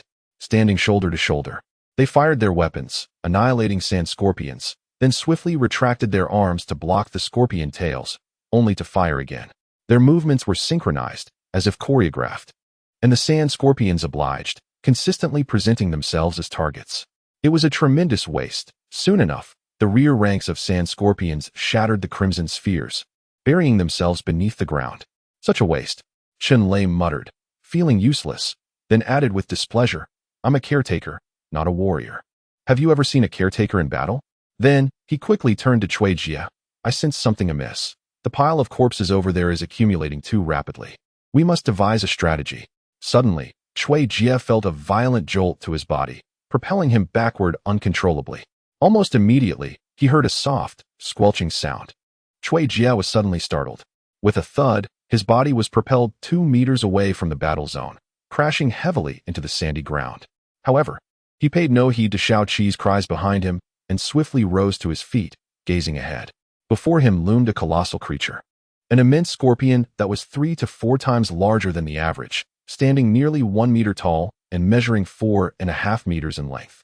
Most alarming was its elongated, barbed tail, which was firmly ensnaring Mishan's body. Gradually, Mishan was being lifted and drawn toward the scorpion's gaping maw. Mishan. It was indeed Mishan. He must have collided with something moments ago, and now this gigantic scorpion was attacking him. Chun Lei, Cui Jie shouted hoarsely towards the rear. And then he could no longer afford to hold back. Isn't it a skill of immunity? I won't harm you, but I will restrain you. Entangle, entangle, entangle. With a fierce expression, Cui Jie swiftly pressed his hands against the ground. Countless branches, as thick as a thumb, erupted beneath the giant scorpion, rapidly enveloping its body and binding its tail, restricting its movements. Chun Lei was taken aback as well. He had not anticipated the sudden emergence of such a colossal scorpion and wondered why he hadn't noticed it at all. Meanwhile, before Chen Xiao, a giant scorpion also appeared. But as a third-tier awakener, he reacted swiftly. Aside from a moment of shock, he remained unscathed. However, the other awakened ones were different. Suddenly, a multitude of gigantic scorpions emerged from unknown origins, albeit smaller than those of Cui Jie and Chen Xiao. Alas, it was the Imperial Guard. It turned out that not only Cui Jie and Chen Xiao were facing this menace, but even the Baiwei tribe's soldiers were besieged by numerous scorpions measuring 4.5 meters in length, and there were even more of them. As the airborne Tate noticed something amiss and was about to continue her assault, a sudden voice interrupted her impending actions. Tate, it has been a long time. Chapter 60. Escort for the massive sand scorpion quivered slightly, and in an instant, the countless vines entwined around it snapped apart. Although Mishan, suspended in the air, had been pierced, his nearly Tier 3 physique rendered him not so easily vanquished. Seizing the moment of the scorpion's momentary hesitation, he grasped the scorpion's tail with both hands and forcefully yanked backward. With a swift motion, the entire tail was extracted. He then landed swiftly, raising his gun to shield himself from the imminent assault of the colossal pincers. Bang! Mishan's body was involuntarily propelled several steps backward, followed by a copious spurt of blood. It was in these few steps that Cui Jie realized the giant scorpion was a Tier 3 tree demon warrior, entangled and ensnared. Witnessing the giant scorpion once more launching its tail sting towards Mishan, Shuijia, fearful that Mishan might not evade it, immediately joined forces with the tree demon warrior to use their combined entangling powers, striving to bind the scorpion's tail with all their might. Countless vines erupted from the ground, and the fingers of the tree warrior, elongated indefinitely, rushed skyward towards the scorpion's tail. Initially, the vines ensnared the swiftly moving tail, producing a cacophony of sounds: crack, bang, bang. Yet, the vines proved futile against the tail's relentless advance, merely causing a momentary delay. This fleeting pause allowed the tree warrior to arrive and granted Mayama a chance to react. With a sudden flourish, Mayama raised his spear, forcefully aiming to redirect the tail's assault. Meanwhile, the fingers of the tree warrior swiftly bound the tail, demonstrating their resilience far beyond that of the summoned creatures. In an unseen manner, both summons, connected through the conduit of Tsuijia, pursued a singular objective. They compelled the tail to alter its trajectory towards the sandy ground on Mayama's left. With a thunderous crash, the tail struck the sand not far from Mayama, sending plumes of yellow dust soaring several meters into the air. Thus, the colossal scorpion's attack was narrowly evaded. Perhaps incensed by this near miss, the gigantic scorpion let out a deafening roar towards the heavens, then charged violently at the obstructing sand scorpions and ghouls. 4.5 sand scorpions, along with 2 ghouls, were sent soaring into the air, meeting their demise before they even touched the ground. In an unexpected turn, the scorpion raised its massive pincers and lunged towards Tsuijia. Tsuijia's face turned pale. There was no time for Mayama to intervene. In a desperate gesture, he swiftly waved his hands, and with a mental command, summoned 2 earthen walls, the only defenses he could muster in that fleeting moment. Seizing the fleeting moment when the earthen wall obstructed the giant scorpion's line of sight, I hastily shifted my body to the right. Yet, the scorpion's speed was astonishingly swift. As soon as I moved, 2 resounding crashes echoed as the stone wall shattered into fragments. The enormous pincers loomed before me. Fortuitously, my slight movement spared me from the fate of being ensnared. Otherwise, given my current attributes, I would undoubtedly have been bisected without question. However, I could not entirely evade the encounter, as the edge of the pincer grazed me. The impact was akin to being struck by a vehicle, a sensation I had yet to experience, but it felt remarkably similar. My body involuntarily spun through the air, and a sweet taste filled my mouth. I could no longer suppress the urge and spewed forth a mouthful of blood. As I hit the ground, another wave of tainted blood escaped my lips. Brother Jia. In that instant, I could no longer concern myself with anything else. With a mere thought, I commanded all the ghouls, except for the 3 with skills, to abandon their attempts to impede the ordinary sand scorpions and instead swarm the giant scorpion with reckless abandon. If the giant scorpion could not be halted, then the additional ordinary sand scorpions were of no use. 6 ghouls relentlessly attacked the giant scorpion's body, targeting its nose, eyes, and tail, striking at innumerable points. However, apart from the resonant clanging of metal against metal, the ghouls inflicted no damage upon the colossal creature.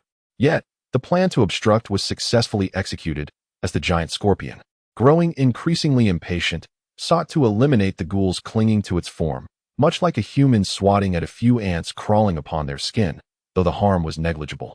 The annoyance compelled it to eradicate them first. 6 ghouls would soon meet their demise. At this moment, Shui Jia was relying on his Tier 3 companion, Chen Xiao. However, when Shui Jia turned to observe, he found Chen Xiao engaged in a fierce battle with a colossal scorpion, the intensity of which had escalated. With remarkable swiftness, Chen Xiao unleashed 2 powerful techniques, the secret art of Thousand Swords Assault and the secret art of Thousand Swords Unification. Once again, a massive sword descended from the heavens, piercing swiftly towards the giant scorpion. In a similar manner, the scorpion, not faring much better than the treant, was impaled by the enormous blade, resulting in a cascade of verdant blood and 5 crimson orbs tumbling to the ground. Initially, Chen Xiao believed that once Shui Jia dealt with his own giant scorpion, he would come to offer assistance. Yet, to his dismay, Chen Xiao suddenly stumbled and collapsed to the ground, his body convulsing uncontrollably. Shui Jia soon noticed that Chen Xiao's previously stable aura had become erratic. It was as if something had snapped. Chen Xiao's energy plummeted to the 2nd tier. The realization that Chen Xiao had lost his standing was beyond Shui Jia's imagination. How could an awakened individual experience such a decline? What monumental cost must one bear for an awakened being to lose their status? In his previous life, he had never even heard of such a phenomenon, leading him to question whether Chen Chao was truly an awakened being at all.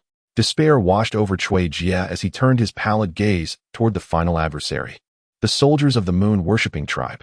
In that dire situation, a multitude of colossal scorpions unleashed their relentless assault, leading to anticipated casualties. Meanwhile, in the skies, Tate was intercepted by a middle-aged man who bore an uncanny resemblance to both human and scorpion. This airborne figure possessed a scorpion's tail that swayed gracefully behind him, while his hands were transformed into formidable pincers. Apart from these features, he appeared quite human, engaging Tate with a light-hearted conversation. It was evident that this individual was at least a fourth-tier entity. As Cui Jia pondered this chaotic scene, the ghoul army had suffered complete annihilation, save for one with a third-tier skill.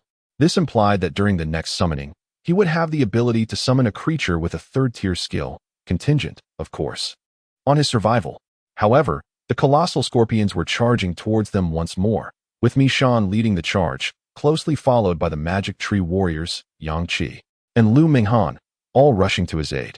Unless a miracle were to occur, a single third-tier scorpion could easily decimate their ranks. With merely 30 manifestation coins remaining, what could he possibly achieve?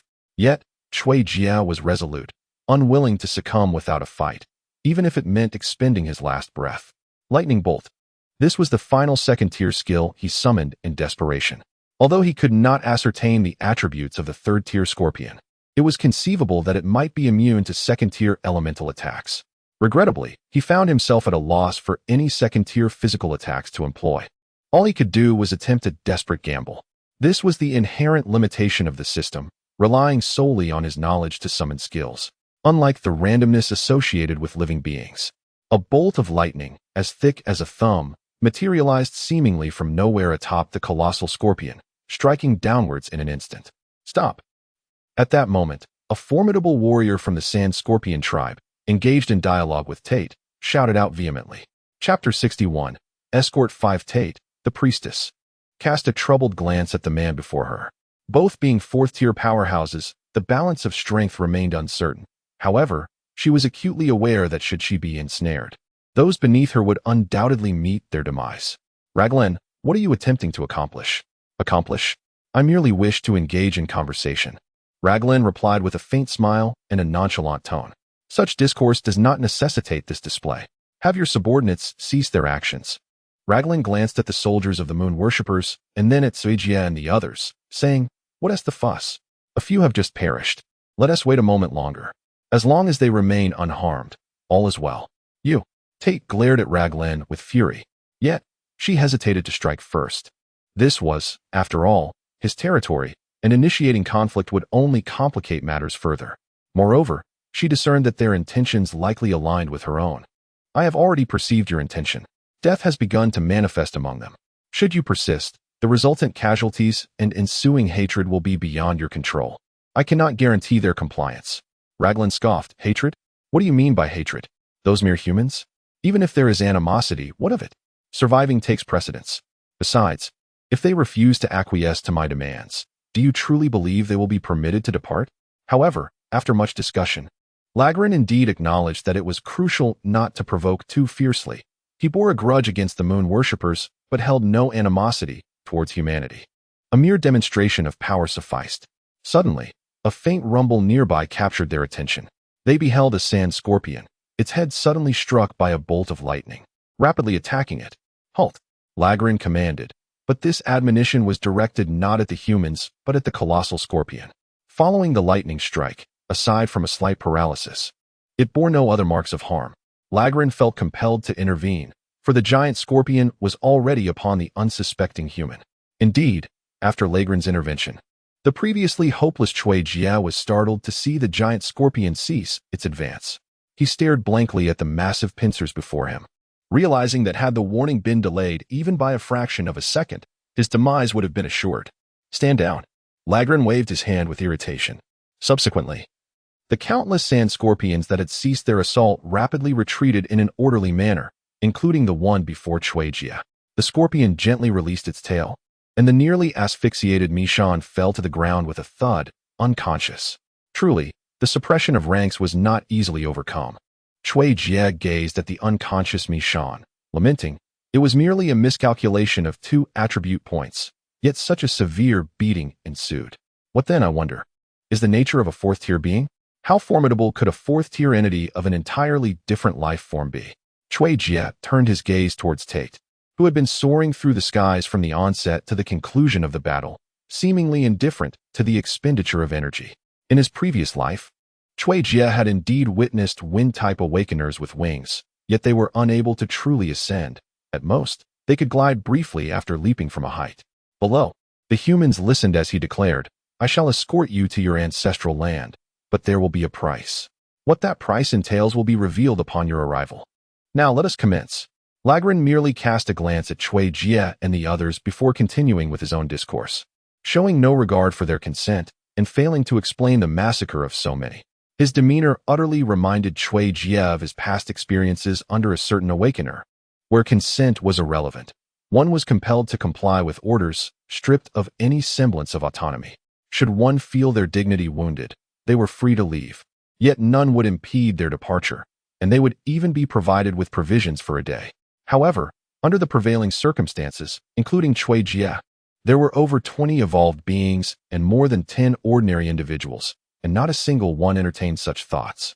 For those who dared to do so had long perished, not at the hands of awakeners, but by the external threats posed by monstrous creatures. The sound of countless sand scorpions surged forth, relentlessly advancing towards the west, including the 8 remaining warriors of the Moon Clan. Not a single soul uttered a complaint, nor did anyone speak a word. Tate had fallen to the ground without uttering a single word. Once again, a blinding light enveloped him, prompting Cui Jie to involuntarily emit a soft moan of comfort. Stop circling around me. Hurry and search for the crystal coins. Cui Jie recalled the crystal coins dropped by Tate after slaying the sand scorpion, and now that he had allied with the creature, he figured that since the scorpion had no use for them, he would not hesitate to claim them for himself. Turning his gaze towards Yang Qi, who was biting her lip fiercely to suppress her tears, he offered her a gentle smile and reassured her, it's all right, I'm fine. However, unable to hold back any longer, Yang Qi suddenly embraced Cui Jie and burst into loud sobs. Just then, as Cui Jie was about to speak, a streak of light abruptly struck the sand beside them. With a thunderous boom, a cloud of yellow sand erupted violently into the air. Caught off guard, both Cui Jie and Yang Qi were swept away by the shockwave of the explosion, becoming buried beneath the cascade of sand. Damn it, save them.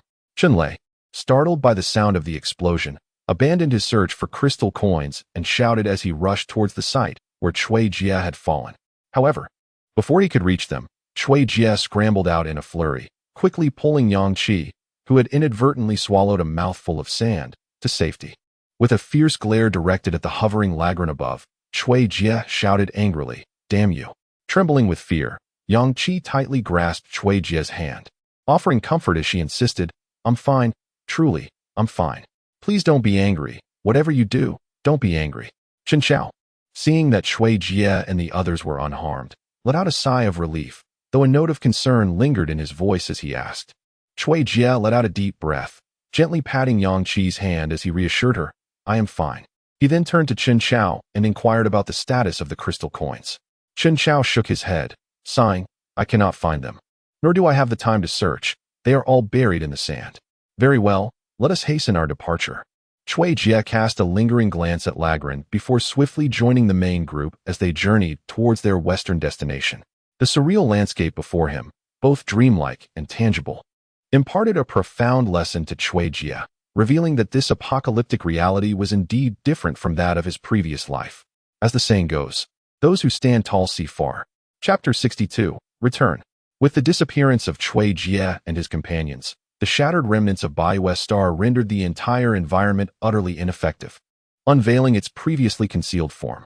An infinite expanse of starry sky lay before them, and where Bai West Star once resided, only fragments of its disintegration remained. Suddenly, atop a massive meteorite, a peculiar transformation occurred. A series of shimmering silver beams materialized from thin air, followed by a tremor in the fabric of space. As if it were on the verge of being torn asunder, a vague silhouette emerged from the void. Despite the bloodstains that marred her form, they could not diminish her extraordinary beauty. Standing nearly 1 8 meters tall, she donned a tattered crimson armor. Her long silver hair glimmered faintly, illuminated by an ethereal glow. Regrettably, her visage was obscured by a mask, rendering her features indistinguishable. However, her physique suggested she was a woman. Abruptly, the female warrior spoke, her words resembling a soliloquy. I am aware of their arrival. However, does the planet they inhabit truly declare itself as the chosen one? Oh, why was that particular planet selected over ours?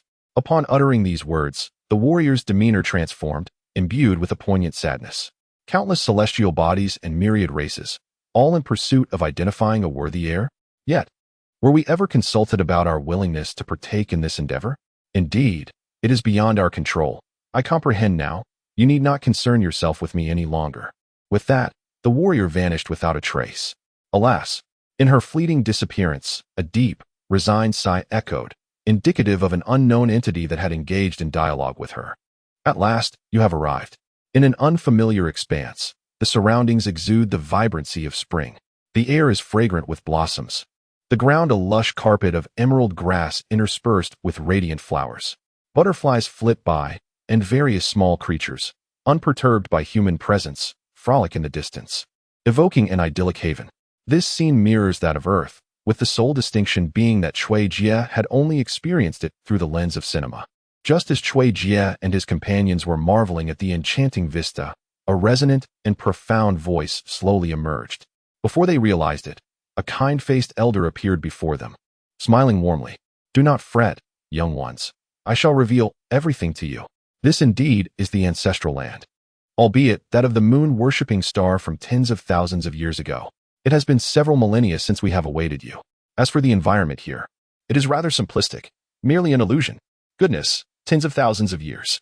Shenlei exclaimed, utterly astonished.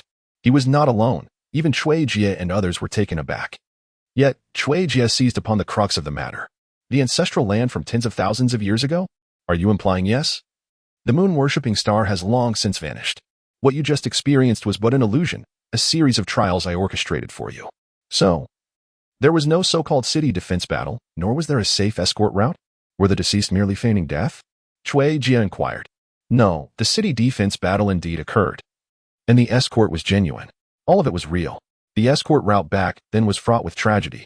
The last 3 red-armored envoys dispatched by the moon worshippers and over 100 golden warriors, of whom no more than 10 ultimately survived to reach this place. While the environment is illusory, the enemies were indeed real, and all deaths were authentic. The moon-worshipping star ultimately could not be defended, and nearly all life upon it was extinguished, leaving only a few beings with a mission to linger in the endless void. Now, it is still premature to dwell on such matters. First, let me present you with your rewards. The elder concluded, waving his hand, instantly enveloping Cui Jie and the others in a multitude of luminous beams, Chen Chao being the sole exception. The rewards are dispensed according to your contributions, varying in quantity. None should harbor grievances. Now, please accompany me. The elderly gentleman led Chen Chao away, and as Chen Chao gradually faded from view, Cui Jie realized that the true secret must have been disclosed to him privately, perhaps the purpose that had awaited for tens of thousands of years. Yet, since it was not meant for others to know, there must be a reason for it. For now, he decided to see what he had acquired. Cui Jie was uncertain about what others had obtained. He found himself momentarily dazed by the system's recent notification. Ding! You have acquired the essence of the ancestor tree's branches and leaves, capable of enhancing any plant-based organism. Cui Jie, I have received the blessing of the ancestor tree, which can augment all skills by 10 of their base power. What have you gained? Is it a legacy? Chun Lei inquired eagerly beside him. Let us not discuss that just yet. Don't you find our expedition into this secret realm rather hasty? Overall, it seems there was no genuine significant crisis. The only instance that could be considered a crisis was with the sand scorpion. Yet what did it ultimately turn into? Furthermore, look at the rewards we received. They seem rather abundant, even for Yang Qi and the general, who hardly fought from beginning to end, yet still received varying amounts of crystal coins. Why concern yourself with so much? Even if there is some conspiracy, it is not our place to interfere. We are merely bystanders. The true protagonist is Chen Chao, and we should simply play our part as spectators, Chun Lei replied, a hint of excitement in his voice. The blessing he received is indeed extraordinary. It does not merely enhance a singular skill, but rather all of them. In essence, Any skills he awakens henceforth will be augmented by 10. As for whether skill books can be enhanced, that remains uncertain. Well then, your journey concludes here. I hope we have the opportunity to meet again. With a wave of his hand, the old man bid farewell. In the moment that Cui Jie and the others vanished, another figure slowly materialized beside the old man. This figure was indistinct, rendering its appearance unclear. Why did you prevent me from meeting them? The figure inquired, bowing respectfully to the old man. Did you agree to let our clan enter first? Declining is not an option. The lower-tier clans have all perished, leaving only your clan. If I do not permit you entry, then whom shall I allow? See, I have wisely retained some lower-tier members, otherwise. Is that so? Is that truly the end? Wang Kuei questioned, momentarily taken aback and incredulous. What did you expect? By the way, Super Brother, you must have received the inheritance, right? What kind of inheritance is it? Moreover, why did that old fellow summon you alone? An unending stream of questions poured forth from Xiao Tao's lips. Yes, one could say I have received an inheritance, though it is rather complicated, Chen Xiao responded. What do you mean? Cui Jie and the others quickly turned to him, pressing for clarification. Chapter 63, Rebellion. What does it mean? Shortly thereafter, several squads of soldiers emerged in front of Cui Jie and his companions, encircling the area. These individuals were the so-called army led by the young Master Cui. Cui Linfeng, how did you come to be here? Chen Xiao exclaimed, momentarily stunned as he gazed at his familiar junior disciple. This was unexpected. Logically, the legacies sought by those old codgers were typically straightforward, mere formalities without any significant crises. Why, then, had he fallen to the second tier? Welcome me? Surely, that cannot be the case? Chen Xiao furrowed his brow, unable to believe that a welcome could involve such a multitude of soldiers.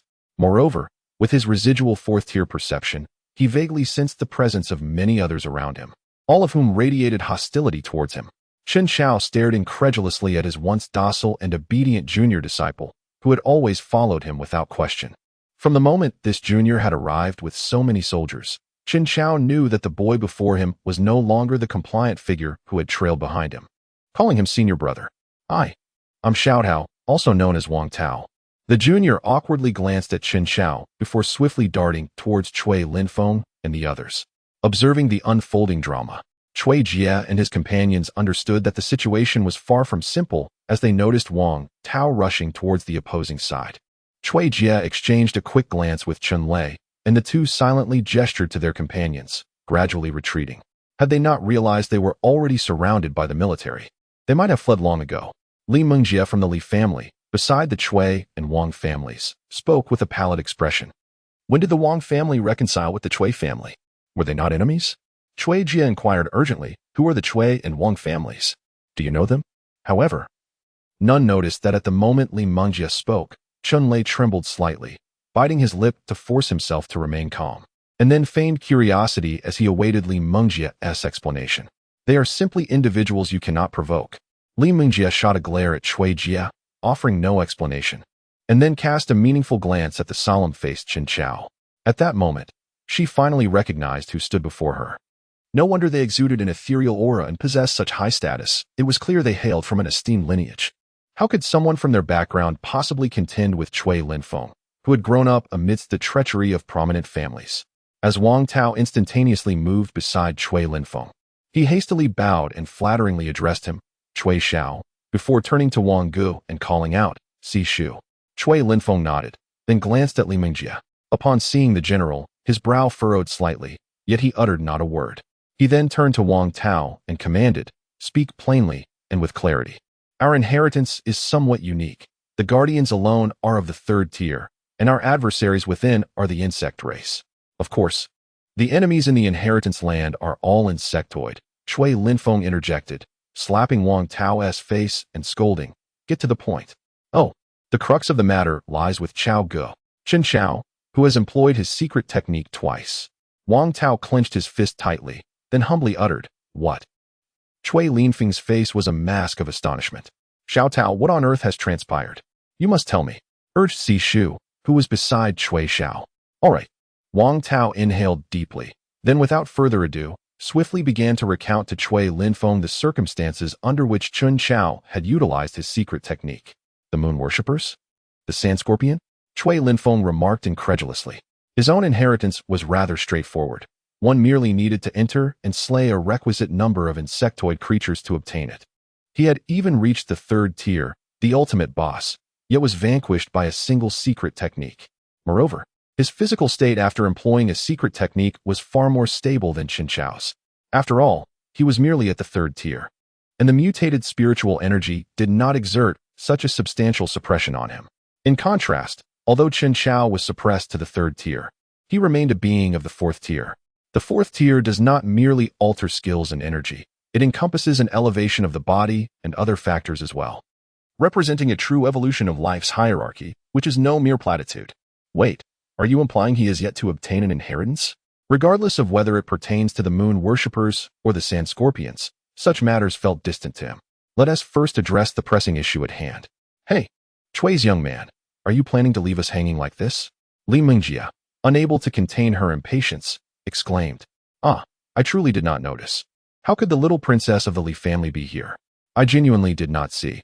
Wait, is that not Uncle Li? You are also here. I must be utterly blind, truly did not see. The abruptly interrupted Chui Linfeng felt a tumult of conflicting emotions within him, and after a deep breath, he recognized that this was not the opportune moment. He hastily approached Li Mingjia with a feigned air of innocence. Enough of this charade. I know what you are thinking. But do you dare? Li Mingjia shot a disdainful glance at Chui Linfeng, retorting with contempt. Some matters are manageable for those in the know. Yet individuals from prominent families dread encountering the uninformed. For instance, if Chui Jie and his companions were to truly eliminate someone, they would remain oblivious to the identity of their victim and the potential repercussions. Chui Linfeng, however, was acutely aware of the consequences, and thus, in the absence of certainty, he dared not act. Merely jesting. A flicker of brilliance sparkled in Chui Linfeng's eyes before he swiftly shifted the topic, glancing towards the taciturn Lu Wei. Is this not the little ruffian who has overstayed his welcome? How is it that he still breathes? The Chui family lad has certainly crossed the line. Although the general is not an awakened one, that single remark rendered Chui Linfeng speechless. Yes, I understand. Chui Linfeng quickly apologized and then turned to shout towards Wang Tao. Brother Wang, please send someone to escort the elder to the provincial capital. Make haste. Yes, please take care of the elder. The general ambled forward, and as he passed by Chui Jie and the others, he exchanged a knowing glance, signaling them to follow. Chui Jie nodded, gripping Yang Qi's hand as he prepared to follow, but was abruptly halted by Chui Linfeng. They may leave, but you cannot, he declared. The general turned, questioning, what do you mean, boy? Old man, I mean no harm, but I shall reiterate. They may depart, while you cannot. Each word from Chui Linfeng was articulated with a chilling clarity. The implication was unmistakable. Press me further, and I will not hesitate to keep you all here. What is this? We are merely bystanders, uninvolved in your affairs. Why must we be detained? One voice protested. Indeed, we have committed no crime. What right do you have to restrain us? As it became evident that Chui Linfeng was resolute in his intentions, panic swept through the crowd. Aside from the general and his men, the majority were ordinary citizens. While they might muster some courage against insects and monsters, the presence of firearms, especially those aimed directly at them, instilled a profound fear. Silence. Whoever speaks shall be shot. Chui Linfeng's expression darkened, and before he could respond, Wang Tao's uncle barked a command. In an instant, the surrounding soldiers raised their weapons, poised to fire at the slightest provocation. The atmosphere shifted palpably. Fear gripped everyone, silencing any further objections. However, Chui Jie was not as fortunate. Regardless of what might transpire next, even if war were to break out, he was confident in his ability to escape. Yet Yang Qi was different. She was merely an ordinary person, and Chui Jie sensed an overwhelming presence of danger surrounding them. He surmised that there were snipers lurking nearby, although he vaguely felt that their sights were not set on him. Nevertheless, he dared not take that risk. It was imperative that he devise a means to extricate Yang Qi from this perilous situation. Suddenly, Chui Linfeng furrowed his brow, taken aback by the audacity of someone daring to challenge his limits at such a critical moment. Indeed, as Chui Linfeng's expression shifted, the soldiers around him swiftly aimed their weapons at Chui Jie, poised to fire at a moment's notice. Do not shoot, do not shoot. I have but one request, General. Please assist me. Take Yang Qi away, please take her away. Chui Jie exclaimed, his face paling as he understood that words alone would not suffice. He could only plead with the general. Brother Jie, Cui Jie hastily patted Yang Qi's hand before urgently declaring, Cui Xiao, I will not leave. Let my sister go. She poses no threat, being an ordinary person. If you allow her to depart, I will comply with anything you say. Cui Linfeng regarded the anxious Cui Jie with a bemused expression and retorted playfully, even if I refuse to let her go, you would still have to heed my commands. I understand, but enough, scion of the Cui family. Grant me this favor and allow me to take that young lady with me. Consider it a debt of gratitude owed to you. The general, disregarding Li Mengjia's attempts to pull him back, cast a lingering glance at Cui Jie before turning to face Cui Linfeng. Cui Linfeng also turned to face the general, and at that moment, time seemed to stand still.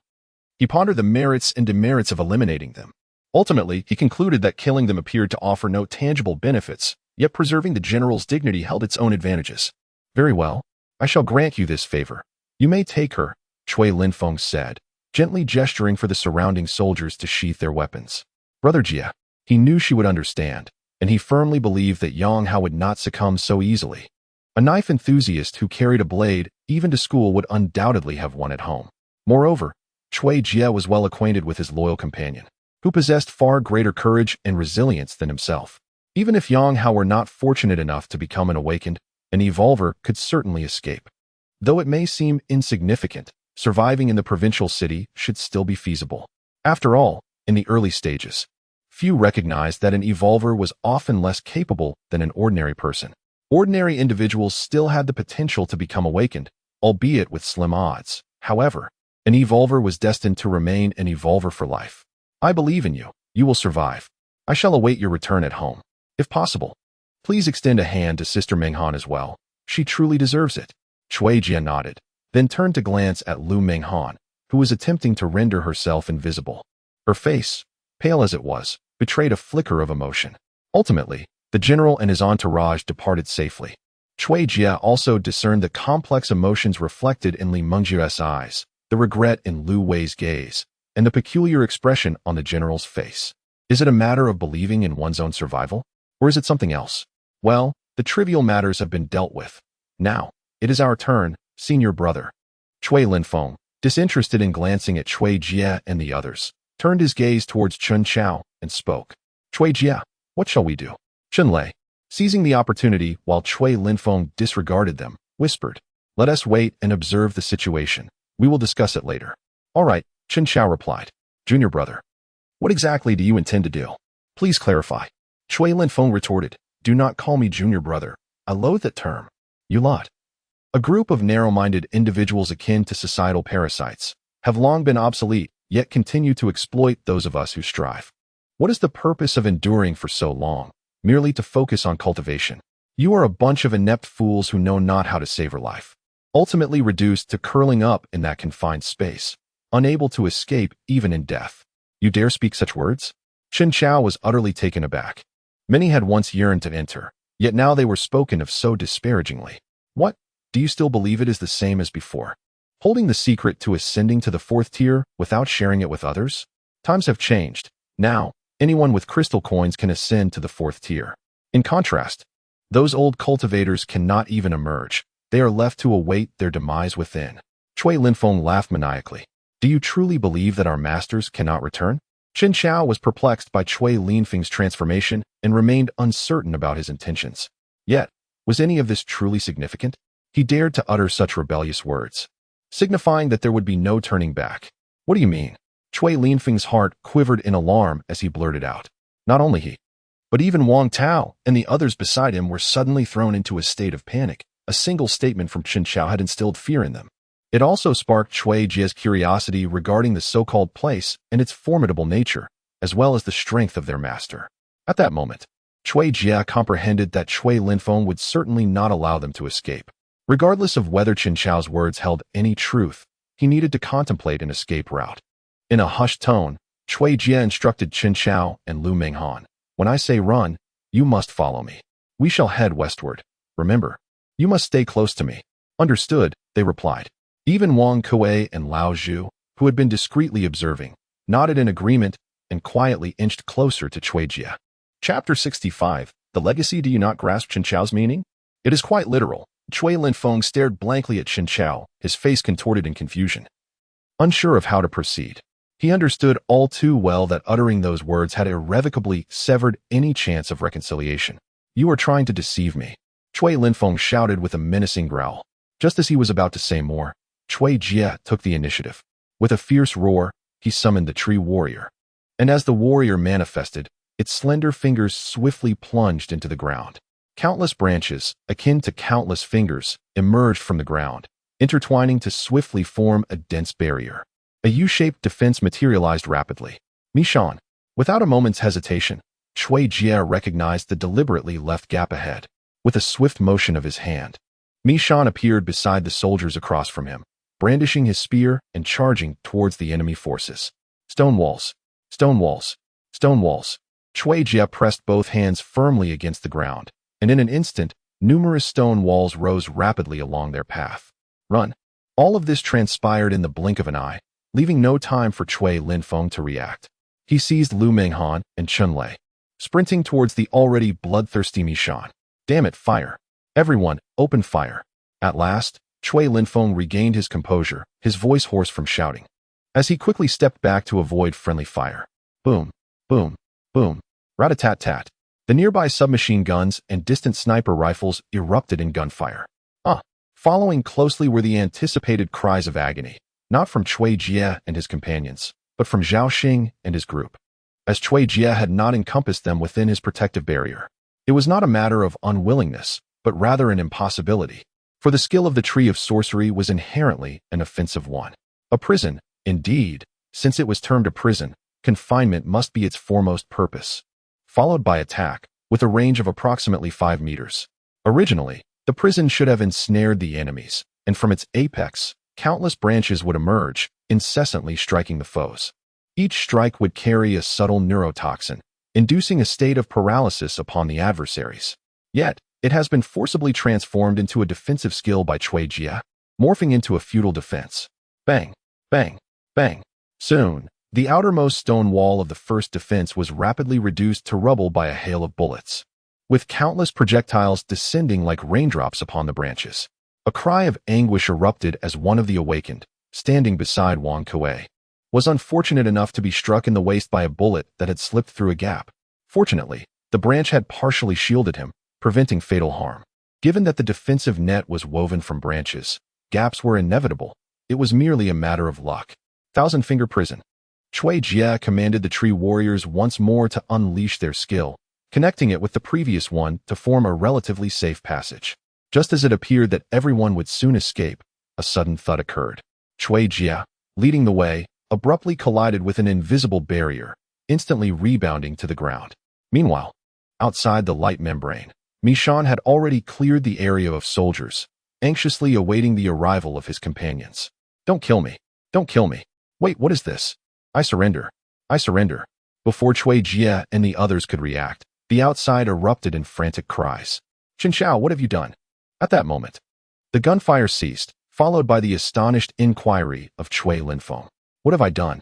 I was unaware. Initially, I believed this inheritance to be complex, and indeed it is most intricate." Suddenly, as Chen Chao's voice faded, a roar, unlike any human sound, erupted.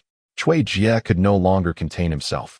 He swiftly retracted his skills, and the scene outside materialized before his eyes.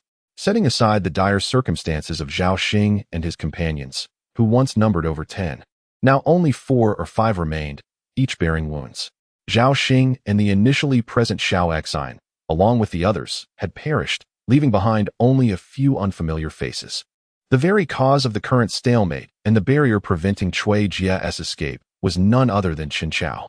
He stood drenched in blood, a sphere emitting a gentle radiance floating beside him. This sphere projected 2 beams of light, one linked to Chen Chao, the other to an empty space. The beam connecting to Chen Chao exhibited no reaction, serving merely as a link, while the other beam was distinctly different, illuminating the ground and forming a portal. Indeed, a portal reminiscent of those in Heroes of Might and Magic. The roar emanated from within it. It became apparent that as Chui Jie and the others sprang into action, Chen Chao had also taken his own measures, yet rather than engaging in combat, he had instantaneously turned to flee. He was acutely aware of his predicament. As Chui Linfeng had noted, he was merely a second-tier practitioner, and one without the benefit of absorbed inheritance. Although he was uncertain of the reasons, his tier had stabilized, albeit temporarily. However, he was the focal point of Chui Linfeng's attention. Just as he was about to turn and flee, the distant marksman, who had been vigilantly monitoring him, opened fire. Nevertheless, he was a Tier 2 operative, and his reflexes were such that even the sharpshooters could hardly keep pace. While a single sniper could not target Chen Chao, the barrage from a submachine gun was unavoidable. The rapid succession of gunfire interrupted Chen Chao's movement with an alarming intensity. In that instant, the distant marksman seized the opportunity without hesitation, pulling the trigger. With a resounding bang, Chen Chao's quick reflexes allowed him to lean sharply backward, narrowly evading a lethal shot. Unable to contain himself any longer, as he lay on the ground, he immediately expelled a hexagonal crystal, roughly the size of an infant's fist, emanating a faint glow. The moment this crystal came into contact with the air, it began to levitate. Subsequently, a translucent white membrane enveloped a 10-meter radius around Chen Chao. All the bullets seemed to lose control, momentarily halting their momentum upon hitting the membrane, and then falling harmlessly to the ground. The bullets could not penetrate, and neither could anyone escape. Chui Jia, with a grim expression, touched the membrane before him, realizing that even bullets could not pierce through it, rendering any further efforts futile. What had seemed like an imminent escape was now forcibly thwarted. Although the heavily armed soldiers remained outside, Chui Linfeng and his associates were also within the membrane's confines. Most critically, the portal trembled, and a colossal, grotesque head of a monstrous creature emerged. The moment that head emerged, Chui Jia, Chen Lei, Wang Kuei, and all others who had exited the heritage site were struck with astonishment, for they recognized it instantly. It was the sand scorpion, and not just any ordinary one, but the formidable third-tier giant sand scorpion that had nearly slain Chui Jia. Chapter 66. On the road with a swift motion. Old Pig summoned a stone golem onto the concrete ground between the two parties. Without hesitation, Chui Jia directed Mishan to rush towards Chun Lei and the others. Puff, puff. Despite Mishan's swiftness, some stray bullets inevitably struck his body. Fortunately, due to Mishan's elevated rank and superior attributes, as long as the hits were not fatal, he would endure. However, Chen Lei understood that he must not allow Mishan to come to harm. He quickly suppressed his own pain to offer Mishan a healing boost. Damn it, I cannot allow you to remain so complacent. Let me give you a taste of danger. Chui Jia snarled at the office building. With a mere thought, a ghoul materialized at the entrance of the building, 200 meters away. In truth, Chui Jia had been reluctant to summon this singular three-skill ghoul. It possessed no intelligence, and once inside, he would lose sight of it and be unable to command it. Should it receive focused attention, it could very well be forcibly eradicated. Yet, there was no alternative. 4. Despite Mishan's speed, carrying both Chun Lei and another awakened individual would undeniably slow him down. If Chen Chao were to sustain a few more hits, there was a genuine possibility that he could perish. Thus, the only viable solution was to send the ghoul to create a distraction. Moreover, he required the ghoul to venture forth and assess whether any awakened beings remained within, perhaps even those of a higher echelon. The distance of 100 meters was not great. Swiftly, as Chui Jia staggered past the halfway mark, Mishan had already accomplished the task at hand. Observing that Chui Jia had no intention of rescuing himself or the others, Zhao Xingfang and the remaining awakened individuals fell into utter despair. A torrent of unflattering remarks erupted, not directed at others, but aimed squarely at Chui Jia. Seeking death, Chui Jia shot them a glare before commanding the Treant warriors to swiftly plunge their hands into the ground. The piercing of the enchanted wood to eliminate these half-lifeless beings was far simpler than targeting the distant, unseen soldiers. Countless wooden spikes erupted from beneath them, leaving no time for reaction as they effortlessly pierced through their bodies, lifting them high and achieving a swift demise.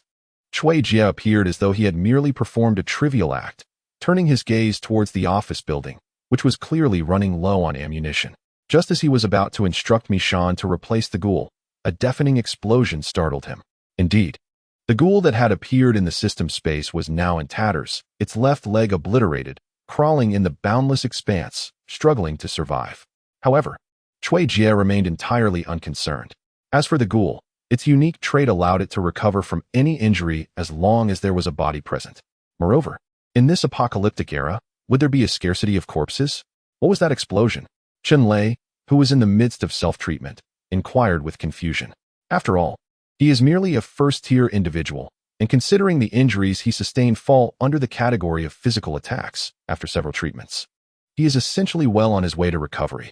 This elucidates why Cui Jie chooses not to involve the second-tier Chen Chao, but instead opts to accompany the first-tier Chen Lei. Firstly, Chen Chao is unable to fend for himself and has little relevance to Cui Jie. He prefers not to immerse himself in that murky situation. Chen Lei, on the other hand, is quite different. As a caretaker, he proves to be invaluable. There may be unforeseen injuries along their journey. As for the remaining individuals, such as Wang Kuei, it is crucial to note that Cui Jie has accepted their crystal coins, and having fought alongside them, aiding them does not hinder his own pursuits. Thus, he extends his assistance without hesitation. Regarding Lu Menghan, given Yang Qi's instructions, it would be inappropriate for her to abandon her so soon after she has left. Moreover, Yang Qi did mention that if possible, he should look after Lu Menghan. What does if possible signify? It implies that it should not impede his own objectives. You may go wherever you please. I am headed to the provincial capital, Cui Jie declared. The provincial capital? Chen Lei's eyes sparkled with excitement, and he mischievously chuckled. There must be plenty of celebrities there. I absolutely must take a look. Previously, I had no ambitions, merely drifting through life. But in today's society, Chen Lei suddenly proclaimed with utmost seriousness, my lifelong aspiration is to sleep with every living celebrity. Get lost. Your ambition is truly remarkable. Aren't you afraid of contracting an illness? How shameless. In an instant, everyone scoffed and uttered disdainful remarks.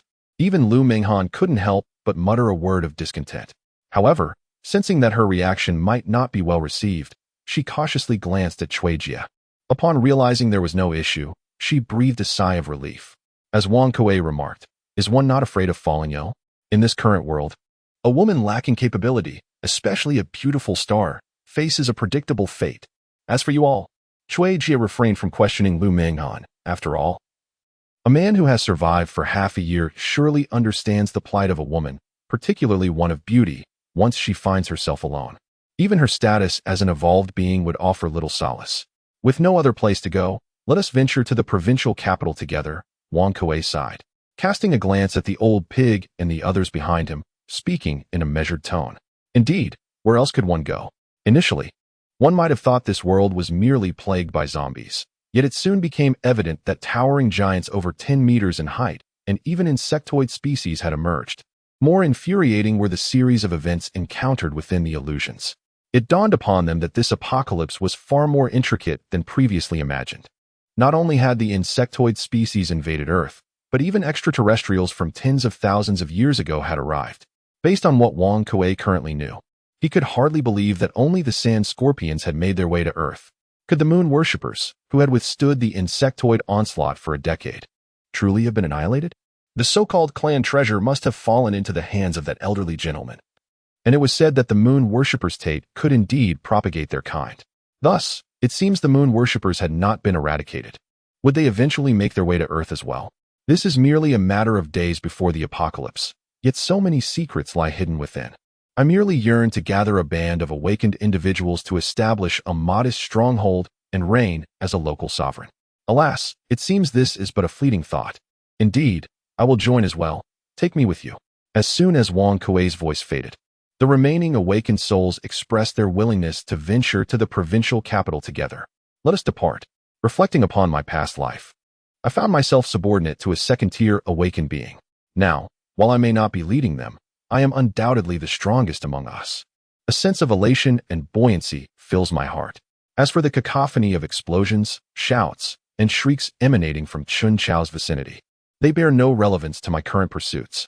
My foremost objective is to exterminate pests and enhance my abilities. Examining my attributes. Host, Cui Jie tier. 2 attributes, 20 manifestation coins. 0, I can strengthen myself, with the current ratio standing at 1,000 to 1. Talent 1. I may expend 50 manifestation coins to designate the manifestation of a creature with attributes below 19.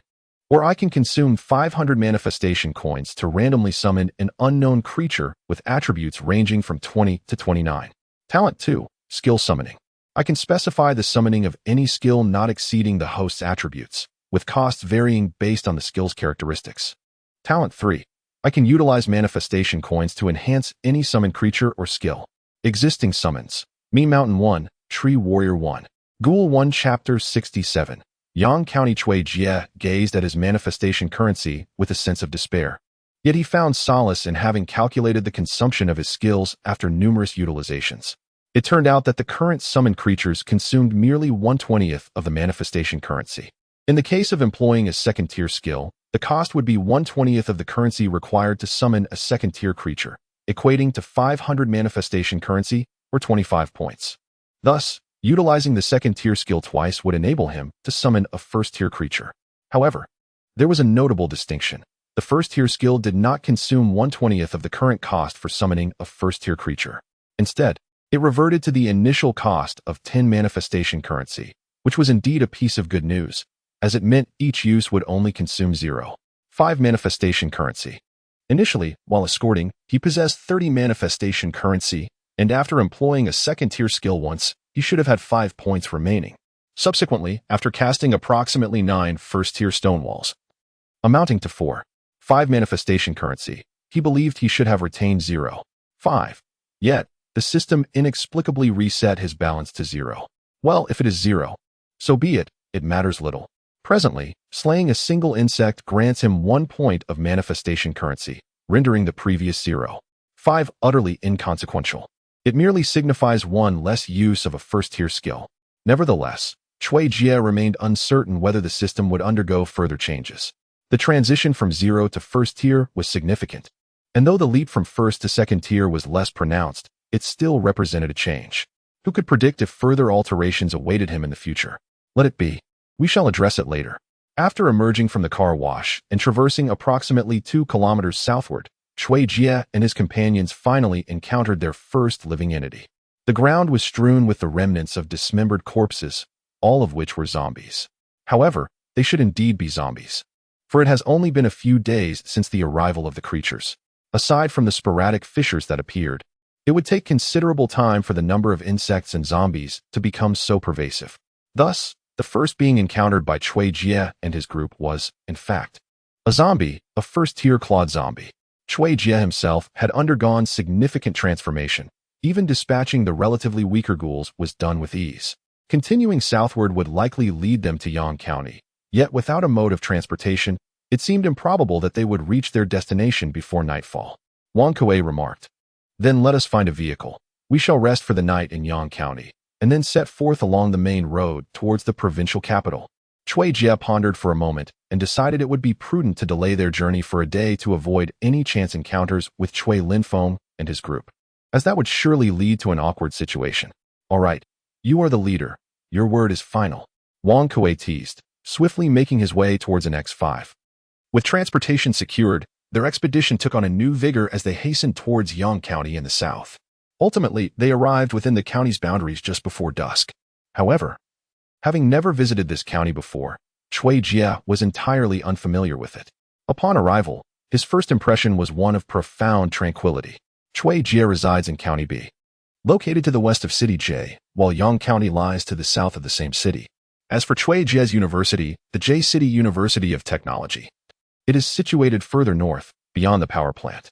Therefore, barring any unforeseen circumstances, it seems unlikely that Chui Jie will ever visit this county again. Nevertheless, he is somewhat aware of it, having heard that the meatball soup is quite famous, though he wonders if he will ever have the opportunity to try it.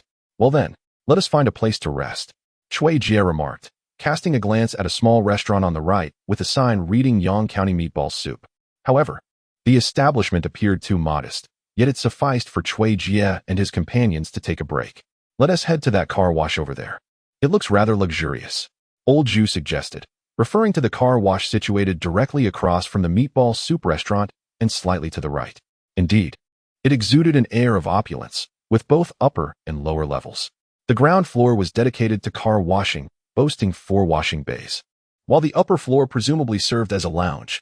Through the glass, Chui Jie could faintly discern a few tables set for tea, though visibility into the interior was limited. "Isn't there a hotel nearby, complete with beds and air conditioning? Why would we go to a car wash?" Chui Jie couldn't help but retort.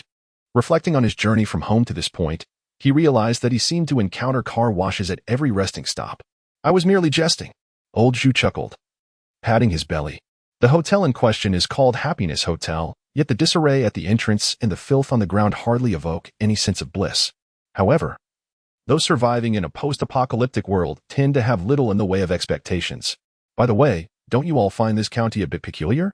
Is it not a bit excessively quiet? Wang Kuei inquired cautiously. Indeed, it was eerily silent. No insects, no zombies. The stillness was almost unsettling.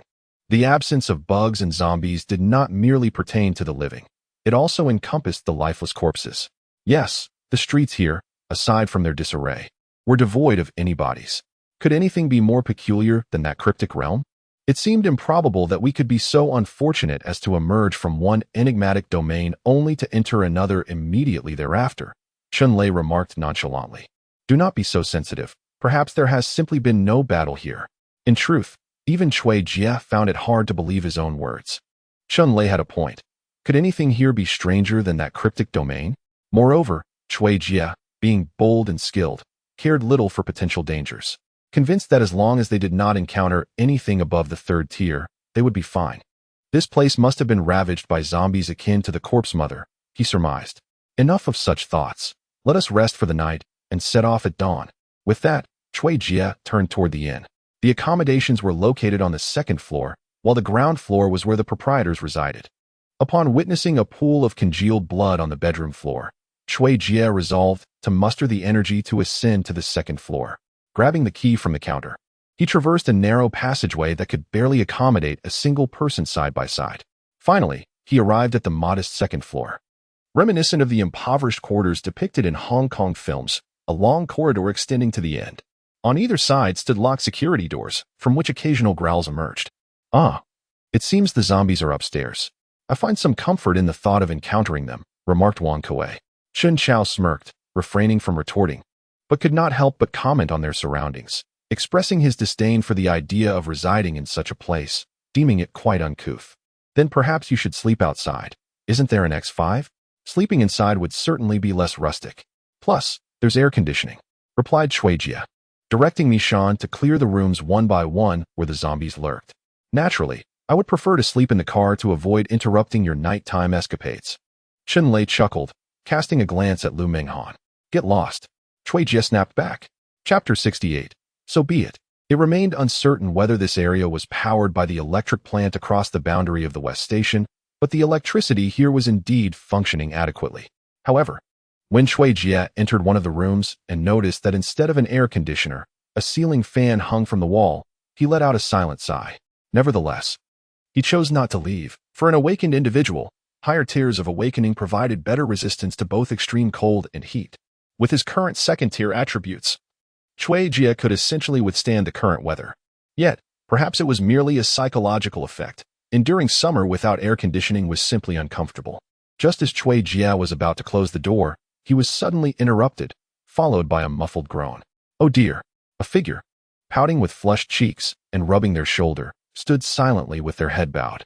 What on earth is this? Cui Jie inquired, perplexed. I'm scared, whispered Lu Menghan. Observing her bashful demeanor as she lowered her head, Cui Jie felt a sense of speechlessness. He understood her meaning, yet, sigh, never mind. Just come in. As Lu Menghan timidly stepped into Cui Jie's room, the onlookers outside, including Chun-Lei, erupted in raucous cheers. Cui Jie, uninterested in their antics, turned to address Lu Menghan just as he was about to speak. Most of their supplies were stored in the BMW parked downstairs, quick to prepare foods like instant noodles, sausages, and canned goods.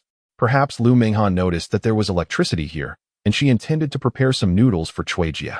However, logically, the time it would take to retrieve something should not have been long, yet they waited nearly an hour.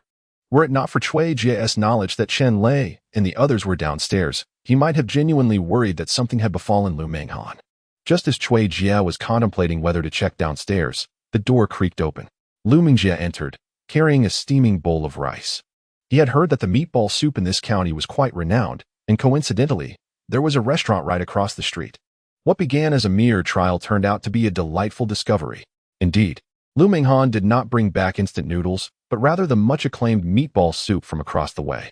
This soup consisted of several meatballs resembling lioness heads, accompanied by strips of tofu skin, vermicelli, lamb, or beef, all garnished with a sprinkle of cilantro. Of course, apart from the meat, Chui Jie's bowl was filled with an abundance of other ingredients. Aside from the meat, everything else is in the refrigerator. I have tasted it all, and none have expired. Lu Minghan remarked with a smile, urging him to eat while it's hot, as it loses its flavor when cooled. I'm not very skilled at cooking, so I hope you won't mind. How thoughtful. Chui Jie gazed at her intently, accepting the meatball soup and taking a gentle sip. In truth, after 6 months, he had long forgotten the taste of this soup. As for whether it was expired or not, it was of little concern to a second-tier, awakened one. You go ahead and eat. I'll take a shower, Lu Minghan said softly. Indeed, this place had a shower, devoid of any imagined transparent glass. It was a rather conventional bathroom. However, Chui Jie wanted to suggest that she could wash up in another room, that it was unnecessary to do so here. Yet, upon seeing the bashful Lu Minghan and then glancing at the meatball soup in his hand, he ultimately chose to remain silent. So be it. Eventually, Chui Jie opted for a different room, not because he was like Lu Xiaohui, but rather because he was genuinely fatigued, not physically, but mentally. His body belonged to this world, yet his spirit was tethered to a past life. The self from his previous existence had been overwhelmingly weary, constantly treading lightly amidst others. In truth, those awakened ones who had survived for 6 months since the emergence of the bugs were hardly foolish. As time progressed, these awakened individuals grew increasingly aware of the distinction between evolved beings and ordinary people. Nonetheless, even though Chui Jie left the room, he still stationed Mishan at the door to keep watch, while a demon tree warrior stood guard at his own entrance. As for Chun Lei and the others, they indeed were not in the BMW. Instead, they had casually found a room on the 2nd floor to rest. The night was shrouded in a hazy darkness. Suddenly, a faint clicking sound pierced the stillness. Chui Jie's door swung open, and a shadow swiftly slipped inside. Of course, Chui Jie was instantly roused. And just as he began to react, a realization struck him, causing him to restrain his impulses. Standing at the doorway were 3-tiered tree warriors. The only individuals capable of entering so stealthily could only be allies. The figure gradually approached the bedside. In truth, Chui Jie already knew who it was without a second thought. They were all in the same boat, and he had nothing of value that would concern others. The only one who could have come in was Lu Minghan. As for her intentions, did he really need to ponder? The figure cautiously reached the edge of the bed, followed by the sound of rustling fabric, as if someone were disrobing. A delicate, almost ethereal hand trembled as it brushed against his leg, slowly inching upward. At that moment, Chui Jie found himself in a dilemma. Should he proceed? What lay ahead if he did? Should he take the risk to save or refrain?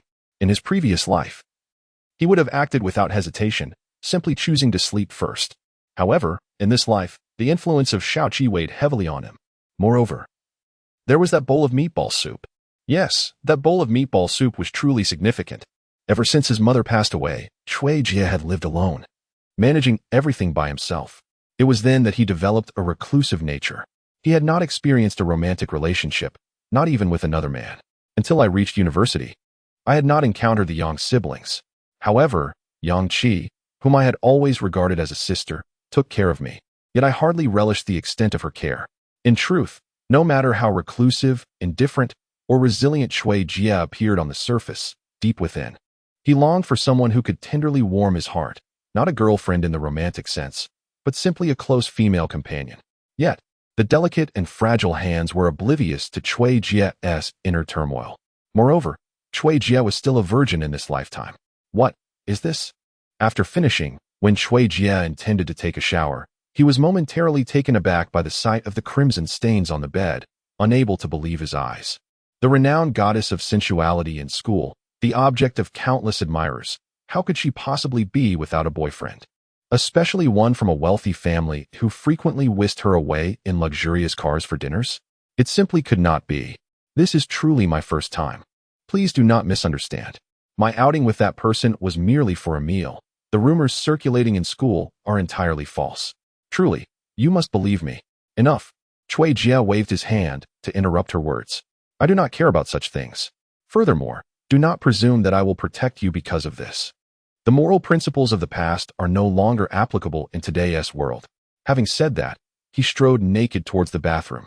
However, upon reaching the bathroom door, Chui Jie paused momentarily and added, You should rest early.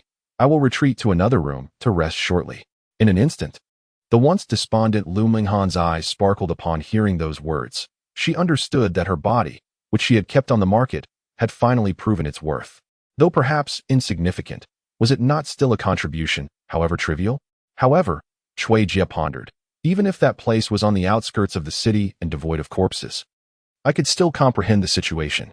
Yet, as we approach the city, how can there be not a single corpse in sight? Indeed, it does seem a tad peculiar. Cui Jie acknowledged. Could it be that we are truly this unfortunate, stumbling into yet another bizarre environment? Wang Kuei spoke with a hint of trepidation. No. There cannot be so many illusions, Cui Jie asserted confidently. Otherwise, would not the legacy be rendered worthless? If a city harbors 2 secret realms, how many must there be nationwide? Or, even if this location were indeed a secret realm, it should bear no relation to the legacy, right? By the way, how did things unfold for you all last night? At that moment, Chun Lei interjected with a playful grin, attempting to lighten the somber atmosphere. Just as Cui Jie was about to respond, he suddenly noticed Lu Minghan shyly lowering her gaze. Very well, let us say nothing further. To speak more would only serve to mask the truth. Suddenly, a faint sound of a vehicle collision drew everyone's attention. The noise was rather soft, suggesting it was likely some distance away. However, given the current eerily quiet surroundings and the heightened senses of the awakened individuals, they could still discern the commotion from the vehicle. Shortly thereafter, a series of additional impacts confirmed for Cui Jie and the others that it was not a zombie or some monstrous creature inadvertently colliding with something. Instead, there are individuals currently driving their vehicles, colliding with those obstructing the roadside. For it is true that Cui Jie and his companions occasionally crash into cars stationed in the middle of the road. There are indeed living souls. Cui Jie's gaze met Chun Lei's swiftly, as if in silent understanding. Zhang Feng, accelerate. Let us reach the intersection ahead and inquire about the situation. Cui Jie urged the diminutive Zhang Feng, who was at the wheel. Zhang Feng is one of the remaining awakened ones, standing at a modest height of less than 1.6 meters and nearly 30 years of age. Perhaps due to his shorter stature, coupled with a lack of financial resources, Cui Jie had gathered that he had not yet married. It is quite commonplace for individuals nearing 30 to remain single in large cities. However, in their small town, this circumstance was viewed differently. This has contributed to his somewhat introverted and self-effacing demeanor, even after his awakening. Initially, Cui Jie was uncertain if Zhang Feng had ever expressed his frustrations. However, since they had started teaming up, Zhang Feng had largely remained a silent presence, seldom speaking. Yet, one might consider his misfortune. Since becoming awakened, he had scarcely enjoyed life, perpetually engaged in battles for survival. His awakening attribute is water, and his first-tier ability leans towards defense, a water curtain, which erects a wall of water surrounding him. While it does not possess the formidable defense of a stone wall, it is not as easily shattered, and even when an attack penetrates, the water's flexibility provides a momentary respite. It is particularly effective against fire-based opponents. As for the last remaining awakened one, it appears he is named Jiang Kai, who occupies the passenger seat and shares a similar earth attribute as Old Ju. However, his first-tier awakening leans towards defense, manifesting as a layer of brown earth armor upon his body. Its defensive capabilities are commendable, far surpassing that of a water barrier. This predicament stems from the awakener's inability to accurately recognize their attributes. The water element is clearly not primarily defensive, yet one fears for their life and chooses to awaken a defensive capability. Once engaged in battle, its utility becomes rather limited. If confronted head-on, one might manage to defend. But what of a surprise attack? For instance, should an earth element user awaken a first-tier earth spike, would you defend against the frontal assault or the ground? Moreover, the armor is worn upon the body. Even if it withstands a blow, it cannot shield against the accompanying effects of fire, such as intense heat, which would render the armor unbearable. Nevertheless, ultimately, the value of skills is subjective. If one perceives them as beneficial, then that suffices. The next intersection leads directly to the main thoroughfare of the county, which is the path that Cui Jie and his companions intend to take. They were not far apart to begin with, and with their speed unrestrained, they swiftly reached the crossroads. Meanwhile, the distant sound of thumping echoed, gradually growing nearer. At this moment, Jiang Kai, seated in the passenger seat, took the initiative to open the door and stood in the middle of the road, awaiting the arrival of their target. Soon, 2 vehicles slowly emerged from the distance. The first was a military Hummer, though its front had suffered significant deformation from a collision. Following closely was a BMW luxury car, similar to those of Cui Jie and his companions, yet it was not an elongated model, while their vehicle was an extended version of the X6. Indeed, the preferences of everyone seemed to converge. Essentially, when individuals of humble means find themselves in peril, they tend to favor luxury off-road vehicles. Firstly, these vehicles offer ample space and convenience. Secondly, it is a stark reminder of their previous inability to afford such luxuries. Hey there, do you need a lift? In no time, the leading Hummer came to a halt upon encountering Jiang Kai in the middle of the road, the tires screeching slightly. The passenger side window rolled down, revealing a young man in his 20s who mockingly inquired, yet he showed no inclination of alighting from the vehicle. Cui Jie quickly discerned that the young man was an awakened, for it was rare for either an awakened or an ordinary citizen to display such an expression upon encountering a random passerby. However, the specifics of his awakening level remained unclear, though it was likely not particularly high. Shortly thereafter, the Hummer roared back to life, seemingly prepared to depart. Cui Jie, unable to restrain himself, seized the opportunity. Having encountered a fellow survivor, he was unwilling to let this chance slip by effortlessly. With swift determination, he flung open the car door and stepped out, confident that the occupants of the two vehicles posed no threat to him. Individuals of the third awakening level were exceptionally rare in such a small county, apart from the peculiar group led by Chun Lei, whose origins remained a mystery to him. As Cui Jie exited the vehicle, Wang Kuei and the others promptly followed suit. Even Lu Minghan joined them. However, it was unclear whether it was due to Cui Jie and his companions or other reasons, but the Hummer quickly came to a stop once more. The passenger door opened again, and the young man leapt out, followed closely by two others. Wow, such a stunning woman. With 6 men and 1 woman. Your tastes are certainly extravagant. At this moment, Cui Jie and his companions realized that they were not parking for themselves, but for Lu Minghan. Chapter 70. The Corpse. Bin Road, the main thoroughfare of Yang County, traverses approximately 4 counties and 2 cities, ultimately leading to the provincial capital of H Province, excluding Yang County itself. Setting aside Cui Linfeng and others for the moment, one must acknowledge that the Sand Scorpion is undoubtedly not a simple foe. Thus, they decided to take a detour to avoid any untoward incidents that may have occurred ahead. Ultimately, Cui Jie and his companions concluded that it would be best to circumvent the area, ascend to the second ring road of Yang County, and then proceed eastward. Having settled on their route, the 3 off-road vehicles swiftly reignited their engines and continued their journey southward. Meanwhile, Cui Jie sat within the vehicle, lost in contemplation, not regarding the peculiarities of this county, but rather, Cui Jie, why do I sense that Ma Tao's abilities bear a resemblance to yours? Chun Lei, seated in the Hummer, inquired with a hint of perplexity. Could it be that we have encountered another awakened individual with similar powers? Ma Tao? Smoke-type abilities?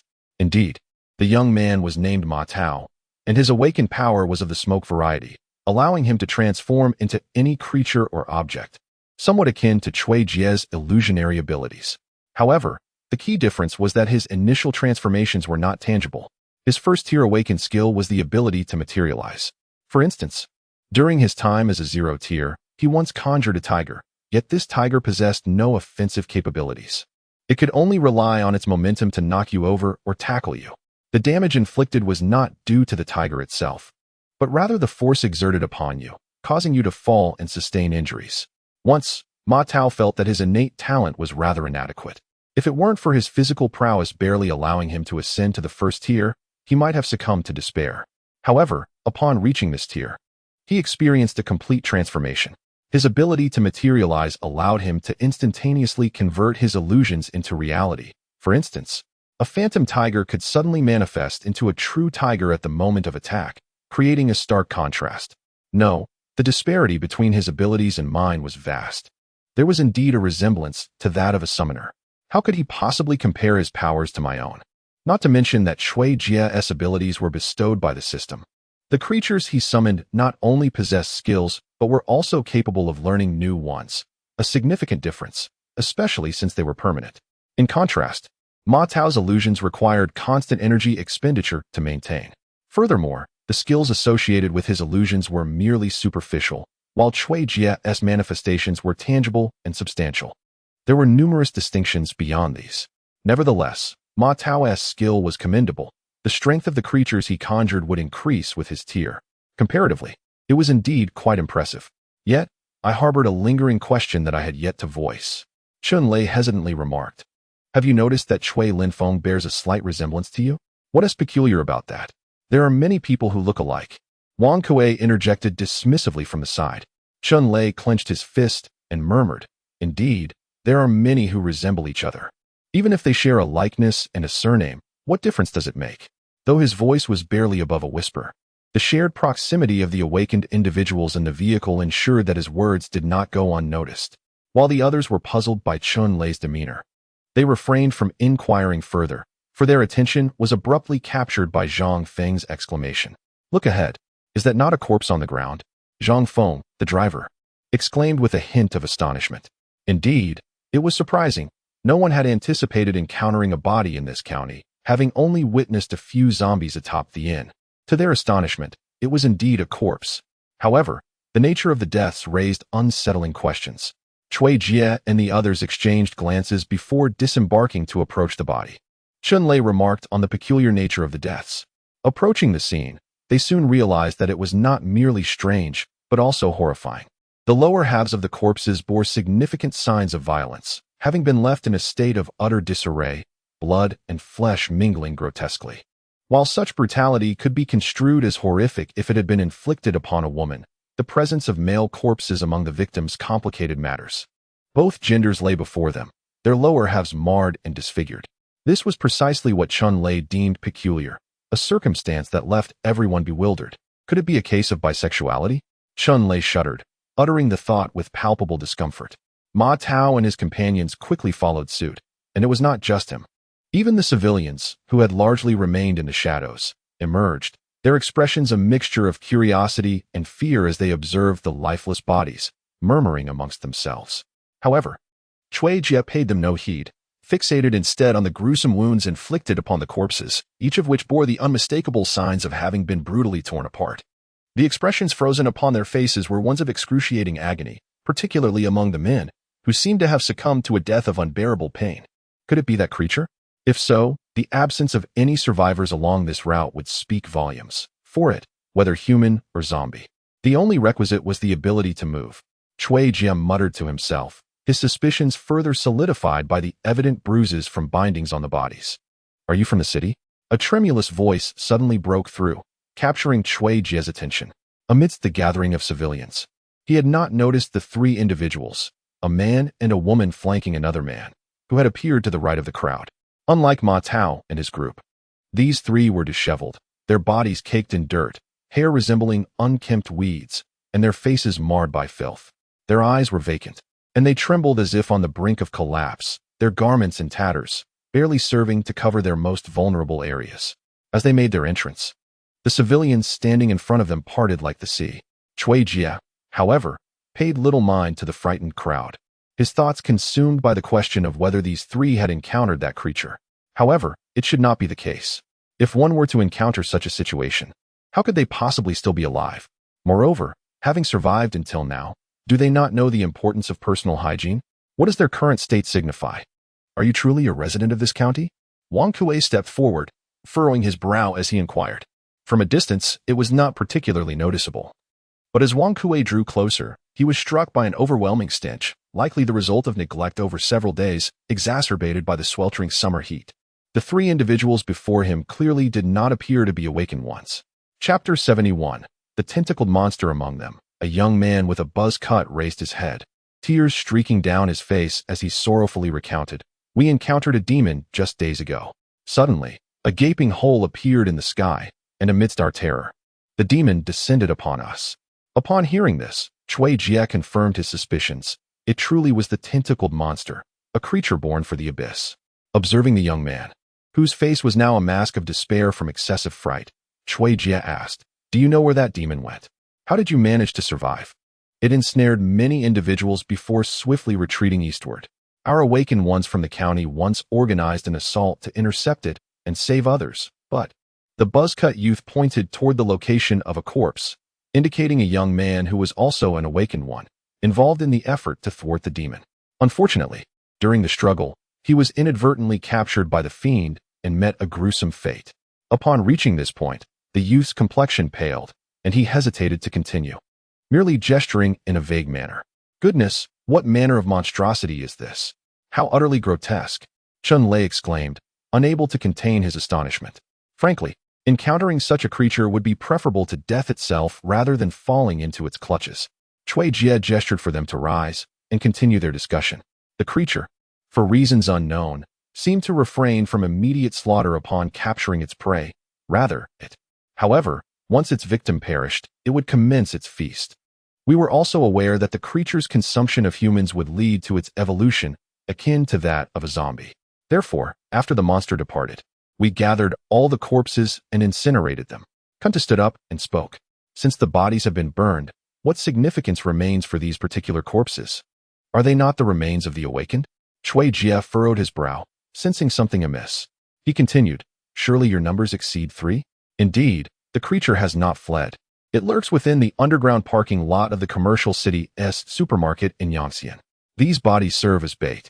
I have been here to safeguard and await your arrival from afar. Our people are stationed around the periphery of the commercial city, Kuntu explained. At this moment, a few individuals beside him made slight movements, though it was unclear why they ceased. How many of you remain? Cui Jie inquired, his eyes brightening as he glanced at the others. We have several hundred left, yet only 3 awakened and over 20 evolvers. The rest are civilians, largely of little utility. The primary resistance relies on the awakened and the evolved, yet their endurance wanes with each passing day. Civilians are ensnared by the sudden emergence of tentacles. And the buzzcut man continues to speak, though Cui Jie cannot shake the feeling that the buzzcut man appears oddly relieved. Why not flee? What purpose does it serve to remain here? Chun-Lei inquires, mirroring his own perplexity. Those who could escape have done so. Those who linger are often relatives of the captured, yearning for salvation, enduring torment with the hope that survival is still possible. The buzzcut man weeps despondently. Cui Jie nods, sensing they have deduced the situation accurately. However, both Cui Jie and Chun-Lei feel an unsettling discord, prompting Chun-Lei to quietly beckon Cui Jie. They exchange a knowing glance with Wang Kuei before retreating to a quieter corner. I feel something is amiss, Chun-Lei remarks, casting a glance at the still-crying buzzcut man. Indeed, something is amiss. Do you understand how those monsters evolve? Cui Jie pauses before continuing. They consume us awaken once. Our corpses are far more nourishing than those of ordinary individuals. After slaying an awakened, that monster inexplicably left the body behind. Do not forget, it has dozens, if not hundreds, of tentacles.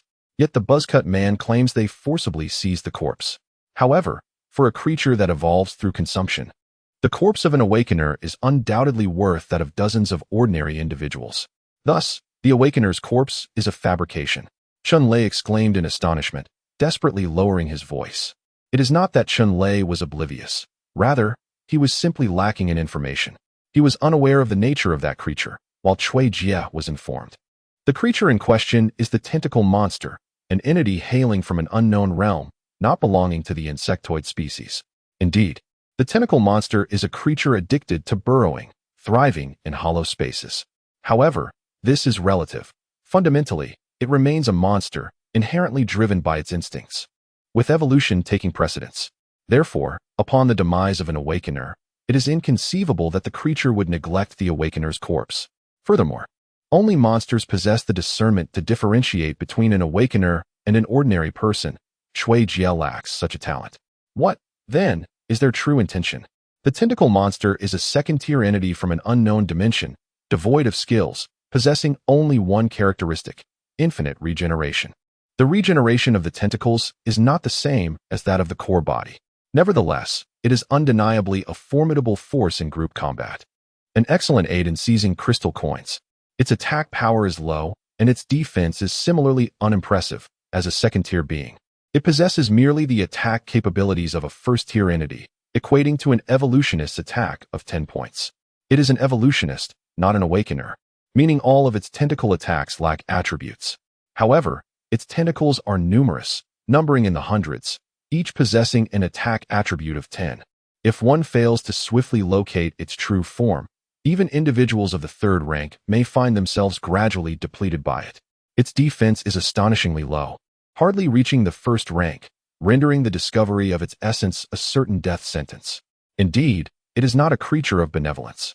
Nonetheless, there remains a facet of this county that eludes my understanding. Just as he was brimming with confidence, ready to devise his next plan, a rift materialized, followed by the emergence of a monster. After overcoming his initial fear and confusion, he abruptly realized that this beast was not particularly formidable. It not only targeted humans, but also commenced attacks on zombies. Yet, rather than exterminating them, it bound them and fled towards another location. In such a scenario, what would you do? Cui Jie inquired of Chunlei. Indeed, when the organization's members assaulted the creature, it would undoubtedly retaliate, recognizing the presence of awakened beings nearby, and subsequently launch an attack on them. During the battle, that individual would suddenly discover that the monster inflicted minimal harm upon him, its attack power being quite feeble, while he, in turn, dealt significant damage to the beast. What would the creature do next? Precisely. Cui Jie grew increasingly exhilarated, astonished at his own cleverness, deducing so much merely from a single corpse. He even surmised that the individual in question must be a psychic awakened being. Chapter 72. Conspiracy. The tentacled creature is a being of limited intellect. Such a grotesque entity could hardly possess any wisdom. Furthermore, the creature is not nearly as towering as claimed, its height at most reaching 2-3 meters. If we continue to deduce from this, coupled with the fact that this buzzcut man has been incessantly urging us to rescue them, it suggests that he has somehow managed to dominate the creature. In fact, it might well be that the creature has become his pet. If this is the case, his awakened ability could very well be that of a seducer, a person capable of enticing other beings to become his companions. This is akin to Li Mingjie's ability, albeit one is constrained while the other is boundless. That man has taken control of the monster and has turned the entire town into a breeding ground for it, feeding the creature with every resident or zombie that could not escape. This includes corpses, of course. How do you know this? Chunlei could no longer contain himself and shouted. Is it merely based on a single corpse? With a grim expression, he inquired. He did not doubt Cui Jie's words, but rather the very existence of such a person. A town, even with many transformed into zombies, should still harbor thousands of living souls. Have they all been fed to it? He certainly could not reveal to Chunlei that he knew the creature's name, understood its abilities, and even its characteristics and defenses. Moreover, he had nearly guessed the awakened individual's power with remarkable accuracy. It was not solely based on one corpse, but rather an abundance of evidence. First and foremost, it is imperative for him to comprehend the intrinsic nature of the tentacled creature, or indeed, the essence of all monsters. Upon encountering an awakened being, they would undoubtedly resort to aggression. However, these otherworldly entities differ from mere insects in that they possess the instinct to flee when faced with overwhelming force. Thus, it can be deduced that an individual, or perhaps a group, is a wielder of mental prowess who has severely injured the tentacled creature. Furthermore, the absence of any corpses in this city suggests that the creature would not have cleared away evidence so meticulously. Consequently, it can be inferred that someone is orchestrating the tentacled creature's actions, instructing their subordinates to gather bodies to sustain it. Moreover, the words of the man with the close-cropped hairstyle reveal a significant contradiction. He claims that many civilians remain in place, awaiting the salvation of their kin. It is nonsensical to expect someone to save others when they cannot even ensure their own safety. The man's statements are fraught with inconsistencies, and he seems to harbor a veiled intent to guide others, including themselves, towards the commercial city. Yet, considering the terrifying nature of the monsters he describes, it is implausible that anyone would venture forth. Additionally, their chosen location raises questions. Why establish a meeting point at this particular intersection rather than one in a bustling district? Furthermore, the peculiar demeanor of the man and his companions adds to the confusion. It is all rather perplexing. Cui Jie scratched his head and remarked, "It appears I have not become more astute. Rather, I have merely acquired more information. If I were to relay all that I currently know to Chunlei, he would likely arrive at the correct conclusion. But can I share this with him? What is the matter?" Chunlei inquired, his brow furrowed in curiosity. "It's nothing. Let us proceed and continue taking detours. I have no desire to attract that kind of trouble," Cui Jie replied. "What, not going? Why not? That twisted individual, why don't we eliminate him? What purpose does it serve to let him remain, only to harm more people?" Chunlei exclaimed, his face contorted with rage as he shouted at Cui Jie for the first time. "Damn it, I said we're not going, so we're not going. If you wish to go, then go by yourself. Why act like a saint?" Cui Jie retorted harshly. "Fine, If you want to go, then I shall. Chui Jia, I have misjudged you, Chun Lei declared vehemently, turning to set off alone towards the bustling district. Are you out of your mind? There is clearly a conspiracy at play there. What are you thinking? Chui Jia snapped back. I may be foolish, but so what if there is a conspiracy? You possess a Tier 3 Treant, and I refuse to believe that creature is also Tier 3, or even beyond. In this small county, is there truly someone capable of contending with a Tier 3 monster? Do you think that individual is like Qin Xiao and the others? Chun Lei countered. If it were something genuinely perilous for us, I could abstain and heed your counsel.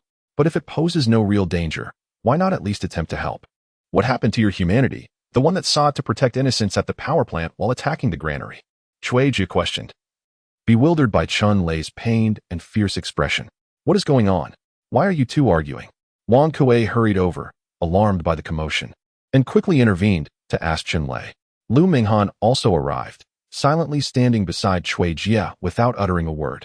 Brother Kuei, I call out to you. Please share what Chun Lei has just conveyed to Wang Kuei regarding the words of Chui Jia. This revelation stunned Wang Kuei. He was taken aback to learn of the cruel events unfolding. It left him in a quandary, unsure whether or not to intervene. Chui Jia. This marked the first occasion that Lu Minghan addressed him directly. Turning to face her, he noticed her pallid complexion, likely a reflection of her shock. He then inquired, are you suggesting we lend assistance? No, it's just. Lu Minghan struggled to articulate her thoughts, faltering for a while. Yet, Chui Jia understood her unspoken sentiment and let out a resigned sigh. Very well, we shall proceed. However, I must make it clear that should we encounter peril, retreat is imperative. Even if you are reluctant, I will no longer concern myself with your choices. All right, Chun Lei responded, his face breaking into a wide grin, nodding enthusiastically like a chick pecking at grains. Wang Kuei and Lu Minghan also exhaled deeply, realizing they had yet to acclimatize to the brutality of this post-apocalyptic world.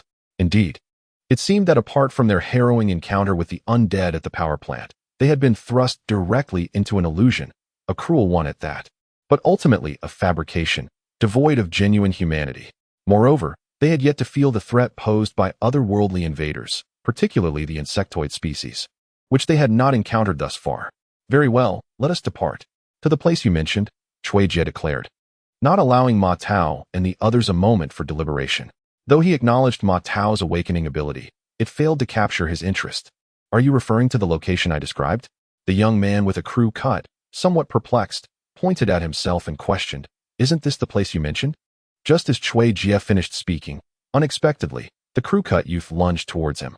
The suddenness of this action took everyone by surprise, including Chui Jia, Wang Kuei, and Chun Lei, as well as the companions beside the crew cut man, who could not have anticipated such a turn of events. However, the crew cut man was merely an ordinary individual, while Chui Jia was a second-tier awakener. Even though the assault was abrupt, it posed no genuine threat to Chui Jia. Instinctively, he delivered a swift kick towards the crew cut youth. At that moment, the youth shouted, quick, kill them. They are in league with the monsters. With a resounding thud, the crew cut man was sent flying as if struck by a speeding vehicle, landing 5 meters away. As he hit the ground, he could not suppress a mouthful of blood from gushing forth. Chapter 73, An Unexpected Turn. Welcome, young brothers, to our county's nouveau riche. Upon seeing Chui Jia and the others, he greeted them with a broad smile. Yet, he showed no intention of stepping out from the driving school entrance to meet them. It seemed evident that the monster was indeed within the driving school, and its range of attack encompassed the entire establishment. With the confirmation that the tentacled creature was indeed present, there was no longer a need for any fade. He had been reluctant to come here in the first place, and witnessing the situation only left him more speechless. As Chui Jia willed it, the space beside the nouveau riche trembled, and then Mishan swiftly appeared at his side, leaving the man no opportunity to react as he seized him by the throat. Startled, the nouveau riche's face flushed crimson, his lifeless eyes widening as he gazed at Chui Jia and the others. What do you mean? Stop with the nonsense. We know what you're thinking. Hurry, take us to the monster's true form, Chui Jia said impatiently. All right, cough. Just let me go, and I'll take you there immediately. The nouveau riche scrambled to pry Mishan's arm away. However, as a combat weapon nearing the 3rd tier, Mishan was not something a mere mental awakener could easily dislodge. You underestimate the situation. Hurry, Chui Jia commanded. Upon hearing this, Michon tightened his grip, and it was evident that the nouveau riche's flushed face was rapidly turning a shade of purple. Realizing that his refusal could lead to dire consequences, he quickly pressed his hands downward to signal his compliance. Cough, ugh. Feeling the pressure on his throat ease slightly, the nouveau riche gasped for air. Though the ancient soldier's hand still remained at his neck, he dared not utter another word. After, let us proceed. Entrige glanced at the gaudy nouveau riche beside him, not bothering to acknowledge the skinny wretch. He could believe that the nouveau riche was a first or even second tier awakened, but he had little faith in the notion that this scrawny figure was also second tier. For Trige, anyone below the second tier could be disregarded. However, while Trige could overlook this, Chun-Lei could not. He understood that Trige currently lacked the manifestation coins to assess these individuals' attributes, so it was prudent to inquire further. Pray tell, what tier is your leader? Chun-Lei asked as he and Wang Kuei approached the skinny wretch, signaling for him to reveal his superior's tier. Lu Minghan, Ma Tao, and their companions had not followed. And Trige had left Zhang Feng and Jiang Kai behind, so this venture consisted solely of Chun-Lei, Wang Kuei, and Old Pig. In fact, they had not intended to bring anyone along, but some insisted on joining nonetheless. The skinny wretch cast a glance at his leader before looking back at the group and quietly uttered, second tier. Suddenly, an unexpected incident occurred. At the moment when Chun-Lei and the others were inquiring, Trige instinctively turned his gaze towards them, and as the skinny wretch finished speaking, both Chun-Lei and Trige were momentarily taken aback. They had not anticipated that he truly was second tier. In that fleeting moment of surprise, the connection between him and Michon abruptly severed for an instant. Although it re-established itself almost immediately, the unforeseen event had already transpired. The nouveau riche violently broke free from Michon's grasp and dashed towards the woods behind the driving school, cursing under his breath. The magic tree warrior, Thousand Finger Cage, summoned forth with haste by Cui Jie, unleashed a third-tier skill upon the fleeing nouveau riche. This marked Cui Jie's inaugural act of aggression. Suddenly, from the earth, formidable walls of intertwined branches erupted around the fleeing figure, bristling with countless menacing thorns. In a moment of unexpected collision, the hapless nouveau riche found himself impaled by the sharp spikes. With a horrified scream, he yanked backward, tearing away a significant portion of flesh from his shoulder. Yet, the tree walls offered him no respite. As they grew to a height of 2 meters, numerous slender branches sprouted forth, resembling thumbs, ready to strike. These branches seemed animated, zealously whipping toward the ensnared nouveau riche, creating a cacophony of sound akin to ancient generals punishing errant soldiers. The slender branches were also adorned with an abundance of tiny, sharp thorns. However, despite his grievous state, the nouveau riche was a second-tier awakener. The primary intent of the magic tree warrior's skill was confinement. Thus, although he was mercilessly whipped, leaving his body bloodied and raw, he managed to avoid death. Yet, it was clear that he would be rendered incapacitated, for the slender branches were laced with a subtle neurotoxin, relentlessly numbing his nerves. Soon, he would succumb to unconsciousness, becoming nothing more than a mere slab of flesh. At this moment, whether due to the influence of the nouveau riche or the tentacled creature sensing the peril of its master, countless tentacles of varying thicknesses surged forth from the depths of the forest. Some advanced toward the cage, while others approached Cui Jie and his companions. The grotesque spectacle of the controlled, tentacled creature was utterly repulsive. Cui Jie hastily maneuvered Michon to stand protectively in front of him, while he and Chun-Lei swiftly retreated from the driving school entrance. Bang, bang, bang. Countless tentacles darted toward Michon like arrows. Yet he deftly deflected each one with his long spear. However, these tentacles differed from arrows. They possessed the ability to curve, launching side attacks, and even encircling behind him. Fortunately, the tentacle strikes were not particularly forceful. Even if Michon were struck, it would have minimal impact. Damn it. This is precisely why I needed to control that nouveau riche first. Once I could reach the tentacled creature, dispatching it would be relatively simple. Yet, if I cannot locate its true form, it would be compelled to launch attacks autonomously. There was no need for Cui Jie to elaborate further, as everyone could see the dense mass of tentacles swirling through the sky. Even though Michon had disrupted numerous tentacles, the sheer volume made the effort appear trivial. Moreover, the tentacled creature had the trait of infinite regeneration. Given time, those severed tentacles would inevitably grow back. In the depths of the cage, numerous tendrils continued their relentless assault. However, Being a third-tier skill, it was beyond the capacity of these first-tier tendrils to breach it anytime soon. Yet, should this situation persist, it remained uncertain whether the parvenu would perish first or the cage would shatter. Suddenly, Cui Jie cast a swift glance at the crew-cut man, recalling his words about the many survivors within. Indeed, there were still about 100 civilians, those who had once assisted him in transporting bodies, and he had chosen to leave them behind. The crew-cut man nodded in affirmation. Well then, Chunlei, I hear you are quite eager to meet the so-called Tingfei, are you not? Cui Jie inquired, turning his attention to Chunlei. Yes, what of it? Chunlei replied. Oh, nothing much. I merely hope he can endure. Cui Jie remarked. With a mere thought, he commanded the tree warrior, demon with spear. The tree warrior beside him swiftly plunged its hands into the ground. Meanwhile, the parvenu, mercilessly whipped by branches in the depths, lay motionless on the ground, unconscious. His body had been battered to the point of exposing bone, and he was on the brink of death, yet still clinging to life. However, his time was running out, as several robust, sharp wooden spikes suddenly erupted beneath him. Chapter 74. An unprecedented scene with a sickening sound, the parvenu, who had been thoroughly brutalized, was swiftly impaled by the emerging spikes. A second tier awakened, albeit a rare seducer, met his demise at the hands of Cui Jie's relentless torment. As anticipated, the death of the parvenu triggered the expected consequences. The aforementioned creature, known as the tentacled beast, bears a striking resemblance to the first encountered iron giant, both classified as beings of diminished intellect. One is solely preoccupied with eating and sleeping, while the other revels in chaos. Once stripped of the guidance and control of its affluent master, the tentacled beast, which initially focused its assault, swiftly transformed into a disorganized entity akin to ancient soldiers who had lost the banner of command. Each now fought independently. Those still attacking Myama continued their onslaught, while some of the originally defensive ones veered off towards another location, an office building that housed the remaining human populace of the town. Wang Kuei now? Cui Jie signaled for Wang Kuei to follow, then rapidly pursued Myama into the building. Although he no longer possessed manifestation coins, his physical attributes remained intact, as he was indeed a second-tier awakened. As for Chunlei, he remained outside, awaiting further developments. The tree warrior also stayed behind, hindered by its sluggish speed, rendering it ill-suited to combat the airborne tentacles. Observing the swift advance of Cui Jie and his companions, Chunlei remained silent, his expression dark and troubled as he gazed at the tentacled beasts heading towards the office building.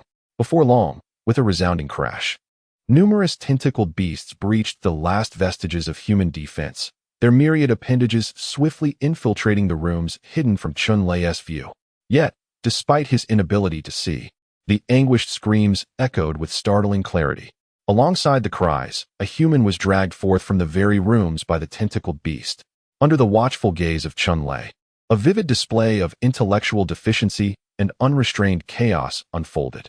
Emerging from the room were numerous tendrils, many of which were ensnaring human beings, lifting them high into the air by their waists. The captives, both male and female, were all youthful, their faces etched with fear and anxiety. It was evident they understood the dire fate that awaited them once bound. Yet, despite their desperate struggles and cries, they could not sway the tendrils, much less the intentions of Cui Jie, who had orchestrated this grim scenario. As for the idle tendrils that had not ensnared any humans, they quickly realized that apart from one room still resisting, the others had been entirely cleared. The sky above the office building was now filled with nearly 100 captives, effectively rendered as lambs to the slaughter, for the notion of self-inflicted demise was but a dramatic trope of television. Meanwhile, Cui Jie had barely reached the corner of the driving school, poised to leap over the wall that would lead him into the depths of the forest. However, in the interest of preserving the lives of these survivors while confronting the monstrous tendrils, time was of the essence. The idle tendrils had already begun to react. Akin to ravenous wolves spotting fresh prey, they surged toward the humans suspended in midair. A truly extraordinary scene unfolded before Chunlei's eyes, as anguished screams of despair erupted. One male, two females, he cared not to ponder the reason for their silence. He now merely seeks to ascertain whether bringing Cui Jie here was a fortuitous decision or a grave mistake. Had he not come, perhaps these individuals would not have met such a tragic fate. Gradually, Chunlei could no longer bear to witness the scene unfolding before him. He silently turned his head away, rendered speechless.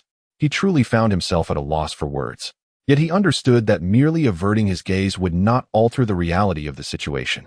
Chun-Li had previously endured apocalyptic scenarios. Those were merely scenes of cannibalism.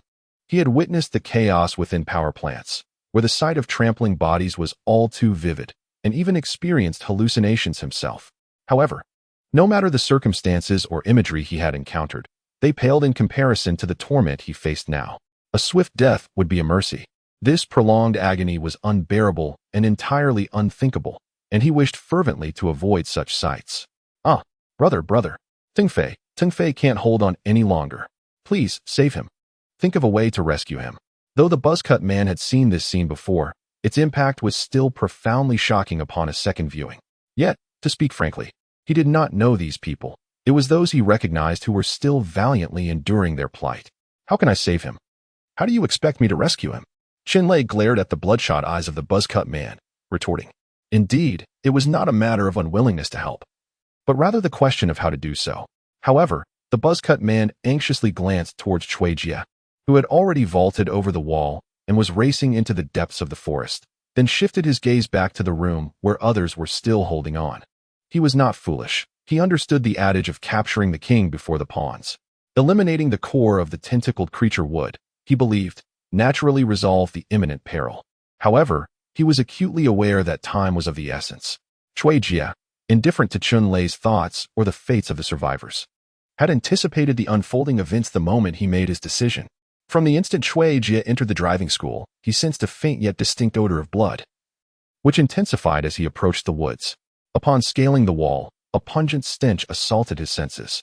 Initially concealed by the distance and the forest's embrace, he was unprepared for the horrific sight that greeted him up close. Numerous human bodies, suspended grotesquely from the branches, a macabre tableau of men, women, and children alike. Their lower halves reduced to a bloody ruin. The life essence had long since drained from these individuals, and it seemed the tentacled beast had either feasted to its fill or had yet to attend to its gruesome meal. With a swift motion, Cui Jie forcibly severed the two tentacles entwined around his right arm, then darted aside to evade the splatter of greenish blood.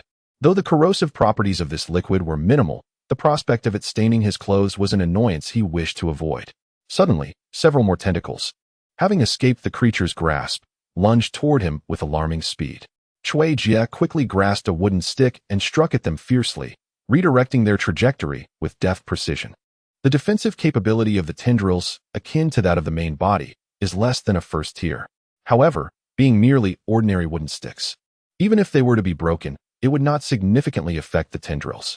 Thus, the most prudent approach is to misdirect their positioning. Subsequently, the task was entrusted to the nearby ghoul.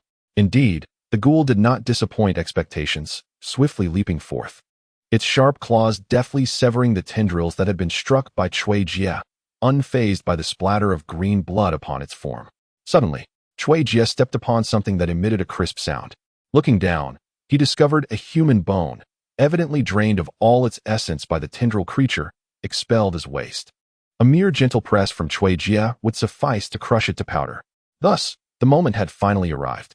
Cui Jie raised his gaze through the myriad of flying tendrils and faintly discerned a creature, approximately 2 meters in height, its form resembling an ink-black squid yet somehow not, standing erect. The creature possessed no eyes, only a mouth, surrounded by dozens of tendrils, each feeding it with the lifeless bodies of humans, drained of their blood. In no time, the creature devoured its prey, and mere seconds later, a lustrous white bone rolled forth from an unseen cavity below, joining the countless others of its kind that lay scattered in the designated area. Chapter 75, Run. To Old Pig's utter astonishment, the creature completely disregarded his stone figure and effortlessly sidestepped to launch itself towards him. Damn it, run, he exclaimed, realizing he could not halt the creature's advance. He hastily turned to Lu Minghan beside him, apologizing. Sister, I'm truly sorry. With that, he scooped her up and sprinted toward the driving school. Old Pig discerned that they were no match for the creature before them, especially with Jiang Kai having perished, rendering their chances even more dire. There was no hope of regaining their composure anytime soon. As for Ma Tao, he was even less reliable, still preoccupied with examining his own abilities. In a swift motion, a young head was severed from its body, belonging to a civilian trailing behind Old Pig and the others. However, These were merely ordinary individuals. How could they possibly outrun Old Pig and his companions, let alone the creature? Just as Old Pig was about to catch his breath, believing that the presence of these civilians might distract the creatures momentarily, he was taken aback. The leading creature, after dispatching a civilian, showed no signs of hesitation as it continued its relentless pursuit of Old Pig and the others. Even as the civilians scattered in panic, the pursuing creatures exhibited no pause, maintaining their chase. Damn it, when did these creatures become so astute? Old Pig finally grasped the situation. The initial creature gnawing at the corpse had been deliberate in its actions, intentionally waiting for its companion to eliminate one before engaging in a coordinated assault.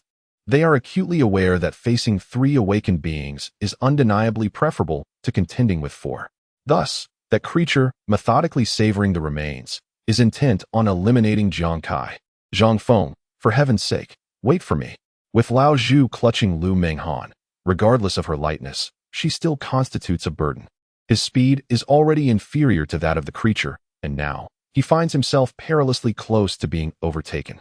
Meanwhile, Zhang Feng has long since sprinted ahead, indifferent to the fate of others. Do you truly believe that if something were to befall the eldest sister, you could escape alone and the eldest brother would let you off the hook? Lao Zhu is uncertain whether Cui Jia would pursue an awakened being for the sake of a deceased woman, yet he has no choice but to take a gamble. Otherwise, he would never reach the driving school. As for abandoning Lu Menghan, that is utterly out of the question. If he were to run without her, it might be one thing, but once he has taken her in his arms, to forsake her would carry an entirely different significance. Whether it was the weight of this thought or not only Zhang Feng, but even Ma Tao began to deliberately decelerate. Zhang Feng, unable to restrain the creature, could only reduce his speed, striving to remain alongside Lao Zhu, signaling that he was not fleeing and requesting silence when the time came. He then symbolically conjured a curtain of water behind Lao Zhu. At that moment, Ma Tao demonstrated why Chun Lei had remarked that his abilities bore a resemblance to Cui Jia's. A misty water chain, as thick as an adult's arm, suddenly materialized beneath the creature's feet ahead. The sudden emergence of the water chain caught the insect completely off guard, causing its body to crash violently to the ground, akin to a dog tumbling over. The force of the impact propelled it forward several meters due to the excessive speed. Although the water chain subsequently fractured and vanished, its purpose had already been accomplished, not to inflict harm, but to impose a restriction. The distinction became apparent at this moment. Had the water chain been summoned by Cui Jia, the insect would not have been able to break free so easily, for water possesses the characteristic of softness. In contrast, Ma Tao's creation merely mimicked the appearance of water, lacking any inherent qualities. Nonetheless, as long as it achieved a similar effect, the absence of characteristics was inconsequential. Ma Tao had discovered a method to deal with the pursuing insects. Whenever they closed in, he would conjure the skill to trip them forcibly, one by one. The insects were thus restrained, allowing Lao Zhu and his companions a moment to catch their breath. The supermarket was not far from the driving school, and as they approached, an unexpected turn of events occurred. Perhaps the insects sensed something amiss, as they suddenly emitted a series of sharp cries directed toward the sky.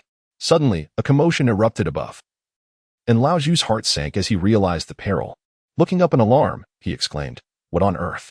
It's a dragonfly." Indeed, a dragonfly. A first-tier scout of the insect tribe had emerged from an unknown source. Although designated as a scouting species, it was still a first-tier creature capable of flight, posing the greatest threat to Lao Zhu and his companions at that moment. The dragonfly resembled those in the illusionary realm, unchanged in any significant manner. "Ma Tao, bring down the dragonfly." "Blast. I have depleted my energy. Transforming that insect just now consumed more than half of it." As misfortune strikes at the worst of moments, Ma Tao, feeling urgent and embarrassed, spoke up. "Damn, you are utterly unreliable." Just as Old Pig was about to make a decision, a sudden twist occurred. Water screen. Abruptly, Zhang Feng, who had remained mostly silent, erected a water curtain measuring 1 meter in height and 50 centimeters in width in the dragonfly's path. The water curtain shimmered like a portal under the sun's rays. Consequently, the descending dragonfly, caught off guard, collided forcefully with the water screen. Crash. Accompanied by the shattering of the water curtain, the dragonfly was abruptly decelerated, a faint blue light pulsating across its surface. This reflected the nature of water, akin to the burning of fire, though the duration of its effect remained uncertain. Suddenly, Zhang Feng coughed up a mouthful of blood, his body swaying unsteadily, nearly causing him to topple. Zhang Feng, Old Pig hurriedly supported him with one hand, exclaiming in alarm. The approaching insects were drawing near again. Although the dragonfly was momentarily restrained by Zhang Feng, losing its dive, if he could not sustain himself, Old Pig would truly abandon him. Jiang Kai had witnessed the demise of friends before his very eyes. What of someone he had known for merely a few days? One must never underestimate the capabilities of a homebody. They often possess the potential to execute the most unexpected feats. It's all right. I have been rebuffed by the energy. Let us proceed. Zhang Feng wiped the blood from the corner of his mouth, forcing himself to recover as he continued to sprint towards the driving school.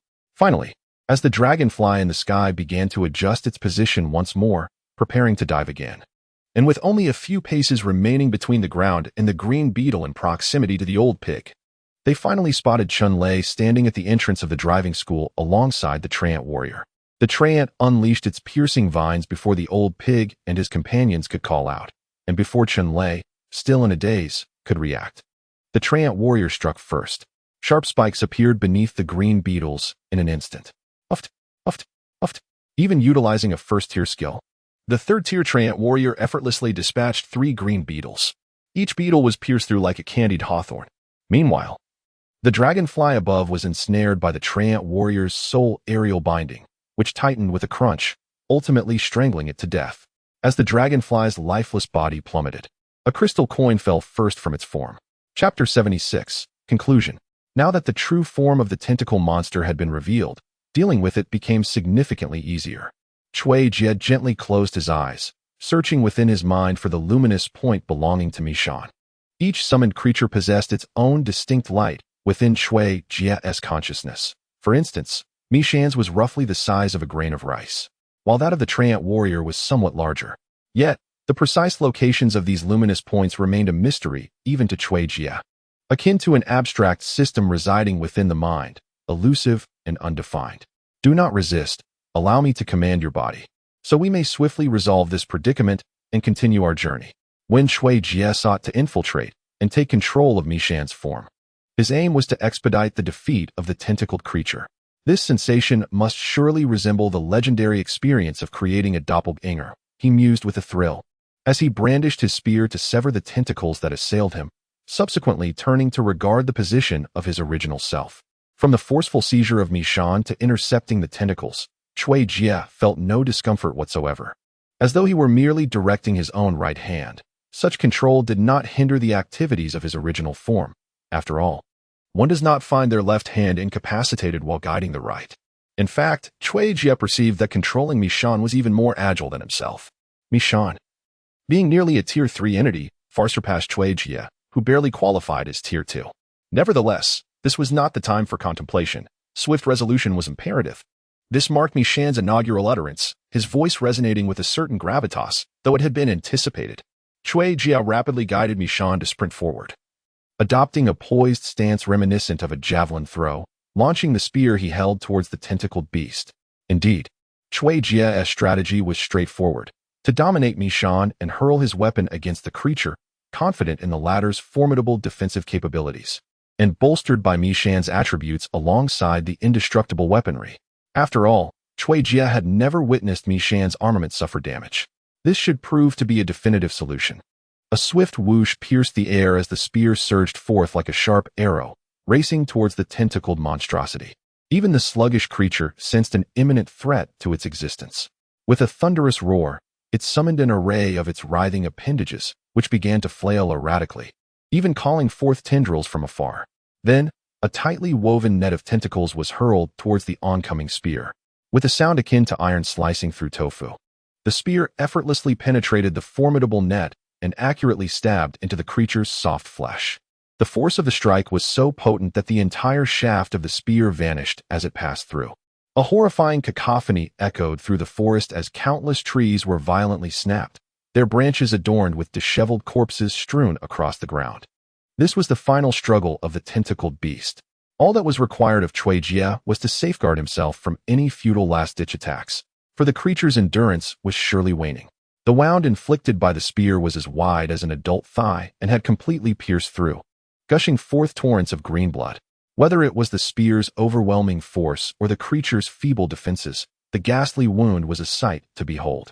Approximately 10 seconds elapsed before Cui Jie realized, to his astonishment, that the creature had yet to perish. Although many of its flailing appendages had dwindled, it still clung to life. Just then, in an unexpected turn of events, the spear, having seemingly vanished, suddenly reappeared in Mishan's grasp. This was astonishing. Cui Jie gazed at the weapon in his hand with a hint of astonishment, uncertain whether it was new or old. Although this method lacked any skill enhancements and relied solely on physical prowess, it was still a significant improvement. Yet, one could only wonder if Mayama could execute such an attack himself. With an infinite supply of ammunition, there was little more to be said regarding the remaining matters. Their breathless state prompted inquiries. Don't even mention it. We were ambushed by those creatures, those insects from the illusion. Look. Lao Zhu inhaled deeply and gently set Lu Menghan down, succinctly recounting the events. Of course, he omitted the part about Jiang Kai spying on Lu Mingjie and refrained from mentioning the deep exchange with Ma Tao's group. He merely emphasized the green armored beetles. Were these truly manifestations from the illusion? Chen Lei's expression grew solemn as he surveyed the corpses on the ground. The answer did not come from Lao Zhu and the others, but rather from the direction of the driving school, where a monstrous roar erupted. Meanwhile, the buzzcut man, who had been silently observing the driving school, remained mute even as Lao Zhu and the others fled for their lives. Suddenly, he cried out in alarm. He could show compassion and save others, but only under the absolute safety of his own side. He bore no resentment towards Cui Jie for suggesting that the survivors share the burden of harm. It was merely a personal hurdle he could not overcome. He was not yet ready to embrace death. Thus, he had no intention of stepping forward. However, he misjudged the situation, for not long after the first roar echoed, a series of relentless shrieks ensued. The sound resonated, and even if Chen Lei was not present, he could sense that the creature was nearing its end. Indeed, after a short while, the noise ceased, signifying the creature's complete demise. It seemed safe now. They could attend to the rescue later, as Cui Jie should be emerging soon. Chen Lei exhaled in relief, casting a silent gaze towards the office building. As anticipated, the seemingly impenetrable room yielded a group of over 10 individuals shortly after the buzzcut man entered. Each person appeared emaciated and pallid, particularly upon witnessing the horrific scene outside, prompting many to succumb to nausea. Yet, one individual caught Chen Lei's attention, the buzzcut man, who steadfastly remained by another's side. He appeared to be in his early 30s, equally pale and bloodless, but he valiantly suppressed his revulsion as he rushed towards the tortured survivors who had yet to perish. At that moment, Cui Jie noticed a notification on his system prompt, indicating he had earned 5 manifestation coins, 4 points from the 4 insects, along with a few scattered contributions totaling 1 point. It's nothing. Let us move on, Chen Lei remarked, shaking his head in mild disappointment, before briefly recounting the insect incident to Cui Jie. Yes, let us go. He doesn't belong in our team. In my opinion, he is not suited for this world. Cui Jie nodded, glancing at the office building where the man continued to scurry about, tending to the injured, completely disregarding his own exhausted state as he carried those whose survival was uncertain back towards the room. Once again, we encounter another self-righteous individual, one even more sanctimonious than Chen Lei. Chapter 77. The sudden appearance of an army in a bustling commercial hub of Yang County. There exists a large supermarket, the largest in the entire county, sprawling over 100 square meters and comprising 4 floors. The first floor showcases an array of jewelry and cosmetics, miraculously remaining largely unscathed. Thus, after a brief cleanup, Wang Tengfei and his team deemed it a temporary sanctuary, as this very location had served as a gathering point during the initial chaos of the apocalypse. Moreover, with remarkable foresight, he had previously raided a nearby hospital, relocating all the medicines here. The second floor offered clothing, while the third and fourth floors were stocked with an abundance of food and necessities, making it a veritable haven. Initially, his intention was to establish a long-term stronghold here. However, fate had other plans, leading to the emergence of those monstrous beings. After Wang Tengfei and Li Li collaborated to transport the last injured individual into a makeshift tent, they exhaled heavily, relieved to have moved all the survivors before nightfall. Hey, Brother Fei. Li Li, the crew-cut man, hesitated, his expression torn as he observed the bustling Wang Tengfei, uncertain whether to voice his thoughts. I know what you wish to say, but do you comprehend why we refer to ourselves as humanity? Wang Tingfei anticipated Li Li's concerns. Initially, a group of over 10 had followed him out of a single room, yet upon learning he intended to care for the fortunate 30 or so survivors, half of them had fled in an instant. He bore no resentment towards those individuals. After all, each person harbored their own beliefs, and it was perfectly natural to part ways if one could not adhere to them. Presently, Li Li was endeavoring to persuade himself to abandon those people. Yet the question lingered, could he truly let go? He was not naive. When faced with a crisis and lacking the means to offer protection, he understood the necessity of making choices. However, the present circumstances did not warrant such drastic measures. The entire city lay in an unsettling silence, leaving only these individuals behind. It poignantly echoed the phrase, "In 1,000 mountains, no birds take flight. On 10,000 paths, no traces of humans remain." Clearly, a stable existence was within reach, and it was not unreasonable to extend a helping hand to them. Should danger arise, he would undoubtedly act decisively. It was akin to the question he posed to Li Li. What does it mean to be human? The character for human is composed of a stroke and a dot. Without either component, humanity would collapse. These elements represent our kinship, and only through unity can people stand tall. This is the essence of the character and the fundamental principle of human existence, which is why we refer to ourselves as humankind. If all individuals in a cataclysmic scenario were to turn a blind eye to suffering and prioritize their self-interests, why would they not extend a hand when it could be done without detriment to themselves? Must we wait until the extinction of humanity is upon us? Even if a few should miraculously survive, would they still be considered human? Well then, Brother Tingfei, you are a teacher, and I cannot argue against you. Regardless of your actions, I shall stand by you unwaveringly, Li Li declared firmly, gazing intently at Wang Tingfei while clenching his fists. Because Li Li was saved by him at the onset of the apocalypse, he has been imbued with the spirit of perseverance and unwavering support. To speak candidly, he also harbors selfish motives, patiently awaiting Wang Tingfei's promise of crystalline currency to elevate himself to the status of an evolved being.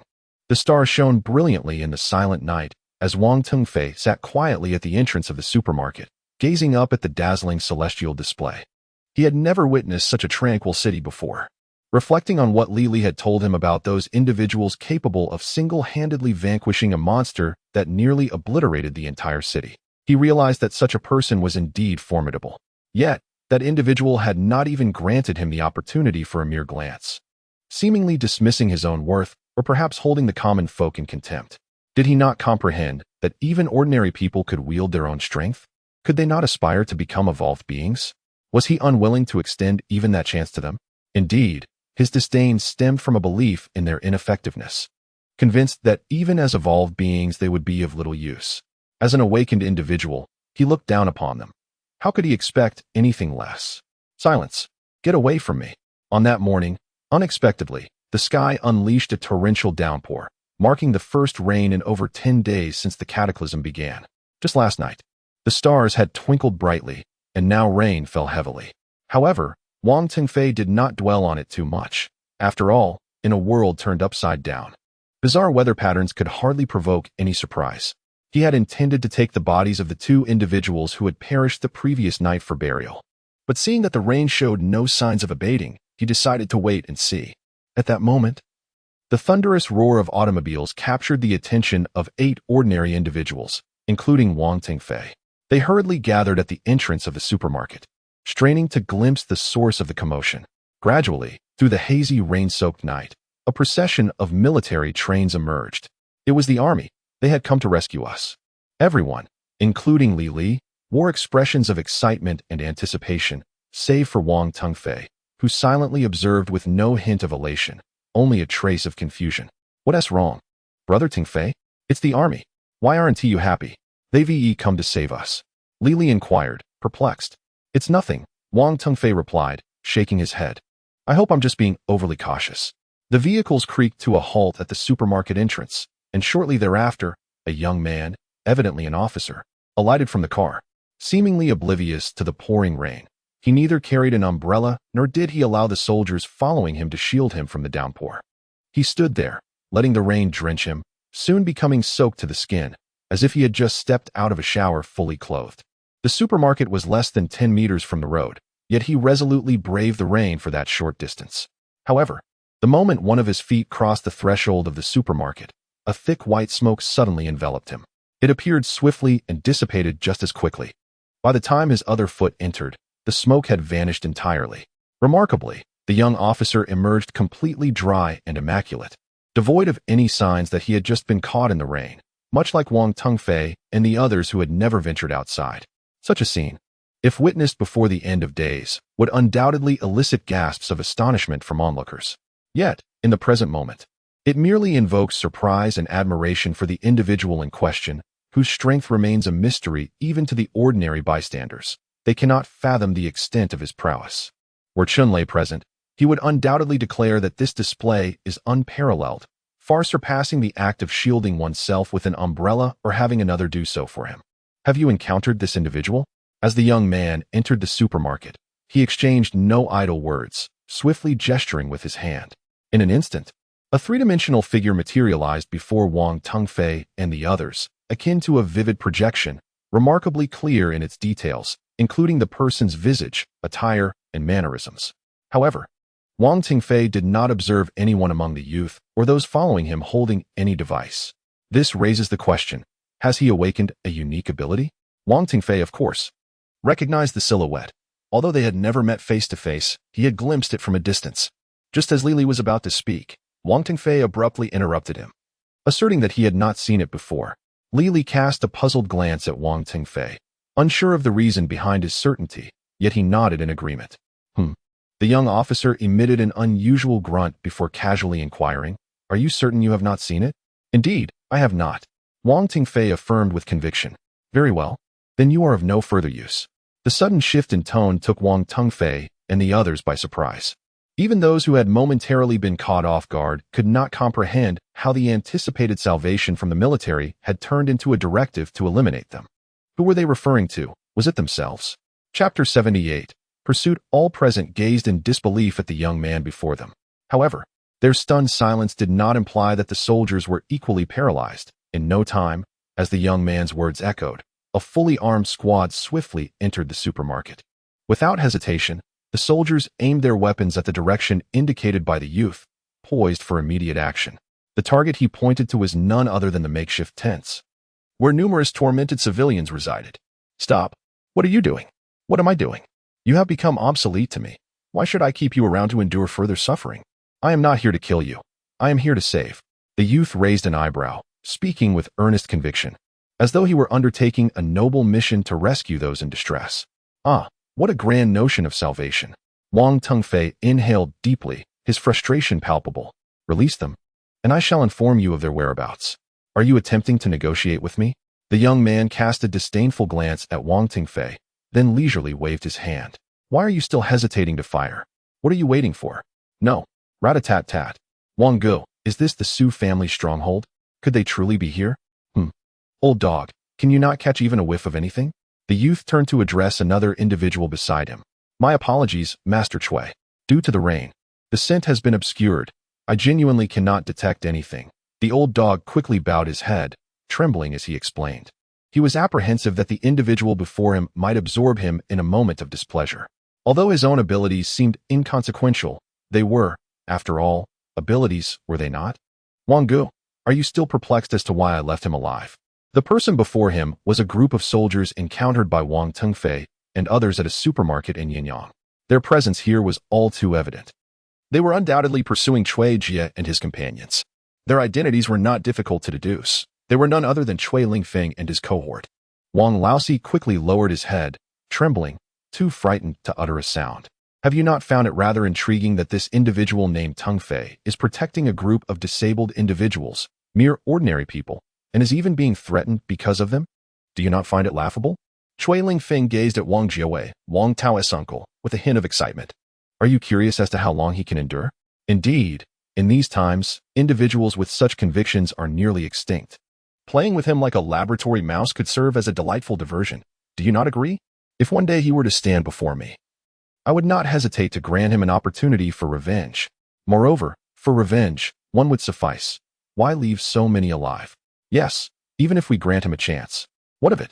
The Monkey King can never surpass the five-finger mountain of the Tathagata.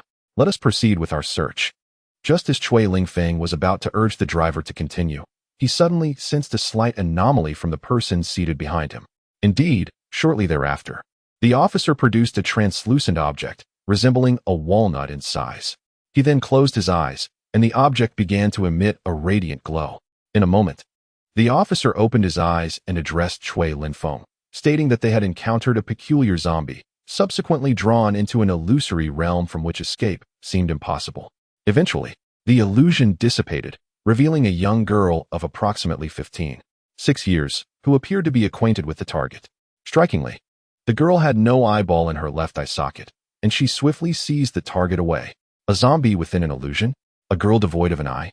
Chui Linfeng furrowed his brows, perplexed by the unfolding events. He inquired of the elder whether they possessed any knowledge of the situation. Upon questioning, the general responded. The officer noticed Chui Linfeng raise an eyebrow and hastily amended his statement, saying that the elder claimed ignorance as well. Damn it, this rain arrived far too abruptly. Without any warning. Just last night, the sky was a tapestry of stars, and now it pours. Wang Kuei grumbled. Anyone observing the torrential downpour outside, disrupting their journey, would hardly find joy in the circumstances. Isn't that obvious? The sky has split open, so what is so surprising about the sudden rain? Chen Lei retorted, casting a glance at Wang Kuei. He had already managed to adjust his mindset, refusing to let the events in Yang County affect him. For one, must always look forward. Cui Jie gratefully accepted the warm oatmeal porridge handed to him by Lu Menghan. Indeed, he was truly savoring the privilege of living like a landed gentry. With every meal meticulously prepared and his clothing neatly arranged, even his undergarments were placed beside him daily. Though he bore no responsibility for the laundry, this earnest attention spoke volumes about her dedication. Never before had Cui Jie experienced such attentive care. He was discovering that having a woman by his side was a distinctly different experience. Whether or not she acted out of free will held little significance for him. Damn it, I want a woman to serve me like this every day, Chen Lei exclaimed as he bit into his instant noodles. Once considered a wealthy heir, coupled with striking good looks, he had never lacked female attention. Although he had encountered women who treated him well, he had previously dismissed them as having ulterior motives and thus failed to appreciate their kindness. Yet now, even if there were motives behind it, having someone to cater to his needs was undeniably different. Of course, you can seek such companionship, but if you do, you must take responsibility for her safety. We cannot assist with that, Wang Kuei bluntly remarked. The presence of a devoted father figure, so cautious of his own life, made the prospect of his protection utterly implausible. The rain continued to pour relentlessly, only beginning to ease as dusk approached. Given their circumstances, Cui Jie and his companions had no choice but to spend another night in this modest dwelling. I hope it won't rain tomorrow, and I wonder if Yang Qi has arrived in the provincial capital. Chapter 79, Taking the Initiative. The weather following the rain has brought a slight coolness to this sweltering summer. In the early morning, Cui Jie awoke to the enticing aroma wafting through the air. Glancing at the neatly arranged change of clothes on the bedside, though they were not designer brands, their cleanliness elicited a silent sigh from him. He pondered whether, in the event of an unforeseen circumstance, he could truly muster the resolve to abandon her. Stepping out of the room, he observed Lu Menghan, who was busily preparing early in the day, alongside Wang Kuei, who was sleepily assisting her. Indeed, Wang Kuei was helping, for he was an awakened fire elementalist. With a chuckle, Cui Jie could not help but laugh at Wang Kuei's disgruntled expression, a first-tier awakener reduced to merely lighting fires. Ah, it smells delightful. I didn't expect your taste to be quite refined. I wonder if you would mind adding another person to the mix? The sudden voice startled everyone in the room. They had not noticed the arrival of an unexpected visitor at the entrance, not the guard, Ma Tao, whom they had sent for the night watch, but rather a young man in his 20s with a smile that betrayed no embarrassment at his unannounced entrance. Instead, he teasingly remarked, I apologize for coming without notice. But your vigilance is commendable. However, isn't the guard you sent a bit lacking? As soon as the young man finished speaking, the sound of synchronized footsteps echoed from behind him, and a fully armed squad of soldiers marched in, with Ma Tao being escorted along with them. However, it was not a matter of walking in, but rather being seized by the throat and thrust inside. With a flushed face, filled with confusion and dread, Ma Tao gazed at Cui Jie and the others, the meaning of his expression unmistakable. Cui Linfeng, how did you come to be here? The moment Cui Jie uttered these words, he felt them to be utterly pointless. Was there any need to inquire? It was evident that he had come with a purpose, directed toward himself and his companions. At that moment, Chun-Lei, along with the others, awakened by the commotion outside, emerged one by one. Upon discovering Chui Linfeng at the entrance, their expressions mirrored confusion and a frantic demeanor. "Ah, everyone is gathered, I see," Chui Linfeng remarked, observing Chun-Lei and the others as they stepped out, displaying no sign of alarm. Instead, he turned to Lu Menghan and urged, "My dear, please continue cooking. I have been pursuing you for 2 days and 3 nights, and I have yet to enjoy a proper warm meal. Hurry up." Lu Menghan, feeling a twinge of anxiety, glanced at Cui Jie, who was silently glaring at Cui Linfeng with a dark expression. With no other choice, she resumed her cooking, though her mood was now entirely different from before. "You've been chasing us for days? How did you pursue us? Did you come here because of me?" Cui Jie pondered, trying to recall if he had offended him in any way. No. Could it truly be because of their somewhat similar appearances? Absurd, indeed. Just then, another officer stepped forward from behind Cui Linfeng, a figure that had remained concealed until he called out, unnoticed by Cui Jie and the others. Standing at a height of 175 centimeters, he was comparable to Cui Jie, but slightly shorter than Cui Linfeng. His expression was somewhat grim, as if he were suppressing something within. However, Cui Jie discerned that this individual was indeed stifling his anger, likely feeling aggrieved by being so casually betrayed, an experience that would leave anyone discontented. His awakening ability was rather peculiar. Anyone he had encountered could remember his scent. "Well, you all carry on with your conversation. I shall take a moment to enjoy a warm meal to dispel this chill." With that, Cui Linfeng indeed made his way toward Lu Menghan, seemingly indifferent to the abandoned old dog and the frightened Lu Menghan who had fled in a daze. This statement was utterly absurd. Individuals at the second tier could generally withstand both cold and heat, and many minor ailments would not affect them. While Cui Linfeng's tier remained uncertain, anyone capable of addressing Chen Chao as senior brother was unlikely to be merely ordinary. Moreover, one must not forget that Wang Tao, at the second tier, was submissively deferential in his presence. This was not a mere military force that could easily be subdued.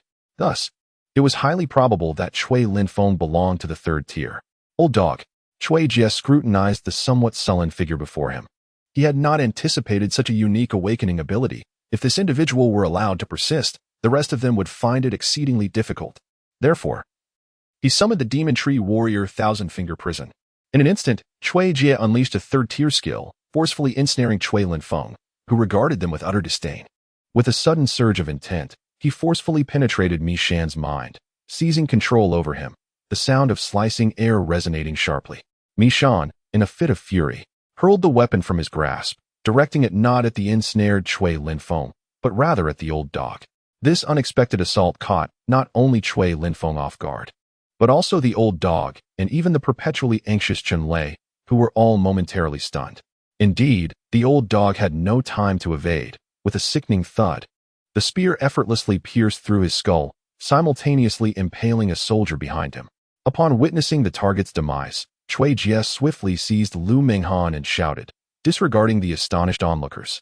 As he dashed towards the inner room, Chun-Lei, taken aback, exclaimed in shock, never anticipating that Cui Jie would launch such a decisive attack. Even if one wished to entertain the notion that perhaps they were not there to kill, but rather to inquire about matters concerning Chen Chao, such a blatant assault would surely provoke ire. However, this was merely Chun-Lei's naive optimism. Anyone with clear discernment could see that Cui Linfeng had indeed come seeking them. Fortunately, Cui Jie had been well prepared. The soldiers wielded nothing but standard submachine guns, incapable of penetrating even concrete walls, let alone the formidable third-tier tree warriors stationed behind them. The relentless barrage of bullets struck the tree warriors' resilient bark, resulting in nothing more than a scattering of wood chips, devoid of any substantial effect. Mi Shan, at this moment, as Cui Jie and others retreated into the inner room, they swiftly subdued Mi Shan, whose fist had just shattered the bedroom wall. A safe path outside was revealed. Go. Before the soldiers could fire their weapons, Wang Laosi, who had been holding Ma Tao, reacted.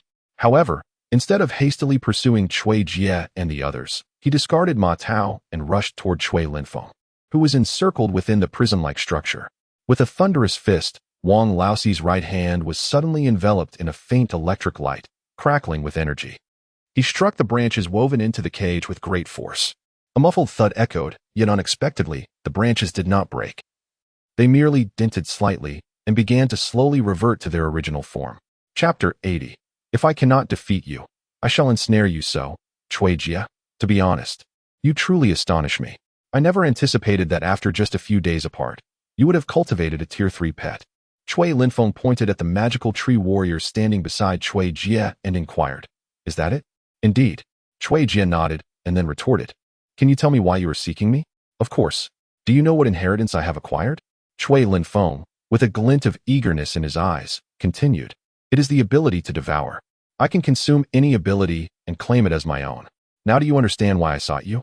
"That's incredible," Cui Jia exclaimed, momentarily taken aback. "Such a power is remarkable. To absorb another's abilities and make them one's own. Doesn't that mean he could ultimately become an all-powerful awakened being? Isn't that ultimately quite similar to oneself?" "No. If he were to directly consume himself, would that not be a swift resolution? How could he possibly know this?" "No. He lacks such knowledge. Even he does not possess a comprehensive understanding of his own system, let alone him. This implies that he must be coveting his summoning abilities." "Indeed. It should be thus." "Ah, how splendidly optimistic your thoughts are yet. The Tree of Magic Warriors, Thousand-Finger Prison, Mishan, and the Ghoul aspire to devour me, but that would depend on whether you possess such formidable prowess." Cui Jia, once again caught mid-sentence, was abruptly ambushed. His intent was to catch you unawares, and without even debating whether he could prevail, he would engage in a direct confrontation. "I can't believe this." Cui Linfeng did not anticipate yet another ambush, and this time, he barely had time to utter a curse before being enveloped. In truth, Cui Jia harbored some doubts. It was said that he and Chun Chao originated from a previously existing secret location, having commenced their cultivation long ago. However, Chun Chao did not appear particularly remarkable, while this Cui Linfeng's combat awareness was simply extraordinary. Indeed, having served as cannon fodder for half a year in a past life, had he been any weaker, he would have perished long ago during a head-on clash with mere insects. As Cui Linfeng was instantaneously engulfed, Mishan and the Ghoul materialized within the ranks of the army. The moment Mishan appeared, a series of yellow halos manifested beneath the feet of Wang Laosi and his companions, swiftly darting towards them with blinding speed, while the Ghoul had a different target entirely, charging towards the frontline soldiers. As Mishan made his appearance, Wang Laosi and the others had already reacted. Although they did not fully comprehend the sudden wave of weakness that washed over them, there was no time to ponder. With a swift motion, Wang Laosi unleashed a barrage of lightning from his right fist, propelling it towards the spear that threatened him. The sound of impact echoed as the spear was successfully thwarted. However, a subsequent crack resounded as the blade of the spear severed his middle finger. A cry of agony escaped Wang Laosie's lips. He had not anticipated that this conjured being, reminiscent of an ancient Western soldier, would possess such formidable strength. His nephew had mentioned it was a second-tier entity, seemingly more defensive in nature, yet its offensive capabilities were astonishing. Regrettably, he failed to trigger a combo. Otherwise, his entire hand might have been rendered useless. Cui Jia shook his head, choosing not to gaze towards Mishan any longer. Wang Laosi was the only second-tier awakened individual on his side, and even with the addition of 2 first-tier awakened ones, they would undoubtedly fall short against Mishan. Moreover, Wang Laosi was injured. He could not be killed, but he could certainly be delayed. As for the ghouls, there was no need to concern himself with them. The mere presence of a squad of ordinary soldiers would seal their fate should the ghouls close in. Enhance the magic tree warrior. Do not allow him to emerge so effortlessly, Cui Jia commanded with urgency. He directed the magic tree warrior to unleash a barrage of piercing attacks within the confines of the cage, ensuring that even if it could not inflict damage, it would certainly induce discomfort.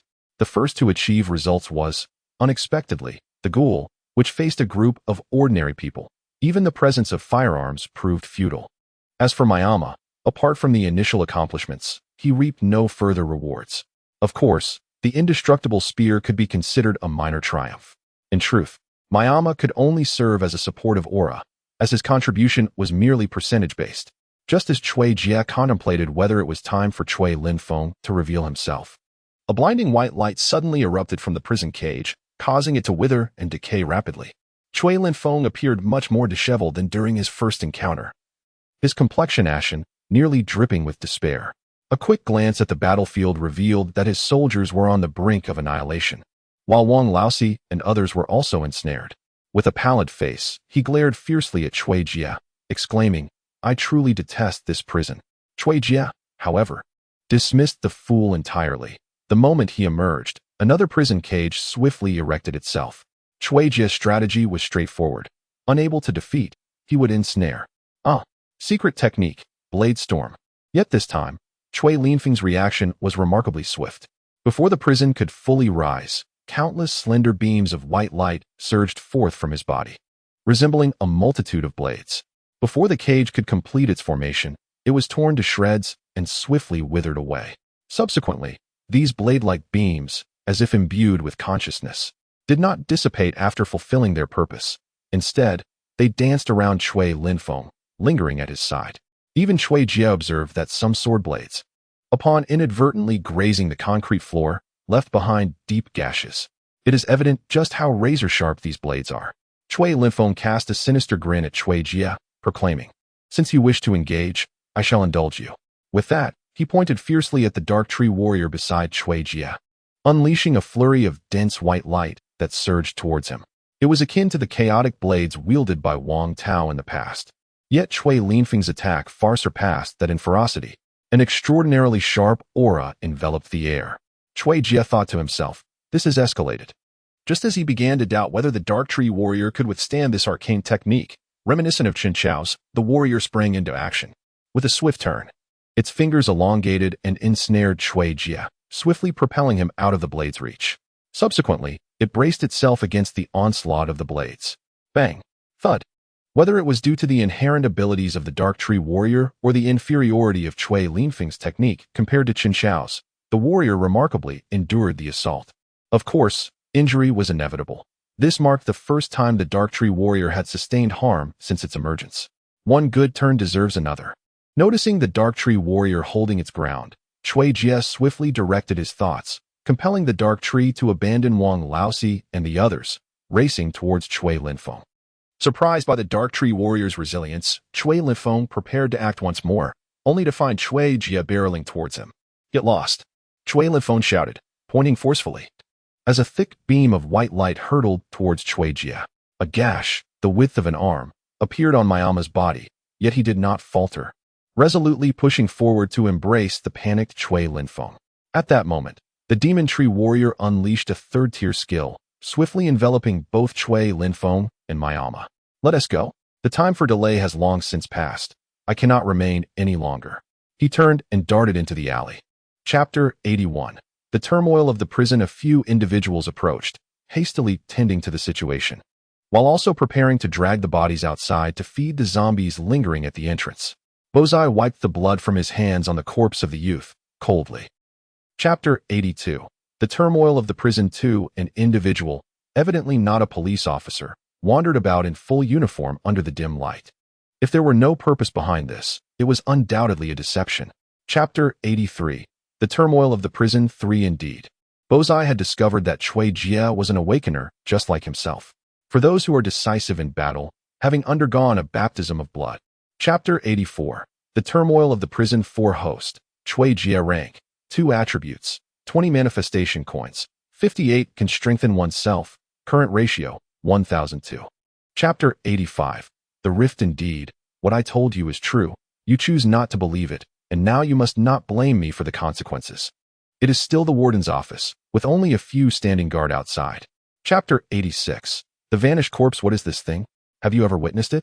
Brother Xiang gazed at the terrifying and grotesque creature that remained after Cui Jie exited. That creature. Chapter 87. Cursed corpse, 1,000-finger prison, Mi Mountain. Entwined. As soon as Cui Jie located the fissure, he acted decisively and commenced his mission without hesitation.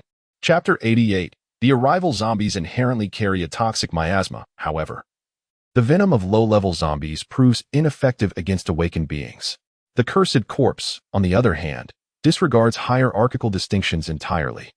Chapter 89. Preparing for battle. When Cui Jie summoned away the ghoul, Bozi and the others remained oblivious, as they were preoccupied with the alarming discovery at the village entrance to the east. Chapter 90. Prison defense battle. Wait a moment. Who are you? Upon seeing the rocket launcher, Cui Jie realized that these soldiers came well prepared. The small fissure was no trivial matter.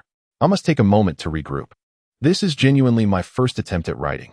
I embarked on this journey without any preparation and faced harsh criticism. My spirits have been shaken, and I need to recalibrate. There is a possibility that this could mark the end of my endeavor, or perhaps it will continue.